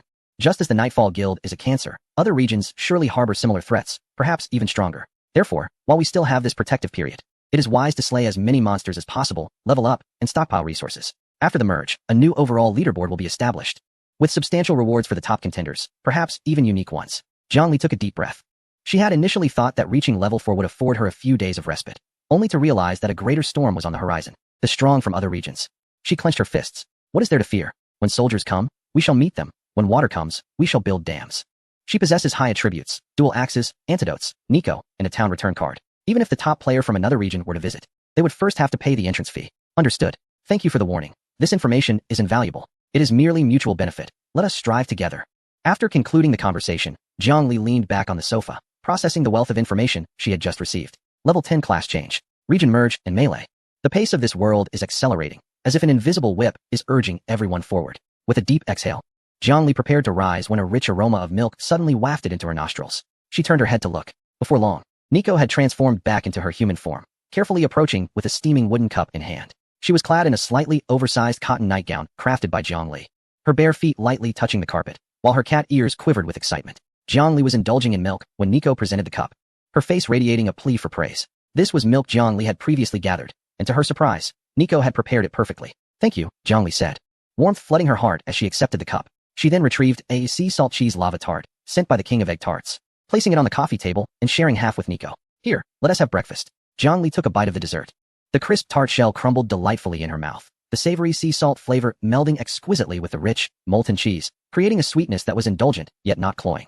Accompanied by a sip of warm milk, it was simply divine. Delicious. Nico's eyes sparkled as if she had tasted an extraordinary delicacy, her lips smeared with white cheese sauce, her eyes narrowing into slits of bliss. Observing her gluttonous demeanor, Jiangli couldn't help but reach out to wipe the corner of her mouth. Go ahead, eat more. Jiangli also indulged heartily. In a civilized society, such a sugary, calorie-laden breakfast would undoubtedly be a recipe for disaster. But now? Today.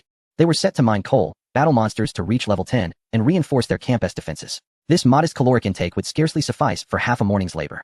Chapter 51. Coal mining transactions. Jiangli finished the last of her milk, casually handing the mug to Nico before they both moved to wash it with warm water. Their schedule was packed. It was time to get moving. Approaching the workbench, Jiangli rummaged through her backpack and retrieved this special blueprint for surveillance camera components that she had uncovered in a silver treasure chest. Manufacturing requirements. Precision electronic components X2. Fine iron X2, copper wire X5, electrical wire X2. She had all the necessary materials and simply needed to synthesize them. Manufacture. The progress bar filled rapidly. 3 minutes later, 4 palm-sized, matte black spherical cameras appeared on the workbench, boasting a futuristic design with lenses resembling indifferent mechanical eyes. Item. Eagle Eye wireless surveillance probe. Quality. Excellent. Green. Function. 360-degree rotation. Infrared night vision. Dynamic capture. Connection method. Wireless local area network. Requires display terminal for use. Jiangli took out her tablet. Ding. Surveillance device detected. Pairing in progress. Pairing successful. Installed app. Eagle Eye security system. Perfect. Jiangli donned her jacket, taking the probe and a power drill into the yard. The installation location was crucial. It couldn't be too low, as it would be vulnerable to damage, nor could it be too conspicuous, as it would raise suspicion. Climbing a ladder, she ascended to the top of the stone lookout tower, installing one camera in the shadow of the tower's peak, facing the snowy expanse beyond the gate. This spot offered the clearest view, capturing every rustle of grass within a radius of several hundred meters. The second camera was placed beneath the eaves of the main house, cleverly concealed behind the drainage pipe, directly overlooking the yard's entrance. The third device was positioned beside the bonfire as a supplementary measure in an overlooked corner. As for the fourth, Jiangli contemplated briefly before placing it in the corner of the main hall, directly facing the storage box and her bed. Although this arrangement bore a semblance to self-surveillance, she deemed it necessary to ensure that no one would pilfer her home during her absence. Once installed, she proceeded to calibrate the signal. Returning to the warmth of the sofa, she tapped the eagle eye icon on her tablet. Instantly, the screen divided into 4 quadrants. In the upper left corner, the vast expanse of the snowy wilderness was displayed in infrared mode. The thermal outline of a snow rabbit digging through the snow could even be discerned in the distance. The upper right quadrant showcased the courtyard with remarkable clarity, capturing even the subtle swaying of the wheat blades in the planting trough. Suddenly, the tablet emitted a faint alarm, and the edges of the screen flickered with red light. In the footage, Nico was transformed into a small white cat, playfully chasing a falling leaf in the yard, her movements automatically highlighted by the system with a yellow box. Dynamic biological intrusion detected. This was indeed quite astute. Jiangli snapped her fingers in satisfaction. With the system in place, she could sleep soundly at night without the need to keep one eye open. The tablet would vibrate and alert her if anyone approached within a 30-meter radius of the camp. This was the epitome of a modern refuge, instilling a profound sense of safety. With a sense of elation, Jiangli first added herself and Nico to the whitelist of the 4 surveillance cameras before stowing away the tablet. Nico, enough playing. Let us go dig for coal. 10 minutes later, they arrived at the abandoned mine. Although they had visited once the previous day, today's experience was entirely different. Adorned in her Racer S knee pads and gliding effortlessly on refined snowboards, Jiangli felt as though she were a gust of wind sweeping into the mine. It truly was exhilarating. She stretched her legs, feeling the gentle warmth emanating from the knee pads, as if they were alleviating her burden, bestowing upon her an addictive lightness. Arriving at yesterday's excavation site, she declared, "Let us get to work." Swinging her pickaxe, the sounds of metal striking rock echoed in the darkness. Clang, clang, clang. Sparks flew as she struck again and again, and in a single breath, she unleashed dozens of powerful swings, causing a significant amount of coal to tumble down. Acquired. High-quality anthracite X25. She paused to glance at her energy bar. Energy value. 88,100. Jiangli was astonished. Had it been yesterday, such a flurry of strikes would have cost her at least 15 points of energy and left her arms sore for hours. Yet now, it had only diminished by less than 3 points. Moreover, with just a few deep breaths, her energy was gradually replenishing. Was this the true worth of the stamina attribute? Jiangli was overjoyed. The amount of coal she could harvest daily had increased dramatically. However, in comparison to Jiangli, Nico was the real human excavator. Clad in a safety helmet and wielding a shovel, Nico launched into a frenzied output. Bang, bang, bang. The rocks shattered, and coal tumbled down like rain. The most absurd aspect was that, as a native, Nico was not subject to the energy point system. She experienced normal physical exertion. As long as she was well fed, she could labor tirelessly until hunger beckoned. Jiangli dug for a while, managing to unearth approximately 100 units, before succumbing to a sense of monotony. He took a seat on a nearby mine cart to quench his thirst and rest. Meanwhile, Nico continued her fervent excavation, with piles of coal accumulating into a small mountain behind her. Observing the industrious Nico, a flicker of guilt for exploiting her stirred within Jiangli's heart. "Nico, are you not tired? Perhaps you should take a break?" he called out. Nico paused, turned around, seemingly smiling, and then lifted a large piece of anthracite, presenting it to Jiangli as if it were a treasure. "Not tired. Fun. Enjoyable," she exclaimed. Very well, Jiangli thought. For this activity of excavation might indeed be considered a form of recreation for a druid. He accepted the coal with a clear conscience. 2 hours later, Jiangli glanced into his backpack.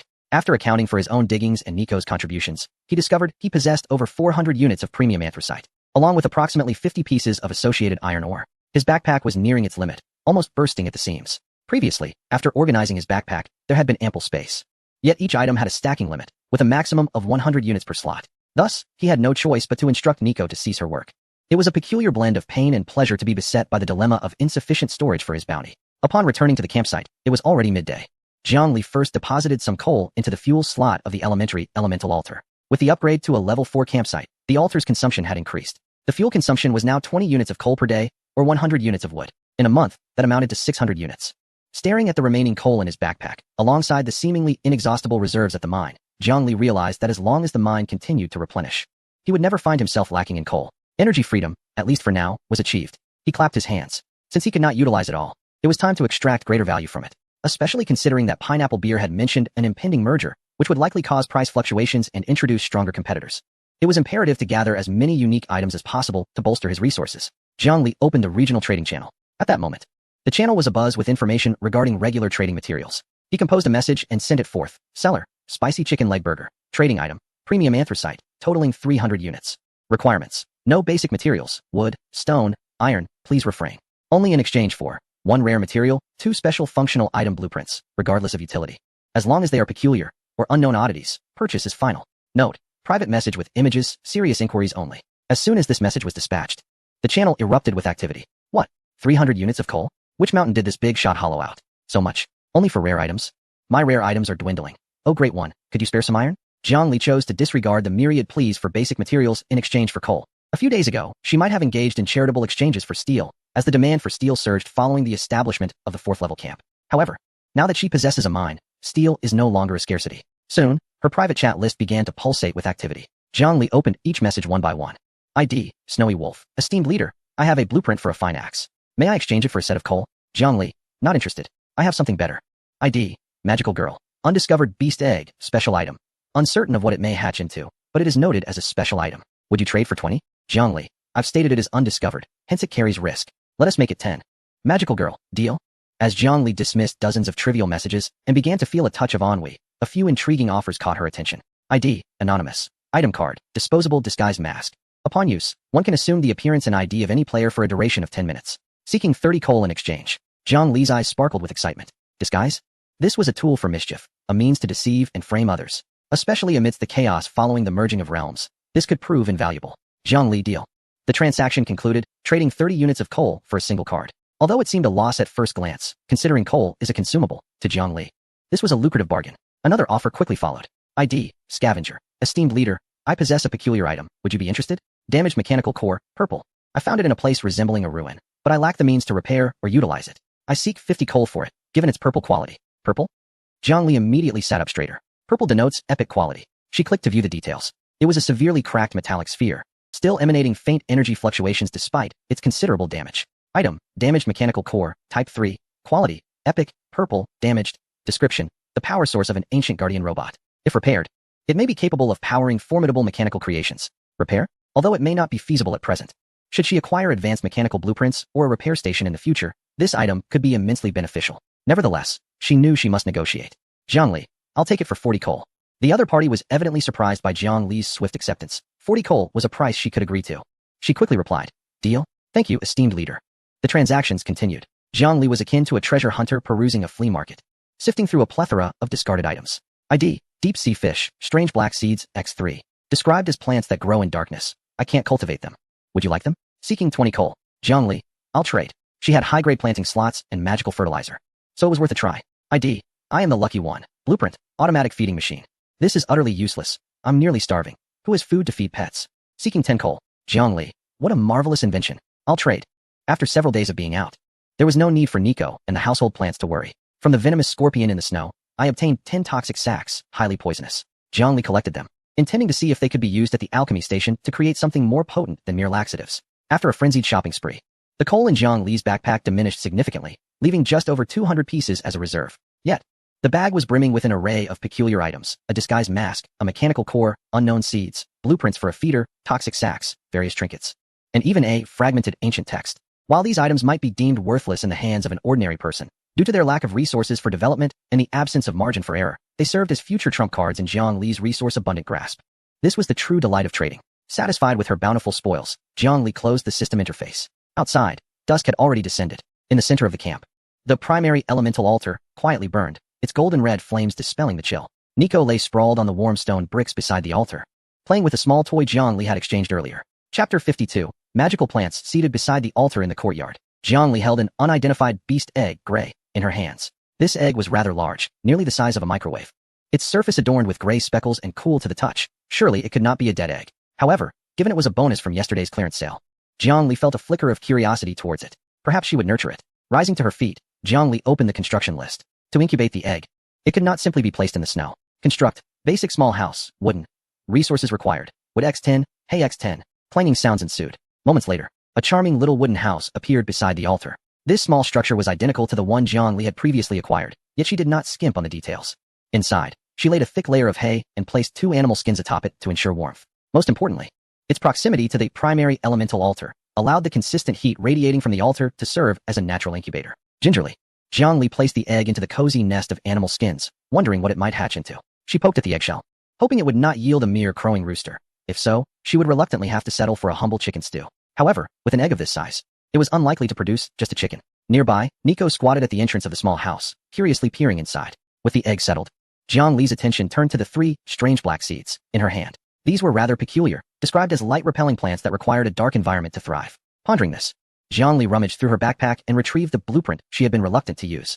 This originally sophisticated device, designed for cultivating off-season vegetables indoors, boasts temperature control and humidity regulation. However, it now serves the peculiar purpose of nurturing these oddities. Returning to the main house, Jiangli sought out the dimmest corner of the living room, behind the European-style sofa. With a flash of brilliance, a square metallic box, standing at half a person's height, descended to the ground. The box is impeccably sealed, featuring a front observation window, though it currently remains obscured in darkness. Jiangli opened the box, loosened the nutrient-rich soil within, and gently buried 3 black seeds, followed by a modest watering. To ensure maximum protection, she carefully draped a heavy black velvet cloth over the entire cultivation box, leaving only a breathing aperture. A gray egg and 3 black seeds lay within. Jiangli brushed the soil from her hands, surveying the 2 corners filled with blind boxes. This sense of anticipation for the unknown is, in fact, one of the greatest joys of survival games. Who knows what might emerge when the black cloth is lifted one day?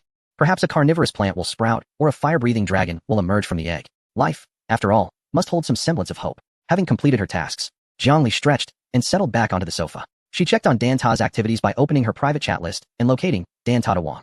Ever since Dan Ta cultivated the magic pumpkin seed, Jiangli had been quite curious, as it was a magical seed. Jiangli, good morning, Dan Ta? How did that pumpkin seed fare? Has it sprouted yet? The reply came almost instantaneously. Dan Ta Wong, morning, esteemed one. Oh, don't even get me started. It did grow, but it's agonizingly slow. Dan Ta Wong, I water and fertilize it daily, even sing to it. Yet it has only produced a single pumpkin thus far, and it looks rather odd. Dan Ta Wong, image JPG, Jiangli opened the image. In the corner of Dan Ta's encampment, a rudimentary greenhouse displayed a profusion of verdant vines sprawled across the ground. At the end of the vines hung an orange pumpkin, roughly the size of a palm. However, this pumpkin was indeed peculiar. Rather than a round shape, it possessed limbs and facial features, resembling a diminutive pumpkin person. It drooped its head, exuding a lethargic demeanor, clutching a toothpick-sized wooden spike. Upon closer inspection, it was a naturally formed wooden sword. Jiangli, is this from Plants vs.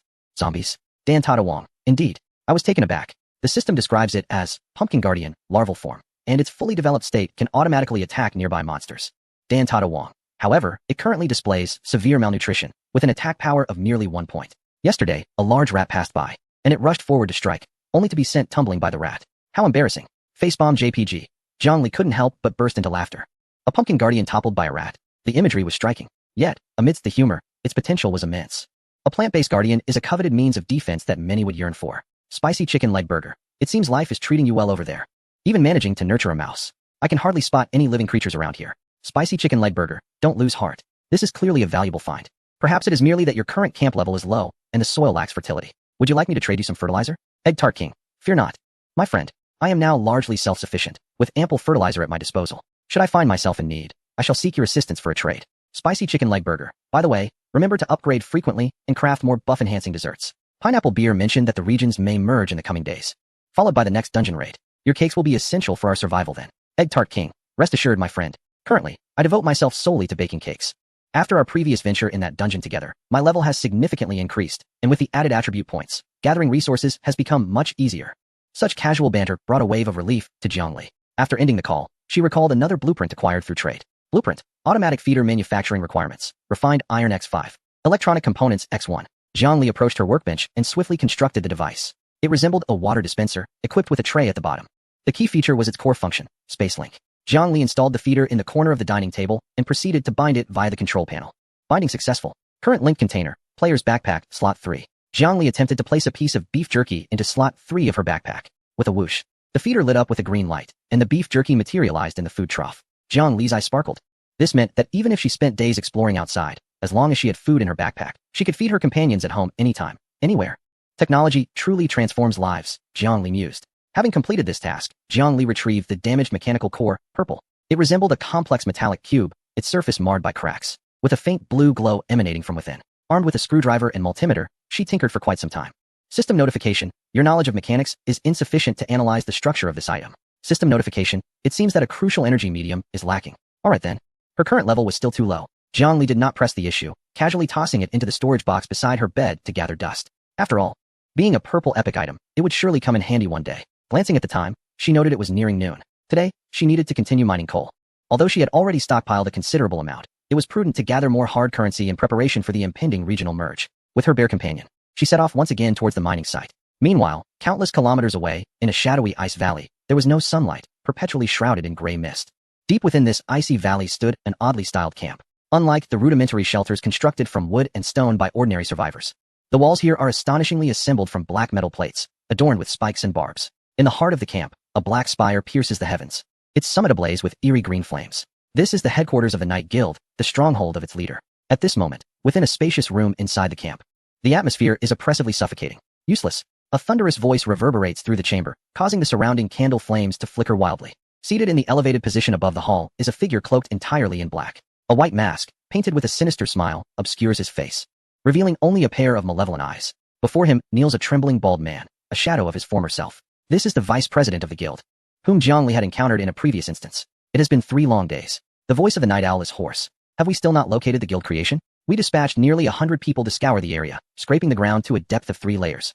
Yet we cannot find a trace. The bald man, beads of cold sweat trickling down his forehead, stammers an explanation. I truly did my utmost. This area is vast.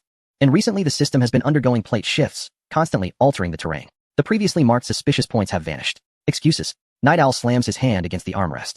Without a guild card, I cannot establish a true guild territory. I cannot activate the guild altar. The souls and resources we have collected cannot be transformed into higher tier power.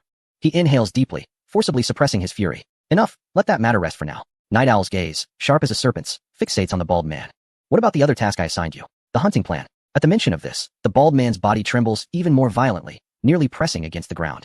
Re-reporting to the leader, the 2 rear squads have succeeded, but the hunting squad targeting the number 1 on the leaderboard, Pineapple Beer, has gone missing. The last message received indicated they set an ambush near a dungeon entrance, only to be overwhelmed by a tide of monsters. Night Owl's expression darkens instantly. That Pineapple Beer is as slippery as an eel and is very familiar with our tactics, the bald man adds. Night Owl mutters under his breath, then sneers, interesting. And what of the other one? The one called Spicy Chicken Burger? The bald man swallows hard, his voice barely audible, like the buzz of a mosquito. That also failed. We dispatched the elite squad of the Berserk Warriors, along with the most skilled scout, the Rat. They successfully refreshed the camp near the target using directional refresh items. And then, Night Owl's fingers gently tap against the armrest of his throne. Then there was no further communication. The bald man raises his head, terror evident in his eyes. There has been no news at all. It's as if they vanished from the mortal realm. I checked the friends list. The captain's icon is grayed out. So is the Rat's. The entire squad of 5, gone. Moreover, their camp completely disappeared this morning. The last supplies have been entirely depleted, leaving the room enveloped in an oppressive silence. The Night Owl remained speechless. Yet the palpable low pressure emanating from him made the bald man feel as though he were trapped in a frigid abyss. An elite squad of 5, all equipped with the Crimson Oath shoulder armor, with the captain even wielding a formidable blue sword and a precious weakening potion. And yet, they all perished? Not even a distress signal was dispatched? Quite remarkable. The Night Owl suddenly chuckled, a chilling sound. It seems we were gravely mistaken. He slowly rose to his feet, his black cloak billowing without a breeze. Since conventional methods have proven ineffective, it is time to prepare for the merger. It appears we must eliminate these few individuals after all. How are those preparations coming along? The bald man nodded eagerly. All set. We've produced 200 bottles of the frenzy potion. Once the merger commences, we can spring into action. Very well, you may withdraw. Understood, the bald man replied. And then his entire form vanished. Clearly, it was a holographic video call. The Night Owl approached the window, gazing at the overcast sky outside, and smiled. Chapter 53. Drawing the bow, the night was as dark as ink, with fierce winds swirling snowflakes through the air. This harsh weather, capable of instantly freezing an ordinary person, and the howling cold winds, were merely background noise for Jiang Li, who stood atop the stone watchtower. The platform at the tower's summit had been modestly modified by Jiang Li, featuring a windproof wooden canopy and thick hides draping around, leaving only one side open for shooting.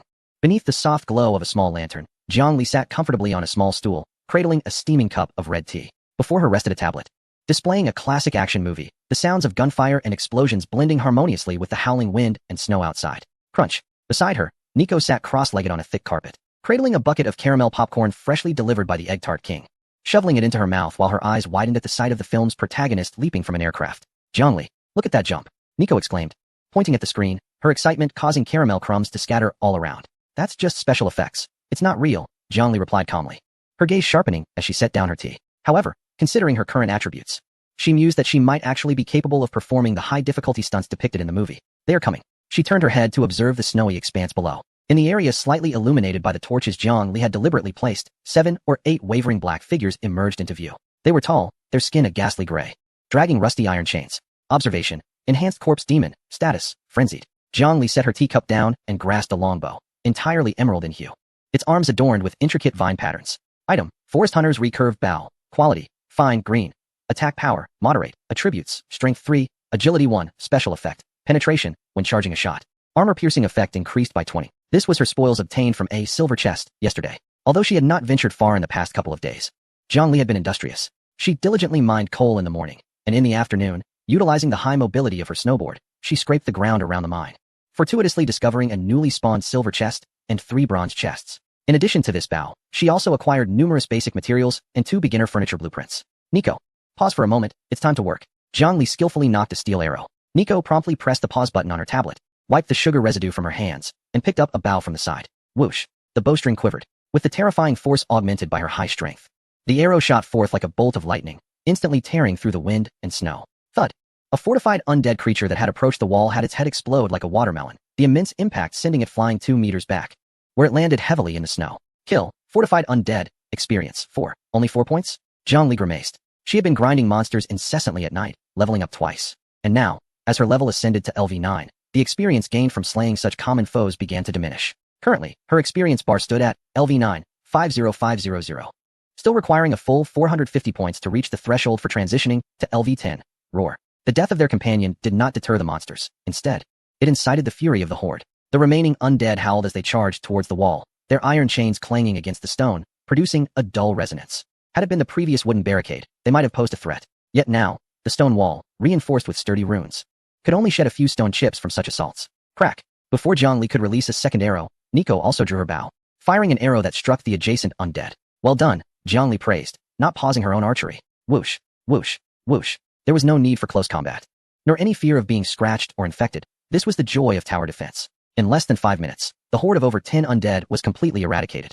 Let us continue watching the movie. Jiang Li stowed her bow and resumed her cup of red tea. Nico gleefully pressed the play button and grabbed another handful of popcorn. This monotonous, yet stable routine had persisted for 2 full days. During the day, she mined coal in the caves, and rode her snowboard across the snowy plains in search of chests. At night, she guarded the tower and faced monsters, and when fatigued, retreated to her home for a hot bath. Though tedious, it was still rather pleasant, as she had grown accustomed to such a level of physical activity each day.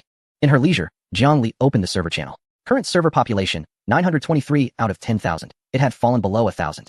It is worth noting that when the server first opened, there had been 10,000 players. Over 90% had been eliminated. In recent days, the howling winds and snow outside have intensified significantly, with temperatures plunging to approximately minus 40 degrees. Those who have not upgraded their camps to level 2 or above, or lack sufficient fuel reserves, are unlikely to endure such prolonged nights. It appears that the system is implementing a culling process. Jiang Li gazed out at the tempest, contemplating the implications. As the merging of zones approaches, it is evident that the system does not wish for too many unworthy individuals to enter the next stage.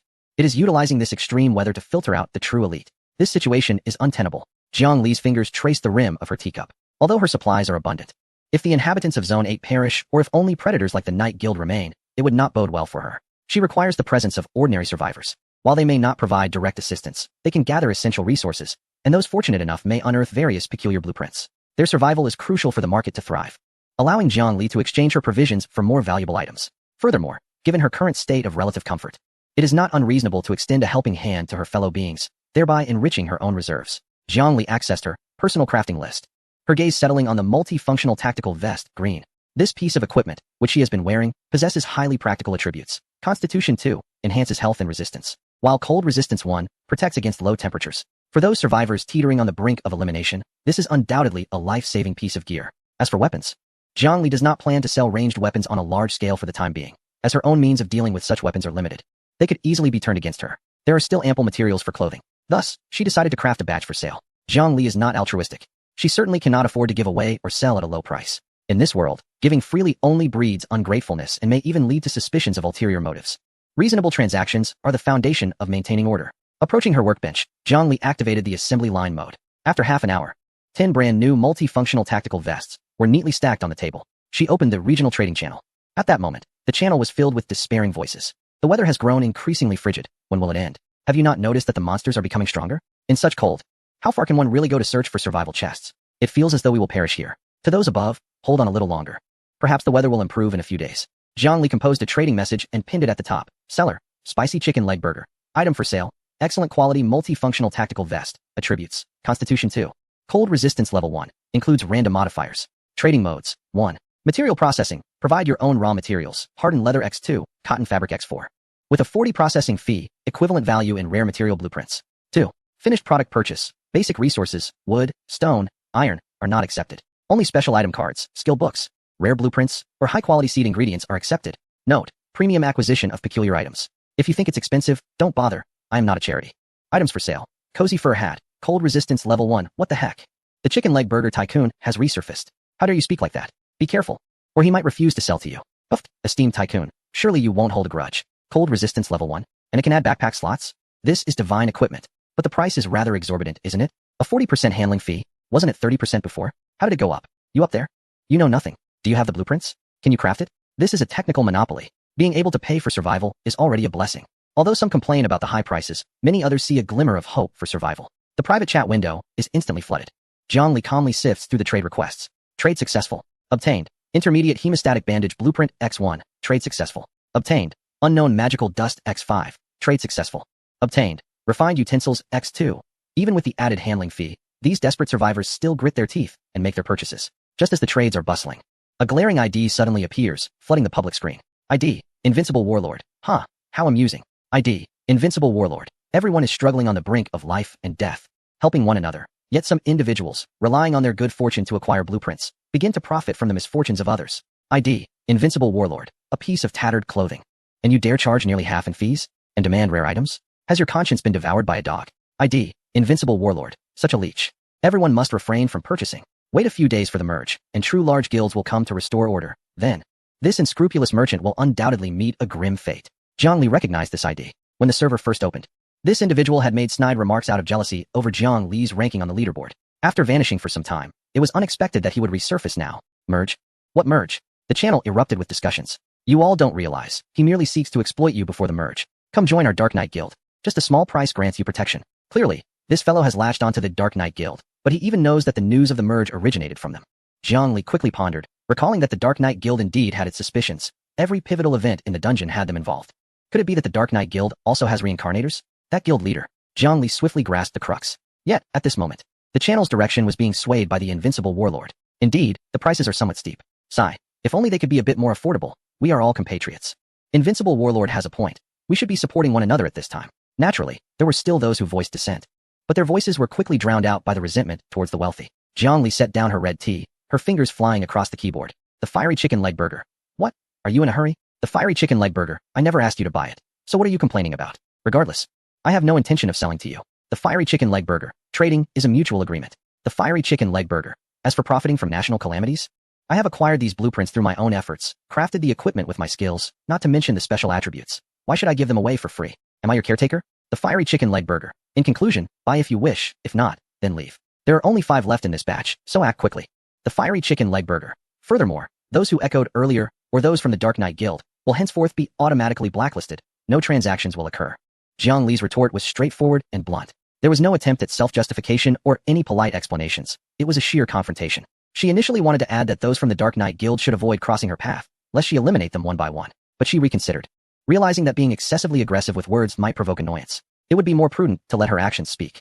The Invincible War God and the Dark Knight Guild would not escape unscathed. Upon delivering her remarks, the Invincible War God was evidently rendered speechless, struggling to find a response. The market's reaction was even more telling. The very moment Jiang Li finished her statement, system notification, transaction successful. Acquired. Basic enchantment stone, X1. System notification, transaction successful.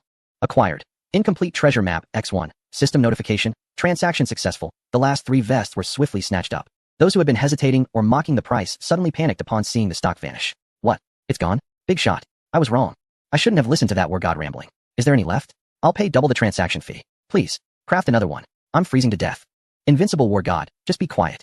You have a guild to support you. Don't hinder our survival. Public opinion swiftly turned. In the face of survival, so-called morality and justice pale in comparison to a warm piece of clothing.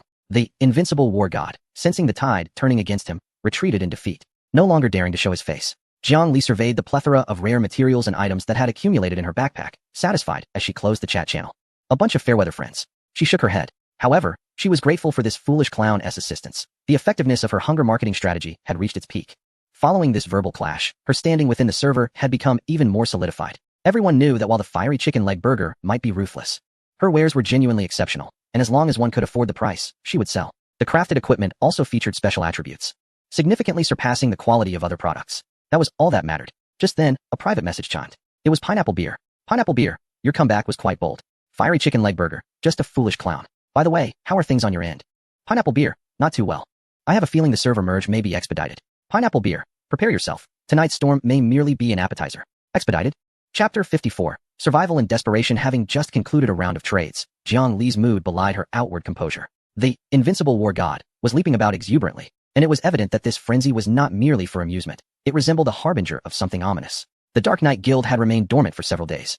Yet at this critical juncture before an impending merger, they suddenly unleashed their peripheral members to stir the pot, undoubtedly harboring some nefarious intent. Regardless of their schemes, as long as they do not provoke me, I shall remain unbothered. With a disdainful snort, Jiang Li deactivated the chat channel. The night deepened. As was her routine, she meticulously checked all doors and windows, confirming that the eagle eye surveillance system was functioning properly. After adding 2 blocks of smokeless coal to the fireplace, she nestled into the warmth of her blankets. Nico had already transformed back into a petite white cat, curled up beside her pillow, softly purring in slumber. However, Jiang Li's sleep was restless, a nagging sense of impending trouble gnawing at her. Time slipped away unnoticed until, buzz, buzz, buzz. Jiang Li's eyes flew open, her alertness surging instantly. The tablet perched on her bedside emitted a frantic red light, its vibrations ringing harshly in the otherwise tranquil bedroom. Alert! Alert! Detected numerous dynamic targets breaching the perimeter. Invasion detected. Invasion. Jiang Li flung off her covers and leapt from her bed, disregarding the need to dress properly. Grabbing the tablet propped against the headboard, she accessed the surveillance feed. The sight on the screen sent chills racing down her spine. Outside the walls, a dark mass loomed. It was not merely the shambling corpses. Beneath their hefty forms darted several shadowy figures moving with alarming speed. These creatures, agile and deft, scaled the vertical stone walls designed to repel the undead as if they were traversing level ground. They were enormous rats. No, rather, strange beings resembling rats. Each one stood half a man's height, their bodies cloaked in grimy, coarse fur. Their red eyes glinted with an eerie luminescence in the night, and their yellowed fangs jutted menacingly as they furiously ascended the walls. Observation: corpse giant rats, traits, climbing, social, gnawing, damn it, creatures that can scale walls.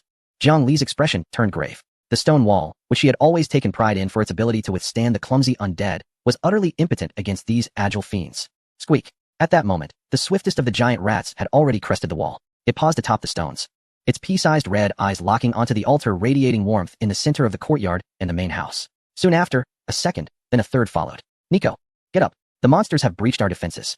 Jiang Li shouted as she burst through the bedroom door and dashed out. Behind her, the small white cat transformed in a flash of light. The beast-eared girl still somewhat dazed from slumber, yet instinctively keeping pace with Jiang Li, whoosh. As Jiang Li charged through the main entrance, she knocked an arrow and released it, striking a giant rat that had just landed. It let out a piercing shriek, rolling in the snow, smoke billowing from its charred form. Yet, this did nothing to stem the tide of the encroaching rat horde. To the watchtower. She called out to Nicole, then swiftly ascended the stone watchtower platform with a few quick strides. From this elevated vantage point, the landscape unfurled before her. Squeak. 2 enormous rats were scaling the wall of the main house, intent on invading the ventilation shaft on the second floor. Attempting to breach my home? Jiang Li's gaze turned icy as she knocked an arrow. Thwack. The steel arrow, imbued with penetrating power, swiftly pierced the skull of the first giant rat, its immense force pinning it against the wooden wall. Following swiftly was the second and third arrow. With her agility enhanced by a score of 17, Jiang Li's archery was as swift as lightning, each arrow finding its mark on the marauding rodents. However, the sheer number of these beasts was overwhelming. In addition to the giant rats, the corpses outside were relentlessly battering the door. Thud, thud, thud. The stone door groaned under the strain. Nicole, hold the ground. Don't let them near the planting beds. Jiang Li shouted, noticing several rats slipping through toward the corner of the yard where her prized wheat and strawberries were cultivated. Roar. Nicole let out a fierce growl, her form expanding into that of a terrifying giant brown bear. Bam. A rat that dared to munch on the wheat was smashed into pulp by the bear's powerful paw. The brown bear, Nicole, stood guard over the planting beds, dispatching each intruder with brutal efficiency. Observing that the situation had stabilized momentarily, Jiang Li let out a slight sigh of relief, yet her bow remained taut and ready. Beep beep beep. Suddenly, the private chat channel chimed. Jiang Li glanced at the notification. It was pineapple beer. Pineapple beer, attention. A new type of monster has appeared tonight. The corpse giant rat, capable of climbing. Don't let them gnaw at your structures and bonfires. Jiang Li replied with a voice message. I'm already engaged. The yard is teeming with rats. The background noise on pineapple beer SN was filled with the cacophony of battle, indicating that the fighting was equally fierce there. As a highly agile assassin, she was not particularly afraid of such nimble creatures, though they were undoubtedly a nuisance. Dismissing the dialogue box from pineapple beer, Jiang Li's heart suddenly sank. Pineapple beer was a master of combat, so there was no cause for concern. But what about Egg Tart King?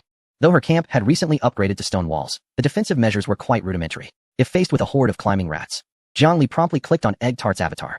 Jiang Li, Egg Tart, wake up. There are climbing rats outside. Secure your house and bonfire. The message vanished into the void. 1 minute. 2 minutes. No response. Jiang Li's heart grew heavier with each passing moment. Typically, Egg Tart King would respond in an instant. The silence could mean either a deep slumber or that something had already gone awry. Yet, her avatar remained active. Jiang Li glanced at her backpack.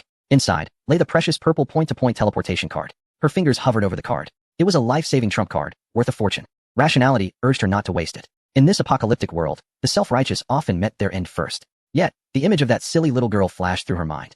Gritting her teeth, Jiangli resolved, if it came to it, she would let her cook for a lifetime. She was just about to take out the card to activate it when a notification chimed. A picture had arrived. Jiangli paused momentarily and immediately clicked to open it. The image revealed a chaotic campsite, with two grotesquely mutilated giant rat corpses lying on the ground. Dominating the scene was the round face of the king of egg tarts. Yet, at this moment, that ordinarily cheerful face was smeared with dark rat blood, and a gash from a claw marred her forehead, blood trickling down her cheek, rendering her appearance somewhat sinister. Nevertheless, she clutched a steel spear, tightly in her hand, adorned in the multi-functional tactical vest, crafted by Jiangli. Facing the camera, she flashed a radiant smile and made a peace sign. Following this was a voice message, filled with the cacophony of monstrous roars and heavy breathing. King of egg tarts, hoo-hoo big boss. Thank heavens you're safe. I'm sorry for worrying you. I didn't have time to check my messages earlier. King of egg tarts, I'm awake now. Luckily, I was wearing the vest you gave me to sleep, or I would have had my heart ripped out just now. King of egg tarts, don't worry about me. I can hold my ground. These rats dare to pilfer my flour. I'll fight them to the bitter end. As Jiangli listened to the trembling yet resolute voice in the message, her previously tense heart finally relaxed. She hesitated for a moment while typing, but ultimately returned the teleportation card to the depths of her backpack. Jiangli, can you hold on? I have a teleportation card. If you can't manage, I can come to rescue you. This was her final confirmation. King of egg tarts, no? Absolutely not. King of egg tarts, big boss, keep your card for your own safety. This is just a minor skirmish. Besides, I can't always hide behind you and live off your generosity. King of egg tarts, I'm a LV7 survivor now, though I'm a chef. A chef wields a knife too. Watch me turn these rats into sashimi. Reading these words, Jiangli felt a warmth swell in her heart. The little girl who could only whimper and beg for her big boss's help, who merely made desserts to charm others, had finally grown fangs under the pressure of life and death. She did not plead for rescue. She proclaimed her determination to fight. This was the apocalypse. It could transform people into phantoms, and it could also forge cowards into warriors. Well done. Spicy chicken leg burger. Trade. Intermediate healing potion X5. Energy drink X2. Explosive firebomb X2. Deep blue two-ended greatsword. Spicy chicken leg burger. Take this. Don't hold back. Survive. Tomorrow I want to eat the new cake. King of egg tarts. Understood. Big boss. I'll use these for now. Closing the chat window, Jiangli tightened her grip on the bow once more. Since her teammates were fighting valiantly, how could she, the big boss, falter? Standing atop the tower, her voice cut through the wind and snow. Nico, let us give it our all. Do not let these damned rats gnaw at our home. Jiangli no longer hesitated to release arrows, even beginning to utilize the precious, explosive arrows. Boom, boom. Flames erupted outside the walls, sending swarms of giant rats flying. One rat that had slipped through the defenses climbed up the watchtower, its foul mouth gaping wide as it lunged for Jiangli's ankle. Jiangli did not even glance back. She drew the Riftwind twin axes from her waist and delivered a powerful downward strike. With a thud, the colossal rat was cleaved in two, its foul blood splattering against Jiangli's goggles. She wiped it away casually, her gaze growing more ferocious. This night felt interminable. The monster's howls intertwining into a symphony of death. Jiangli tirelessly swung her axes and pulled the bowstring. When her arms grew weary, she took a sip of energy liquid. When injured, she chugged a bottle of restorative potion. It was not until a sliver of pale light from the east struggled to pierce the heavy clouds that the relentless wind and snow began to subside. The once frenzied swarm of rats, as if receiving a signal to retreat or fearing the impending dawn, began to ebb like a receding tide. Those unable to escape let out a mournful wail as their bodies dissipated into black smoke in the morning light. Was it over? Jiangli leaned against the railing of the watchtower, gasping for breath. Her work attire was soiled with dark blood, and the blades of her twin axes had turned a deep crimson. Below her, the courtyard lay in disarray, although the planting beds had survived. The ground was littered with the dismembered limbs and foul blood of the monsters. Brown bear Nico lay exhausted on the ground, having reverted to her human form. Clutching her knees and panting heavily, her body adorned with numerous bruises. Nico, Jiangli called as she descended the ladder to assess her injuries. Fortunately, they were merely superficial. The druid's recuperative abilities were formidable. It hurts, Nico pouted, extending her scraped arm for Jiangli to see. I'll have egg tart make you a supersized cake later. Jiangli reassured her, gently patting her head and administering a potion. Nico lifted her gaze towards the eastern sky, where long-lost dawn light appeared, though the air remained frigid. At least they had survived the night. Beep. A message notification popped up before her. It was from Egg Tart King. Egg Tart King, alive. Haha, I'm still alive. Boss, your great sword is amazing. Egg Tart King. Image. JPG. In the image, Egg Tart sat on the ground surrounded by the corpses of giant rats. Her steel spear was bent like a mosquito coil, yet her great sword remained intact. Although she appeared battered, it was perhaps her most glorious moment since entering the game. Jiangli smiled and replied with a thumbs-up emoji. As the sun slowly rose, the light began to illuminate the monster corpses, causing them to fade away. Subsequently, Jiangli opened the regional channel. A glance revealed that the previously remaining number of over 900 had transformed into a shocking blood-red figure. Number of survivors in Zone 8, 442 10,000. In just one night, nearly 500 lives had been claimed in the rat tide. those lacking defensive measures, sufficient weaponry, or the will to survive had been eliminated. The remaining 442 individuals were the true survivors, the final foundation facing the impending merger of their zone. Chapter 55. The shadow emerges. The morning sunlight spilled over the snow-covered expanse, though devoid of warmth. The golden rays offered a semblance of life. Following the brutal onslaught of the rodent tide from the previous night, the 442 survivors of Zone 8 had each clawed their way from the heaps of the dead. At that moment, the atmosphere in the Zone chat channel was remarkably tender. I survived. When I saw the sun, I truly wept. Is everyone alright? Those rats were horrendous last night. I'm grateful I heeded the advice to guard the campfire. Is the vendor of spicy chicken leg sandwiches still around? That garment added vital health, or I would have perished. I bow to you, Great One. Despite the heavy toll of lives lost, those remaining felt assured they could endure until the merger of zones. Let us persevere. A sense of unity, born from the survival of calamity, spread throughout the channel. Individuals exchanged reassurances and even began to share survival strategies. However, this fleeting warmth was abruptly shattered by an exceedingly discordant voice. ID, Invincible War God, Dark Knight Guild. Oh, a bunch of ants still licking their wounds? How touching. ID, Invincible War God. I present you with a chance to live. All of you. Immediately apply for membership in the Dark Knight Guild. The conditions are to surrender 80 units of supplies from your backpacks, along with all blueprints of rare quality or higher. ID, Invincible War God. Or, face death. As this message emerged, the previously harmonious channel erupted into chaos. Are you insane? What kind of madness is this so early in the morning? Is the Dark Knight Guild so formidable? You didn't come to save anyone during the rodent tide last night. Now you show up to collect protection fees? 80 units? Why don't you just rob us? Oh wait, that is exactly what you're doing. Ignore this rabid dog. We are 100 strong. Why should we fear their mere dozens? The survivors, having just faced the ultimate test of life and death, were filled with defiance, unwilling to yield to such threats. The channel was soon inundated with insults directed at Invincible War God and the Dark Knight Guild, the vitriol enough to drown the screen in spittle. Zhongli sat on the couch, sipping the warm milk prepared by Nico, her gaze gradually turning cold as she observed the battle of words on the screen. This was not mere banter. She knew the nature of such predatory organizations all too well. If they had not been utterly confident, they would not issue such ultimatums publicly. Indeed, in the face of the entire server's wrath, Invincible War God not only remained unfazed but responded with a string of laughing emojis.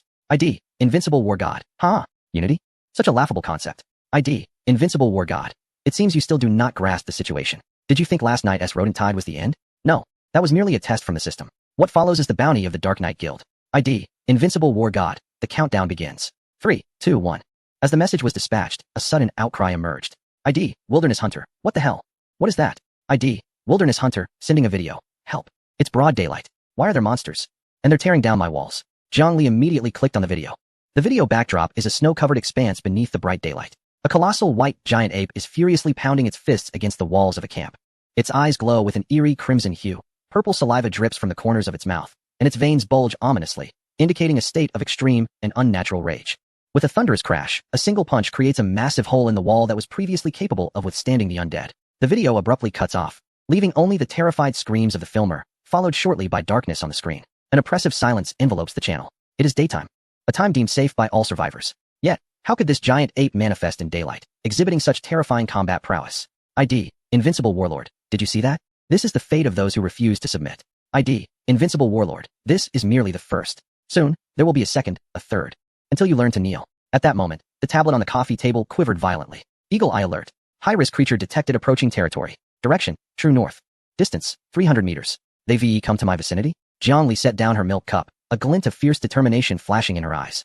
She was eager to witness what these so-called tactics entailed. Grabbing her Riftwind twin axes, she pushed open the door. Rather than charging recklessly, she swiftly ascended the stone watchtower. Through the fabric, she caught sight of the monstrous being racing across the snowy terrain. It was a raging snowland demon ape, towering nearly 3 meters high. Like the one in the video, its eyes were blood red, and it ran on all fours, each impact sending clouds of snow dust into the air with astonishing speed. Observation, raging snow ape. Status, potion catalyzed, life exhaustion in progress. Threat level, high. Potion catalyzed? It was indeed artificially induced. The Night Guild possesses some means to attract and even enrage these creatures. Roar. The demon ape spotted Jiang Li's camp and let out a deafening roar, seizing a massive boulder to hurl it violently. Thud. The boulder smashed against the stone wall, sending shards flying. Though the wall remained intact, the terrifying force would undoubtedly reduce a person to mere pulp if struck. Jiang Li squinted. This creature was considerably stronger than the rodents encountered the previous night. For ordinary survivors, encountering such a beast in broad daylight was nothing short of a calamity. Jiang Li retrieved a bottle of advanced nutritional liquid from her backpack and downed it, instantly replenishing her energy. Instead of cowering within the walls, she decisively opened the stone door. The battleground needed to be moved away from the camp to prevent damage. Whoosh! Jiang Li's figure darted out. The demon ape had yet to react when she slid to its side. The Riftwind twin axes, gleaming with an ethereal blue light, struck fiercely at the bend of the ape's leg. With a sickening squelch, a wound deep enough to expose bone erupted with blood. The demon ape howled in agony, attempting to turn and retaliate, but Jiangli had already utilized her heightened agility to maneuver behind it, swinging her axes like a whirlwind. Bloodthirsty, with each strike, the monstrous beast lost substantial flesh, simultaneously invigorating Jiangli's resolve in battle. After a grueling 5 minutes, a thunderous crash echoed as the once dreaded frenzied demon ape succumbed to Jiangli's axe. Defeated the mutated snow ape, experience 50. Acquired, residue of frenzy potion, X1. Jiangli picked up the smoldering core from the ground. Indeed, it was a potion. She collected the fragments and returned to the camp, promptly contacting her 2 companions. Spicy chicken leg burger, pineapple beer, egg tart king, how fares your side? Are there any monsters? Pineapple beer, just one. After I dealt with it. These rats knew they couldn't harm me, and dared not provoke my wrath. Egg tart king, boss. I have yet to encounter a single one. Didn't that invincible war god claim he would eradicate the entire server? Why was I overlooked? Does he look down upon me? Scratching head JPG. Pineapple beer. It seems they are selectively targeting players. It appears several in the channel have faced multiple waves. Egg tart king. Selectively targeting? Truly despicable of them. But how dare they underestimate me? Egg tart king. Spicy chicken leg burger. Do not let your guard down. These creatures are formidable. Egg tart king. Understood. Observing their replies, Jiangli quickly formed a deduction in her mind. Their strategy was evident. First, they would ensnare the top survivors on the leaderboard, followed by targeting those in the middle ranks, players with some resources yet lacking in peak combat prowess. These individuals constituted the backbone of the survivors. Instilling fear and eliminating them would naturally lead the remaining players to collapse in submission. They could then consolidate the looted resources to equip the remaining guild members and gather strength to eliminate the higher-ranking players. Meanwhile, the regional channel had descended into chaos. Disturbing images were shared, depicting the devastation of camps and the rampant monsters. ID Wanderer, help. My walls have collapsed. I do not wish to die. I'll provide resources. Spare me. ID, Invincible War God. It's too late. I offered you a chance moments ago. Seconds later, ID, Wanderer's avatar turned gray. The subsequent scene sent a chill surging through everyone, reaching the very core of their beings. Just under a minute after, ID, Wanderer's avatar faded. ID, Invincible War God, posted a screenshot in the channel. It showcased Wanderer's dropped backpack postmortem, along with a list of resources from his camp's storage. ID, Invincible War God. This is the outcome. TSK. He even had a blue blueprint hidden away. Regrettably, it now belongs to us. The crowd erupted in astonishment. How could this be? He had just died. The coordinates of his camp were at least several dozen kilometers away from the Dark Knight Guild. How could they possibly have acquired the resources so swiftly? Did they possess the ability to fly? Or did everyone have teleportation cards? An overwhelming sense of dread enveloped all present. Killing was not the terrifying part. The chilling omnipresence of such control was. Jiangli scrutinized the screenshot, her brow furrowed. Teleportation cards? Impossible. In her hand, she held a teleportation card, a rare and exquisite purple epic item of immense value. The Dark Knight Guild would never indulge in such extravagance to scavenge for garbage. How then did they achieve this? Jiang Li's mind raced, recalling the previous directional respawns and the reconnaissance conducted by the rats. A possibility emerged. She stated, Spicy chicken leg burger. They may have employed some means to ambush personnel near the marked prey in advance. Spicy chicken leg burger. Alternatively, they might possess a special item that allows them to remotely loot resources from unoccupied territories. Pineapple beer. It must be the latter. I remember an introduction in my memories mentioning a hidden profession called necromancer, capable of summoning spirits to scavenge corpses. The leader of the Dark Knight Guild may have transitioned from a similar prerequisite class. In that moment, the truth seemed to surface. The Dark Knight Guild not only had rage potions to lure monsters, but also possessed methods for remote looting. They resembled a flock of vultures circling above the snowy expanse, coldly observing each survivor. The moment one exposed a weakness, they would be devoured to the bone. ID, Invincible War God. Did you see that? You cannot escape. ID, Invincible War God. Now, who wishes to test their luck? The next target is at coordinates 332, 885, ID, Snow Night Wanderer. If you wish to live, leave your supplies at the camp entrance, and our people will collect them. The individual named Snow Night Wanderer, ranked around 50, remained silent in the channel for a long time. Eventually, he uttered, I surrender. These 2 words struck the hearts of all who still harbored thoughts of resistance. With the first surrender, a second was sure to follow. Fear spread like a virus. Jiang Li observed the messages in the channel, where individuals began inquiring about joining the guild and submitting their supplies, feeling an unsettling pressure in her heart. She did not blame these people for their weakness. In the face of absolute survival pressure, living held more significance than anything else. Yet, she knew this was merely quenching thirst with poison. Surrendering 80 of their supplies would leave them with a mere 20, insufficient to endure the next blizzard. This was merely a transition from immediate death to a slow demise. The Dark Knight Guild would drain these individuals of their vitality, growing ever stronger until they consumed everyone. That damned invincible war god truly wielded his power like a tyrant. Likely a pawn sent forth by the guild. Beep. A private message arrived. It was the Egg Tart King. Egg Tart King. Boss, I'm a bit scared. What if I'm the next one they call out? Spicy chicken leg burger. What is there to fear? Jiang Li replied swiftly, her words imbued with a chilling resolve. Spicy chicken leg burger. They are gambling. betting on our unwillingness to resist, believing we are a scattered mass. Spicy chicken leg burger. Supplies are our lifeline. Anyone who dares to touch my resources shall lose their hand. Spicy chicken leg burger. Pineapple beer. When is the merge likely to occur? Pineapple beer, tonight. At the latest, early tomorrow. The numbers have already fallen below the critical threshold. In the dark of night, the Guild of Shadows seeks to complete its final harvest before the server merge, entering the new realm with the utmost resource advantage. Jiangli rose from her seat, her gaze fixed on the corpse of the raging snow ape outside the window, her eyes blazing with determination. Chapter 56. The Subtle Scheme. Luring the largest fish, ID. Snow Walker. I have delivered the supplies. They are at the entrance. I implore you, do not let the monsters inside. ID. Invincible War God. Precisely. Those who recognize the times are the true heroes. Once you join the Guild of Shadows, we are all one family. ID. Invisible One. I have surrendered as well. Please do not kill me. As she observed the stream of messages signifying submission on the screen, Jiang Li's fingers tightened around her milk cup, turning pale. This was a chronic plague of death. The Guild of Shadows shattered the psychological defenses of the survivors through terror. Once the majority chose to yield, the remaining resistors would be attacked by the savage snow apes, ultimately consumed. There was no time to waste. Jiang Li set down her cup. Waiting idly was not in her nature. She opened the chat interface. Spicy chicken burger, pineapple beer. The situation has deteriorated more swiftly than anticipated. We must eliminate that guild leader before the merge. Once the alpha wolf is dead, this rabble will naturally disperse. Pineapple beer. I wish to, but I cannot locate him. Pineapple beer. That leader is exceedingly cunning, never revealing himself. I possess a teleport card that allows me to bypass distance and teleport directly to a specified player with a return option. Spicy chicken burger. I have one as well. Pineapple beer. Unfortunately, the teleport card has restrictions. One must know the target's exact ID. Pineapple beer. Yet, I have never laid eyes on the Guild of Shadows leader. He never speaks in the channel, nor have I seen any suspicious individuals on the leaderboard. Spicy chicken burger. It is likely he deliberately conceals his identity, having his subordinates act on his behalf. Not knowing the detailed ID, or having met him created a stalemate. To obtain interaction records, the most straightforward method was through trading. Opening a trade window would force the system to display the other party's detailed ID for contract verification. However, why would that timid leader consent to trade with her? Jiang Li's mind raced, recalling the intelligence relayed by the captured mouse, alongside the current plight of the Guild of Shadows. Suddenly, a spark of inspiration illuminated her thoughts. The guild residence card. The mouse had mentioned that their ongoing scavenging, even resorting to targeted refresh items to gather everyone, stemmed from their failure to acquire the guild establishment certificate.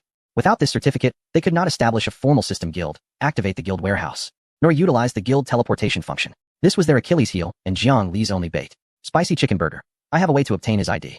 Spicy chicken burger. In fact, I can even confirm his wealth. Pineapple beer. How will you do that? Confused JPG. Spicy chicken burger. I intend to sell the guild card. Pineapple beer. You possess such a thing. Spicy chicken leg burger. I do not possess it, yet I could claim otherwise. A sly smile danced upon Jiang Li's lips. This was a gamble, wagering on the president's thirst for the guild card and his inherent suspicion towards human nature. 5 minutes later, the previously desolate District 8 channel, once filled with pleas for mercy, suddenly illuminated with a bold, pinned message. ID, spicy chicken leg burger. I am weary. Let it be destroyed. ID, spicy chicken leg burger. Since everyone has surrendered, I shall not persist. Last night, fortune favored me in monster hunting, yielding a guild establishment certificate, golden. ID, spicy chicken leg burger. However, possessing it alone is futile. I wish to avoid becoming a target. It is now publicly auctioned. ID, spicy chicken leg burger. I will only exchange it for 5 blue rare level blueprints. ID, spicy chicken leg burger. Those wishing to trade, initiate a private message and place the 5 blueprints in the trade box for verification. Those lacking strength, do not bother. I am pressed for time and need to sleep. Upon the release of this message, the entire channel fell into a hushed silence for 3 seconds. Then, it erupted. What? A guild card? A golden legend? Is this real? Does this even exist at this stage? What purpose does it serve? Who would desire it? Will buying it guarantee survival? 5 blueprints?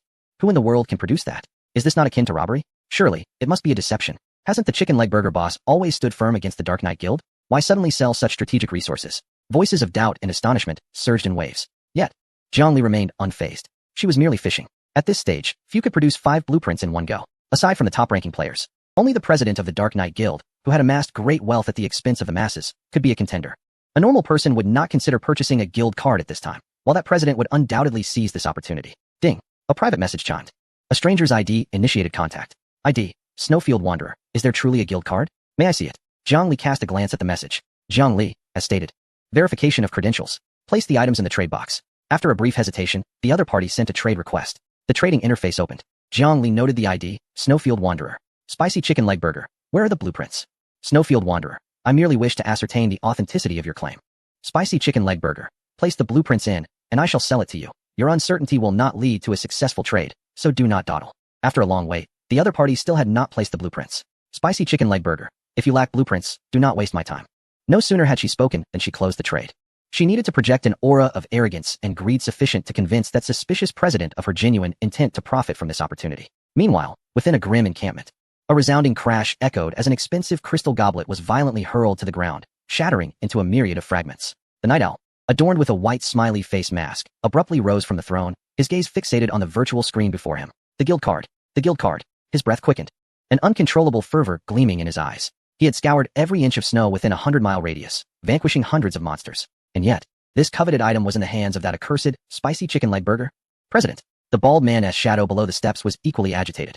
This must be fate. If we acquire this card, we can establish an official guild and activate the guild teleportation array. At that point, over 100 of us can swiftly unite and dominate the entire region. Calm down. The Night Owl inhaled deeply, forcing himself to sit down, his fingers restlessly tapping the armrest. This woman had consistently opposed us. Why the sudden offer to sell the card? Could it be a deception? How is that invincible war god stirring the pot in the channel? He inquired. Very smoothly, the bald man eagerly replied. Most individuals were paralyzed with fear, hastily surrendering their resources. Although that spicy chicken leg burger was formidable, she was still human. Perhaps she sensed the tide turning and sought to escape with high-priced resources or preserve her life. After all, those who recognize the situation are indeed wise. The Night Owl scoffed. Wise? I believe she is merely insatiable. Why doesn't she seize those 5 blueprints? Though he verbally derided her, his heart bled internally.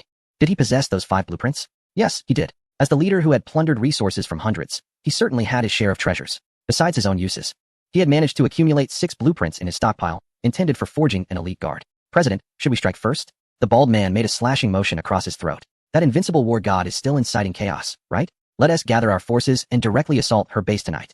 If we eliminate her, the card will be ours. Fool. The Night Owl shot him a glare. Assault? With what? How many rage potions remain? Her combat prowess is formidable. We cannot engage on multiple fronts with such limited manpower. Our last elite squad was entirely obliterated by her. If we fail to conquer her, allowing her to destroy the card or escape, can you afford the consequences? This was a pivotal moment before the merger. Time was of the essence.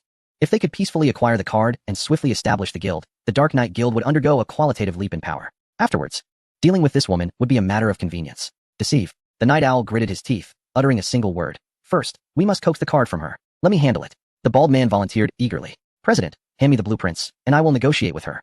I will ensure the price is driven down. Suddenly, the air fell silent. The Night Owl turned his head, his eyes, concealed behind the mask, fixed intently on the bald man. That gaze was cold and suspicious. Give you? The Night Owl's voice was chillingly soft. Those 5 blueprints represent half of the guild's foundation. Do you truly believe I would trust you to take these items for a transaction? In this lawless world, what if the bald man absconded with the blueprints? What if he embezzled the guild card to establish his own guild? The cost of betrayal is alarmingly low. The bald man, drenched in cold sweat, knelt before the leader, exclaiming, Chairman, I am utterly loyal to you. I harbor no ulterior motives. Enough, Night Owl replied impatiently, gesturing dismissively. Such a transaction required my personal involvement. He trusted no one but himself. You may leave now and continue monitoring the channel. Once the deal is finalized, gather your men. I intend to make that woman realize that taking my possessions comes at the price of her life. Yes, yes. The bald man scrambled out of the hall, leaving Night Owl alone. He opened a private chat interface and typed in the ID that filled him with vexation. Night Owl, are you there? Inside a warm wooden cabin, Jiangli was petting Nico's cat while glancing at the still private chat list. Quite composed, she murmured to herself. If the other party did not respond, her plan would be entirely thwarted. After all, she did not possess a guild card. This was a psychological game of bluffing. Just as she prepared to send another message to provoke a response, a notification chimed. A new private chat window appeared. Jiangli glanced at the ID. Night Owl, a simple 2-word name, devoid of embellishments or symbols. However, upon seeing it, her pupils constricted sharply. Although she had not encountered him before, the resemblance was unmistakable. Taking a deep breath, she adjusted her posture. Each subsequent word must exude confidence. Jiangli, what do you want? Night Owl, are you selling a guild card? Jiangli, obviously. If you're not buying, don't bother me. Have you verified your qualifications? Night Owl, haha, quite the bravado. 5 blueprints. Are you not afraid of overreaching? Jiangli, better to risk overreaching than to perish from hunger. You've seen the situation outside. I merely wish to secure a sum for my retirement. What is this? The illustrious Dark Knight Guild cannot even afford this modest relocation fee? Jiangli intentionally provoked him, subtly hinting at her wavering resolve. There was a momentary silence from the other side. Night Owl, I have the blueprints. But how can I be sure you possess the card? Jiangli, simple logic. If I deceive you, the most you lose is time. If you deceive me, I will destroy the card outright. In this realm, no one else can obtain such a thing besides me. Jiangli, enough with the pleasantries. Let us proceed to the trade window. Place the blueprints, and I will place the card. Let us verify the goods. This was the most critical step. Once the trade window opened and the other party placed the blueprints, the system would lock in both IDs and item information. Night Owl, agreed. If you dare to pull any tricks, you will regret ever entering this game. Ding. Player Night Owl has initiated a trade request. Jiang Li's fingers trembled slightly. The fish had taken the bait. She clicked accept. A translucent trading interface appeared before her. The left side displayed her empty slots, while the right showcased the opponent's offerings. 1 second passed. The 5 scroll blueprints, radiating a soft azure glow, appeared neatly in the trading window to the right. Blueprint, refined crossbow, blue. Blueprint, magical resistance leather armor, blue. Blueprint, black iron heavy shield, blue. A sharp breath escaped Jiang Li's lips. How extraordinarily wealthy. How many camps had this night owl pillaged? Each of these blueprints could incite a tempest of bloodshed, and he casually presented them. Yet, Jiang Li's gaze did not linger on those enticing blueprints, but was fixated above the trading window, on that golden name. Trading partner ID, Night Owl CN 5869, it was indeed him. Verification. A cold message from Night Owl arrived. In the trading window, he had clicked Lock Item, rendering the 5 blueprints gray, awaiting Jiang Li to place her guild card. But Jiang Li possessed no guild card. However, her objective had been achieved. ID confirmed. Although the coordinates were not displayed, as long as the ID was valid, the teleportation card would activate. A smile crept upon Jiang Li's lips. She casually placed the strange potion, failed laxative, onto the table. Night Owl. Night Owl, are you kidding me? What is this garbage? Jiang Li. Oh dear, my apologies, I picked the wrong one. Jiang Li replied leisurely. Jiang Li. However, I've suddenly decided not to sell anymore. Night Owl, do you dare to toy with me? Through the screen, Jiang Li could sense the raging fury from the other side. Jiang Li, what's wrong with toying with you? If you have the guts, come and hit me through the internet. Jiang Li. Alright, your blueprints are impressive. I took a good look. Thank you for the display, now you may depart. With a decisive click, Jiang Li pressed, cancel trade. Then, she swiftly blocked him, completing her actions in one fluid motion. After finishing all of this, she felt an overwhelming sense of relief. All set. Chapter 57. The unexpected troop after blocking Night Owl. Jiang Li did not rush to celebrate her victory. She understood that this was merely a crack in the facade. The real battle lay ahead. Opening the regional channel. The situation was even graver than anticipated. ID. Invincible Warlord. The ultimatum time has elapsed. It seems there are indeed quite a few tough nuts to crack. ID. Invincible Warlord. Video JPG. The video displayed yet another once sturdy level 3 camp, reduced to ruins by 2 frenzied snow apes. The camp's owner knelt despairingly in the snow, his skull crushed by one of the apes as if it were a mere chick. Not long after, the frenzied snow ape, having exhausted itself, collapsed on the ground. The gruesome scene sent pleas for mercy flooding the channel. I'll pay. Don't kill me. I'll pay right now. To the leaders of the Dark Knight Guild. I have only this last bit of supplies, all for you. This is utterly hopeless. There is no way to fight back. If EISNT stopped before the merger, Zone 8 will completely transform into his private pasture. Spicy chicken leg burger. Pineapple beer ID has been obtained. Night Owl. Although the coordinates are unknown. Surely you have a way? Pineapple beer. Understood. As long as I have the ID, I can transmit directly. Pineapple beer. However, for safety's sake, I shall go ahead first. Jiang Li frowned. Alone? That is far too perilous. That is his territory. Pineapple beer. Do not worry. Do you recall the job transfer scroll I mentioned? Pineapple beer. I have successfully advanced to a level 10 night assassin. Pineapple beer. I possess a unique stealth skill. Even if I cannot win, no one can detain me if I wish to flee. I will scout ahead, confirm the coordinates and environment, and then you can teleport over. Spicy chicken leg burger. Fine. But do not be reckless. If the situation turns dire, use your teleport card to escape immediately. I can provide support at any time. Pineapple beer. Rest assured. Await my good news. A few minutes later, in the depths of the frigid ice plains. The terrain here is low-lying, surrounded by towering glacial cliffs, perpetually shrouded in gray mist and devoid of sunlight. A faint ripple vibrates through the air. A shadow emerges from behind a massive ice rock. It is Pineapple beer. Her attire has undergone a dramatic transformation. The once bulky winter gear has been replaced by a snug black leather armor, adorned with dark purple runes, offering both warmth and agility.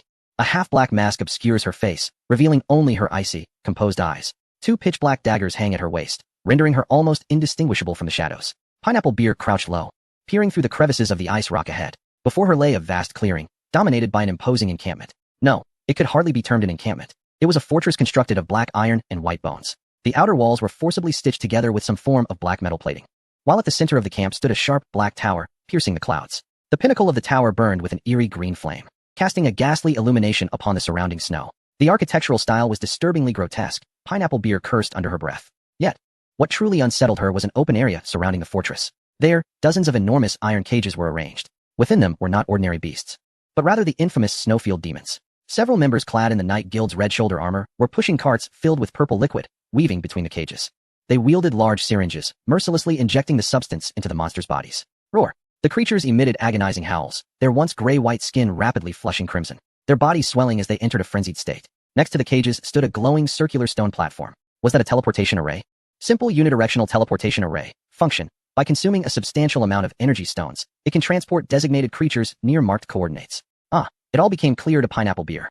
No wonder they could poison from a distance. They injected the monsters with frenzy serum and then drove the rampaging beasts into the teleportation array, directly airdropping them to the victims' doorsteps. This was nothing short of an assembly line for murder. Ding. Pineapple beer opened a private chat and sent Jiang Li the coordinates along with several photographs. Pineapple beer, coordinates, 658, 534-2868.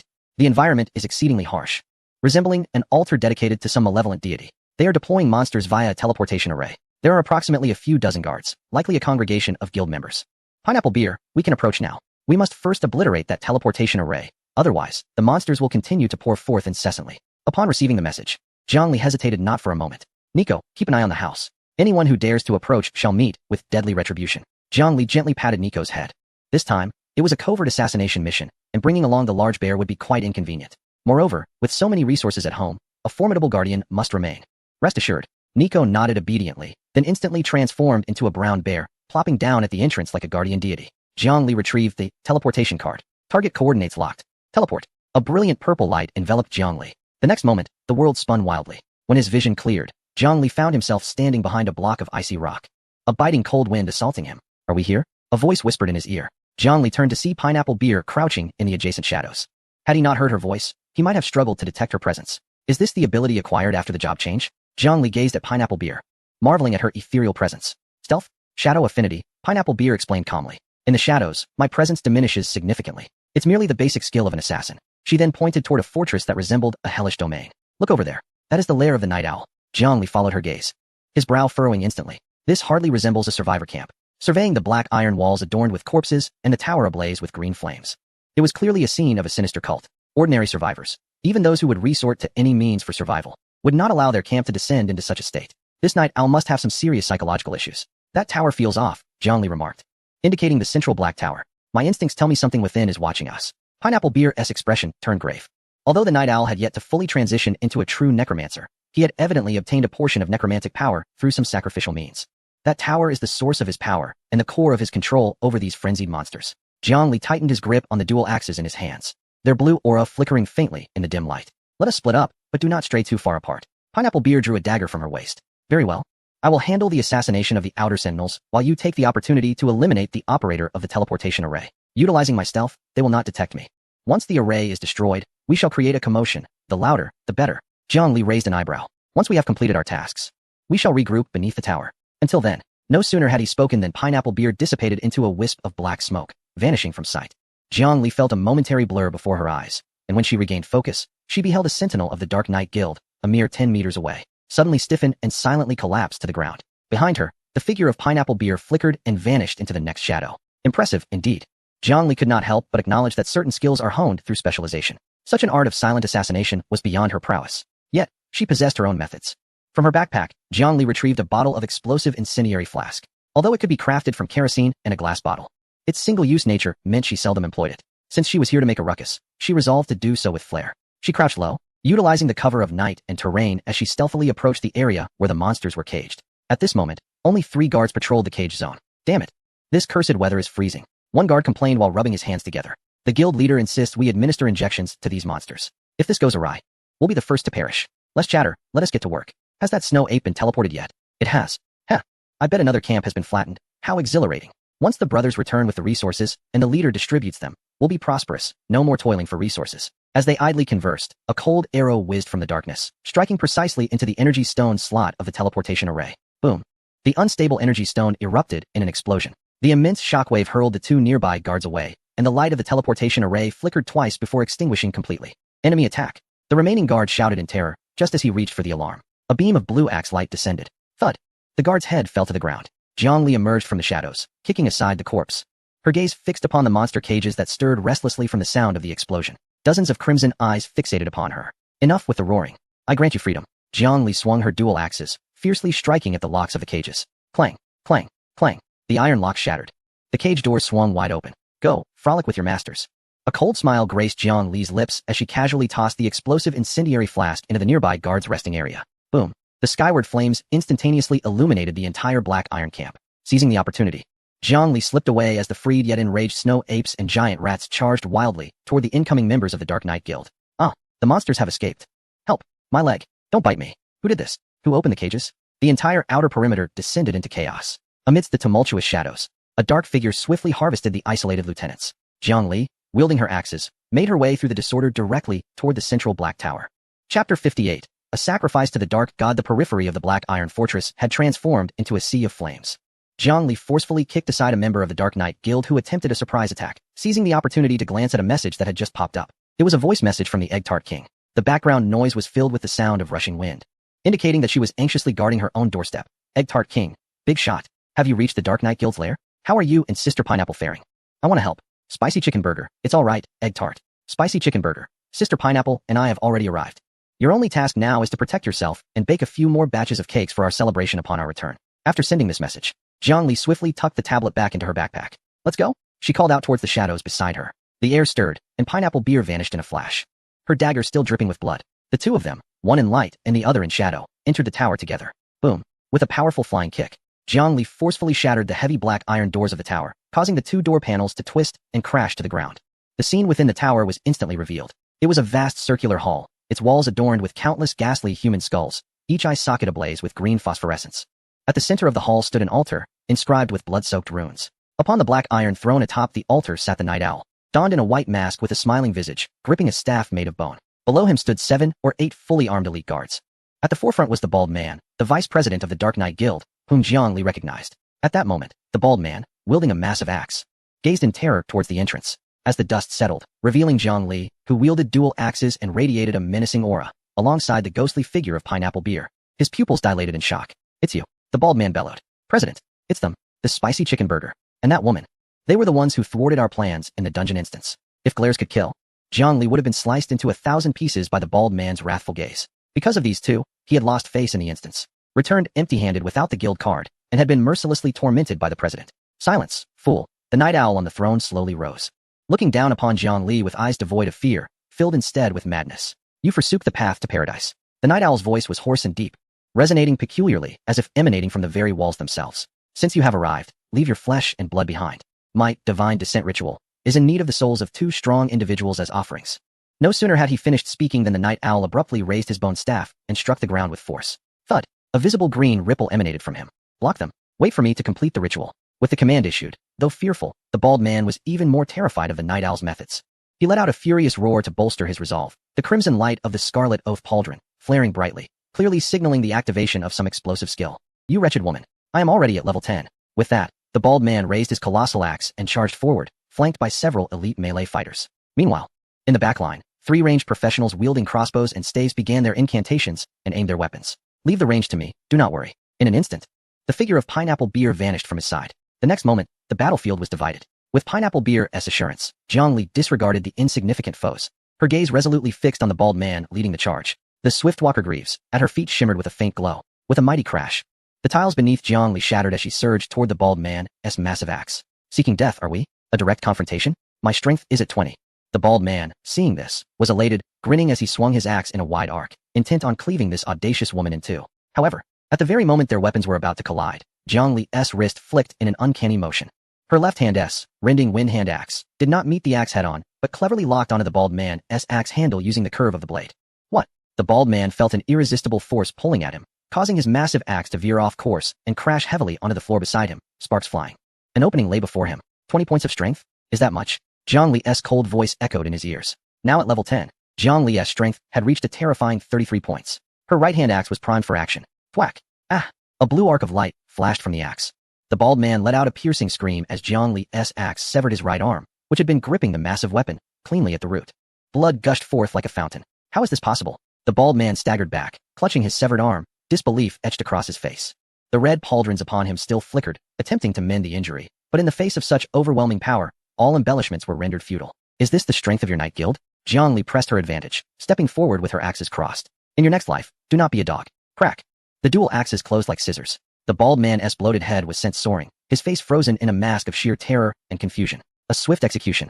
The nearby melee elites, who had intended to charge forward, were paralyzed with fear upon witnessing their vice president being so effortlessly dispatched, their courage dissipating as they faltered, unable to take another step forward. Meanwhile, the situation in the rear was equally one-sided in its slaughter. Watch your back, shouted a bowman, but before he could finish, he felt a chill at his throat. The figure of Pineapple Beer materialized behind him, a dagger slicing cleanly across his windpipe, erupting in a spray of crimson mist.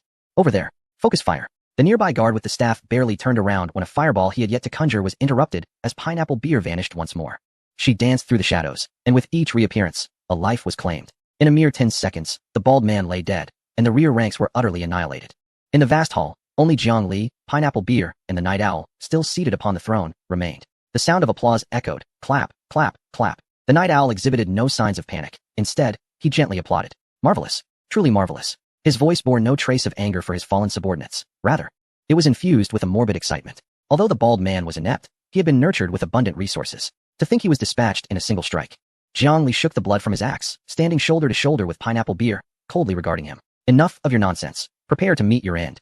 The Night Owl let out a strange, maniacal laugh. Ha ha ha. Do you truly believe I fear you? For my grand design, I have sacrificed everything to the dark god. I am invincible. Suddenly, the Night Owl tore away his black robe, revealing a grotesque form that sent shivers down one's spine. His body was far from human, marred by a multitude of wounds and runes etched into his skin. Astonishingly, embedded in his chest was a pulsating, purplish-black heart. His face was a ghastly mass of decay, rendering it unrecognizable as human. A cacophony of discordant, low-frequency incantations erupted from the Night Owl's lips. This was no human language. The sound carried a potent psychic taint, and Jiang Li felt his mind plunge into chaos. Nausea and dizziness overwhelming him. System alert. Undergoing a mental pollution attack. All attributes temporarily reduced by 20.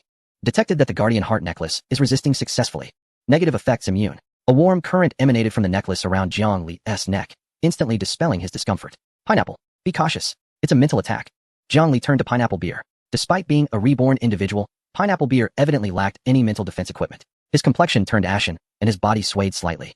Succumbing to a state of dizziness, the Night Owl thrust his staff forcefully towards the altar on the ground. Sacrifice. Divine descent. Boom. The entire hall began to tremble violently. The stone slab at the altar's center fractured, releasing a thick, pungent aroma of blood that soared into the air. Following this, a massive, writhing mass of flesh oozed from the crevice. This grotesque mass towered 2 stories high, its surface stitched together from countless decaying limbs, eyeballs, and tentacles, exuding a noxious green gas. Come forth, my god, your faithful follower beseeches your mercy, to merge with me. The Night Owl cackled madly, spreading his arms wide as he leaped from the throne, plunging directly into the repulsive mass of flesh.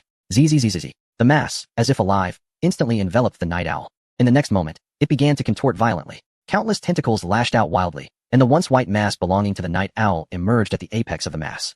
Now grotesquely enlarged, with a gaping maw brimming with sharp teeth sprouting beneath it. Evolution, Night Owl, the corrupted tyrant. Status, fusion transformation, dual health bars.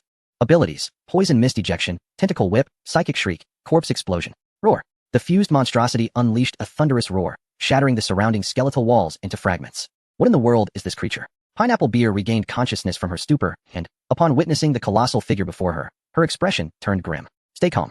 Jiang Li tightened her grip on the dual axes, her gaze resolute and unyielding. Chapter 59, A Timely Assistance Boom. A tentacle, as thick as a water barrel and adorned with barbs and festering sores, descended with nauseating force. Jiang Li executed a roll on the ground, narrowly evading the strike. The black obsidian floor where she had stood fractured instantly, shards flying and grazing her cheek, leaving a stinging crimson mark. Jiang Li swiftly turned back, bringing her axe down upon the tentacle.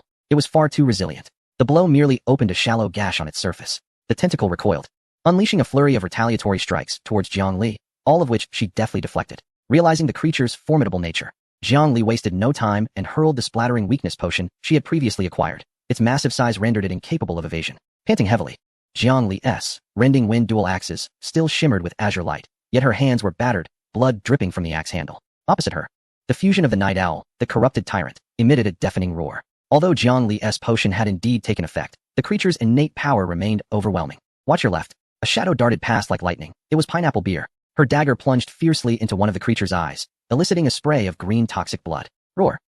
The creature writhed in agony, its numerous tentacles thrashing wildly, indiscriminately sweeping across the hall. Thud. Although Pineapple Beer was in a semi-invisible state, she was still caught by a residual tentacle strike, sent hurtling against the wall, blood spilling from her mouth. Cough, cough. Damn it, this monster's perception is too acute.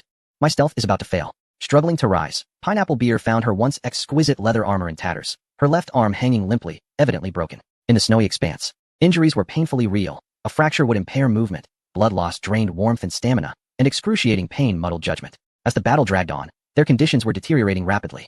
Pineapple, can you still move? Jiang Li shouted, charging forward to draw the creature's ire once more. She weaved through the jungle of tentacles. I won't die? Pineapple Beer gritted her teeth, forcing herself back into stealth, but this creature's regenerative abilities were astounding. The flesh we severed regrew within seconds. Indeed, that was the most despairing aspect. The corrupted tyrant possessed the passive ability of flesh regeneration, unless they could deliver a devastating blow in an instant. This war of attrition would inevitably lead to their downfall as mere humans. Ants, do you think such trifles can slay a god? From beneath the creature's colossal mask, The indistinct, mocking voice of the night owl resonated.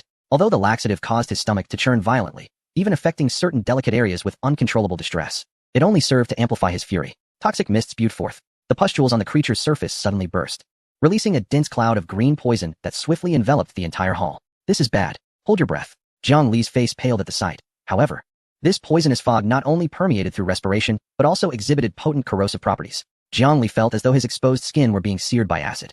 His physical and mental strength dwindling rapidly. System warning. Erosion by strong acidic poison detected. Constitution test. Constitution 21, barely passed. Continuous minor life value deduction initiated. Though he had not perished, Jiang Li sensed a heaviness in his eyelids, and the axe in his hand grew increasingly cumbersome. Would he fail? He glanced at the nearby pineapple beer, who was also struggling to endure. Pineapple beer, if this continues, we must retreat. At this moment, it truly seemed like an opportune moment to eradicate the Night Guild, yet both of them, mere mortals, found it arduous to continue fighting. It appeared to be the only course of action. Although the Night Guild might regroup and retaliate later, their current preparations were insufficient, and time was of the essence. Buzzing. Just then, Jiang Li's system backpack began to vibrate violently. Following that, a series of rapid system notifications erupted in his mind, as if the system had gone haywire. Ding. Item transfer from friend Egg Tart King received. Acquired. Intermediate healing potion, fine, X10. Acquired. Special adrenaline X5. Acquired. Advanced antidote X5. Acquired. Instant health potion X20, in mere seconds. A plethora of potions appeared in Jiang Li's backpack. He was momentarily stunned. While desperately dodging a probing tentacle, he managed to steal a glance at his backpack. The once nearly empty inventory was now perfectly filled with potion vials. Red, for health. Green, for detoxification. Blue, for mana restoration. Yellow, for status enhancement. Then, Egg Tart King's voice message began to play automatically. Egg Tart King, big shot. I don't know what your situation is like. Egg Tart King, please be safe. I've emptied my resources. These potions were exchanged with other survivors in the trading channel. Everyone is rooting for your victory. Egg Tart King, I'm not sure what you need, but I stuffed in everything that can restore health. Drink them like water. If it's not enough, I'll trade for more. I've saved the potions you gave me last time. They'll come in handy now. Listening to the somewhat disjointed ramblings from the other end, Jiang Li felt a warmth in her heart. How could he gather so many in such a short time? What a tremendous expenditure of resources. How many people had he implored? Pineapple. Catch. Jiang Li snatched a handful of potion vials from her backpack and, without a second glance, hurled them toward Pineapple Beer. What is this? Pineapple Beer had just emerged from the shadows and instinctively caught them. Lowering her gaze, she was instantly taken aback, her eyes widening in shock. The advanced antidote and instant health potion were life-saving elixirs. Where did they come from? Pineapple Beer looked at Jiang Li in disbelief. They were delivered by the royal chef. Jiang Li hastily uncorked a bottle of advanced antidote and tilted her head back to drain it. Gulp. The refreshing liquid coursed down her throat. The searing pain that had burned her skin dissipated in an instant, and her previously blurred vision sharpened once more. The strength within her was rapidly returning. Following this, she opened another bottle of instant health potion. A warm surge enveloped her entire body. The gaping wound on her palm healed at a visible rate, and even the cut on her cheek began to scab over. Fully revitalized, Jiang Li hurled the empty bottle to the ground with force. At that moment, she felt as though she could take on 10 foes. Pineapple, don't hold back. Drink up. Let us wear him down. Jiang Li brandished her dual axes, her aura surging to heights even greater than at the onset of battle. Pineapple Beer gazed at the array of potions in her hands. Her previously despondent expression transformed into one of astonishment, which quickly morphed into fervor. Without hesitation, she consumed the antidote and health potion. Though her fractured left arm was not yet fully healed, she could manage to move it with difficulty. Night Owl. Jiang Li charged once more toward the monstrous figure. Aren't you supposed to regenerate? Isn't your blood plentiful? Come on, let us hurt each other. Let us see whose healing is faster, yours or my access wrath. Roar? The corrupted tyrant, across from them, appeared momentarily stunned. Night Owl had been eagerly anticipating the demise of these two women, expecting them to succumb to poison and bleed to death. Yet, in the blink of an eye, these once desperate ants had transformed into vibrant warriors. The woman wielding the dual axes, had all her wounds healed? The assassin, how was her speed even greater than before? Impossible. Where did you get your supplies? Night Owl let out an incredulous shriek. The answer came in the form of a flying axe imbued with 32 points of power. Thud. The axe struck his massive mask with force, sending a shard flying. None of your business. Jiang Li caught the returning axe and charged forward once more. This time, the rhythm of battle had completely shifted. Previously, they had danced on the edge of a blade, cautiously avoiding each attack in fear of injury. Now, it had become an unrestrained revelry. Tentacles came crashing down. Jiang Li raised her axe to withstand it. Clang. Jiang Li was pushed back 2 steps. But it was of no matter. She pulled out a bottle of intermediate recovery potion and downed it in one go. Her health was restored to full. She resumed her assault. Poison mist billowing toward them. Pineapple Beer drank an antidote, her speed surging by 30, charging straight into the toxic mist, stabbing wildly at the monster's core. Night Owl had completely lost his mind. His once prided attrition tactics had utterly failed, compounded by the already terrifying strength of the two women. His tentacles were severed, only to regenerate, then severed again and again. Yet the speed of his regeneration consumed a vast amount of necromantic energy. Ah, you cheaters! Night Owl roared in despair. Why Why won't you die? Due to the potion's debilitating effects and the excessive drain of energy, the immense, gelatinous body began to tremble with instability. The once indomitable defense had started to reveal irreparable cracks, as the regeneration rate could not keep pace with the destruction.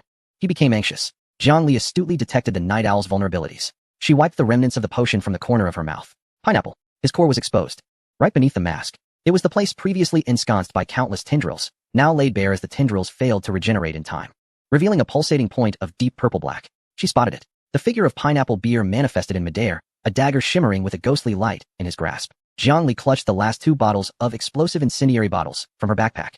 She hurled the incendiary bottles with fierce intensity. Boom, boom. Flames erupted against the monster's visage, obscuring the night owl's sight and interrupting his defensive maneuvers. Seizing the moment amidst the conflagration, Jiangli gripped her axe tightly, stepping onto a severed tendril, and leapt high into the air. Simultaneously, Pineapple Beer transformed into a dark meteor, darting towards the core from an unexpected angle.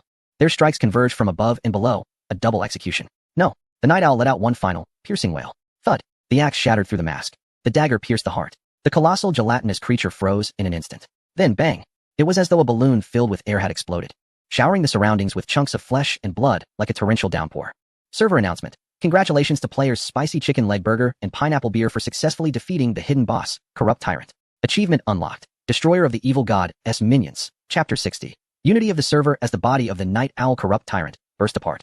The sky was filled with a grim rain of flesh and blood. Jiangli leaned against a relatively intact stone pillar, her dual axes hanging limply at her side, still dripping with the purple-black ichor of the monster. She was utterly exhausted.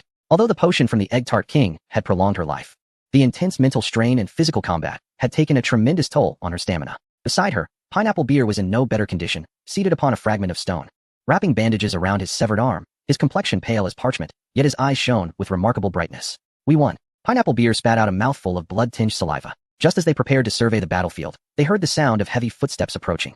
Jiangli and Pineapple Beer instinctively tightened their grips on their weapons, turning towards the entrance. As the dust settled, a man clad in a heavy winter coat, burdened with an impossibly large gray backpack, struggled through the debris-laden ground and entered the hall. The backpack was so immense it was almost the height of 2 people, resembling a small mountain atop him, causing him to gasp for breath with each step. The man appeared utterly astonished by the scene before him, yet he seemed oblivious to the gravity of the situation. His gaze fell upon Jiangli and Pineapple Beer, standing amidst the ruins. As the 2 individuals were drenched in the monstrous blood and ash, coupled with the dim lighting, the man failed to immediately recognize these 2 harbingers of death. Hey, you 2, he bellowed, slamming the massive backpack onto the ground, producing a dull thud. Straightening his posture, he pointed at Jiangli and Pineapple Beer, scolding, "What are you doing standing there? Don't you see the chaos around you? Hurry up and clean this mess.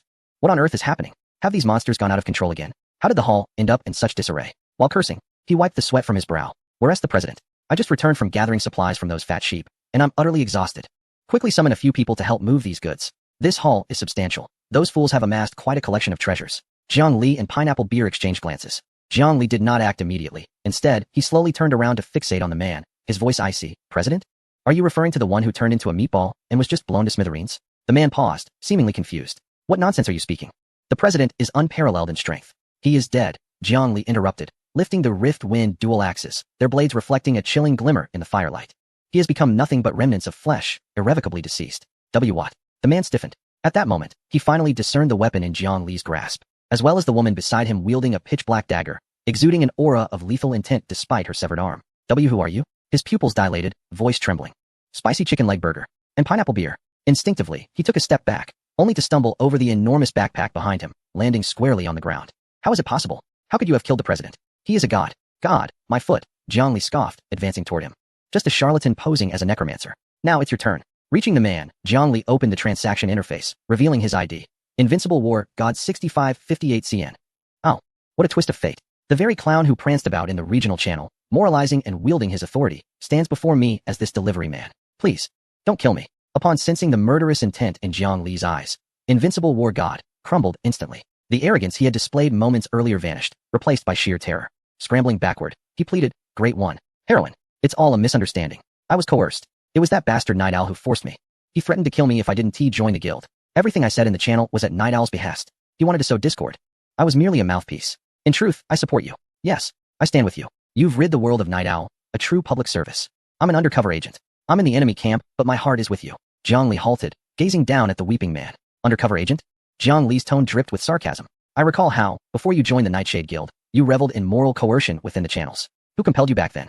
It was you who branded me a profiteer, and it was also you who demanded fealty from others. Just moments ago, you were vociferous at the entrance. How curious it is that while Night Owl was alive, you basked in his power, believing yourself to be superior, exuding arrogance. Now that Night Owl has perished, you cast all the blame upon the deceased, cleansing your own hands of guilt. If you had shown even a modicum of bravery earlier, even brandishing a knife against me, I would have respected you as a man. Jiangli shook her head, her disdain unmasked. Alas, you are but a yapping cur, spineless. The invincible war god's face turned ashen, yet he persisted in his feeble defense. However, Jiang Li's gaze fell upon the immense backpack behind him.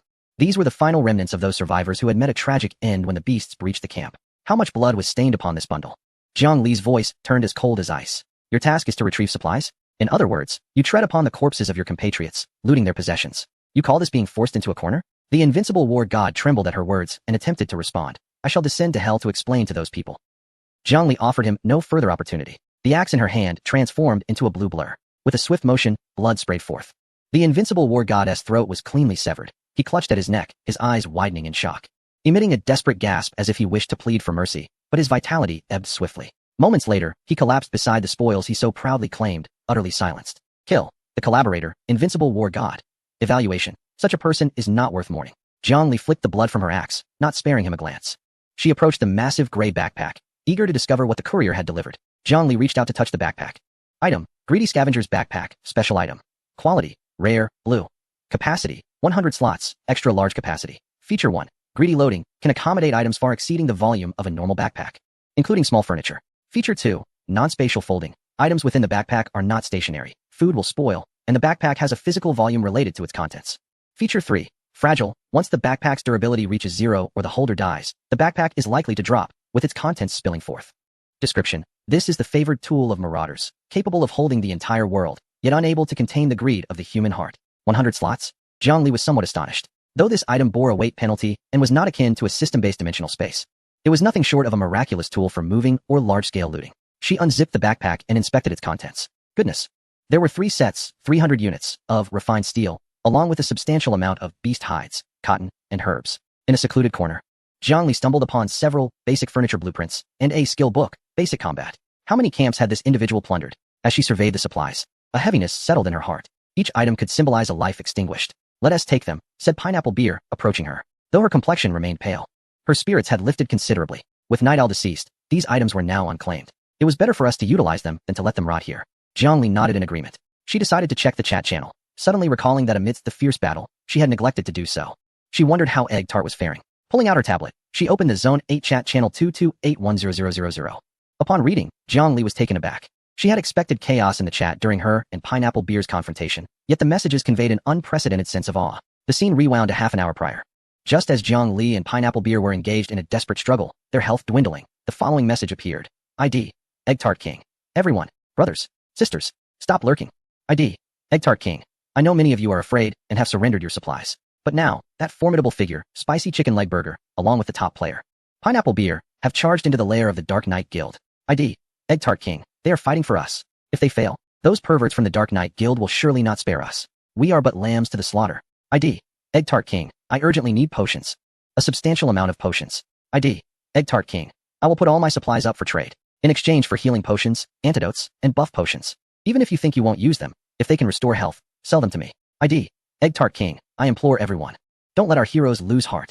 Don't let them perish there. After this message, a brief silence ensued, followed by a deluge of responses. ID. Autumn Moon Maple House. What are you talking about? Are you trying to deceive us for our supplies, even in this dire situation? ID. Egg Tart King. I am not deceiving you. You may not believe me, but I will exchange the supplies you need for what I have. Everything is listed in the trading post. ID. Bystander Ding. Is it true? Are they really fighting against the Dark Knight Guild? ID. Bystander A. I have one. I possess a basic healing potion. Though it's not much, I won't take a cake. Consider it a gift. Hurry, and take it to the boss. ID. Snowfield Lone Wolf. I've long been displeased with the Dark Knight Guild. I have 2 antidotes, originally saved for my own survival. Take them. You must win. ID. Anonymous. I have no potions, but I possess herbs for potion crafting. Who has a cauldron? Quickly, let us concoct some for Egg Tart. ID. Flourishing Blossoms. I have 2 potions here. Sisters, let us go? ID. Deadly Poison Master. I have a cauldron. Give me the herbs. I will do my utmost to brew more. ID. The Unfortunate Victim. I have lost everything, but I can still pray here. Let us go. Let us vanquish those scoundrels of the Night Guild. Hundreds and thousands of transaction records. Almost every survivor still clinging to life has taken out their meager stock of life-saving potions, exchanging them with Egg Tart for little to nothing in return. Some have offered their cherished first aid kits, while others have relinquished adrenaline that they had hoarded from dungeons. There are even those who sold their only potion to acquire more for Egg Tart. The recent barrage of seemingly endless potions from Egg Tart King was not merely her own stockpile. It was a lifeline collectively forged by the survivors of Zone 8, who, with their last vestiges of courage, contributed to this cause. Jiangli gazed at those records, her eyes brimming with emotion. She had always assumed this was a frigid survival game. Her transactions, her killings, her fortifications, all were for her own survival. She regarded these people as burdens, as fickle reeds swaying in the wind, as lambs awaiting slaughter. Yet in this moment, these lambs, in a flicker of defiance, stripped themselves bare, weaving their last strands into a rope, which they extended to her, who was battling on the precipice. Jiangli inhaled deeply, her fingers dancing across the keyboard. ID, spicy chicken leg burger. Did everyone see the announcement across the server? Night Owl has perished. The Night Guild has been obliterated. ID, spicy chicken leg burger. Thank you all for the potions. They were delightful. ID, spicy chicken leg burger. Dawn has arrived. We have triumphed. At the moment the message was sent, the entire channel did not erupt in immediate jubilation. Instead, it fell into a profound silence lasting 10 seconds. As if everyone were verifying the authenticity of this news. Then, with a roar, they erupted. We won. The boss is incredible. Egg Tart is amazing. Finally, it is over. That demon has been vanquished. We survived. We truly survived. Countless cheers, tears, and expressive emojis flooded the screen. Chapter 61. Distribution of supplies. Jiangli stared at the dismembered body of Night Owl, her gaze fixed upon a glowing orb suspended in midair. This orb contained the drops yielded upon the survivor's demise. It radiated a peculiar deep purple hue. Jiangli reached out to touch the orb. With a whoosh, an item panel materialized before her. The first item was a parchment scroll, emanating a complex aura of magic. Blueprint, basic teleportation array, rare special. Purpose, to construct a pair of fixed spatial jump points. Consumption, a substantial amount of spatial crystal stones, magic cores. Description, this is the core technology of fixed point teleportation. Although costly, it serves as a bridge connecting civilizations. Indeed, such an item exists. A glimmer of excitement flashed in Jiangli's eyes. With this, if she were to establish a long-term alliance with Pineapple Beer or Egg Tart King, they could easily build one in their respective camps, making visits as convenient as descending a flight of stairs. Following this were various rare materials from Night Owl's backpack and 6 blue equipment blueprints, all of which, astonishingly, were of blue quality. Aside from the blueprints, there were several random skill upgrade cards and equipment enhancement scrolls, all of which constituted hard currency. However, the final item caused both Jiangli and Pineapple Beer to furrow their brows in unison. It was a mirror, no larger than a palm, with its edges intricately sculpted from an unknown black metal into the shape of twisted tentacles. The surface was not glass, but rather a profound black stone that seemed capable of devouring light. Held in hand, it emanated a chilling cold that penetrated to the very core. Special item, divine mirror. Quality, unknown. Function. Description, it is said that during the frigid depths of night, through a blood sacrifice, one can hear the whispers of the divine. The Night Owl once harnessed the power of the undead through it, but at a grave cost. The divine mirror? Jiangli examined it closely, noting that it reflected nothing of her visage, only a swirling mass of indistinct black mist. Was this the divine communicator spoken of by the Night Owl? It certainly did not appear to be anything of substance. Pineapple Beer took a half step back in disdain, feeling an instinctive aversion, convinced that the Night Owl's transformation into that grotesque mass was closely linked to this mirror. This object exuded an unsettling aura. Best to stow it away for now. Jiangli found a thick cloth to wrap the mirror securely, placing it in the farthest corner of her backpack, planning to study it at a later time. After collecting the loot from the boss, the two did not hasten to depart, but instead began to explore the secrets of the Black Iron Fortress. Although much of the structure lay in ruins, they discovered a chilling sight behind the fortress. It was an unfathomable chasm, situated on the fortress's shadowed side, resembling a scar upon the earth. A frigid wind howled from the depths, and faintly, they could hear the roars of various monsters. At the chasm's edge, remnants of iron chains and a lift could still be seen. So that's it, Pineapple Beer mused, observing the abyss. No wonder he has so many frenzied monsters. This encampment is directly above a monster den. He simply snatches creatures from below and catalyzes them with potions. This fellow is playing with fire. Jiangli kicked a stone into the abyss, waiting long for an echo that never came. Such a direct passage to the underworld, if left unchecked. The monsters within would inevitably surge forth to inundate the surface. The Night Owl believed he could control it, only to become part of the very monstrosity he sought to command. This place is far too perilous for us to explore. There is no need to take such risks. Jiangli marked the coordinates on the map, annotating it with a red skull and the warning, extremely dangerous. Let us depart. This place unsettles me. Half an hour later, with a flash of purple light, the teleportation card activated. Jiangli found herself once again standing on the warm wooden floor of her home. Meow. Before she could regain her balance, a white figure leapt into her arms, colliding directly against her. Nico had transformed back into her human form, tightly embracing Jiangli's waist, burying her face in the dust-laden fabric of her coat, unwilling to let go. Her eyes were red, evidently having waited anxiously at the door. It's all right. I'm back now, Jiangli reassured softly, gently patting Nico's back. I'm unscathed, truly. And look, the villains have been driven away. After soothing Nico, Jiangli removed her grimy tactical vest and collapsed onto the sofa. Though her body was utterly fatigued, her spirit remained exuberantly alive. She retrieved her tablet, only to find the chat interface overflowing with messages. Egg Tart King, boss. Are you alive? Respond. Egg Tart King, I saw your messages in the group. Are you seriously hurt? Why are you ignoring me? Egg Tart King, I've baked another cake. The biggest one. Please reply, I'm begging you. Jiang Li, I'm alive. I must survive. Pineapple Beer, 1. I am tending to my wounds. We'll debrief shortly. Upon seeing their replies, Egg Tart King flooded the chat with a barrage of crying and bowing emojis. After reassuring her friends, Jiang Li's gaze fell upon the center of the living room, where a massive gray backpack lay. It was the loot dropped by the invincible war god. At that moment, Pineapple Beer connected via video call. She had returned to her camp, sipping a recovery potion with one hand while monitoring the screen. How should they handle this bag? Jiang Li pointed at the backpack, unzipping it to reveal its contents. Aside from a plethora of raw materials, there were numerous items marked with personal significance. These were not mere system supplies. They resembled tombs of memories. Gazing at the pile, the initial joy of defeating the boss was swiftly overshadowed. Logically, this should be classified as spoils of war. Pineapple Beer's voice turned somber. According to the game's rules, whoever claims it owns it. Just the refined iron and cotton inside would suffice to elevate your camp to the next level. However, Jiang Li paused for a moment, contemplating the weight of the decision. This treasure felt too hot to handle. She raised her head, her gaze resolute. If it weren't for those potions gathered by all the survivors in the district, we might have perished at the hands of that monstrous creature. This battle was not won by just the two of us. On the other end of the video call, Pineapple Beer fell silent for a while, then broke into a relieved smile. I knew you would say that. Fine, I'll follow your lead. I have no interest in this junk anyway. How do you wish to divide it? Jiang Li surveyed the heap of supplies, a decision forming in her heart.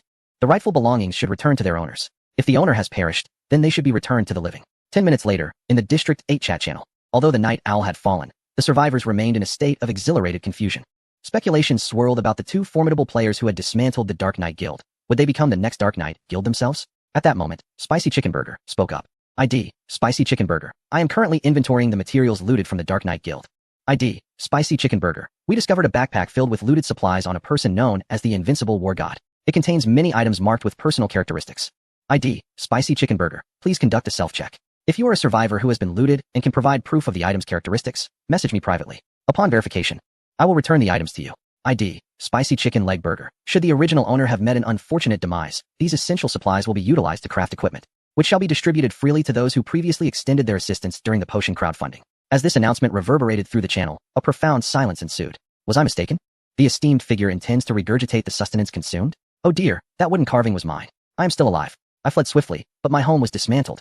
That belongs to me. Thank you, noble one. I am at a loss for words. The magnitude of this is overwhelming. That scoundrel Night Owl is not even worthy of polishing the shoes of the chicken leg burger. This is the true essence of greatness. This is humanity. Before long, Jiang Li's private chat window was inundated with messages. Yet this time, she felt no irritation. She summoned an Iku, and together they settled onto the carpet, embarking on a meticulous task, verifying information, packaging supplies, dispatching parcels. This notebook belongs to Snowy Lone Wolf. He is still alive. Send it to him. This cotton-padded jacket is little transparent. Return it. Most valuable items were returned to their rightful owners, or it was confirmed that the owners had perished. As for the unclaimed raw materials, iron blocks, cotton, beast hides, Jiang Li rose and approached the workbench. An Iku, please pass me the materials. Sure thing. Jiang Li entered a fervent crafting mode. This time, she was not driven by profit, but rather by the desire to give back. She chose to create refined leather gloves, green, and warm scarf, green. The most cost-effective cold-resistant gear. The sound of the electric sewing machine hummed through the cozy wooden cabin. 1, 2, 10 pieces, 3 full hours passed. Jiang Li produced over 80 pieces of green-quality cold-resistant gear. While their attributes were not the pinnacle, they symbolized warmth and care. She opened her transaction records, locating the IDs of those with whom she had previously traded potions and herbs. ID, bystander, traded, basic healing potion. Sent, refined leather gloves, X1. Note, thank you, my friend, keep the gloves warm. ID, the master of poison, traded, herb bundle. Sent, warm scarf, X1. Note, your table was a great help. Let us continue collaborating when you have more herbs. That night, many survivors in Zone 8 received the heartwarming package they had longed for since entering the game. There was no lofty act of charity, only a simple expression of gratitude. As the last piece of equipment was dispatched, Jiang Li rubbed her sore shoulders, gazing at the now half-empty backpack. Though the supplies had diminished significantly, she felt an unprecedented sense of reassurance. Then came Pineapple Beer and Egg Tart. Pineapple Beer requested some urgently needed materials and reserved one of each piece of equipment, stating that she would like a share once materials were available. Egg Tart expressed no rush, only asking for some of the living supplies she had sold previously, allowing for the remaining items to be distributed gradually. Ding! A sudden system notification echoed. Server announcement. The Night Guild incident in Zone 8 has concluded. Detected reorganization of regional order. Survivor cohesion has significantly increased. Congratulations to the players Spicy Chicken Leg Burger Pineapple Beer Egg Tart King for obtaining the prestigious title, Dawn Guardian. Title, Dawn Guardian attributes, within your territory.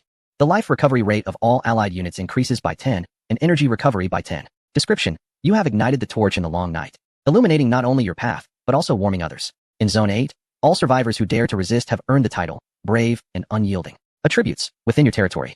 The life recovery rate of all allied units increases by 5. Zhongli gazed at this new title with a faint smile. Although it does not enhance attack power, the attributes are indeed commendable. Exhausted, she heard the drowsy voice of Nico beside her.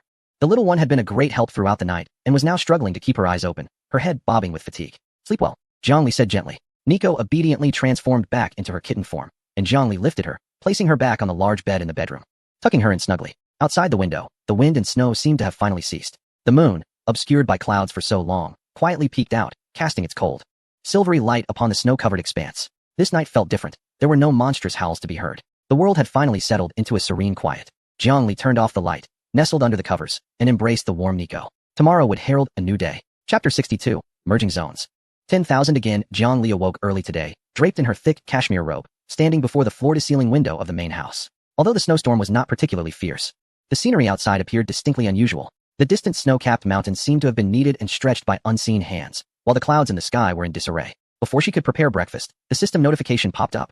Server announcement: area data merging in progress. Detected that the number of survivors in Zone 8 has fallen below the threshold, executing the first round of merging operations. Incorporating Zone 6, Zone 12, and Zone 33, a total of 50 subdivisions have been successfully merged. World restructuring in progress. Survivors are advised to remain within their territory and refrain from venturing outside. With a rumble, the earth began to tremble violently. The shaking persisted for a full 5 minutes. When the dust finally settled, merging completed. Current region: Winter War, Zone number 66. Current channel population: 10,000. A new leaderboard will be generated in 3 days. Survivors are encouraged to strive for the rankings. Zhongli set down her cup and promptly opened her tablet. The once meager Zone 8 channel, which had dwindled to just 200 members, had transformed entirely. The number in the upper right corner now boldly displayed 10,000. Meanwhile, messages in the chat box were scrolling at a pace too rapid for the eye to follow. ID: Madman merging? So soon? Which zone is this?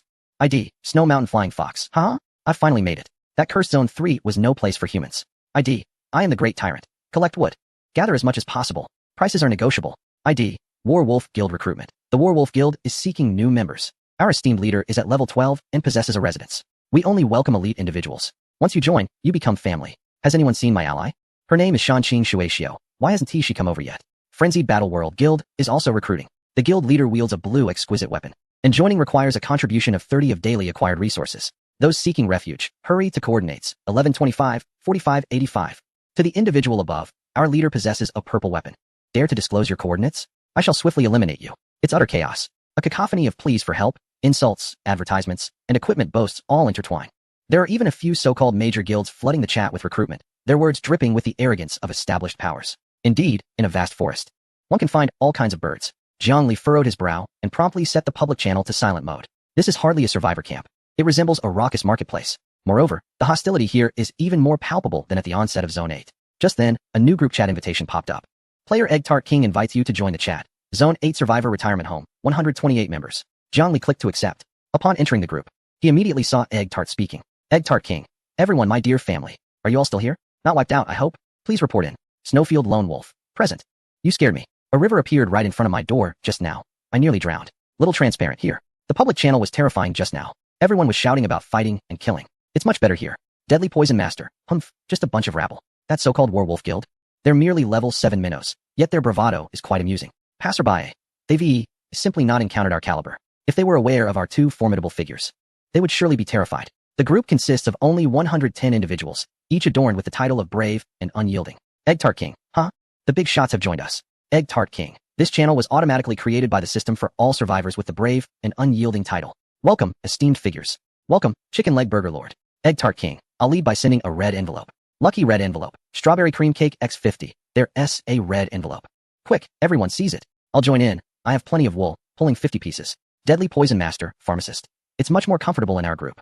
To the esteemed members, I brewed a batch of useless potions today. Does anyone want some? The side effect might cause hair loss, but it can relieve pain. Passerby: Poison Master, please be quiet. The last bottle of hair growth serum you gave me left me with a full head of green hair that still hasn't faded. Chicken Leg Burger, esteemed one. With the merger of zones, will our retirement home be overrun? Snowfield Lone Wolf: what is there to be afraid of? Although our numbers are few, our equipment is exceptional.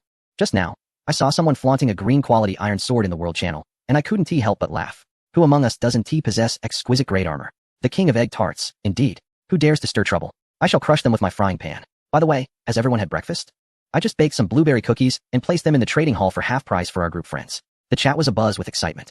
Pineapple beer, king of egg tarts, save me 2 pieces. Also, a reminder to everyone, wealth should not be flaunted. After the merger, there are many lurking dangers. Do not boast in the world channel. Discuss matters within the group. The waters are deep post-merger. There may be individuals in the main region using unscrupulous means to climb the rankings. Pineapple beer. Currently, there are pestilential kings from other regions in the main area, and several guilds have already formed, each boasting over 100 members. Lonely Wolf. What is there to fear? We have the great chicken leg burger. Spicy chicken leg burger. Do say a word to calm the crowd. Jiangli glanced at the mentioned message, pondered for a moment, and typed the line. Spicy chicken leg burger. It's good that everyone is here. Spicy chicken leg burger. Regardless of the chaos outside, we must safeguard our own territory. Each of you holds titles, which means you have at least contributed to resisting the Dark Knight Guild. Feel free to share any intelligence. If others do not offend us, we shall not offend them. Should you encounter insurmountable troubles, report your coordinates. Such a commanding presence. Is this the security of clinging to a powerful ally? I adore Sister Burger. I vow to protect the best Sister Burger. Spicy chicken leg burger. Furthermore, in the future, I will prioritize internal consumption of valuable items within the group. If you come across anything peculiar, consider me first. Just a few simple words ignited a frenzy in the group. With this assurance, I feel at ease. Our District 8 is the strongest. Internal consumption is splendid. I shall seek treasure and reserve the good finds for the Great One. Jiangli was not one to hold herself aloof, yet she genuinely disliked chatting in the group. She closed the chat interface, donned her gear, and prepared to step outside to assess the situation. Nico, it's time to tidy up the camp. We shall check back later. The sprite girl, currently sprawled on the carpet with her tablet watching Tom and Jerry, perked up her ears, although her eyes remained glued to the screen, laughing heartily at Tom. She obediently nodded, her leopard tail flicking behind her. Fully equipped, Jiangli pushed open the heavy wooden door and ascended to the watchtower by the stone wall. She then activated the Eagle Eye surveillance system, terminal. On the screen, 4 high-definition cameras slowly rotated, capturing the surroundings of their territory. The world outside had indeed changed. The once visible icy lake to the south of the camp had vanished, replaced by a dense coniferous forest. The plains to the north had risen into small snow mounds. Jiangli quickly turned her gaze westward. She exhaled a sigh of relief. The abandoned mine still stood. Though slightly shifted by a few hundred meters, it remained her lifeline. Fortune favored her. The property was preserved. However, as Jiangli narrowed her eyes and adjusted the surveillance focus, she noticed alterations in the terrain where a forest had once stood. A small hill had emerged, and upon its leeward slope, an unfamiliar camp was conspicuously present. The camp scale was not insignificant, likely at a level 3 standard, encircled by a stone wall, with flickering firelight faintly visible from within. Nearby, Jiangli gently tapped her fingers against the cold railing, with her own camp merely 2 kilometers away. This distance felt intimate in the vast expanse of the snowy plains. I hope you can be reasonable, Jiangli murmured to herself. She was not one to provoke trouble, yet if this new neighbor dared to extend their claws towards her, she would not hesitate to reduce that camp to ruins. After confirming that the surrounding area was temporarily secure, Jiangli descended from the watchtower and made her way directly to the small wooden cabin by the campfire. Upon opening the door, a wave of warmth enveloped her. Naiko was squatting in front of the enormous incubation box, muttering incantations, her hands emanating a gentle emerald glow as they pressed against a gray beast egg. How is it? Jiangli approached and whispered. Naiko turned her head, her cheeks flushed, and pointed excitedly at the egg. Although her pronunciation was somewhat awkward, her tone was filled with enthusiasm. It's warm. It's moving. Jiangli leaned closer, her eyes brightening instantly. The previously dull gray egg, resembling a lifeless stone, now displayed dark red veins on its surface, akin to molten lava coursing beneath rock. Furthermore, as Jiangli brought her hand near, she could distinctly feel powerful rhythms emanating from within the eggshell. Thump, thump, thump. It was the sound of a heartbeat. At last, there was a response. Jiangli could hardly contain her joy. Ever since acquiring this egg, it had remained utterly still, leading her to suspect it might be a dud. It seemed that the energy fluctuations brought by the merging of territories had stimulated its revival. Jiangli's gaze shifted to a nearby indoor cultivation box shrouded in black cloth, housing 3 peculiar black seeds. The dimness of the living room was inadequate, so she instructed Naiko to bring them closer. Lifting the black cloth for a glance, she noted that the soil was unchanged, with the seeds buried within showing no signs of germination whatsoever. TSK, what a stubborn ancestor, Jiangli remarked, shaking her head in exasperation before covering them back up. Li, hey. Naiko suddenly pointed at the haystack beside the beast egg, gesturing that it was insufficient. Jiangli immediately understood. As the temperature of the egg increased, the hay originally laid had begun to wilt. Got it, I'll add more. Jiangli opened her backpack, retrieving a bundle of previously collected high-quality hay and mixing in some cotton, ensuring the area around the beast egg was thoroughly padded, resembling a soft nest. After completing this task, she gazed at the increasingly vigorous egg, her heart brimming with anticipation. Come on out, little one. Jiangli gently tapped the eggshell, hoping that whether it flew through the skies or ran upon the ground, it would not simply be a glutton. I didn't tea. Naiko, misinterpreting Jiangli's words as a slight against her, suddenly placed her hands on her hips, her face puffed up with indignation. I certainly wasn't talking about you. You're the best, Naiko. Chapter 63. The trio in the aftermath of the merger, the game zone number 66, did not find tranquility. even as the howling snowstorm temporarily abated. On the contrary, as the time for regional protection wanes, the atmosphere becomes increasingly charged with tension. ID. Madman. That one called Snow Mountain Flying Fox. Don't let me catch you. Dare to steal from our Werewolf Guild? Coordinates. 882-441. If you have the guts. Don't run. ID. Snow Mountain Flying Fox. Laughable. Does the monster bear your name? That is a public resource chest. Whoever is swiftest claims it. What? Is the Werewolf Guild so impressive? Is it merely because there are more of you? ID. Vice President of Werewolf. Very well. Just a bunch of lowly fish from Zone 33. Is it? A guild-wide bounty has been issued. A reward of 5 pieces of refined iron for any information leading to Snow Mountain Flying Fox. ID. Bystander. Issuing a bounty directly? What kind of power does the Werewolf Guild possess? ID. Knowledgeable one. Allow me to enlighten you. The Werewolf Guild was the former overlord of Zone 6. It is said their leader is a retired mercenary, commanding over 30 ruthless individuals, implementing militaristic management from the outset. I advise casual players to steer clear of them. In just half a day, this so-called Werewolf Guild has made its presence felt in the channels. Not only the Werewolf, but also the Crimson Flame Alliance and the Mafia, each sounding like an overly dramatic faction, have sprung up like mushrooms after rain. They did not immediately launch a large-scale war, but instead engaged in frenzied territorial expansion. This lumber forest belongs to the Crimson Flame Alliance. No trespassing. This frozen lake has been contracted by the Mafia. Pay a tax to fish. Such barbaric expansion has rendered the atmosphere of the entire region exceedingly oppressive. Jiang Li observed these messages, her fingers gently tapping on the table. Territorial claims? She thought of her open-air coal mine, although it had yet to be discovered. Under such exhaustive searches, exposure was only a matter of time. Just then, a system notification chimed. Ding. Friend Pineapple Beer invites you to join a private group chat. Money-making trio. Item consumption. Basic group chat card X1. Jiang Li raised an eyebrow and clicked accept. The screen transitioned, revealing a brand new chat interface. Besides her, there were Pineapple Beer and King of Egg Tarts. King of Egg Tarts. Wow. What is this? A new feature? Why are there only the 3 of us? King of Egg Tarts. This name, Money-making trio? Ha ha ha. Though it sounds a bit cheesy, I quite like it. Pineapple Beer. I just opened this basic communication encryption card from a silver treasure chest, allowing us to create a small group for 30 days. It saves us from having to tread carefully while speaking in that retirement home of a large group. Spicy chicken leg burger. Good stuff. The drop rate for this card can't be high, right? Pineapple Beer. Actually, it's not too bad. After the merger, many item drop rates are adjusted to balance combat power. Alright, let us get to the point. Have you both seen the World Channel? King of Egg Tarts. Yes, I saw. That Werewolf Guild is quite fierce. They've already begun issuing bounties on others. Pineapple Beer. Those people are just posturing. They want to establish authority, but if they truly retaliate, it would be a case of losing more than they gain. Pineapple Beer's tone shifted, growing serious. Peach Beer. To be candid, the emergence of these so-called guilds makes me lament the lost opportunities of the former Night Owl Guild. Spicy chicken leg burger. Lament? A person like Night Owl is hardly worthy of sorrow. Peach Beer. I am not referring to the individual, but to the opportunities.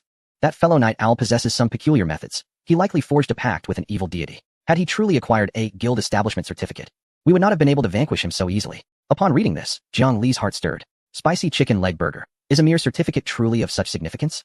The individual on the other side of the screen, Peach Beer, appeared to be carefully selecting his words. After a considerable pause, he sent a lengthy message. Peach Beer. The difference is as vast as heaven and earth. Prior to the formal establishment of a guild, it can only be regarded as a chat group or a gang of nefarious elements. Peach Beer. A genuine system guild possesses territory privileges. Peach Beer. Firstly, resource marking and protection. A guild can designate specific resource points within its territory, such as mines or lumberyards. Marked resources enjoy defensive enhancements, while outsiders face a 50 reduction in collection efficiency and will trigger real-time alerts. However, lower-tier guilds are unable to mark many resource points. Peach Beer. Secondly, the guild warehouse and contribution system. Members contribute resources to earn contribution points, which the system automatically exchanges for equipment in the warehouse. This greatly incentivizes members, rather than relying on the coercive methods of that invincible war god. Peach Beer. Thirdly, there is the most formidable guild teleportation array. Peach Beer. Once a guild reaches level 2, it can establish teleportation nodes between the main base and branch bases. Although this consumes energy, it signifies that support can arrive in mere seconds. Just imagine, if we were to confront Night Owl, and he could instantaneously summon dozens of individuals, it would pose a far greater challenge. Peach Beer. Additionally, there is the guild declaration of war mode and guild buff totems. In essence, a licensed regular army is a vastly different concept from a bandit. Jiang Li gazed at the screen, deep in thought. So that is the case. No wonder Night Owl was so intent on establishing a genuine guild until his demise. In this survival game, the strength of an individual ultimately has its limits, whereas a system guild serves as a lever to exponentially amplify personal power. King of Egg Tarts. Wow, that sounds impressive. We should establish one too. With the 3 of us being so formidable, a guild would surely allow us to dominate. Peach Beer. Dream on. Do you think a guild establishment certificate is as common as cabbage? Even if obtained, managing it is quite a burden. I certainly cannot handle it. King of Egg Tarts. Peach Beer. Your words ring true. I have no expertise in this area either. Spicy chicken leg burger. Don't look at me. I'm not much help either. Regardless, let us first acquire the item and establish the guild.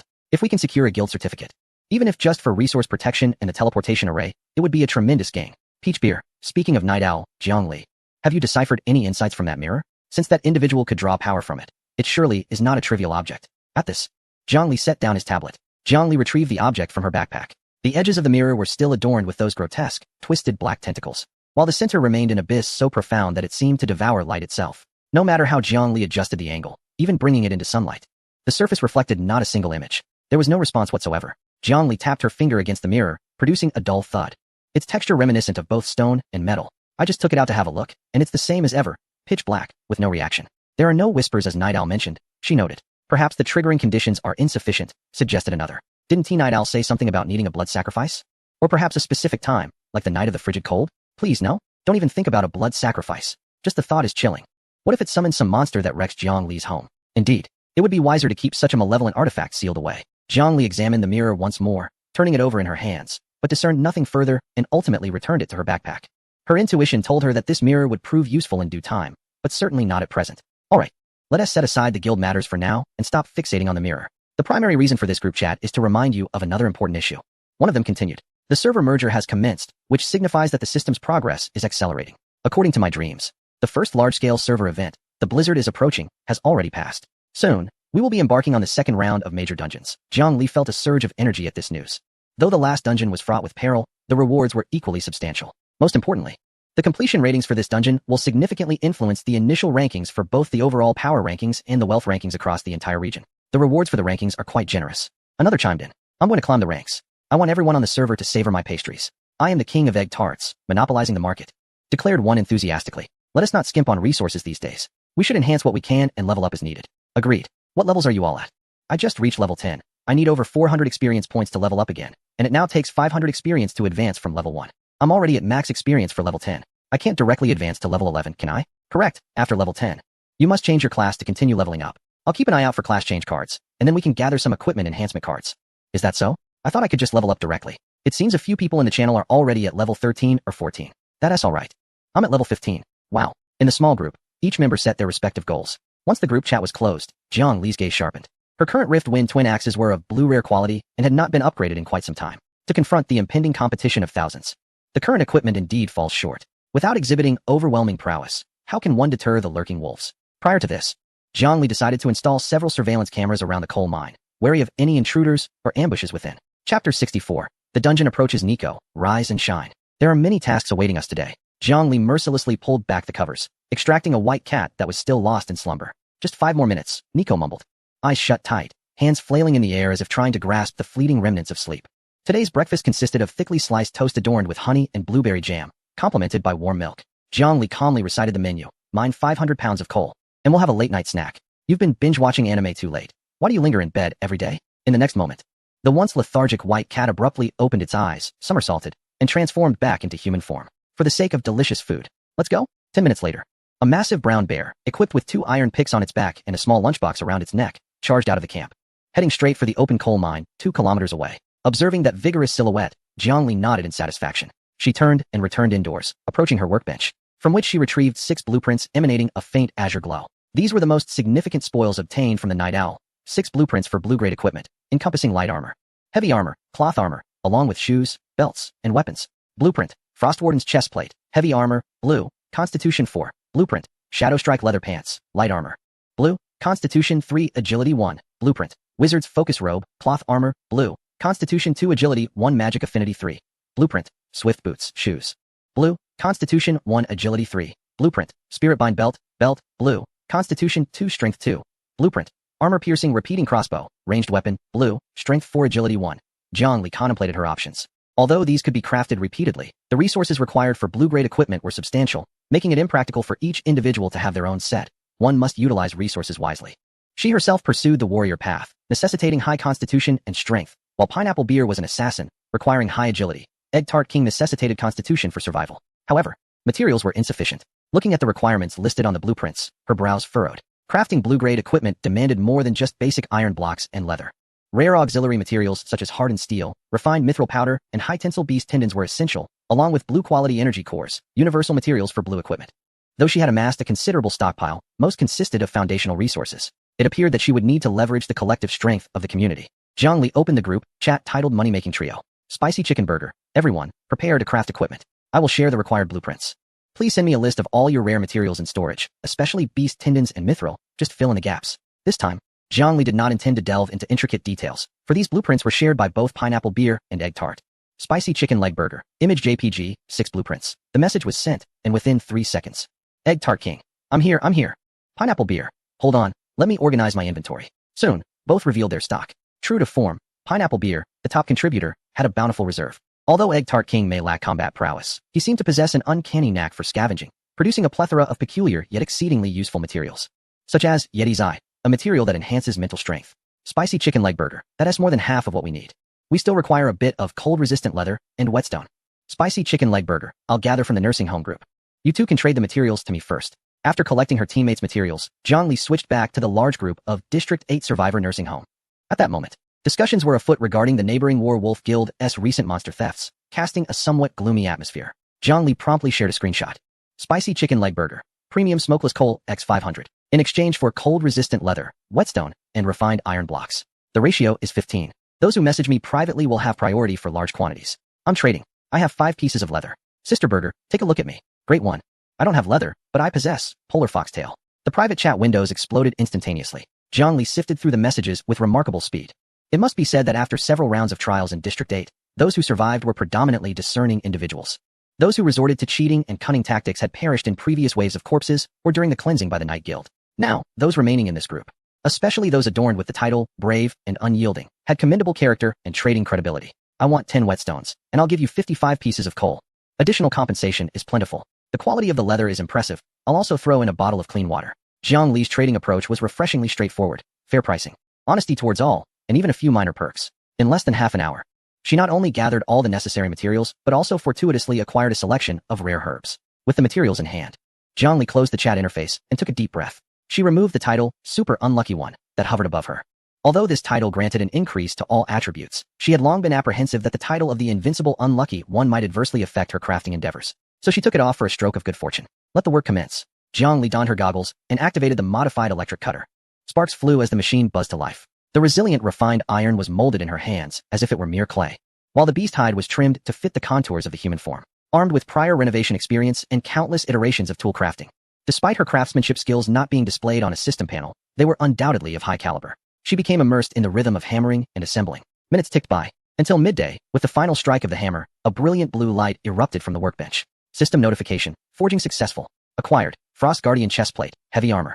Blue. Constitution 4 acquired. Shadow Strike leather pants. Light armor. Blue. Constitution 3 agility 1 blueprint. Sorcerer's focus robe. Cloth armor. Blue. Constitution 2 agility 1 magic affinity 3 acquired. Agile boots. Footwear. Blue. Constitution 1 agility 3 acquired. Spirit gathering belt. Belt. Blue. Constitution 2 strength 2 acquired. Armor piercing crossbow. Ranged weapon. Blue. Strength 4 agility 1 6 pieces of equipment lay neatly on the table, glimmering with a lustrous sheen. Jiang Li picked up her own plate armor. Frost Guardian chestplate. Quality. Blue. Rare.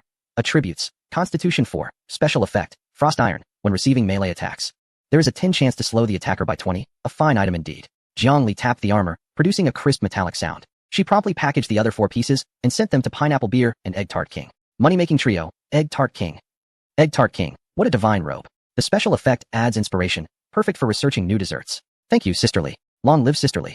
I will bake cakes for you for a lifetime. Pineapple Beer. The attributes are impeccable. These pants grant an additional 15 to stealth speed. Pineapple Beer. Equipment enhancement card, X6. This is a token of gratitude for you. Just received it. Upgrading your axe to purple should require about 10 cards. I wonder if you have any stock left. Spicy chicken leg burger. That's enough. I still have 5 cards here. We'll each take a crossbow, but for armor. The materials are currently only sufficient for this. Let us gather some more materials and see. Jiang Li accepted the enhancement cards without reservation. With the equipment upgrade complete, the entire team's combat power had ascended to a new level. Now clad in blue gear, they felt emboldened to confront even the guild teams head-on. There was one more matter. Jiang Li took a sip of water and typed in the group chat. Spicy chicken leg burger. Egg Tart King. I have a task for you. Egg Tart King. Please give your orders, my lord. I will not hesitate to traverse mountains or seas of fire. Spicy chicken leg burger. It's not that dramatic. Please go to the senior citizens group and subtly spread some rumors. Just say that, according to reliable intelligence, the second round of the major dungeon may commence soon, and advise everyone to stock up on potions and repair equipment. Pineapple Beer. Zone 8 is now our potential stronghold. After the merger, external threats loom, and we need the people of Zone 8 to survive. Pineapple Beer, moreover. Such news is not suitable for Jiang Li and me to convey. Our personas are too aloof. If we were to mention it suddenly, I fear it would raise suspicion. Especially regarding my physical condition, which I prefer to keep discreet. Your warm-hearted persona is ideal for spreading gossip. Egg Tart King. Though it feels like I've been scolded. I understand. Leave it to me. Zone 8 Survivor Nursing Home. At that moment, someone in the group was lamenting the difficulty of acquiring supplies. Suddenly, the most active avatar popped up. Egg Tart King. Shill. Dear family, I have just come across a piece of news from a mysterious post on the World Channel. Its authenticity is uncertain, but it seems quite credible. Passerby, what news? Don't keep us in suspense. Egg Tart. King of Egg Tarts. It is said that the system is about to launch a second major dungeon. The rewards are incredibly generous, yet the difficulty is formidable. That post was deleted as soon as it was published. King of Egg Tarts, regardless of its truth. I believe everyone should refrain from recklessly spending materials on renovations for now. It would be wise to repair their weapons and stock up on healing herbs. Better to be safe than sorry. The group erupted in fervent discussion. Heisenberg, that makes sense. The system has a tendency to make significant moves after server merges. It seems I should conserve my potions. Snowy Lone Wolf, you can never go wrong trusting Egg Tart. She's allied with those two prominent figures. I see what this news entails. Thank you for the heads up. I'm off to sharpen my blade. Your words imply that those two big shots are not good people. Little transparent. Thank you. King of Egg Tarts. I will craft a shield from the iron scraps I collected yesterday. As the tone of the group shifted from complaints to a spirited readiness for battle, Zhongli closed the chat window. There was only so much she could do. In this brutal game, she was a guide, not a caretaker. She could lend a hand, but their survival ultimately depended on themselves. Suddenly, heavy footsteps echoed outside. Bang! The wooden door swung open, and the transformed Nico burst in like a little black coal ball, her face and hands smeared with soot, save for her bright, sparkling eyes. Behind her were two enormous mining carts, forcefully pushed back by Nico. She proudly raised a piece of stone radiating a ghostly blue glow. I found it. It's so shiny. Zhongli gazed closely, a flicker of surprise crossing her eyes. Associated precious gold, or rare. Description, a rare ore that has a minuscule chance of appearing in rich coal mines, used as a material for crafting purple epic-grade equipment. Well done. Zhongli, undeterred by the dirt, embraced Nico enthusiastically. Tonight, we feast on barbecued delights and cake. Hooray. Chapter 65. The monster forest. As dusk gradually descended, the blizzard outside had ceased, yet the biting cold wind continued to howl. Outside the stone walls, one could occasionally hear the spine-chilling sounds of ghouls clawing at the walls, accompanied by the low growls of beasts. In the past, Zhongli might have ventured out with an axe to harvest experience points. However, now she sat calmly by the fireplace, barely raising an eyelid. Having reached level 10 with full experience, common monsters no longer yielded any experience. Rather than braving the cold outside, she deemed it more prudent to engage in research at home, awaiting the arrival of a job transfer card. The interior was warm and inviting, with the crackling of burning pine filling the air, which was laced with a subtle scent of essential oils. Before Zhongli lay the beginner alchemy table, seized from a member of the Dark Knight Guild, adorned with an array of bottles and jars, while flames danced beneath the cauldron. 3 stalks of hemostatic grass and 1 stalk of silver leaf grass were ground into powder and simmered slowly. Zhongli, donning protective goggles and wielding a glass rod, cautiously stirred the vibrant green liquid in the flask. According to the diagram, as soon as the liquid transformed into a transparent red, the beginner's healing potion would be deemed successful. However, 1 minute passed, then 2 minutes. The liquid in the flask not only failed to turn red but instead began to bubble ominously, releasing strange purple smoke, accompanied by a pungent odor reminiscent of spoiled durian. Coughing, Nico, who had been sprawled on the carpet enjoying an episode of Tom and Jerry, suddenly sprang up, pinching her nose in terror as she glanced at Zhongli. What is that strange smell? Don't panic. It's merely a necessary step in the chemical reaction. Zhongli forced an explanation, though beads of sweat had already begun to form on her forehead. Just as she prepared to extinguish the alcohol lamp, a muffled bang erupted. A cloud of black smoke exploded from the flask, rendering Zhongli's fair face a canvas for an unsolicited charcoal mask. System notification, refinement failed. Acquired, unknown black viscous substance, toxic and inedible. Evaluation, perhaps you could use it as a biochemical weapon to hurl at your enemies? Zhongli wiped the black residue from her face and gazed at the squirming black mass, engulfed in profound self-doubt. How could she, Zhongli, who could slice through monsters like chopping vegetables and excel in construction, stumble so woefully at this alchemical endeavor? This marked the 5th failed batch of the evening. Despite having procured a considerable amount of herbs at a bargain, she could hardly sustain such losses. I refuse to believe this. Zhongli, with her stubborn temperament, resolved to attempt a 6th batch when an idea struck her. She opened the small group chat titled Money-Making Trio. Spicy Chicken Burger, Egg Tart King, are you there? I need to ask a technical question. Egg Tart King, here, my esteemed senior. I just baked a batch of margarita cookies and was about to deliver them. What's up? Spicy Chicken Burger, is there a secret to potion refining? Why do all my attempts, following the diagrams, result in poison? Zhongli sent a photo of the black, unknown substance. Silence enveloped the group for 3 seconds. Pineapple beer, what is that? Asphalt, are you trying to pave a road? Egg Tart King, well, I haven't actually refined potions myself, but I just glanced at the diagram, and it seems similar to making soup. Spicy Chicken Burger, making soup? Egg Tart King, exactly. You see, the hemostatic grass is akin to spinach, while the silver leaf grass resembles cilantro. The medicinal properties of the herbs are much like the flavor in soup. If the heat is too high, the flavor dissipates. If stirred too quickly, the ingredients become mushy. You must use gentle heat to gradually extract the essence. Egg Tart King elaborated extensively on the theories of heat control and ingredient compatibility. Jiang Li, though somewhat perplexed, felt an unexplainable admiration for the knowledge shared. Each field has its specialists. Some tasks truly depend on innate talent. For instance, her own talents lay in brute force and construction, making such delicate work ill-suited to her capabilities. Jiang Li sighed and made a decision. She directly opened the trading interface and packaged the cumbersome, basic alchemy table, along with a plethora of herbs remaining in her bag. System prompt. You have initiated a designated trade with Egg Tart King. Egg Tart King. What is this big shot? Spicy chicken burger. Just give it a try. This thing doesn't suit me. Since you can cook, alchemy should come naturally to you as well. Give it a shot. No pressure. There are plenty of herbs, and if it doesn't work out, you can always return it to me. On the other side of the screen, Egg Tart King was evidently overwhelmed by this generous gift. An alchemy table. Egg Tart King. Weya, big shot. You are too kind to me. I will surely put in my utmost effort. I will not let the organization down. 10 minutes later. Egg Tart King. Image. JPG in the picture. There was a bottle of translucent red potion. Egg Tart King. I did it. Your alchemy table is amazing. Moreover, I discovered that adding a bit of mint leaves to the healing potion, while the healing amount remains unchanged, makes it taste cooler and additionally restores a tiny bit of mental energy. Jiang Li gazed at the flawless potion, then glanced at the pile of black tar on her desk. Is this the disparity of the world? Nevertheless, her heart brimmed with joy. Spicy chicken burger. Well done. From now on, I'll leave all the herbs to you. You will be in charge of potion supplies. Egg Tart King. I guarantee to complete the task. This time in the dungeon, there will be more than enough potions. Everyone can drink them like water. With the logistical matters settled, Jiang Li felt considerably uplifted. She tidied up the cluttered desk and washed the grime off her face in the bathroom. Upon returning to her bedroom, she found Nico already asleep by the edge of the bed. The little one clutched her tablet, the screen playing the ending theme of an animated show. A glistening droplet of saliva at the corner of her mouth, likely dreaming of barbecues. Jiang Li gently took the tablet away and tucked her into the blankets. Although she had yet to revert to her cat form, the upgraded bed was spacious enough. Tomorrow is a significant day. Jiang Li sat at the edge of the bed, gazing out at the pitch-black night. She checked her bag. The weapon's durability was full, food supplies were ample, and the generator was operating at full capacity. Everything was in place. Good night, Nico. Jiang Li turned off the bedside lamp and nestled into the warm blankets, closing her eyes. The next morning, she rose and routinely surveyed the campsite, then began to explain things to Nico while having breakfast. Remember to mine coal every day and place them on this altar. I know, Li. Nico took a sip of milk. And there might be monsters at night. Don't be afraid. Just make sure to close the campsite door tightly. I left you some bread and water, and if there is something delicious, I'll send it to you through that feeder. Don't forget to take care of the vegetables and eggs at home. It won't be long, right, Li? Nico will miss you. It won't be long at all. Don't worry, Nico. Just as she finished speaking, a system prompt popped up before her, in the center of her vision. A countdown was ticking away. Server announcement. The trials of winter have never ceased. Congratulations to all survivors for enduring in this frigid realm. Now, the second round of the Grand Server Dungeon is about to commence. Dungeon name. Beast Forest, Misty Edition. Dungeon type. Vast survival exploration. Dungeon description. This is a forest long forgotten by ancient magic, teeming with formidable beasts and rare treasures. Dungeon requirement. Survive.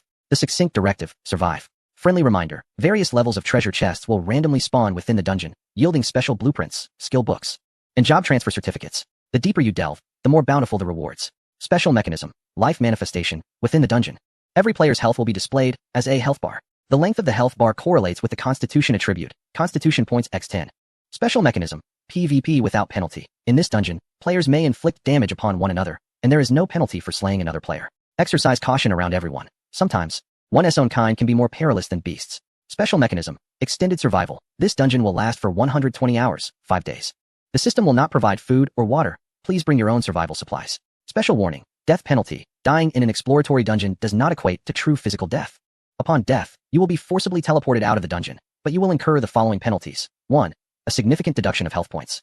Entering a state of severe weakness. All attributes reduced to 80 with various random injuries, lasting 72 hours. 2. Complete depletion of current energy points.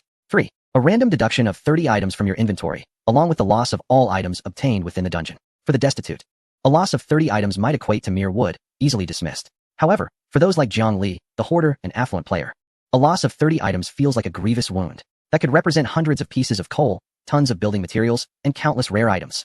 Such a loss is more painful than death itself. Given the severity of the penalties, one must absolutely avoid demise. The news of the money-making trio is currently flashing fervently. Pineapple beer. Did you see that? 5 days. In my recollection, the second dungeon was originally only 3 days long. The difficulty has escalated. Pineapple beer, moreover. The rule of losing 30 items upon death has changed. Previously, only items on your person were lost. Egg Tart King. Huh? I don't want to go. My storage is filled with delicious food. I would be heartbroken to lose it. Spicy chicken leg burger. There is no choice. After entering the dungeon, let us find an opportunity to regroup. Spicy chicken leg burger. This time, With health bars visible, we must strive to maintain our health. Egg Tart King. No need to worry about that. I've been busy crafting a good number of healing potions and cakes overnight. I'll distribute some to you. My backpack has a special preservation effect, so remember to pay attention to the buff duration. It may expire and be lost. Pina Colada. By the way, this instance is unlike the dungeons. One must be wary of the bizarre flora and fauna that inhabit the wilderness. Zhongli closed the chat window. She turned to face Eiko. Eiko, the place we're heading to is perilous. Zhongli crouched down, adjusting the small leather armor on Eiko, which she had specially crafted for her the previous day. Please stay home and do not wander off. Eiko seemed to sense Jiang Li's gravity and nodded earnestly. I will heed whatever you say. Good. Jiang Li conducted a final check of her equipment. The Rending Wind twin axes hung at her waist. The Swiftwalker knee guards were secured tightly, and the other gear was donned properly, with potions and food conveniently stowed in her backpack. The system countdown commenced. The snowstorm above appeared to freeze in time, as beams of white light descended from the sky, enveloping each selected player. Countdown. 109. Jiang Li took a deep breath and grasped Eiko's hand tightly. 321. Teleportation initiated. A profound sense of weightlessness overwhelmed her. The scenery before her began to warp and elongate. The cozy wooden cabin and warm hearth vanished in an instant. Chapter 66. The herb repository. As her feet reconnected with solid ground, Jiang Li's body instinctively responded. She immediately lowered her center of gravity, bending her knees slightly. With the Rending Wind twin axes crossed in her hands, her gaze sharply scanning her surroundings. Towering ferns stood silently around her.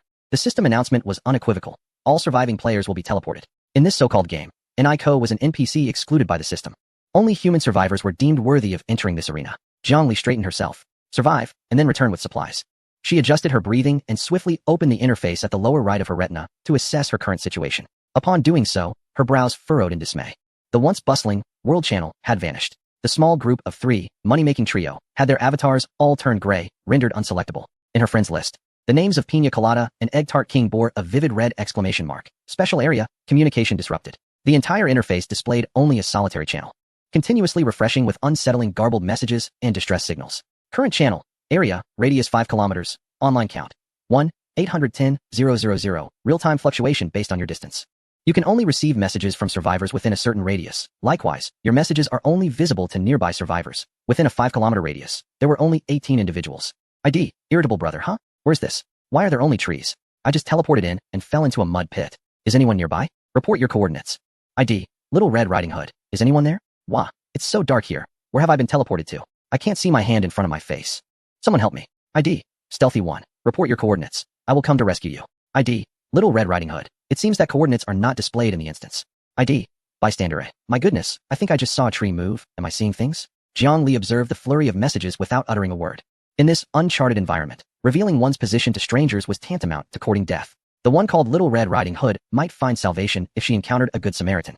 But if she fell prey to those marauding miscreants, she would become nothing more than a piece of moving meat. Closing the channel, Jiang Li began to survey her surroundings. If the icy realm beyond was a lifeless tableau of black, white, and gray, then this place was a vivid explosion of colors. It was a forest, yet it bore no resemblance to any known woodland on Earth. It was colossal. Jiang Li tilted her head back, and despite wearing protective goggles, she was overwhelmed by a profound sense of awe and an instinctive dread of the colossal, rooted deep within humanity's genetic memory. Each tree around her was absurdly immense. Their trunks exhibited a metallic, iron-gray sheen, with an average diameter exceeding 5 meters, resembling gigantic pillars supporting the heavens. The rough bark was etched with the cracks of time, some even oozing dark red resin akin to magma, radiating a faint warmth. Looking up, the canopy was obscured. Instead, countless thick aerial roots descended from hundreds of meters above, intertwining in the air like dormant serpents woven into a net. Sunlight struggled to penetrate the dense layers of foliage. Yet, the forest was not shrouded in darkness.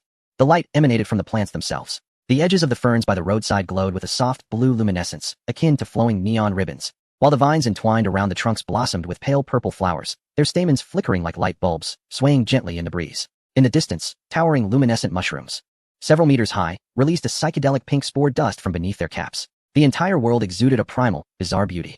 The air was so humid one could almost wring water from it, filled with an exotic floral fragrance and an indescribable sweetness.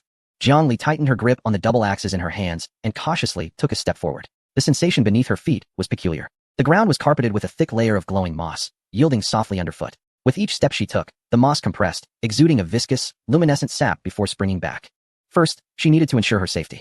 Jiang Li remained resolute, not allowing the enchanting scenery to cloud her judgment. She recalled the instance's rules regarding life manifestation. Any animal would have a health bar displayed above its head. Vigilantly, she scanned her surroundings, scrutinizing every blade of grass and tree. The bushes to her left bore no health bar. The vines hanging down offered no indication of life. The moss beneath her feet was devoid of any such markers. Jiang Li completed a full circle, surveying a 50-meter radius. Her vision was clear, filled only with flora, devoid of any other creatures. Only then did she allow herself a slight exhale of relief. It seems fortune has favored her. The teleportation point is secure, having not materialized directly within the maw of a monster. With no immediate threats present, Jiang Li resolved to delay her journey for the time being. She performed a brief stretching exercise to alleviate the stiffness in her joints caused by the teleportation, then retrieved a long iron spear from her backpack, a tool she had prepared specifically for exploration. With the spear, Jiang Li cautiously prodded aside a massive fern leaf towering to her waist, venturing forward with tentative steps. The forest enveloped her in an unsettling silence that deviated starkly from her expectations. Aside from the sporadic, unidentifiable chirps of insects, there was an eerie absence of sound. This profound stillness, combined with the luminescent flora surrounding her, conjured an almost surreal, dreamlike ambience. After traversing approximately 200 meters, the vista opened slightly. Before Jiang Li lay an area reminiscent of a wetland, its scenery even more resplendent. Towering lotus leaves, reaching heights of 2 to 3 meters, adorned the ground. Each leaf resembled a grand, unfurled umbrella, with golden liquid coursing through its veins, illuminating the surroundings. Among these colossal leaves floated countless bioluminescent creatures akin to jellyfish. They were no larger than a palm, their bodies translucent and radiating a gentle white glow as they glided gracefully through the air, reminiscent of flying lanterns. The designer of this realm certainly possessed a keen aesthetic sense. Jiang Li mused in admiration. In terms of visual splendor, this place could easily be deemed a perfect 5-star tourist destination. She approached a giant lotus leaf, gazing upward at the golden streams flowing through its veins. Suddenly, her attention sharpened. Within the depths of the golden veins, she discerned a line of small text, nearly invisible unless scrutinized closely. Golden vein lotus, LV4 rare plant. Status, mature. Description, its sap is a core ingredient for crafting advanced antidotes. When dried and powdered, its leaves can create a potent hemostatic powder. Instantly, Jiang Li's eyes sparkled with excitement. Herbal medicine? In the frigid world outside, seeking a hemostatic herb required extensive digging through the snow. Yet here, this rare material grew abundantly, akin to cabbages. She immediately cast her gaze around, and to her astonishment, treasures abounded. Over there, the blue luminescent grass, moonlight grass, a material for crafting mana potions. Beneath the tree roots, a purple mushroom, hallucinogenic mushroom, though toxic, was a miraculous ingredient for anesthetics. Vines entwined around the trunks, dragon's blood vine, a supplementary material for strength-enhancing potions. Jiang Li swallowed hard, realizing her fortune. No wonder the death penalty incurred a deduction of 30 resources, as she extracted a gathering sickle from her backpack. She mused that the potential gains here were enough to drive one to madness. If she could carry out even a tenth of the bounty, this expedition would yield tremendous profit. With a decisive snap, Jiang Li expertly severed a clump of moonlight grass and stowed it in her backpack. In the absence of her companion, Nico, the efficiency of gathering had indeed diminished for Jiang Li. Yet, she remained unfazed, resembling a diligent little bee as she plunged into a fervent quest for resources at the perilous fringes of the forest. However, as she reached out to pluck a striking red flower, reminiscent of a lantern, her movements abruptly halted. The tip of a spear hovered ominously, a mere 10 centimeters from the blossom. Something felt amiss. Jiang Li narrowed her eyes. The flower was exquisite, its translucent red petals seemingly concealing a flickering flame within. It grew quietly beside the tree roots, appearing harmless. Yet, beneath its roots, hidden beneath a thick layer of moss, Jiang Li discerned an unnatural crimson hue, not the flower's color, but a bloodline almost seamlessly blending into the backdrop. Mutated Venus flytrap, level 7, plant-type monster, health 120, cloaked in yellow. A chill crept down Jiang Li's spine. This was no mere flower, it was a gaping maw. Had she reached out to pluck it moments ago, it would have surely lunged forth, severing her wrist in an instant. Such a cunning setup. Jiang Li gradually retracted her hand and stepped back. Just then, a message suddenly appeared in the regional channel. System notification, player Little Red Riding Hood has perished, cause of death, mutated carnivorous flower. Current population in area, 17. Wasn't Little Red Riding Hood just pleading for help moments ago? Yet, even in such dire circumstances, there were still foolish survivors. Jiang Li pondered this as she pressed deeper into the forest. The further she ventured, the more colossal the surrounding flora became. Ahead loomed a towering ancient tree, its trunk measuring 10 meters in girth, with bark displaying an eerie deep purple hue. Entwined around its roots were several robust vines, their rough surfaces adorned with dark red patterns, faintly emanating a whiff of blood. Jiang Li's eyes sparkled with intrigue. A prompt appeared before her. Dragon's blood vine, rare material. Description, an ancient vine infused with trace amounts of dragon-s blood factors, serving as a core ingredient for crafting power potions. A thrill coursed through Jiang Li. Could there be dragons lurking within this forest? She advanced eagerly, but just as she extended her hand, she hesitated, sensing an oddity. Were those vines hanging a tad too deliberately? It was as if they were positioned for easy harvesting. Jiang Li squinted, scrutinizing the scene. There were no health bars. Had she been overly cautious? Shaking her head, she reminded herself that this was the monster forest. It was entirely normal for the vegetation to thrive wildly. She raised her axe and swung at the thickest vine. The moment the blade grazed its surface, whoosh, a sudden transformation occurred. The previously motionless dragon's blood vine sprang to life, akin to a venomous serpent startled by a footfall. Before Jiang Li could react, 3 additional vines disguised as tree roots erupted from the ground with a foul wind, coiling around her legs and waist like a constricting serpent. It was only at that moment that a dripping crimson health bar revealed itself atop the vines. Disguised Strangling Vine, LV-10 Elite Monster. Skills, Mimetic Camouflage, Powerful Strangulation. Blood-sucking spikes, damn it. The system's notifications are utterly unreliable. Jiangli cursed inwardly. This creature remained in an item state until it launched an attack, at which point it switched to monster status, even concealing its health bar. A tremendous force of strangulation struck her instantly. Bang! A muffled sound echoed. Although the spikes of the vine were sharp, they produced a harsh metallic screech upon striking the equipment on Jiangli's thigh, sending sparks flying. Seizing the opportunity, Jiangli shouted and grasped the main vine that ensnared her, yanking it fiercely. The creature that intended to drag her away was instead wrenched from the earth by her force. Eek! The monster emitted a shrill, mouse-like scream. In that moment of distraction, Jiangli flicked her right hand, and the blue axe blade gleamed with a chilling light in the dim forest. With a swift motion, she brought the axe down. Swoosh! The axe struck the vine, and green sap gushed forth like a fountain, splattering Jiangli. Hiss! The thickest main vine was severed cleanly. Its cut as smooth as a mirror. The creature, in pain, flailed its remaining dozens of tendrils in a frenzy, attempting to retaliate. With each swing of her axe, sap sprayed, and the monster screamed in agony. Realizing its peril, the vine began to convulse violently, trying to loosen Jiangli's grip and escape. However, Jiangli would not let it evade her grasp. She struck with relentless fervor. In less than 5 minutes, this rainforest killer, which had instilled fear in countless newcomers, was reduced to a mere naked stick, with only the bulbous root twitching helplessly on the ground. Defeated LV-10 Disguised Strangling Vine. Gained experience points, 50. Your current experience is full. Please change your class soon. Jiangli took a deep breath, shaking off the green slime from her axe. That was close. Although victorious, a wave of trepidation washed over her. The intelligence of the monsters in this dungeon was alarmingly high. It had even learned to employ fishing tactics. Had she not been donning that newly crafted blue attire, she would likely be in a dire situation now. As she retrieved a pastry made of egg tart from her backpack, she bent down to gaze at the spot where the monster's body had vanished. There, a few items lay quietly. In addition to a pile of tough vines, material, and a corrosive poison sac, there were 3 spheres. These spheres were the size of ping-pong balls, exhibiting a translucent crystalline quality, adorned with a metallic ring at their center, exuding a technological aura that starkly contrasted with the primitive forest surroundings. Jiangli picked one up. Acquisition, Basic Sealing Orb, X3. Item, Basic Sealing Orb, Quality, Special Consumable, Function. This is a capture device utilizing spatial folding technology. Usage, after weakening a special magical beast in the forest, throw the sealing orb for a chance to capture it. Note 1. Upon successful capture, the magical beast will be contained within the sealing orb, but being contained does not imply submission. Note 2. Battle pets captured within dungeons can be brought back to the original world, Snowfield, after clearing the dungeon. Success rate depends on the target's level, health, and willpower. Jiangli's eyes widened in astonishment. A sealing orb? Is this not akin to a Pokeball? This could indeed present an opportunity for him to become a Pokemon master. However, what does it mean that being confined within the orb does not imply submission? Could it be that releasing them would still maintain a hostile relationship? Jiangli gathered all the dropped items, and suddenly, the gray 3-person group icon in his mind flickered twice. System notification, interference from a special item detected, reconstructing communication link. Link reconstruction successful, limited to this group. In the next moment, a message from Pineapple Beer popped up in the familiar dialog box. Pineapple Beer, Jiangli, can Egg Tart King receive this too? Pineapple Beer, this dungeon's interference is quite formidable. I had to expend a group chat renewal card just to establish a signal. How is everyone doing? Upon seeing this line, Jiangli felt a wave of relief. Spicy chicken burger, received, all is well. By the way, I just dealt with a level 10 elite monster, and it dropped a basic sealing orb, which is said to be capable of capturing magical beasts. Keep an eye out for opportunities to acquire more orbs. Pineapple Beer, a basic one? Basic orbs are rather mediocre. They cannot seal any high-level magical beasts. Pineapple Beer, now that we're in contact, let us share some information. This forest lacks a coordinate system and relies solely on terrain features. Spicy chicken burger, I'm in a very humid rainforest. Surrounding me are towering broadleaf trees, dozens of meters high, with the ground littered with decaying leaves and numerous glowing mushrooms. The monster I encountered was disguised as a plant, so be cautious and avoid touching any flowers or plants. Pineapple Beer's response came swiftly. Pineapple Beer, my environment is quite different from yours. Pineapple Beer, I'm in a tree. These trees are enormous. Not just a few dozen meters tall, but hundreds of meters high. The distance between the trees is vast, and the ground is spacious, covered with ferns that grow as tall as a person. Jiangli furrowed his brows slightly.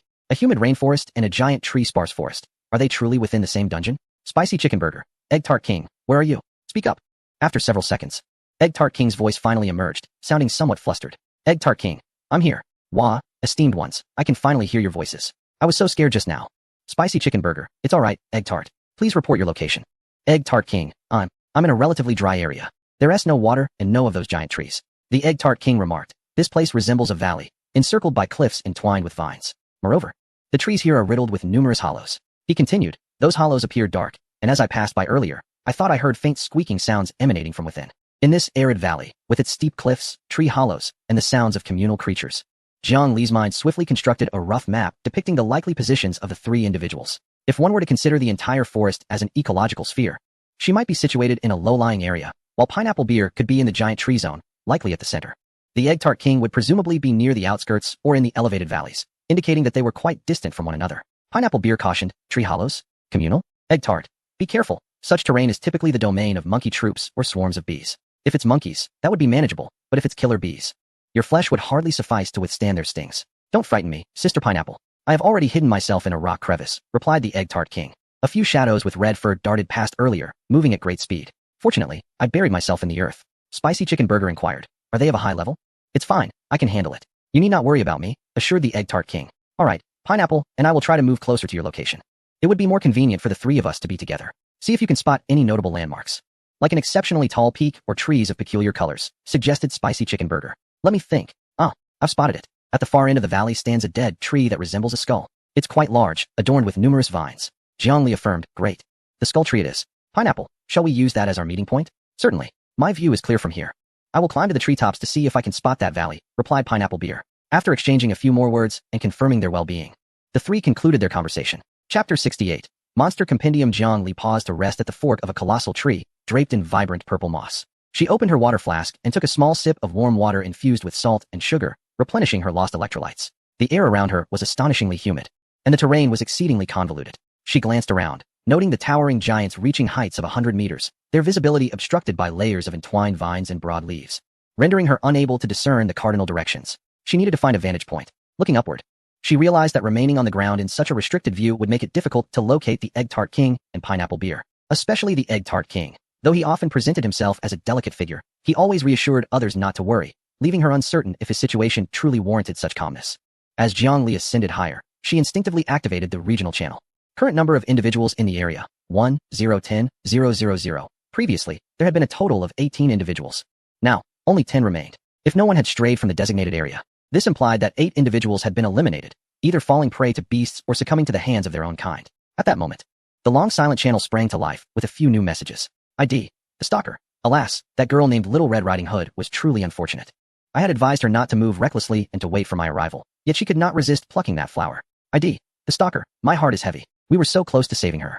The punitive measures of this game are exceedingly harsh. Upon reading these two messages filled with guilt and regret, Jiang Li recalled the stalker. She remembered this ID. When she first entered the dungeon, Little Red Riding Hood had called for help.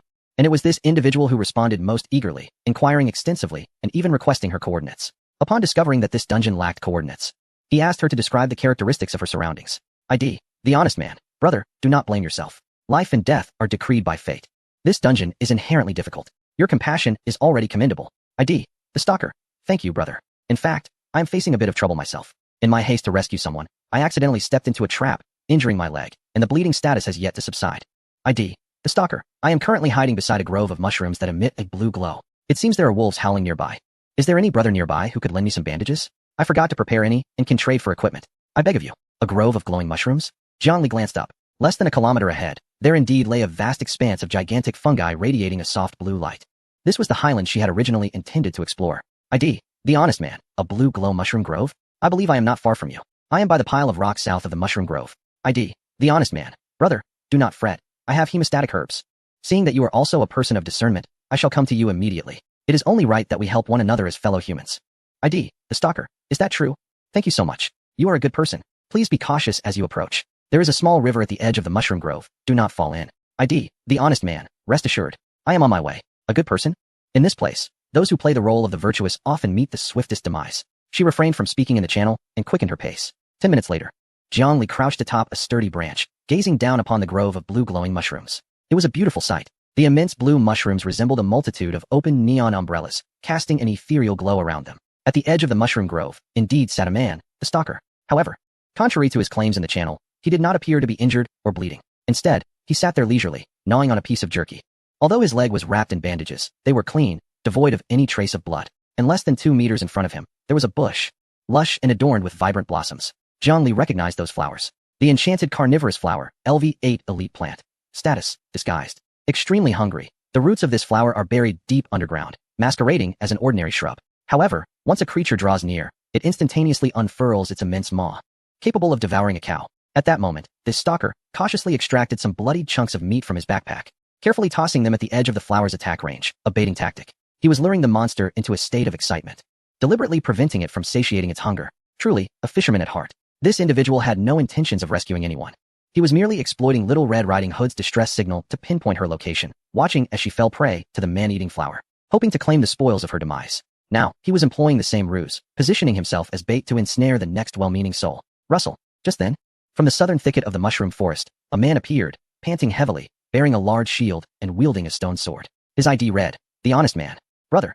Stalker brother. Is that you?" The Honest Man immediately spotted the stalker seated on the ground, his face etched with urgency. "I brought healing herbs. How are you?" It's quite normal to forget potions in such a sudden dungeon. Upon hearing the voice, the stalker, who had been gnawing on jerky, suddenly transformed into a master of disguise. He dramatically clutched his leg, his expression contorted in pain, his voice feeble. "I'm here, cough cough, brother, thank goodness. I thought I was going to die here. Don't say such disheartening things." The Honest Man, completely unguarded, rushed forward with determination. "Hold on, I'll bandage you right away." Jiang Li, watching from a tree, rested his fingers on the crossbow at his waist. Though the Honest Man was somewhat naive, his intentions were pure. In this fractured world, such fools were increasingly rare. However, before Jiang Li could aim at the stalker, an unexpected turn of events unfolded. The Honest Man was rushing too swiftly, focused solely on rescuing his companion, completely oblivious to the slightly darker hue of the soil beneath his feet. As he approached the stalker, only 3 steps away and just stepping into the striking bush's attack range, the stalker's feigned weakness vanished, replaced by a sinister grin. He abruptly produced a stone from his robes and hurled it with ferocity. Shockstone. Boom. The stone struck the ground beside the Honest Man, causing the earth to tremble violently. Taken by surprise, the Honest Man's knees buckled, and he stumbled forward. "Brother, my apologies. I will safeguard your supplies." The stalker retreated a step, out of the attack zone. The next moment, boom!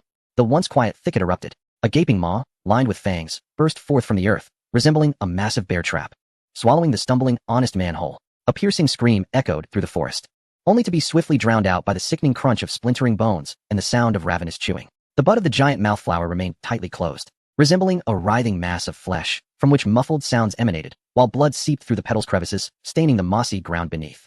System notification. Player Honest Man has perished. Current population in area, 910,000. The stalker stood at a safe distance, gazing at the quivering bud with eyes brimming with avarice. Die. Once you are utterly vanquished, the spoil shall be mine." He licked his lips and muttered to himself, "With Little Red Riding Hood's share, this haul will be monumental. How can there be so many fools, so easily deceived?" Jiang Li, perched in the tree, was a moment too late, or perhaps the malice of humanity had acted swifter. The Honest Man, until the moment he was devoured by the man-eating flower, clutched tightly to a hemostatic herb. Jiang Li pressed a series of specially crafted iron crossbow bolts into the firing chamber. Click. The sound of the mechanism was nearly imperceptible. Below, the stalker awaited the giant mouthflower to regurgitate its spoils. Through the scope, Jiang Li's crosshairs steadily fixed upon the back of the stalker's head. He pulled the trigger. Whiz! A streak of azure light tore through the air. The stalker below felt a sudden chill at the nape of his neck, before he could turn. A piercing sound followed. The bolt, infused with terrifying kinetic energy, penetrated his throat, accompanied by a spray of crimson mist, pinning him to the ground. The stalker clutched his neck with both hands, his eyes widening in disbelief. He wished to speak, but his throat had been pierced, allowing only a wheezing gasp to escape. The damage was limited. It was not a lethal blow, and the stalker quickly deduced the direction from which the bolt had come. With a roll, he evaded the second bolt and tumbled behind the giant tree. Jiang Li leapt from the branch, the axe gliding along the trunk to slow his descent, landing steadily on the ground. At this moment, the stalker behind the tree frantically gulped down 2 bottles of healing potions and unsheathed his longsword. However, no footsteps sounded from behind the tree. As he contemplated peeking out to investigate, a figure silently materialized on his other side. He whipped around, his sword poised to strike, only to have it kicked away. Standing before him was a fully armed woman. Upon meeting Jiang Li's cold gaze, his greed instantly morphed into terror. "I beg you." He mouthed silently. Jiang Li, expressionless, raised the crossbow, aiming at his forehead. Thud. The third bolt. A close-range headshot. Player stalker eliminated. As his body dissolved into a wisp of white light, being forcibly teleported out of the instance, 3 orbs of faint luminescence remained on the ground.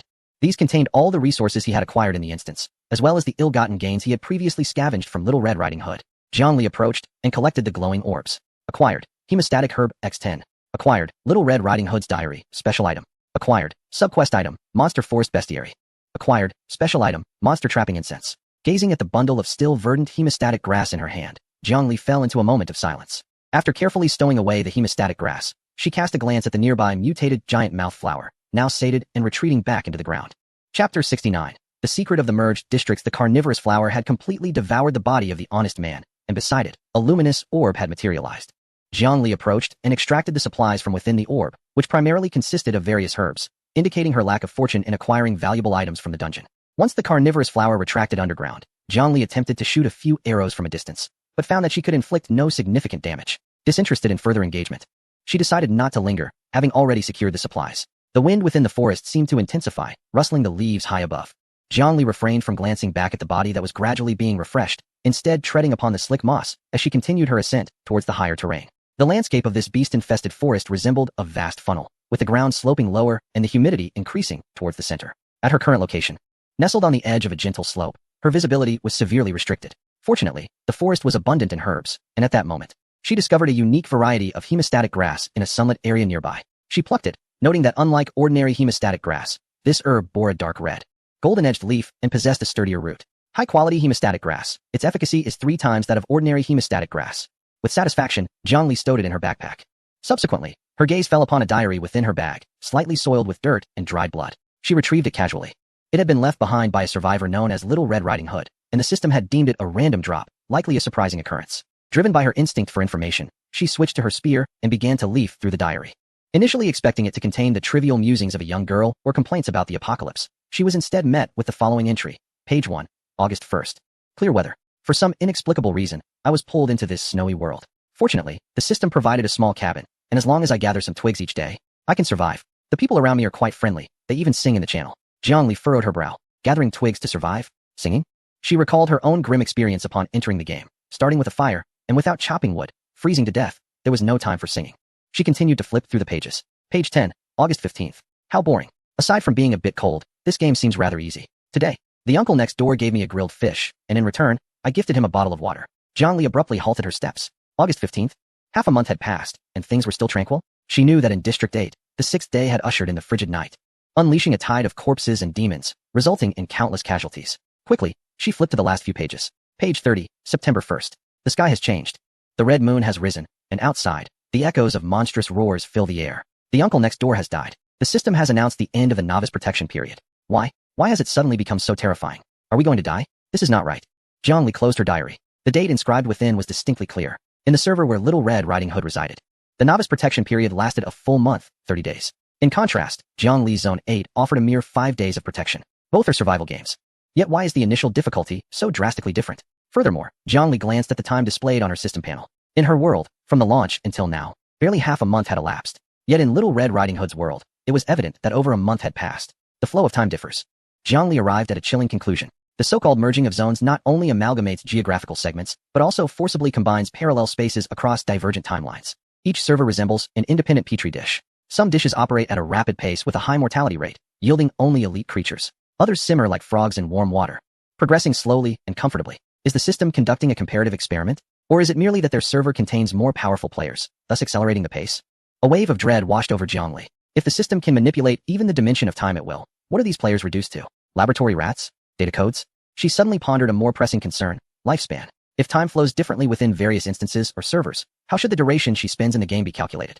Would she inevitably face the cycle of aging, illness, and death? If she were to return to her original world, would she instantaneously age, or would nothing have changed? Or perhaps, within the instance, as long as she survives, she might attain immortality? Perched upon a sturdy branch, Zhongli found herself laughing self-deprecatingly. She shook her head, stuffing the diary back into her system backpack. Zhongli, you do not even know if you can survive these 5 days. And yet you worry about dying of old age? In this wretched place, merely growing old is an extravagant desire. Since resistance against this invisible hand is futile, one must strive to be the strongest within the rules it has established. She collected her thoughts and retrieved the other 2 spoils. A hefty tome bound in sheepskin and a small fabric pouch emanating an unusual fragrance. Subquest item: Monster Forest Monster Compendium, LV1. Description: chronicles the habits, weaknesses, and drops of common monsters found on the outskirts of the monster forest. Possessing it grants you half a strategy. However, as it is currently at level 1, it only records common monsters. As you encounter more unlocked monsters, this compendium will also upgrade. Special item: Monster Luring Scent Pouch. Description: contains various simulated pheromones. Can be adjusted to emit scents for mating, provocation, or food, enticing specific types of monsters. So that's it. Zhongli opened the compendium, realizing the truth. No wonder that stealthy foe could precisely employ the demonic giant flower to kill. In his hand lay the illustrated guide, which had long revealed the flower's camouflage mechanism and predatory range. The fragrant pouch he possessed was likely intended to enhance the allure of the baited morsels. Zhongli leafed through the pages of the guide. Page 3, Demonized Crystal Orchid. Prefers shade, camouflaged as a transparent blossom, strikes upon contact.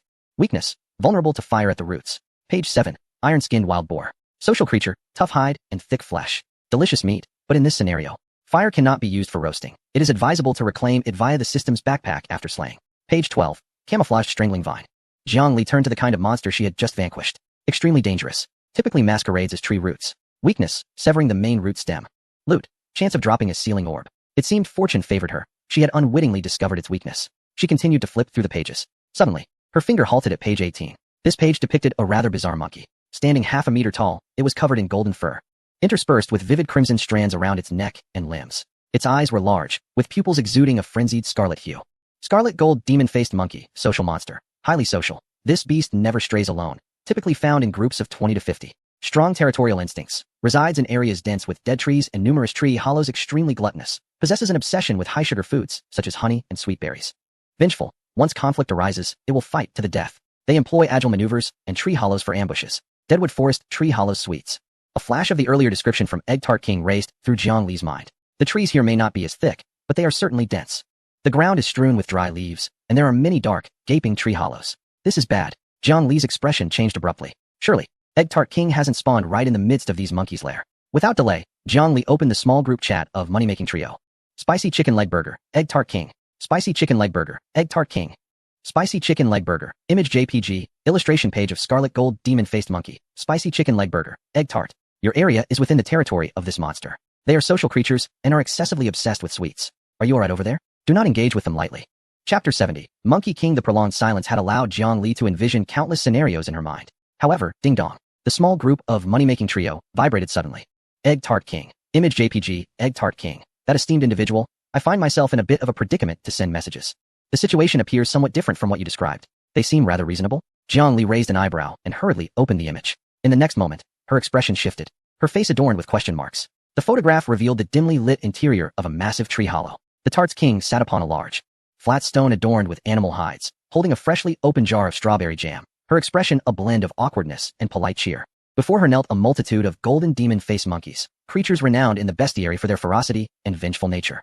Now behaving as docile as schoolchildren attentively listening to a teacher. After perusing the photograph, Jiang Li finally connected the call. Surrounding the Tart's King were monkeys densely packed. While she perched upon a stone seat, at the forefront, a particularly large elder monkey, distinguished by a tuft of white fur atop its head, reverently held a jam-coated biscuit in both hands, extending its tongue to savor a lick. In that fleeting moment, the elder monkey's crimson eyes seemed to radiate a light of pure joy known as happiness. The smaller monkeys gazed longingly, some even swallowing in anticipation. Yet none dared to snatch the treat. What is happening here? A fan meeting? Jiang Li inquired. The Tart's King replied, ahem, you see. I was discovered earlier and instinctively tossed the jar of jam away. As a result, when the Monkey King tasted it, he burst into tears. They ceased their pursuit of me, instead negotiating and carrying me to this hollow in the tree. I had just taken several boxes of biscuits from my backpack in front of them, and they seemed utterly astonished by this act of creation from thin air. The way they look at me now, it's as if they regard me as a deity. I have now become their long-term benefactor.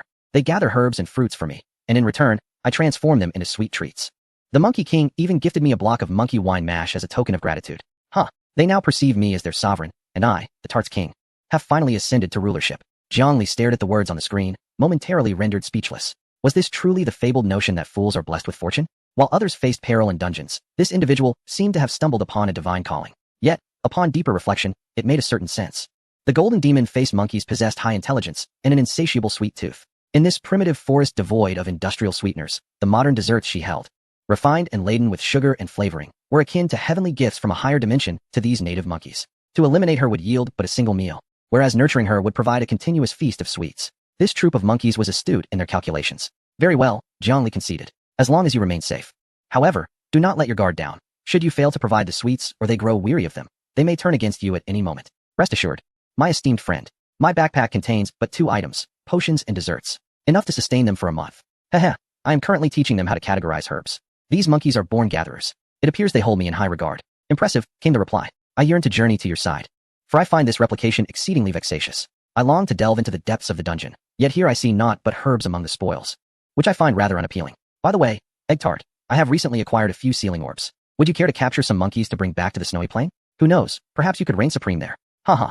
Egg Tart King, do not jest with me. If I were to capture anything, it would undoubtedly be the most delightful of creatures. By the way, Fortress Sister, have you encountered any adorable magical beasts? Spicy Chicken Leg Burger, not yet. I possess a bestiary, and after perusing it, it seems rather lackluster. Perhaps the charming ones have yet to be unlocked. Speaking of which, I have noticed recently that pineapple beer has been acting a bit strangely. Does it seem to delight in teasing egg tart? Pineapple beer. Is that so? Have I not always possessed this disposition? Spicy chicken leg burger. Egg tart king. Indeed. X2. Spicy chicken leg burger. Now that egg tart is safe, we need not rush. Let us approach at a leisurely pace and stay in touch if anything arises. Very well. Closing the chat window, I glanced at my surroundings and continued to ascend along the terrain, traversing approximately 2 kilometers. The once dense forest of colossal trees gradually thinned, giving way to enormous boulders and fault lines. Current channel. Area. Radius 5 kilometers. Online users. 1-410-000. With Jiang Li's movement, the roster of individuals in the area channel shifted. Big Mountain. Damn it. This creature's health regeneration is far too rapid. Achong. Do you have enough arrows left? Achong. No, Captain. I have but 10 arrows remaining. Its hide is too thick. Ordinary attacks do not penetrate. Little Snow. Brother Big Mountain, we should retreat. We cannot contend with this elite monster. If we continue, we will exhaust our resources and pay dearly for it. Big Mountain, we cannot retreat. Its health is already down by half. I still have some healing potions. Take them, and let us try once more. With that, the burly man named Big Mountain tossed a few potions to his 2 companions. ID. Big Mountain, is there anyone nearby? Friends in the vicinity of the rocky forest. We have encountered a LV-15 crystal armored earth bear. ID. Big Mountain, we do not require you to tank. Simply assist with damage output. And we shall split the loot 50-50. If sealing orbs are among the drops, we can trade materials for them. Absolutely trustworthy. We are members of the Dawn Guild. Having said that, Big Mountain posted 2 additional photographs. Jiang Li slowed her pace as she read these messages. The Dawn Guild? I have not heard of them. But how did they come to be together? Crystal armored earth bear. Jiang Li searched her mind for information within the bestiary, which was not comprehensive. Crystal armored earth bear. Earth attribute elite magical beast. Entirely covered in crystalline armor, possessing extremely high defense. Caution. Skills. Weakness 1. White spot on the abdomen. Probability of dropping. Beast crystal can be used to craft purple equipment, sealing orbs, silver treasure chests. This is a formidable adversary. Ordinarily, Jiang Li, as a lone wolf, would never involve herself in such risky endeavors. After all, one can never fully trust another's heart. Yet now, she cast a glance at the map. The coordinates lay just 500 meters ahead, a narrow passage on the path to the summit. Moreover, the fallen items looked promising. It was worth investigating. Jiang Li resolved to proceed cautiously. She refrained from responding in the channel immediately, silently making her way toward the coordinates, deciding whether to intervene based on the circumstances. 500 meters away, a chaotic expanse of rocks lay before her. Several trees had been violently uprooted, and the ground was strewn with rubble and deep pits. Suddenly, a deafening roar erupted from the center of the battlefield. A massive bear stood upright, its form entirely cloaked in black. Yet its chest and back were sheathed in a thick, translucent layer of yellow crystalline armor. Each impact of its paws against the earth sent tremors rippling through the ground. Surrounding it were 3 beleaguered figures desperately attempting to subdue the beast, yet they could not penetrate its formidable defenses. Leading the charge was a robust man named Deshaun. Brandishing a tower shield, he steadfastly confronted the bear, bracing himself against the weight of its powerful paws. Achong, shoot its eyes. Ignore the armor. Behind him, a young archer named Achong, beads of sweat trickling down his brow, drew his bowstring. However, his arrows merely sparked against the bear's crystalline armor. Beside them stood a girl clad in a white robe. Deshaun, be careful. It's about to stomp. Xiao Shui warned. The mighty bear raised its right foot, the crystals on its paw gleaming ominously, and then it forcefully brought it down. Skill, earthquake stomp. A tremendous shockwave radiated across the ground. Deshaun staggered back, gritting his teeth as he plunged his shield into the earth, letting out a fierce roar. Jiang Li, hidden behind a massive rock several dozen meters away, observed the scene with calm precision. There were no ambushes, no other stealthy figures lurked nearby. The trio was indeed at the end of their resources, unwilling to concede despite their dire straits. Their cooperation was commendable, but their output was insufficient to breach the bear's defenses. Jiang Li assessed the situation. The integrity of this trio appeared commendable. At the very least, their leader was genuinely risking his life to protect his companions. Having confirmed her safety, she decided to take action. Rising without any pretense, she emerged from behind the boulder, lifting her armor-piercing crossbow. Aiming with precision, she anticipated the moment. With a sharp twang, a stream of azure light sliced through the air, carrying a chilling aura, striking precisely at the junction of the crystalline armor on the bear's right knee. The arrow's force was astonishing. Critical hit. 48. Effect. Armor break. The bear's movement abruptly halted, its once mighty stomp faltering as its balance shifted, sending its paw crashing into the ground beside Deshaun. Debris erupted, and the shockwave toppled Deshaun. Who? The trio gasped in surprise, turning their gaze toward the origin of the arrow. Perched atop the rocky pile was a girl clad in work attire, dual axes hanging at her waist, and a crossbow in her hands, her expression cold and resolute. Jiang Li did not descend immediately, but maintained a vigilant posture, looking down upon them from her elevated position. Passing by, she noticed their plight and approached. Do you require assistance? She inquired with a calm demeanor. Deshaun was momentarily taken aback, then overwhelmed with joy. The damage from that single arrow was greater than the combined efforts of the 3 of them. Moreover, it seemed the opponent possessed quite a number of blue-tier equipment. This was undoubtedly a powerhouse. They were in dire need of such aid. Ignoring his injuries, Deshaun hastily rose from the ground and called out, Friend, thank you for your support. We understand the rules. You may select the loot first. As long as we can slay this beast, that is all that matters. He quickly added, his tone urgent yet sincere, but friend, please be cautious. Never engage it from behind. This bear has a passive skill called crystal reflection. Once the crystals on its back glow red, any physical attacks will reflect 50 of the damage back. Just moments ago, Ah Chong had nearly perished from his own arrow due to this very oversight. After speaking, Deshawn raised his shield and charged forward. From the perspective of the Dawn Guild, these three appeared quite earnest. This ally was worth befriending. Understood. Jiang Li stowed her crossbow and leaped down from the boulder. Her agility unmatched as she swiftly entered the fray. Leave the reflection state to me. With a swift motion, she drew her twin axes. Her eyes filled with a fervent battle spirit. You all maintain the front line. Do not let it escape. Deshawn watched her rush toward the boss, feeling an inexplicable sense of security wash over him. All right, everyone, stay focused. He bellowed, raising his tower shield once more in unison with their formidable ally.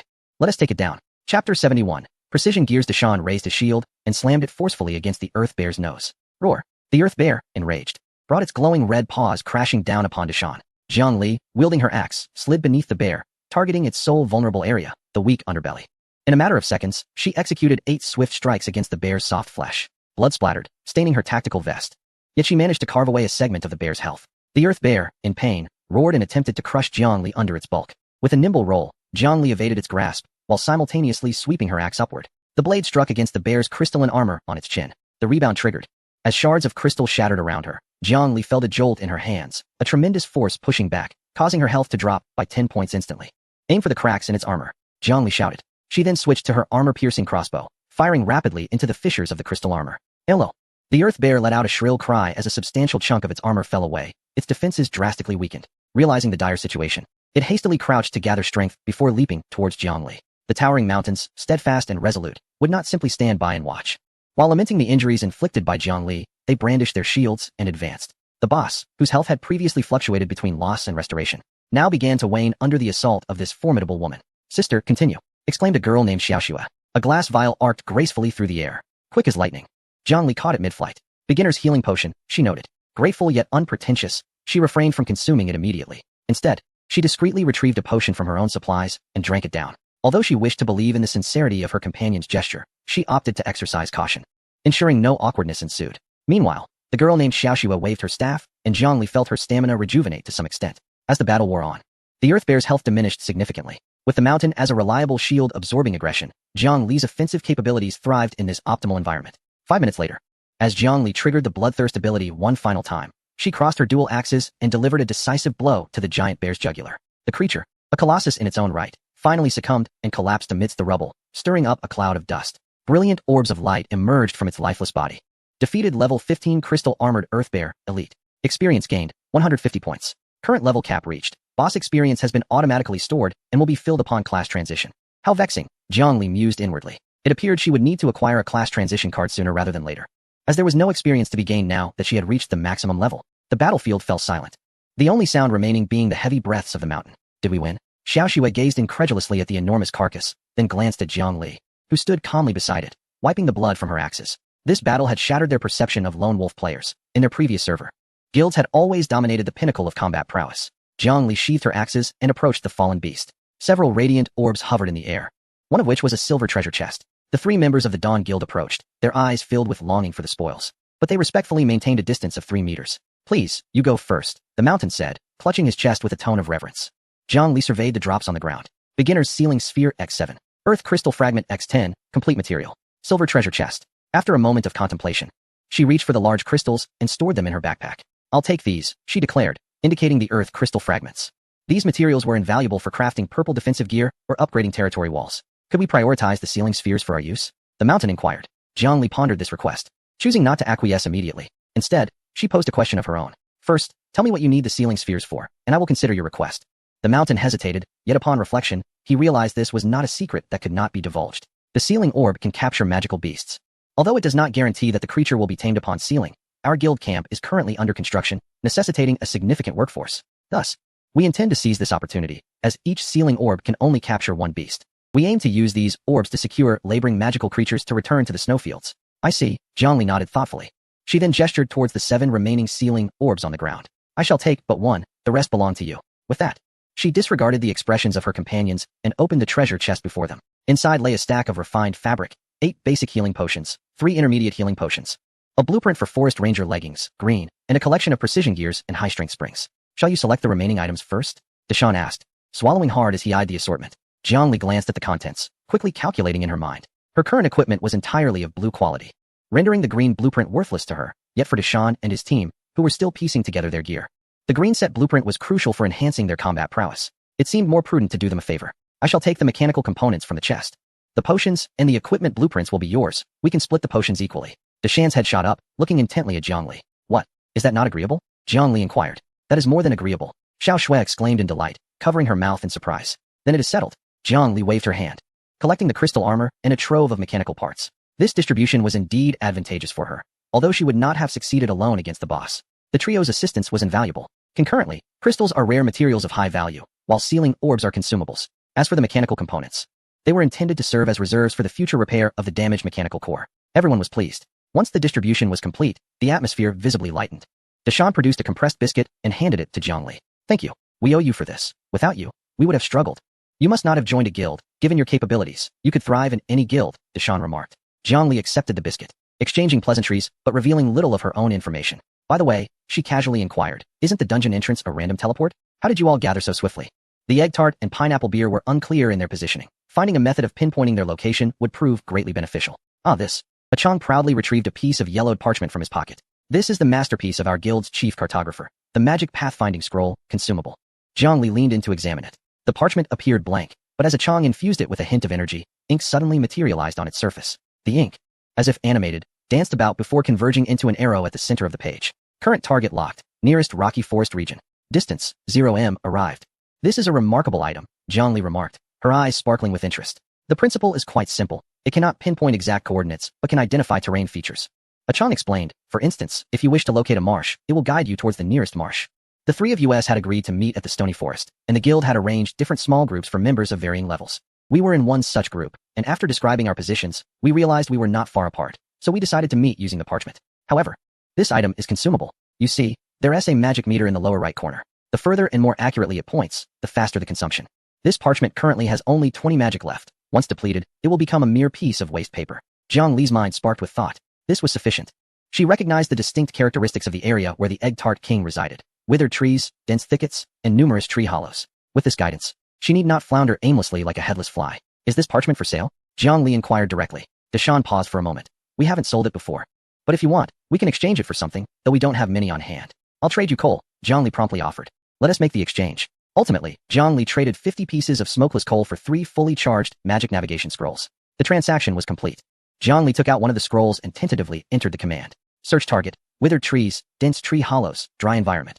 The ink on the parchment swirled violently, indicating that the target was not nearby, and the magic meter visibly decreased. After a moment, an arrow gradually appeared, pointing northwest. Estimated distance, 52 kilometers. Terrain warning, extremely complex, advised to detour. 52 kilometers. Jiang Li gazed at the number, her lips twitching slightly. If this were in the real world, it would be merely a matter of stepping on the gas. However, here in the primordial forest, traversing 50 kilometers meant hacking through vines and remaining vigilant against beastly attacks with every step. Her physical condition was markedly improved, but still, it was uncertain whether she would reach there. The dungeon had concluded, and moreover, it was uncertain whether these two biomes referred to the same location. Nevertheless, the egg tart area was currently safe, so there was no urgency on her part. She could regard it as having a clear destination. Goodbye. I have matters to attend to, so I shall take my leave. Jiang Li bid farewell to the group. Thank you, esteemed one, and may fortune favor you. We must also seek out other team members. The two parties parted ways at the Stony Forest. Jiang Li stood atop a towering rock, gazing at the vast forest sea to the northwest. Chapter 72. The Flame Wolf King. After half an hour of walking, Jiang Li had arrived at a high slope with a broad view and wiped the beads of sweat from her forehead. Although her physical condition was excellent and her stamina remarkable, the task of forging a path through the primordial forest was indeed daunting. She had to remain vigilant against venomous insects while wielding her axe to clear obstructing vines, which was highly inefficient. At this pace, when would she ever reach the egg tart? She glanced down at her feet. Ahead lay a long, gentle slope stretching for several kilometers, perhaps due to the elevated terrain. The vegetation here has undergone a transformation, no longer resembling the intricate and sprawling giant rainforests. Instead, a thick layer of unfamiliar short grass blankets the ground, exuding a smooth texture. Suddenly, a bold idea sparked in Jiang Li's mind. She opened her backpack and rummaged through the supplies for a moment, eventually extracting the mode of transportation she had set aside for some time, her snowboard. Who decreed that snowboards could only be used on snow? Jiang Li tapped the hard base of the snowboard, her mind brimming with inspiration. Without hesitation, she donned her protective gear with expertise and secured herself to the bindings. Off she went. With a swift push of her poles against the ground, she propelled herself forward in an instant.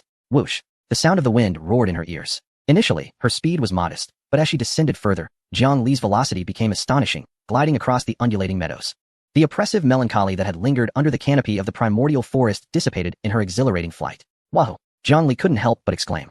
The scenery raced past her on either side. With the drop in elevation and the shift in terrain, the surroundings began to transform. The suffocating dampness gradually faded, giving way to drier air. The massive broadleaf plants diminished in number, replaced by more resilient, drought-resistant coniferous forests and rugged, rocky hills. After gliding for approximately 20 minutes, this exhilarating ride across the grass saved her at least 2 hours of walking. Just as she passed a rocky outcrop, a figure suddenly appeared within her line of sight. It was a man clad in camouflage, cautiously crouched behind a stone, skinning the hide of a magical beast. Upon hearing the sound of the snowboard gliding over the grass, the man abruptly raised his head, his dagger instantly positioned defensively across his chest, his gaze fierce. However, when he recognized the figure hurtling down the slope, fully equipped and moving at an astonishing speed, the ferocity in his eyes swiftly transformed into shock and wariness. In this cautious realm where everyone treaded lightly, how audacious it was for someone to glide across the grass so brazenly. Jiang Li noticed him as well. She did not slow down, but merely shifted her weight slightly, carving an arc with her snowboard about 20 meters away from him. Their eyes met. There were no dramatic confrontations, nor enthusiastic greetings. The man inclined his head slightly, lowering his dagger to signal his lack of hostility. Jiang Li reciprocated with a subtle nod, then pushed off, using her momentum to continue her descent. In this shadowy forest, the greatest goodwill lay in mutual non-interference. At last, after gliding across a stretch of plain, the path ahead transformed into a rugged ascent, rendering the snowboard ineffective. Jiang Li stowed her equipment and glanced at her map. She was less than 20 kilometers away from the location of the Egg-Tart King in the Witheredwood Forest. Just as she prepared to resume her journey, a sound of heavy impact from ahead caught her attention. She stealthily approached, parting the grass. There, beneath an ironwood tree, a robust creature was engaged in some activity. Before her stood a bipedal primate, towering nearly 2 meters in height, its musculature impressively robust. The most striking feature was its arms, which gleamed with a metallic black sheen as it relentlessly smashed a colossal boulder against the trunk of a tree, attempting to dislodge the nuts above. Iron Arm Monkey LV8. Habits: solitary, immensely strong, arms with a hardness comparable to steel. Special skills: mining, transporting, crushing. At the moment she beheld its remarkable abilities, Jiang Li's eyes sparkled with excitement. This was undoubtedly the type of magical beast that the Dawn Guild had been seeking. Mining, transporting. Was this not the very essence of her dream worker? While Nico, in her bear transformation, could indeed mine for coal, it pained Jiang Li to see her friend covered in soot and dirt. This monkey, however, was different. Just look at those iron arms. Seemingly crafted for the purpose of coal mining. If she could capture it and employ it in the coal mine for round-the-clock shifts, Jiang Li rummaged through her backpack and retrieved a basic sealing orb. You shall be the one, she declared, eyeing the industrious monkey. She stowed her dual axes of the shattering wind away. Capturing a pet required finesse. The magical beast must first be brought into a state of weakness to enhance the chances of success. Wielding an axe, she feared she might inadvertently cleave the miner in two. With determination, Jiang Li flexed her wrists and charged towards the monkey. Roar! The iron arm monkey, engrossed in its task, suddenly sensed an ominous gust behind it. Reacting with remarkable speed, it turned to deliver a powerful swinging punch. The metallic arm cut through the air. Yet, Jiang Li did not flinch or evade. At the critical moment of impact, she adeptly lowered her body, bracing herself with one hand on the ground. Executing a sweeping kick. Bang! The iron arm monkey, caught off balance, staggered under its own weight. Seizing the opportunity, Jiang Li rose swiftly, not employing her axe, but instead gripping the monkey's wrist with both hands. With a powerful throw, she sent the 2-meter-tall beast crashing to the ground. The impact created a crater in the earth. The iron arm monkey was momentarily dazed, its prideful strength utterly subdued before this human. Roar! It attempted to resist, but Jiang Li offered it no respite. She mounted the iron arm monkey's back, raining down blows like a torrential storm. Will you yield? Will you yield? Thud! Thud!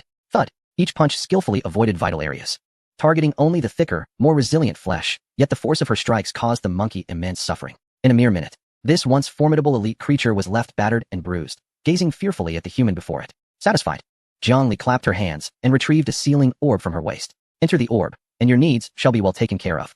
She pressed the button and hurled the orb towards the iron arm monkey. A hum resonated as a beam of blue light enveloped it. In an instant, the massive form transformed into a stream of light, sucked into the orb. The sealing orb landed on the ground, shaking violently, with a red light flashing.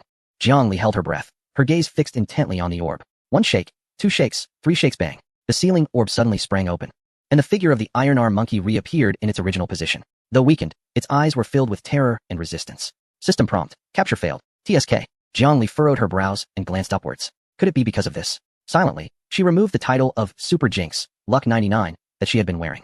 Although this title did not explicitly state that it would affect her usual luck, Jiang Li still felt it might bring a touch of misfortune. Once more, she picked up the sealing orb from the ground. Fortunately, the mechanism of this item was rather user-friendly. As long as the capture was unsuccessful or if the creature was too formidable, the orb itself would remain intact and could be reused. If it were to be discarded, Each loss would be deeply felt by Jiangli. After delivering another beating to the iron arm monkey, she hurled the orb once again, without the title this time. Surely success was imminent? Buzz. A flash of white light enveloped the space as the iron arm monkey was once again ensnared within the orb. The orb shook incessantly. One shake, two shakes, bang. It exploded once more. The iron arm monkey was expelled again, but this time its gaze towards Jiangli was no longer one of fear. It was filled with despair. Sister, are you even capable? If not, please grant me a swift end. What is the deal with incessantly beating me? Jiangli stared at the orb in her hand, which seemed to mock her, and fell into contemplation.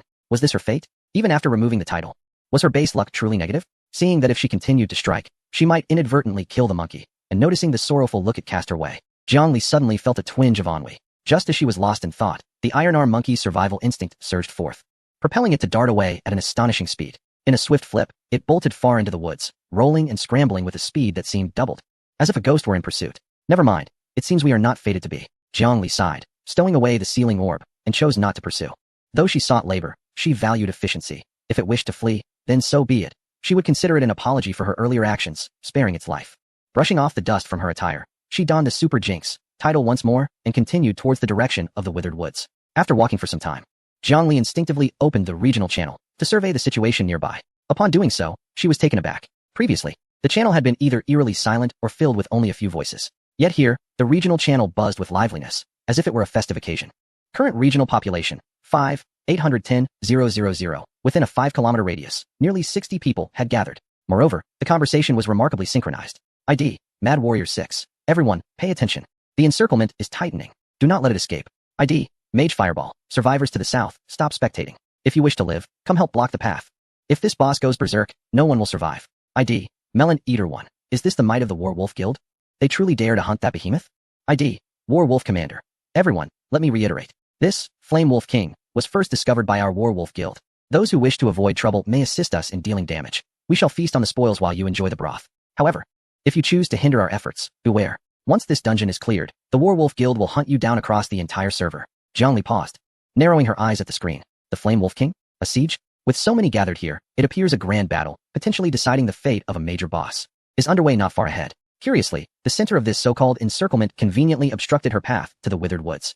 The Werewolf Guild. Jiangli recalled that arrogant force from the merge channel. Quite intriguing. Since it's on my way, I shall see what performance they're putting on. Chapter 73. A blessing in disguise ahead lay an expansive river valley, where the once serene forest was now filled with the clamor of battle and shouts. Jiangli did not hastily approach. Instead, she found a giant sequoia with excellent visibility, perched on a bifurcation of the trunk some 2 meters above the ground. Savoring a pack of freshly opened beef jerky while observing the unfolding drama below. Down below, more than 40 individuals were in disarray, the center of which was a colossal wolf, comparable in size to a minivan. Its body was cloaked in a striking mix of red and white fur. With a crimson left eye and a cerulean right eye, flames flickered around its claws and bushy tail, dancing in the wind with a majestic presence. Heterochromatic Flame Wolf King, LV 25 Regional Lord. Status, Berserk, Level 25 Lord. Jiangli chewed on the jerky, her gaze sharp. No wonder these people were so frantic. The first kill of a Lord-level monster could potentially be announced across the server, not to mention the valuable loot it might drop. Yet, could sheer numbers truly overcome such a significant level disparity? Although survivors from other regions might lack in equipment, many had indeed changed classes. She could see at least 7 or 8 here. Clearly, the main force attacking this boss was the so-called Werewolf Guild. Team 1. Hold the line. Team 2. Flank for damage. Where are the mages? Control its legs. A robust man, identified as Warwolf Madblade, wielded a massive sword, bellowing orders. However, the situation was not unfolding as he had anticipated. Beyond the Werewolf Guild's perimeter, amidst a few onlookers, there were 7 or 8 stray survivors causing mayhem. Fireball. Target that shield-bearing warrior. Haha. Think you can monopolize the boss? Dream on. Brothers, draw the beast away. Each time the Werewolf Guild managed to establish aggro and prepare for a steady assault, arrows or fireballs would fly in from the periphery, either disrupting the boss's aggro or hitting the guild's support. Damn those troublemakers. Warwolf Madblade seethed, his face reddening. Split off a small team. Clear out those freeloaders. The situation grew increasingly chaotic, with skills wildly unleashed and countless accidental injuries. The Acer, a formidable creature, was not easily subdued. Despite enduring relentless assaults that reduced its health to 80, its gaze remained fiercely protective, guarding a luminous orb nestled within its grasp. Jiangli squinted, peering intently. Suspended upon the fluffy expanse of the wolf's chest was an egg, as large as a basketball, radiating a mesmerizing dual glow of red and blue, standing out vibrantly amidst the chaotic battlefield. This was the Iwaifu Hua de Lingju Dridan. The revelation dawned upon Jiangli that the objective was to abduct the offspring. Engaging in a direct confrontation seemed a daunting endeavor, particularly against a level 25 boss monster. The peculiarities of these creatures were astounding, with an egg draped around its neck. It was evident that the designers were bold in their creativity. Suddenly, an errant skill cast by a survivor struck the Wolf King squarely on its rear with a, "oh no." The wolf, taken aback by the pain, transformed from a cautious guardian into a furious beast. It let out a chilling howl, unleashing the oppressive aura characteristic of a lord-level creature. A dual-element shockwave erupted from its epicenter, sending tremors throughout the battlefield. The frontline members of the Werewolf Guild were instantly hurled backward, several players rolling away like footballs. A gap tore through the encirclement, fortuitously aligned with the direction of the redwood tree where Jiangli perched. Without hesitation, the Wolf King charged through the breach, abandoning the fight. The boss is fleeing. Chase it. Don't let it escape with the egg. Block its path. Hurry. The crowd of over 40 erupted into chaos. In an unexpected turn, the once competing Werewolf Guild and the lone survivor banded together in a remarkable alliance, their singular goal to seize the egg. The scene that unfolded was spectacular. A colossal wolf sprinting ahead, pursued by a cacophony of players shouting in disarray. Ice spikes, earth spikes, and arrows rained upon the Wolf King as they unleashed their attacks without restraint. Meanwhile, a massive swordsman, determinately in pursuit, managed to intercept the fleeing fiery Wolf King. Jiangli, observing from her vantage point atop the tree, swallowed her last morsel of beef jerky, sensing an unsettling shift in the atmosphere.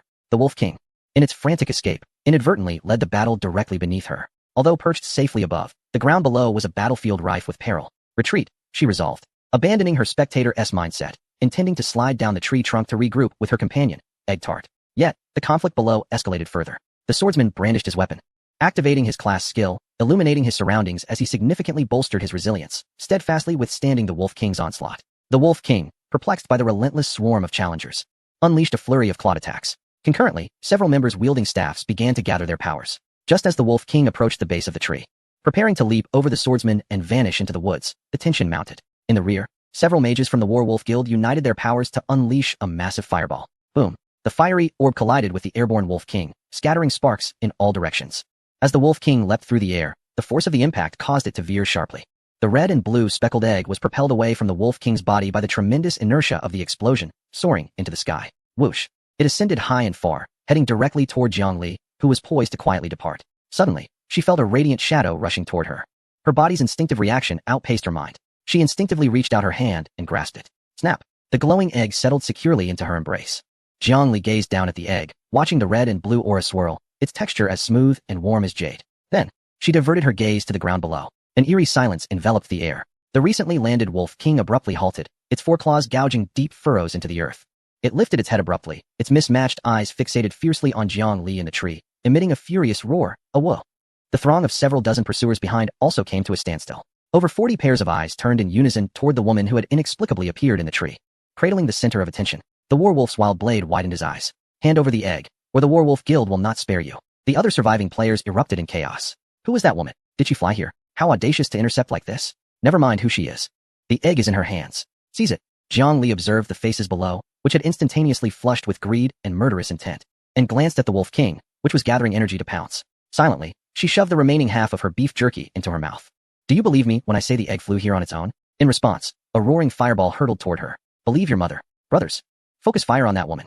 Whoever snatches the egg gets to keep it. With a command from the werewolf's wild blade, the guild members swiftly redirected their weapons. Simultaneously, the Wolf King advanced, disregarding the humans attacking it, its gaze solely locked on the thief of its offspring. With a powerful push of its hind legs, it charged toward the tree branch like a cannonball. Thanks for the title of Unlucky Egg. I appreciate your entire family.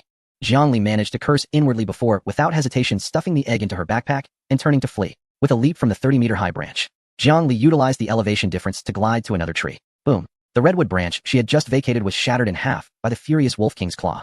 The massive canopy collapsed, crashing down onto the crowd below, eliciting a cacophony of screams. Yet Jiangli dared not look back. At that moment, she had become the most sought-after target in the entire realm. Don't let her escape. She is too fast. Use area skills to block her. Oh whoa.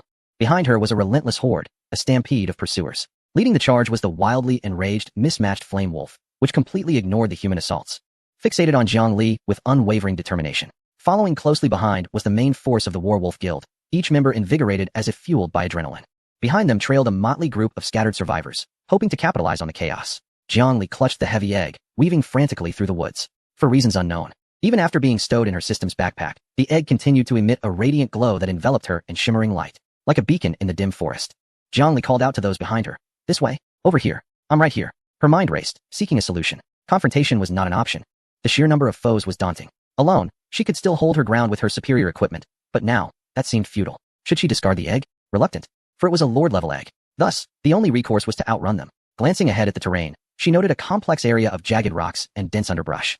Fraught with obstacles, Jiangli strapped on her snowboard, and an idea struck her. Since they were so eager to pursue, she abruptly turned around, retrieving a bottle of a viscous, tar-like substance from her pack, and hurled it towards the relentless Wolf King. Take that! The dark bottles arched through the air, landing squarely on the Wolf King's path. Bang! Bang!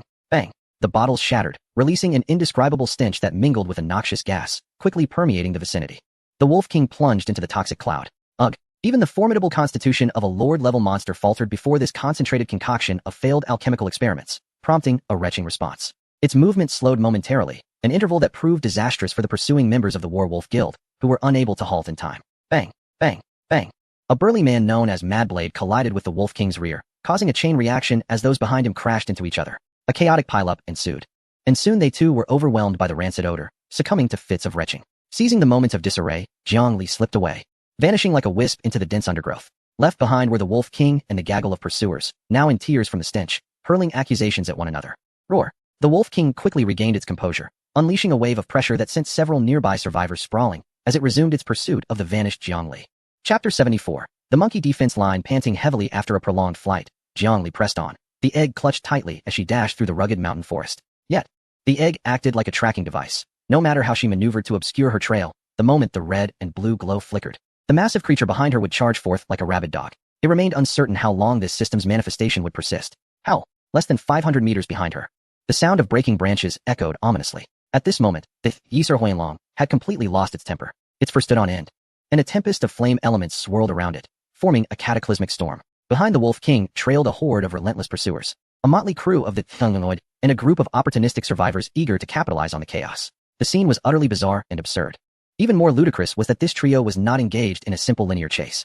Occasionally, the Wolf King, irritated by the pesky flies behind, would turn and unleash a fiery breath, sending a few unfortunate souls soaring who had dared to run too quickly. Meanwhile, members of the Dungungwei and other survivors were entangled in a fracas, vying for position and tripping each other up. These lunatics. Jiangli glanced back at the chaotic display of skill effects, her lips twitching. Had it not been for her remarkable agility and equipment that mitigated stamina consumption, she would have long been overtaken by this rabble. She could not continue this frantic escape. A quick look at her stamina bar revealed it had already diminished by 2/3. She retrieved the and observed the ink blots pulsating vigorously, the arrow pointing straight ahead. Destination, Withered Wood Forest, domain of the Crimson Gold Demon Monkey. Distance, 5,000 meters. Almost there. A glimmer of determination sparked in Jiangli's eyes. Since she could not shake them off, she decided to provide them with a bit of entertainment. Swiftly, she opened the chat group for the Spicy Chicken Burger, Egg Tart King. Are you still with the monkeys? Spicy Chicken Burger. I should arrive in about 20 minutes. I'm being followed by a boss and a whole bunch of enemies. Can you send some help? Instant reply. Egg Tart King. Wow, is it that intense? What is your approximate location? I'll come to assist. Spicy Chicken Burger. You can hear it, right? The boss is making quite the racket. Egg Tart King. Alright, I'll have the monkeys ready immediately. Closing the chat box, Jiangli took a deep breath and pulled out a cookie that granted an agility buff, taking a hearty bite. Here we go, the final 5 kilometers. Her speed surged once more. She's accelerating. Gasped, Danlan Kangdal, from behind, panting heavily. His armor was tattered from branches, and his face was smeared with soot, a result of inadvertently inhaling the Wolf King's noxious fumes. Chase, we must not let her escape into the woods ahead. Driven by insatiable greed, the group unleashed astonishing potential, enduring the Wolf King's AoE damage, resolutely clinging to Jiangli's trail. Ahead, the scenery shifted abruptly. The once lush broadleaf forest ceased abruptly, replaced by a desolate expanse, a blackened forest filled with gnarled, lifeless trees. Here, the trees stood bare, their branches clawing at the sky like ghostly talons. And countless dark hollows resembled the eyes of lurking beasts, fixating on intruders. The Withered Wood Forest arrived. Without hesitation, Jiangli plunged into this foreboding realm. Hell! The Wolf King followed closely behind, its massive form crashing through the withered trees at the edges. The members of the Werewolf Guild surged in as well. Suddenly, the once silent withered forest erupted into chaos as countless golden red figures emerged from the tree hollows, densely clustered upon the bare branches. Crimson Gold Demon Face Monkey, LV6, status. Enraged territory defense, hundreds of fiery crimson eyes fixated intently on the uninvited guests. Any ordinary player would likely have quaked in fear at such a sight. Yet, Warwolf Madblade merely scoffed, dismissing them as a mere group of level 6 monkeys. Brothers, charge forth. Slay anyone who stands in our way. However, what transpired in the next moment made him question whether he was still dreaming. Jiangli dashed into the thickest cluster of monkeys. Just as they bared their teeth and raised their stones to strike, a familiar voice rang out from above, commanding, "Stop. The one at the front is one of us." There, atop a colossal withered tree, stood a woman clad in a blue robe, holding aloft a jar of exquisite blueberry jam, striking a pose reminiscent of the Statue of Liberty. It was none other than the Queen of Tarts. At her command, the once ferocious monkeys abruptly halted their actions, Moreover, they swiftly parted like a well-drilled honor guard, creating a wide passage. A few larger elite monkeys even chattered at Zhongli, seemingly instructing her to proceed down this path. With a gust of wind at her feet, Zhongli swept through the throng of monkeys. As she passed beneath the tree where the Queen of Tarts stood, she gave a thumbs up. Well done. Hee, run fast. Sister Bao. The Queen of Tarts exclaimed, brandishing her jar of jam with pride. However, as soon as Zhongli successfully passed through, the passage closed in an instant. The Wolf King and the War Wolf Guild, who followed closely behind, found themselves colliding with a barricade formed by the monkeys. Countless monkeys, utilizing the wooden stakes and terrain, began to hurl various objects at them. War Wolf Madblade stood in shock, watching the same monkeys that had greeted Zhongli with friendly faces now bare their teeth and growl at them. His mental state began to crumble. Why? Why can she pass while we must endure this punishment? Even monkeys have double standards now. Is it because she is beautiful? The answer came swiftly, in the form of a fist-sized stone that struck him squarely on the forehead. Boom. The battle erupted instantaneously. Though the Wolf King was strong, it was overwhelmed by the sheer number of monkeys. The terrain here was narrow, cluttered with tree trunks, making it impossible for the Wolf King to fully unleash its might. Meanwhile, the monkeys, as agile as phantoms, darted between the branches, delivering swift strikes or throwing sand into its eyes. The War Wolf Guild fared even worse. They had already exhausted much of their stamina in the pursuit, only to find themselves engulfed by the chaotic onslaught of the monkeys. Ah, my backpack. That damned monkey stole my potions. My helmet. Give it back. Help. This monkey is performing 1,000 years of killing. Cries of despair echoed through the forest. Yet, Zhongli did not flee far. She stood atop a towering tree within the safety zone, observing the chaos below with a cold smirk. Since she had arrived, there was no need to rush away. From her backpack, she retrieved a bundle of items. Arrows crafted from leftover materials she had previously salvaged, though they were merely ordinary equipment, lacking enhancements. In such a large-scale melee, range suppression was paramount. Egg tart, catch! Zhongli shouted, tossing the bundle of bows and several hundred arrows towards the nearby King of Egg Tarts. Egg tart, instruct your monkey subordinates to teach them a lesson. The King of Egg Tarts clumsily caught the hefty bundle, his eyes sparkling with excitement. Though these monkeys lacked the finesse to wield complex weaponry, they were adept at imitation. Moreover, their muscular arms made drawing such rudimentary wooden bows a mere trifle. Little ones, grab your weapons. The King of Egg Tarts, like a general rallying his troops, distributed the wooden bows among the strongest elite monkeys nearby, personally demonstrating how to draw and shoot an arrow. Aim at that crowd below. Fire. Squeak. The elite monkeys, remarkably intelligent, mimicked his actions, even adopting stances that were more precise than their leaderess. In the next moment, a flurry of arrows rained down from the treetops. The members of the Wolf Battle Guild were too preoccupied with the monkeys on the ground to anticipate the downpour from above. What the? Have these monkeys become sentient? Who taught them to use bows and arrows? The warrior known as Madblade watched in despair as a crooked arrow lodged itself in his shoulder. This was pure hell. With the Wolf King rampaging in front and a horde of monkeys surrounding him, not to mention the aerial bombardment of arrows above. Retreat. Quickly. Madblade clutched his wound, attempting to organize an escape. However, the frenzied Wolf King unleashed a fiery breath, sealing off their retreat, while the newly armed monkeys thrilled with their toys, delighted in treating the members of the Wolf Battle Guild as moving targets. Perched high above, Zhongli observed this spectacle, leisurely taking a bite from a piece of toast and sipping from her water bottle. Finally, she had a moment to rest. At last, the world had quieted down. Chapter 75. Monkey whined deep within the desolate woods, in a vast hollow of a tree. Outside, the world was engulfed in flames of war, explosions and roars shaking the very trunk. Yet inside this tree hollow, a serene and tranquil scene unfolded. Boss, you must be tired. Try this. The King of Egg Tarts, like a devoted servant presenting a treasure, offered a delicately crafted pastry exuding an enticing sweetness to Zhongli, seated on a stone stool draped with soft animal pelts. Zhongli accepted the treat and took a bite. The crisp pastry shattered in her mouth, and the perfectly balanced sweet and tart blueberry filling burst forth. Consumption, blueberry tart. Effect, reduces stamina consumption by 15 and increases stamina recovery by 20 for the next 30 minutes. Your skills have improved, Zhongli praised. Hee indeed. The King of Egg Tarts scratched his head, feeling a tad embarrassed, but soon composed himself and pointed to his backpack, saying, by the way, Sister Zhongli, I have several varieties here. Take a look and see what you would like. Last time you mentioned that your desserts have limitations in the dungeon. How long do you think they can be preserved? Zhongli inquired. The King of Egg Tarts then produced a somewhat shriveled biscuit from his backpack to showcase it to Zhongli. See, this is something I took out for that monkey an hour ago. Once it leaves my backpack, even if placed in such a dry environment, the buff attributes will dissipate in at most 30 to 40 minutes, turning into ordinary food. The system indicates that this is a restriction of my professional traits. Only while in my bag can these desserts with special attributes maintain their buffs. Upon hearing this, Zhongli pondered thoughtfully. This is indeed a well-balanced design. If the King of Egg Tarts could produce an unlimited supply of buffed food and distribute it freely, he alone could create an invincible army. The current limitations, however, render her role as a mobile supply station irreplaceable. Zhongli smiled. All right, since we are always together, I'll leave the feeding to you. I'm honored. The King of Egg Tarts playfully bowed.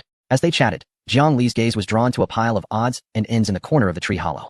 There lay a chaotic assortment of items, some used as stepping stones by monkeys, while others were carelessly tossed into a pile of hay. However, When Jiangli activated the system prompt to scan, she couldn't help but be taken aback. Centennial Mirror Spirit Grass, carelessly discarded in the corner, half flattened.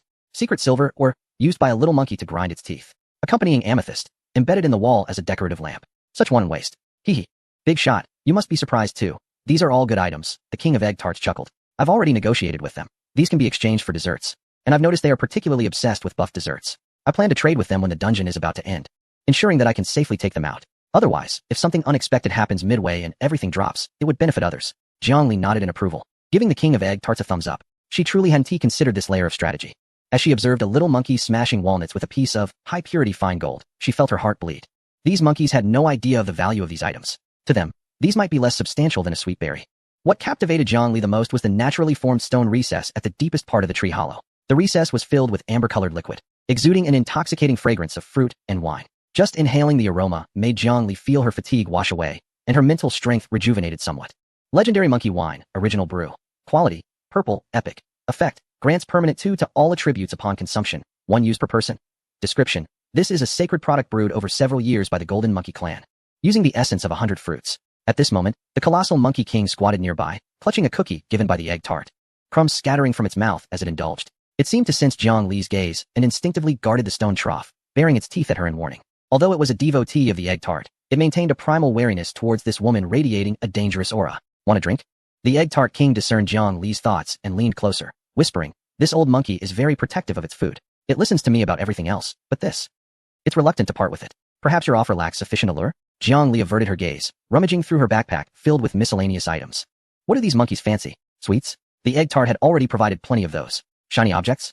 Or perhaps high-tech items they had never encountered. From the corner of her bag, she extracted several empty glass bottles, remnants of juice she had consumed earlier, which she had washed and saved for water. Shaking the bottles, she produced a multifunctional stainless steel folding knife she had previously acquired, snapping it open with a satisfying click, its blade glinting menacingly. Approaching the Monkey King, she pointed to the stone trough and then gestured towards the glass bottles and the folding knife. Shall we trade this folding knife for a bottle filled with liquor? The Monkey King hesitated, glancing between the cookie in its hand and the alluring crystal bottle alongside the sharp-looking blade, shaking its head in refusal. Noting its reluctance, Jiangli pointed towards the elite monkeys outside wielding bows and arrows, gesturing emphatically. I provided you with those arrows, which are quite valuable.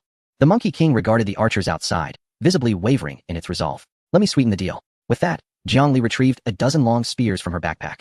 Equipment devoid of attributes, mere scraps at this point. The Monkey King weighed a spear in its hand, and finally relented. Curiously, it circled around Jiangli several times, seemingly trying to fathom the source of her abundant offerings. Such sorcery of summoning items from thin air was extraordinary. Chirp. Trade. The Monkey King nodded, indicating that Jiangli could only fill the glass bottles to their brim.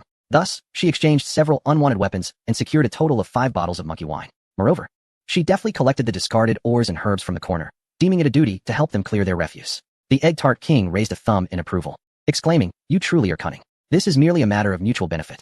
Satisfied with her acquisitions, Jiangli approached the tree hollow and gazed downwards. The battle below had intensified dramatically. Underneath the tree, the wolf warrior Crazy Blade was filled with despair. Of the 30 elite brothers he had brought, fewer than 20 remained standing. The bizarre flame wolf had completely lost its composure. Just moments ago, it had let out a thunderous howl, for it could no longer sense the aura of that egg. In the system's judgment, this egg had remained in the player's backpack for far too long, and the previous highlighter alert given to Jiangli had already faded away. Thus, the Wolf King, suffering the anguish of losing its offspring, unleashed a merciless rampage. Roar. Flames enveloped its entirety, as it forsook all defense. Boom. The ground trembled violently within a 50-meter radius, fracturing instantaneously. Countless geysers of molten earth erupted, while hailstones the size of basins descended from the sky. This indiscriminate assault turned the members of the Warwolf Guild into mere fodder. We can't hold on. President. We must retreat. The vice president lamented. Retreat? Where to? Huang Dao despaired, surveying the surroundings. Their escape route had been sealed off by those accursed monkeys armed with bows and arrows, and this boss had gone utterly berserk. Previously, they had been entangled with it. But now, the tables had turned. This boss would not allow them to escape. The egg was no longer in his possession, so why was it a life-and-death struggle? How infuriating. That wretched woman. Brothers, just hold on a little longer. The boss is at half health now.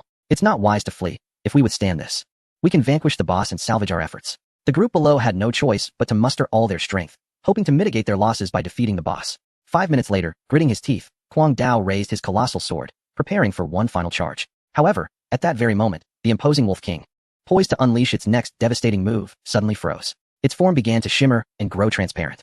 System notification detected that the regional lord, the Yisa Oolong, has strayed too far from its designated territory, and the time since disengagement has exceeded the threshold.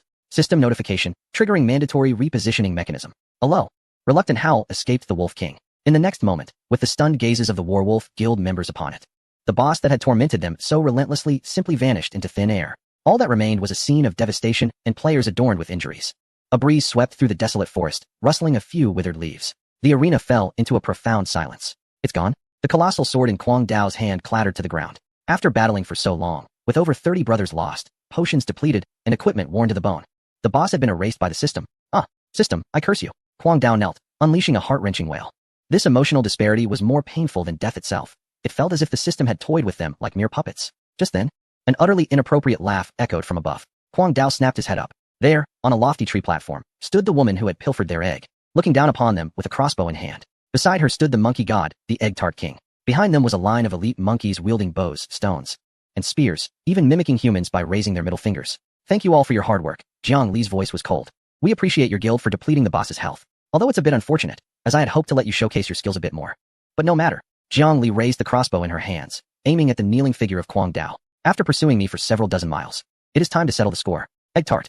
With a grand gesture, the Egg Tart King summoned a flurry of small cookies. Little ones, beat the drowning dog. Charge. The monkeys, emboldened by a taste of victory and enhanced by a buff, leapt from the trees like a golden torrent, rushing toward the beleaguered members of the Werewolf Guild, who were already bloodied and demoralized. Don't come any closer. This is too much. I will not let this go.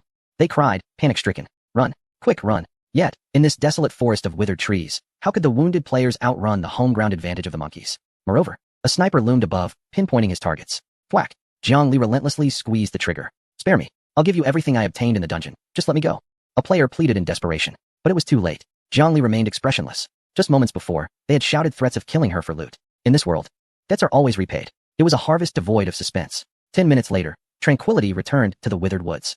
The ground was littered with a dozen glowing orbs, indicating player deaths, leaving behind a scattered array of bags and equipment. Only a handful, including Kwang Dao, managed to escape in a disheveled state, clinging to their survival items. Clean up the battlefield.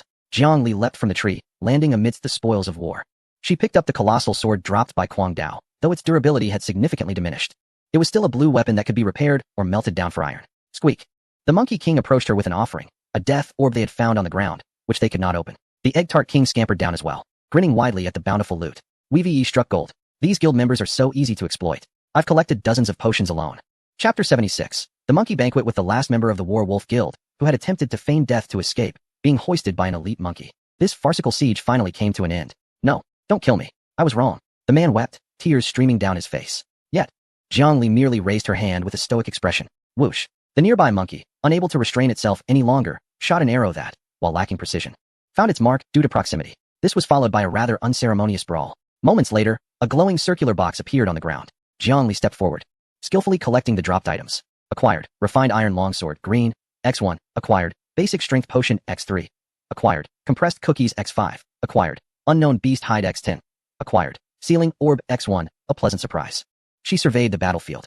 The Werewolf Guild had truly met their match today. The elite team of over 50, aside from the few who managed to escape, including the formidable blade and several high-ranking members equipped with powerful survival items, faced near total annihilation. This time, their guild likely reaped minimal benefits from the dungeon.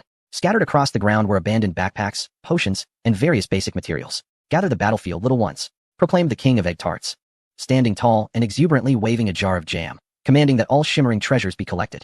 The monkeys screeched excitedly. They showed no interest in the equipment, nor could they interact with the discarded luminous spheres. Yet they understood that obeying the king of egg tarts would lead to delightful treats. Jiang Li was tasked with inventorying the high-value items. Although this counterattack did not yield any earth-shattering artifacts, the sheer quantity was satisfying. They had collected 3 pieces of blue equipment and over 20 pieces of green gear. Unfortunately, Jiang Li scoured all the high-grade backpacks but failed to find a class transfer card. Judging by the situation in other servers, such cards were likely not rare.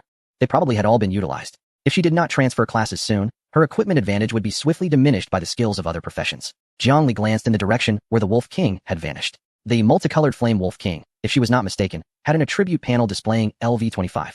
A level 25 lord was somewhat disappointing. She had hoped to swoop in and claim the spoils once the others had whittled its health down. One could not be overly greedy. She looked at the egg in her backpack, still radiating warmth. The greatest prize had already been secured. This haul was undeniably profitable. As for the Wolf King, it could wait until she hatched the egg and raised the little wolf before seeking paternal revenge. As dusk approached, the light in the withered wood forest quickly dimmed, yet the revelry within the tree hollow remained undisturbed. This was the stronghold of the crimson gold demon face monkeys, nestled within the heart of a colossal dead tree. The hollow was as spacious as an underground plaza, with numerous passageways connecting to other small camps. Jiangli, come quickly, the king of egg tarts exclaimed, pulling her to a dry corner where a variety of materials had been amassed, gathered by the monkeys. Some were foraged from the forest, others pilfered from unfortunate souls, and some even pried from treasure chests with brute force. Acquired, ironwood, rare timber, X50, wood as hard as steel. A core material for upgrading to a LV5 camp. Acquired, moonlight grass, approximately 200 stalks, a vital ingredient for potion crafting. Jiangli had previously gathered them one by one outside, but here they were bundled. Acquired, wind spirit stone X5, or infused with wind elements. Useful for embedding in equipment or crafting advanced arrows. Jiangli gazed at the pile of resources, her eyes sparkling with excitement. This troop of monkeys, leveraging their numerical superiority and nimbleness, had turned the withered wood region upside down. Jiangli gently patted the shoulder of the egg tart king, speaking earnestly. You truly deserve the title of Monkey King. Hee, it's all thanks to everyone's support, he replied. The herbs were quite inexpensive. I exchanged over 20 small cakes for all of them. The egg tart king cheerfully stuffed bundles of herbs into his backpack, and Jiangli did not hold back either. She thoroughly swept away all the herbs, ores, and some special rare materials. In return, she left behind a considerable amount of compressed biscuits and canned food for the monkeys. Now, both the monkeys and Jiangli felt elated, believing they had come out ahead. As night fell, the temperature in the forest plummeted, and the wind outside howled like a chorus of wailing spirits. Yet, within the tree hollow, a warm and peaceful atmosphere prevailed. Due to the highly flammable nature of the deadwood forest, open flames were strictly prohibited. However, this posed no challenge for the clever monkeys. The Monkey King directed several strong elite monkeys to bring forth large pieces of fluorescent crystals from deeper within. These stones emitted a soft, warm yellow glow in the darkness, illuminating the entire tree hollow while radiating a gentle warmth, akin to natural heaters. Let the party commence. The egg tart king retrieved a batch of honey cakes he had specially baked before entering the dungeon. The monkeys squeaked excitedly, forming a circle, eagerly scratching their heads. They imitated the egg tart's posture, sitting cross-legged on animal skins, cakes in hand, devouring them greedily. Jiangli sat a little farther away, leaning against the warm tree wall, holding a bottle of the monkey wine she had just traded for, taking a small sip. It was refreshingly smooth, with a lingering aftertaste. System notification, consuming monkey wine. Energy instantly replenished. All attributes temporarily boosted by 5, last for 1 hour. Total attributes 2. LV10 experience overflowed and stored. Strength 32, 23, 4, 236. Switching to armor piercing crossbow. 32. Agility 21312, 5227. Constitution 214, 312, 9231. Health 31x10310. What a fine wine, she thought, delightfully squinting her eyes. At that moment, the egg tart king was engaged in a video call with Pineapple Beer. In the holographic projection, Pineapple Beer was seated atop a massive crumbling wall, with a desolate ruin in the background. Pineapple Beer. So, you are currently partying with a bunch of monkeys?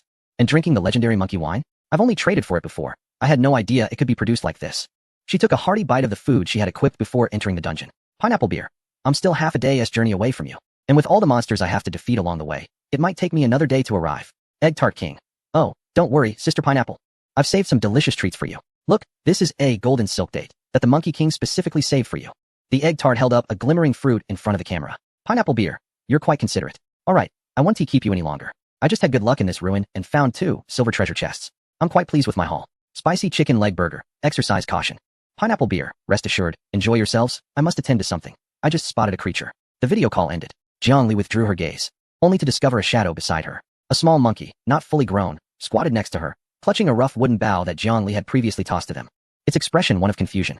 Mimicking the elite monkeys from before, it attempted to draw the bough, but its grip was incorrect and lacking the strength of those elite monkeys. The bowstring repeatedly struck its own arm, causing it to grimace in pain, yet it hesitated to relinquish this intriguing toy. Noticing Jiangli's gaze, it timidly shrank back, but could not resist extending the bough towards her, letting out a tentative squeak. Jiangli regarded it thoughtfully. This reminded her of her pet, Nico, who initially displayed a similar curiosity towards human tools, albeit clumsily. The coldness in Jiangli's eyes softened slightly. She set down her bottle and accepted the wooden bough. Observe closely, she instructed silently, slowing her movements. With her left hand holding the bough, her grip firm, and her arm slightly bent, her right hand positioned the arrow, 3 fingers curling the string. Although lacking an arrow, she executed a perfect empty draw. Her upper arm engaged, back muscles tensed. She pointed to her own back, then indicated the monkey's back. Drawing from her prior experiences communicating with the indigenous people and Nico, Jiangli's gestures were precise. The small monkey, somewhat understanding, attempted to imitate her. No, wrong. Raise your elbow, Jiangli corrected gently, nudging its elbow with her hand. This time, as the monkey drew the bow, its movements became considerably smoother, and the bowstring no longer struck its arm. The little monkey squeaked with excitement, jumping up and bowing to Jiangli in gratitude. Seemingly feeling that this gesture was insufficient, it dashed off into the darkness. Moments later, it returned, cradling several oddly shaped fruits. These fruits glimmered a translucent light blue, resembling fallen stars, exuding a refreshing fragrance. Starlight berries, rare ingredient. Consumption effect. Excellent taste, slight enhancement of night vision, particularly suitable as a dessert. Jiangli picked up one, wiped it clean, and took a bite. Crunch. Juice burst forth, sweet and refreshing, with a hint of minty coolness. The flavor was delightful. Jiangli nodded in approval. Though these monkeys were mischievous, they seemed to understand the importance of reciprocity. As she gazed at the remaining fruits in her hand, she suddenly thought of Nico back home. Nico would surely enjoy this. Jiangli opened the system interface and accessed the control panel for the long-standing, automatic feeding machine. She placed the few starlight berries into the designated slot. Confirmed. Meanwhile, thousands of kilometers away, in a snowbound wilderness, within a cozy wooden cabin, Nico lay languidly on the carpet, surrounded by a heap of building blocks, while the tablet played a well-worn episode of Tom and Jerry for the 8th time. As I diligently attend to my tasks, I wonder why she is yet to return. With a sigh and drooping ears, I note that Jiangli has been away for an entire day.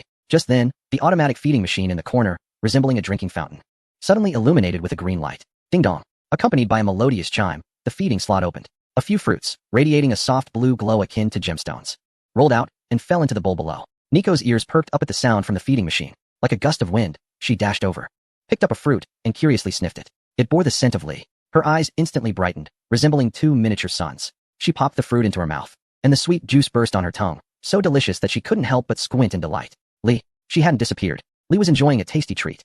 Nico carefully cradled the remaining fruits in her palms, reluctant to consume them immediately, waiting for Lee's return. Inside the hollow of the withered tree, Jiangli observed the feeding machine's display indicating feeding successful and smiled faintly. She turned off the interface and leaned back against the tree wall, listening to the cheerful chatter of the monkeys and the laughter of the egg tart king. Chapter 77. The gluttonous egg tart within the expansive hollow of the tree. Several glowing crystals cast a warm yellow hue, creating a cozy and bright atmosphere. The well-fed monkeys sprawled out, snoring in a symphony of restful slumber. Jiang Li and the egg tart king sat in a corner adorned with thick fur, a half-empty bottle of monkey wine placed between them. The effects of the alcohol tinged Jiang Li's usually austere visage with a faint blush, rendering her demeanor less forbidding and more languidly relaxed. Speaking of which, the egg tart king chuckled, hugging his knees as he perched on a stone bench. Jiang Li, you relinquished your title just to capture that iron arm monkey. Yet you still couldn't manage to seal it after several attempts? Let us not even discuss it, Jiang Li replied, exasperated as she rubbed her forehead and took another sip of wine. I was nearly questioning my own existence. The description clearly states that depleting a monster's health aids in its sealing. Yet no matter how much I struck that iron arm monkey, the sealing orb proved ineffective. I had even envisioned bringing it back, outfitting it with a hard hat, and naming it Fortune, assigning it the task of coal mining for me. But alas, it wouldn't enter either of the two orbs, and my mentality shattered. Jiang Li sighed, pointing to the invisible title above her head. Do you think this super unlucky title harbors some hidden curse? Perhaps a guarantee of missing out on my desired pet? Ha! The egg tart king laughed then, in a mock, deep voice, proclaimed, such is the fate of the unfortunate. Accept your destiny, young lady. However, he ceased his laughter, gazing at Jiang Li with sparkling eyes. Even though you didn't capture that iron arm monkey, you truly are impressive. You are quite remarkable yourself, having transformed from egg tart king to monkey king. Blushing from the flattery, the egg tart scratched his head, grinning foolishly. The two individuals retrieved some tools and tidied up before settling down in a corner to rest. All right, let us sleep, Jiang Li stated as she stretched her limbs. We must be on the move tomorrow. The pineapple beer will not arrive swiftly, so we shall explore the vicinity and engage in some monster hunting. I have heard from Pineapple Beer that the leaderboard rewards this time are rather appealing, and there are various types, thus we must strive harder. Good night, Sister Fort. Good night. The following dawn, rays of morning light filtered through the crevices of the dead wood. Squeak, squeak. At the entrance of a tree hollow, a dramatic scene of parting was unfolding. Dozens of golden demon-faced monkeys clung desperately to the hem of the egg tart king's robe, some clinging to his legs, others hanging on his arms. Their eyes brimming with tears as they gazed at this deity of desserts, emitting mournful cries. Their meaning was abundantly clear. Oh God, please do not leave. If you go, what shall we eat? Jiang Li crossed her arms and leaned against the tree trunk, finding amusement in the spectacle. They do not cling to you. They cling to your sweets. The egg tart king chuckled helplessly and pulled out several large bags of family-sized mixed biscuits, non-buff version. Plentiful and satisfying, and waved them before the monkey king. We shall return, do not worry. The monkey king's eyes widened in astonishment. Jiang Li seized the moment to speak. Listen, she pointed at the biscuits scattered on the ground, then gestured towards the surrounding forest. These are for you. However, we require a trade. From her backpack, she produced a sprig of hemostatic herb and gestured with it before the monkeys. In the future, you shall be responsible for collecting these items within this forest, be it herbs, ores, or sizable boxes. Ensure they are all stored in this tree hollow. When we return, we shall bring more sweets to exchange. One hand delivers the payment, while the other hands over the goods. Understand? Although the Monkey King could not comprehend human language, it had grasped the concept of trade quite profoundly the night before. It gazed at the ample bags of delectable biscuits. The prospect of merely foraging unique herbs or transporting unopened boxes in exchange for tasty treats seemed like a lucrative deal. Squeak. Deal. The Monkey King waved its hand and bellowed at the smaller monkeys. Those that had been frolicking about immediately released their grips. lining up to receive the parting gifts from the egg tart king, and respectfully watched as these two wealthy patrons departed. All settled, Zhongli clapped her hands. Let us move on. I hope the monkeys do not turn out as mischievous as I am. Hee, off we go. The two did not rush their journey. Meandering aimlessly through the forest, with a magical map in hand, they were not overly concerned about losing their way. The location of the monkey troop was at the edge of the Deadwood area, and before long, they had gradually left the confines of the desolate woods. As they exited the withered forest, the surrounding scenery began to transform dramatically. If the previous Deadwood area was a monochrome palette, the path ahead soon burst into vivid colors. As the two ascended a ridge, their view opened up magnificently before them. Wow, exclaimed the king of egg tarts, unable to contain his astonishment, as even Zhongli squinted slightly. Before them lay a wondrous expanse, known as the crystal rainforest. The trees here were no longer the dreary gray-black, but instead exhibited a translucent crystalline quality. Towering trunks appeared as if sculpted from jade and amber, with sunlight filtering through the leaves, casting a prismatic glow that illuminated the entire forest. Countless luminous spores, reminiscent of dandelions, floated in the air. Although they were merely the size of a fingernail, they radiated soft pink, blue, and lavender glimmers, dancing with the currents of air like an unending cascade of light. Even more astonishing, hovering about 50 meters above their heads were numerous small floating islands. These were, in fact, colossal levitating rocks, adorned with long tendrils and cascading waterfalls. Water plummeted from the heights, transforming into mist mid-air, nourishing the exotic flora below. Isn't this breathtaking? The king of egg tarts reached out to catch a drifting pink spore. This can't be real. It feels like a fairy tale. However, the next moment, upon touching the spore with his glove, it exploded, splattering a small amount of pale green acid. Sizzle. A wisp of smoke rose from the fingertips of his glove, its durability instantly diminishing by 1 point. Goodness.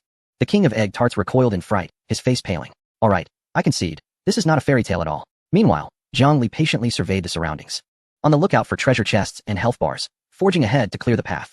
Although the crystal rainforest was fraught with peril, it was undeniably rich in resources. Not far into their exploration, Zhongli discovered a cluster of peculiar mushrooms at the base of a crystal tree. Iron skin Ganoderma, rare herb. Description: as hard as iron. It serves as a primary ingredient for crafting stone skin potions, which enhance defense. Excellent find, Zhongli declared, pulling out an axe to excavate it. The king of egg tarts was not idle either.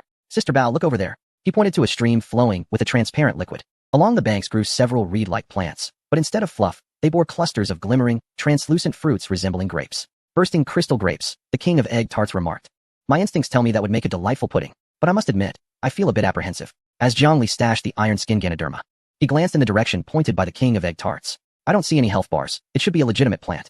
I'll keep watch while you proceed cautiously. All right. The two worked in harmonious tandem. Zhongli held his crossbow at the ready while the king of egg tarts cautiously approached. Just as the king of egg tarts' fingers brushed against the grapes, a sudden commotion erupted. The previously tranquil stream exploded as a long, transparent creature, nearly indistinguishable from the water, lunged forth. It had no eyes, only a circular maw bristling with sharp teeth, resembling a massive leech, and it surged directly towards the king of egg tarts' arm.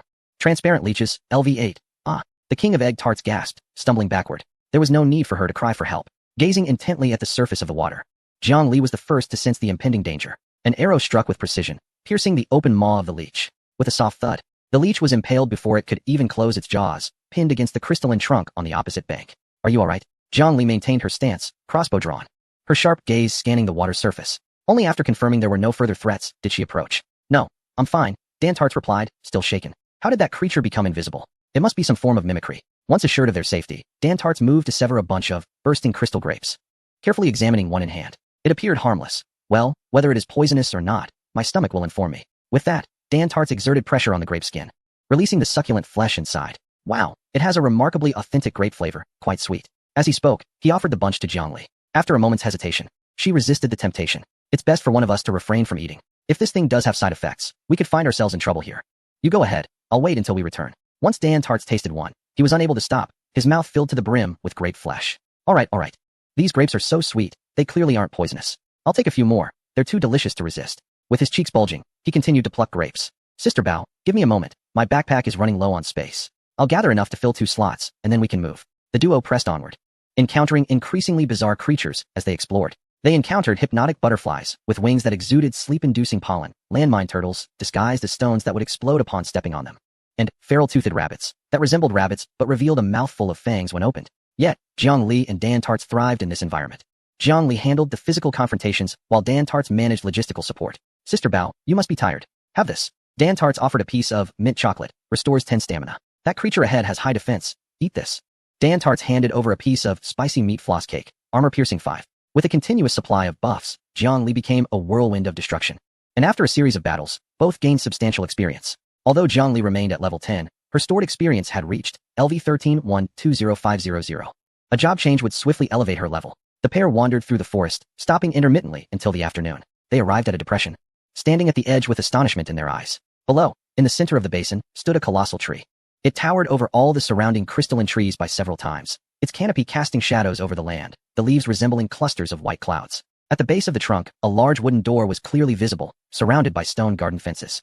Chapter 78. The puzzle instanced the two slowly descended along the edge of the depression, and soon the full view of the treehouse revealed itself before them.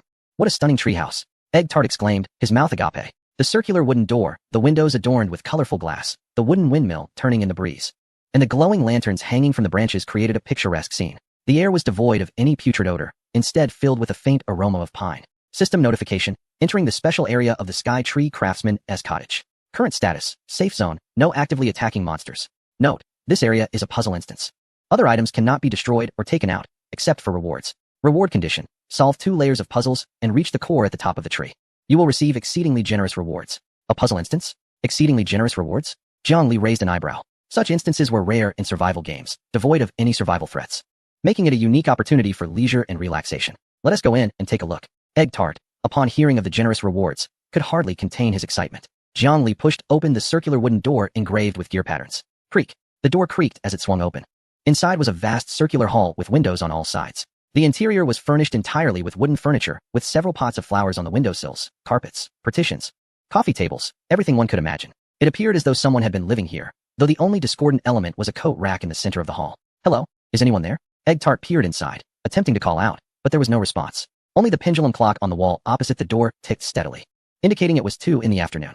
Jiang Li casually took a seat at a dining table. For some reason, the light inside the house seemed out of sync with that outside. Upon entering, Jiang Li noticed sunlight streaming through the windows. The warm sunlight bathed the wooden interior, casting long shadows from the candlestick on the table. After exploring the hall, Egg Tart discovered a staircase leading to the second floor, but at the corner of the stairs, there was a wooden door with a large keyhole at its center. Egg Tart knocked twice, but received no reply. Didn't the system just indicate this was a puzzle instance? Perhaps we need to find the key ourselves, Jiang Li remarked. I really dislike this. It requires too much brainpower. Upon hearing the need to search for the key, Egg Tart's initial enthusiasm quickly waned. Nonetheless, despite his words, Egg Tart began rummaging through the cottage. Seeing that Egg Tart was already in motion, Jiang Li couldn't remain idle either. After half an hour, aside from a drawer that was utterly unyielding, they had searched every conceivable place. With such a large keyhole, the key must be substantial, leaving little room for it to be hidden. Yet, despite their efforts to pull open the one locked drawer, it remained obstinately shut. Jiang Li scrutinized the drawer for a long time. Aside from the red gem embedded in it, there appeared to be no other distinguishing features. In the end, Jiang Li even resorted to using an axe, yet the wooden drawer remained utterly immovable under the unbreakable rule. Both individuals were left with no choice but to abandon their efforts. Seated at the dining table, their gazes fixated on the coat rack in the center of the room. The coat rack appeared suspicious, yet despite their attempts to move it, it remained steadfast. The more it resisted movement, the more it suggested its significance. Why not try hanging something on it? Jiang Li proposed, already removing her coat to place it upon the rack. After a considerable pause, still nothing stirred. Isn't it? Retrieving her coat, Jiang Li returned to her seat at the table, resting her chin on her hand as she began to ponder. Hey, Sister Bao, I've made a discovery. Dan Tart suddenly interjected. What discovery? Jiang Li inquired. Look at that wall clock, Dan Tart said, pointing. I stared at it for a while, and it seems to have stopped. Jiang Li turned her gaze and quickly noticed the anomaly. The pendulum beneath the clock swung back and forth, producing sound, but the clock's hands remained frozen. Jiang Li recalled that when she entered, the time was 2 o'clock, and despite lingering in the room for quite some time, it was still 2 o'clock. Since the pendulum was continually ticking, she had assumed the clock was functioning normally, thus overlooking this vital clue. But did the clock's stillness indicate mere malfunction, or did it signify something deeper? Upon this inquiry, Dan Tart fell silent, clearly without an answer. Jiang Li's fingers began to rhythmically tap on the table as she contemplated. The sunlight bathed her in warmth, inducing a sense of nostalgia, as if she had returned to her high school days many years ago. It was an ordinary afternoon, accustomed to the relentless cycle of mock exams, sitting by the window, basking in the most ordinary sunlight, her pen twirling as she pondered the answers to the test questions. Sunlight. Yes, light. A sudden epiphany struck Jiang Li. Not only had the clock's hands failed to move, but time itself had also stagnated. The sunlight continually streamed through the window, and the shadows of the candlestick remained beside her. Dan Tart, try adjusting the clock's hands, Jiang Li instructed. Okay. Upon hearing Jiang Li's words after a prolonged silence, Dan Tart wasted no time, quickly fetching a wooden stool, climbing atop it, and beginning to adjust the clock's hands. Dan Tart placed her hand on the longer minute hand and started to turn it. Indeed, as Jiang Li had suggested, the clock was connected to the time within the wooden house. The moment Dan Tart turned the hands, the shadows of the candlestick visibly shifted. Jiang Li turned her attention toward the incongruous coat rack in the center of the room and spoke. Dan Tart, try turning the hour hand a bit faster. All right. Dan Tart responded eagerly and began to rotate the hour hand. What followed was an astonishing spectacle as Dan Tart turned the hour hand. The light and shadows within the wooden house began to transform rapidly. Sunlight poured in through different windows, as if the sun were circling the round room outside the treehouse. The interplay of light and shadow was mesmerizing, and soon, the warm sunlight morphed into the hues of dusk, ultimately giving way to the ethereal glow of moonlight. Wow, how magical! On a wooden stool, Egg Tart sighed, while Zhongli continuously observed the shifting light and shadows within the room. A bit slower. Or perhaps adjust the minute hand, Zhongli suggested. As the minute hand moved, the illumination in the room transformed gradually. Dawn broke, and sunlight streamed into the wooden cabin, growing increasingly radiant. Stop. Finally, when the minute hand pointed to 11 o'clock, Zhongli called for a halt. Now, sunlight poured in through the opposite window, casting the shadow of the coat rack precisely towards the desk where the elusive drawer lay. Egg Tart, can you see the shadow of that coat rack? Zhongli inquired. Yes, came the reply. Now, slowly adjust the minute hand. I wish to see if we can direct the tip of the coat rack shadow to the ruby on the drawer we couldn't open. All right, Egg Tart exclaimed, carefully making the adjustments. As the light outside shifted, the shadow's tip inched closer to the ruby. Click. Just as the shadow reached the ruby on the drawer's handle, a sound emanated from within the drawer, and astonishingly, the drawer they had been unable to open popped out on its own. Zhongli hurried forward, filled with excitement. Inside lay a large brass key. Egg Tart, we found it. The key is indeed inside. Zhongli held up the key for Egg Tart to see. Wow, you're incredible, Sister Bao. Egg Tart exclaimed, jumping down from the stool and swiftly joining Zhongli. Quickly, let us go unlock the door. The two made their way to the wooden door at the corner of the staircase on the second floor. The key slid in smoothly, and with a click, the door swung open. They ascended the spiral staircase step by step to the second floor. However, the atmosphere here felt distinctly different from the first. Although the building retained its wooden style, numerous wispy white clouds floated in the air, obscuring visibility. This floor was particularly spacious, much larger than the first, and a sweet aroma lingered in the air. The pair cautiously ventured forward when suddenly, the cloud formations ahead began to stir. Despite the system alerting them that no aggressive creatures were present, Zhongli instinctively drew his dual axes. A soft, almost syrupy bleat echoed. Shortly after, a round, rosy creature emerged from the clouds. It resembled a sheep but lacked wool, instead covered in fluffy pink tufts. With large blueberry-like eyes, it curiously gazed at the two intruders. Zhongli and Egg Tart stood frozen in astonishment. What on earth is this? Chapter 79. The Old Cadre's Garden. Cotton Candy Cloud Sheep. LV5 Special Monster. Attributes. None. Habitat. Typically resides in the clouds, feeding on dew and sweet breezes. With a fondness for sweets. Timid and clingy, it drops frosting when frightened. Its covering is not wool, but cotton candy. Specialty. Produces high-quality cotton candy. Usable as a confectionery ingredient. Consuming restores mood points. Evaluation. Apart from being adorable and delicious, it possesses nearly no combat capability. The king of egg tarts gazed with fervor. It is a living cotton candy. It is alive. How adorable. I want to raise it. As a pastry chef, encountering such a creature is akin to a dragon discovering treasure. The egg tart leapt forward, its eyes so intense that it startled the fluffy creature. Bah! The cotton candy sheep, frightened, turned to flee, bouncing with an endearing elasticity, its fluffy wool shedding pink sugar dust with each bound, floating gently in the air. Don't run. Just let me have a taste. Just one bite. The egg tart chased after it, wielding a spoon, looking somewhat menacing. Zhongli stood by, watching this scene unfold, her mouth twitching uncontrollably. Is the artistic style of this scenario not somewhat absurd? However, seeing the sugar dust swirling nearby, Zhongli pinched some and tasted it. It melted in her mouth, sweet yet not cloying, soothing her nerves considerably. Can it truly restore one's spirits? Zhongli's eyes brightened. In this post-apocalyptic world, prolonged high-pressure survival can lead players to experience a negative state of mental collapse. Although Zhongli currently lived a fulfilling life and had no need for it, this type of food that could restore morale was, in a sense, rarer than health potions for other survivors. Meanwhile, the egg tart had caught up, grasping the cotton candy sheep's horns, but the little sheep did not halt. Instead, it pranced even more joyfully, dragging the egg tart along as she held on tightly. Wait, the egg tart suddenly stopped, smacking her forehead. Wasn't she the one who adored sweet treats? Why was she racing it? She rummaged through her backpack and pulled out an exquisite glass jar, filled with syrup she used for baking. With a snap, the lid was opened, and a wave of sweet aroma wafted out.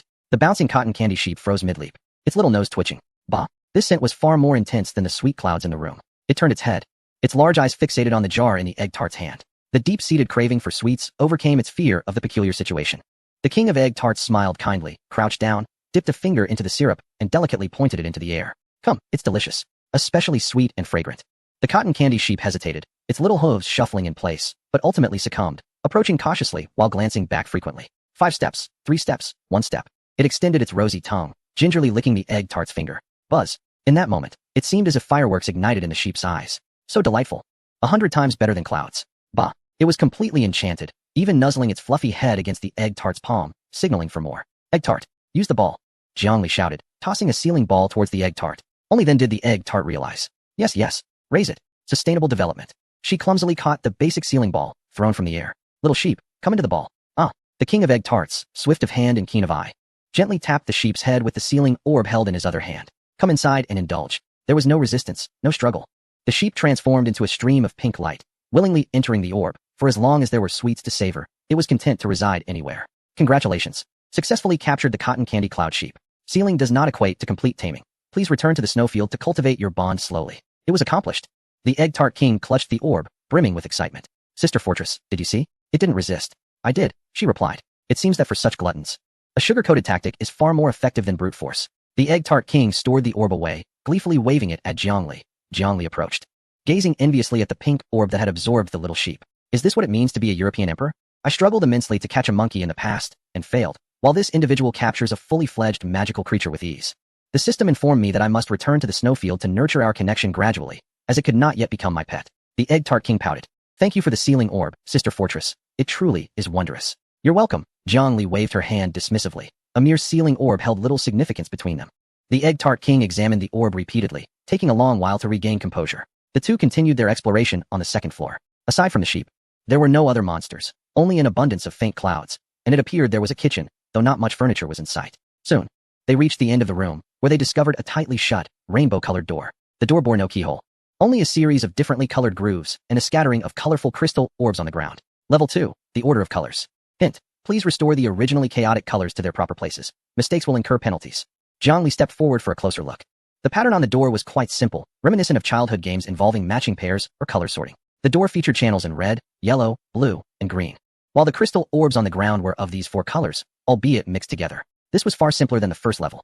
Jiangli picked up a red crystal orb, weighing it in her hand. Sister Fortress, allow me. The egg tart king, having just captured a pet, was brimming with confidence. She carefully secured the sealing orb and approached. This is merely a matter of color sorting. Easy. With deft hands, she swiftly placed the crystal orbs into their corresponding grooves. Red in place. Yellow in place. Blue, wait. Jiangli suddenly grasped her hand. What's wrong? The egg tart king asked, taken aback. Jiangli pointed to the blue groove, which bore a small purple mark beside it, while the yellow groove had an orange mark. Jiangli squinted, realizing it was not merely a color sorting task. Look at the orbs on the ground. Aside from red, yellow, blue, and green, there are no purple or orange orbs. The egg tart king examined closely, enlightenment dawning upon her. I understand now. Red, blue, purple, red, yellow, orange. 2 spheres must be placed here simultaneously. If one fails to observe the minute marking and carelessly inserts a singular colored ball, it is likely to trigger a punitive trap. How insidious. Egg tart wiped his cold sweat. With Jiangli's reminder, the remaining steps became utterly predictable. The duo worked in perfect harmony. Jiangli focused on discerning the markings while egg tart swiftly completed the filling. Click. As the final trio of blue, yellow, and green crystal orbs nestled into their designated grooves, the vibrant rainbow-hued door emanated a soft glow and gradually slid open to the sides, revealing a winding spiral staircase crafted from wood. Huzzah! We have succeeded. King Egg Tart extended his hand and joyfully high-fived Jiangli. Let us proceed. Jiangli brushed off the dust from his hands. This level's puzzle was significantly simpler than the previous one. With both layers solved, it was time to claim their reward. The spiral staircase was far longer than anticipated, continuously coiling within the trunk and occasionally passing by windows that jutted out directly from the wood. A glance outside revealed the crown of the crystalline rainforest below, resembling a patchwork of emerald green. How much longer must we traverse? King Egg Tart clutched the railing, his legs trembling. His meager stamina had long been depleted, sustained only by sheer willpower. Almost there. Jiangli gazed upward. The clouds above seemed almost within reach, and he could faintly discern the edge of a massive platform. Just a little longer, the final 100 steps. Jiangli grasped Egg Tart's sleeve, gently pulling him upward. At last, as they ascended the final step and passed through a thin veil of mist, their vision suddenly expanded. All fatigue seemed to vanish in the presence of the breathtaking vista before them. Wow. King Egg Tart plopped down onto the ground, mouth agape, momentarily forgetting to breathe. They had reached the grand terrace atop the skytree. This immense circular platform, comparable in size to a football field, was entirely paved with an unknown golden wood. There was no roof. Gazing upward revealed a cerulean sky, so clear it felt almost tangible, with clouds drifting by like cotton candy, seemingly within reach. Surrounding the terrace were countless exotic flowers and plants, arranged in rows of pots upon wooden gardening racks. Some blossoms were as large as basins, their petals showcasing a gradient of rainbow hues. Others bore fruits resembling wind chimes, producing a delicate tinkling sound with each breeze. At the center of the platform, there were no monsters, no treasure chests, nor bosses, only an exquisitely crafted set of furniture with a hint of vacation charm. A large, white European-style round table accompanied by 2 wicker rocking chairs graced the area. Upon the table rested a stunning porcelain tea set, steam wafting from the teapot as it automatically filled the cups with fragrant black tea. Nearby, a massive swing set adorned with fresh flowers swayed gently in the breeze. Several palm-sized butterflies flitted among the blossoms, their transparent bodies dusted with golden powder, shimmering brilliantly in the sunlight. They showed no fear of humans. In fact, one delicately perched upon Jiang Li's shoulder, fluttering its wings and scattering a cascade of fine golden light. Is this the destination? Jiang Li found it hard to believe. It was utterly beautiful. This was nothing short of paradise. The king of egg tarts had long forgotten her fatigue, scurrying eagerly to the round table. Sister Jiang Li, come quickly. The tea is still warm. She lifted a cup of red tea to her nose. It was Darjeeling, enhanced with milk and sugar. Jiang Li approached, cautiously surveying the area. No traps, no mechanisms. This place resembled a tea room meticulously arranged for the hospitality of guests. System notification, congratulations on reaching the Cloud Garden at the Tree of Heaven. This is a secret garden crafted by an ancient archmage for his retirement. Do not rush to claim your rewards. Here, you may first indulge in a moment of tranquility while awaiting the rewards to manifest. So, it was the backyard of a retired official. Jiang Li chuckled softly.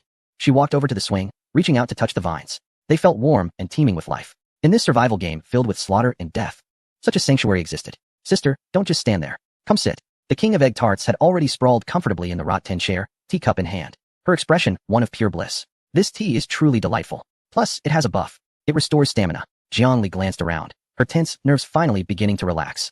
She stowed away her dual axes and settled into another rattan chair. As the chair swayed gently, she gazed up at the blue sky and white clouds, along with the luminous butterflies dancing nearby. If it weren't for the apocalyptic setting, one might think they were on a holiday at an island paradise. Jiang Li lifted her teacup and took a gentle sip. The warm liquid slid down her throat. If only Nico and pineapple beer were here, she murmured. Don't worry, Sister Jiang Li. Once we have the means, we'll buy this place as our base. The king of egg tarts exclaimed whimsically. Buy it. Jiang Li smiled. But this is a dungeon. We can't take it with us. Chapter 80. A bounty of puzzles. The breeze in the cloud garden carried a hint of the aromatic tea. Jiang Li sat on a wicker rocking chair, cradling the eternally warm cup of Darjeeling tea, gazing at the dreamlike scenery before her. Rarely did she allow her mind to empty, and as the tea nourished her, her stamina and energy rejuvenated swiftly. All she needed was to rest here and wait for the rewards to appear. She felt a sense of serenity that made her want to sleep. Sister, look over there. The king of egg tarts suddenly nudged her with her elbow, her mouth full of cookie. That little creature had evidently been busy for quite a while. Jiang Li followed her gaze. In one corner of the garden, a creature about half a person's height was laboriously dragging a rubber hose. It resembled an animated tree stump. Its skin a deep brown bark-like texture, adorned with a few tender green leaves atop its head, which would bloom with a small flower when in a good mood. And its eyes shone like glossy acorns. Clad in a diminutive denim overall, it held a small spade and pruning shears in its hands. Forest gardener, special unit. Race, trance, disposition, taciturn, profoundly passionate about horticulture, adept with various tools, and vehemently opposed to the destruction of flora. Specialties, advanced planting, plant ripening, garden maintenance, and capable of basic home management. Status, at work, ignoring players. This little creature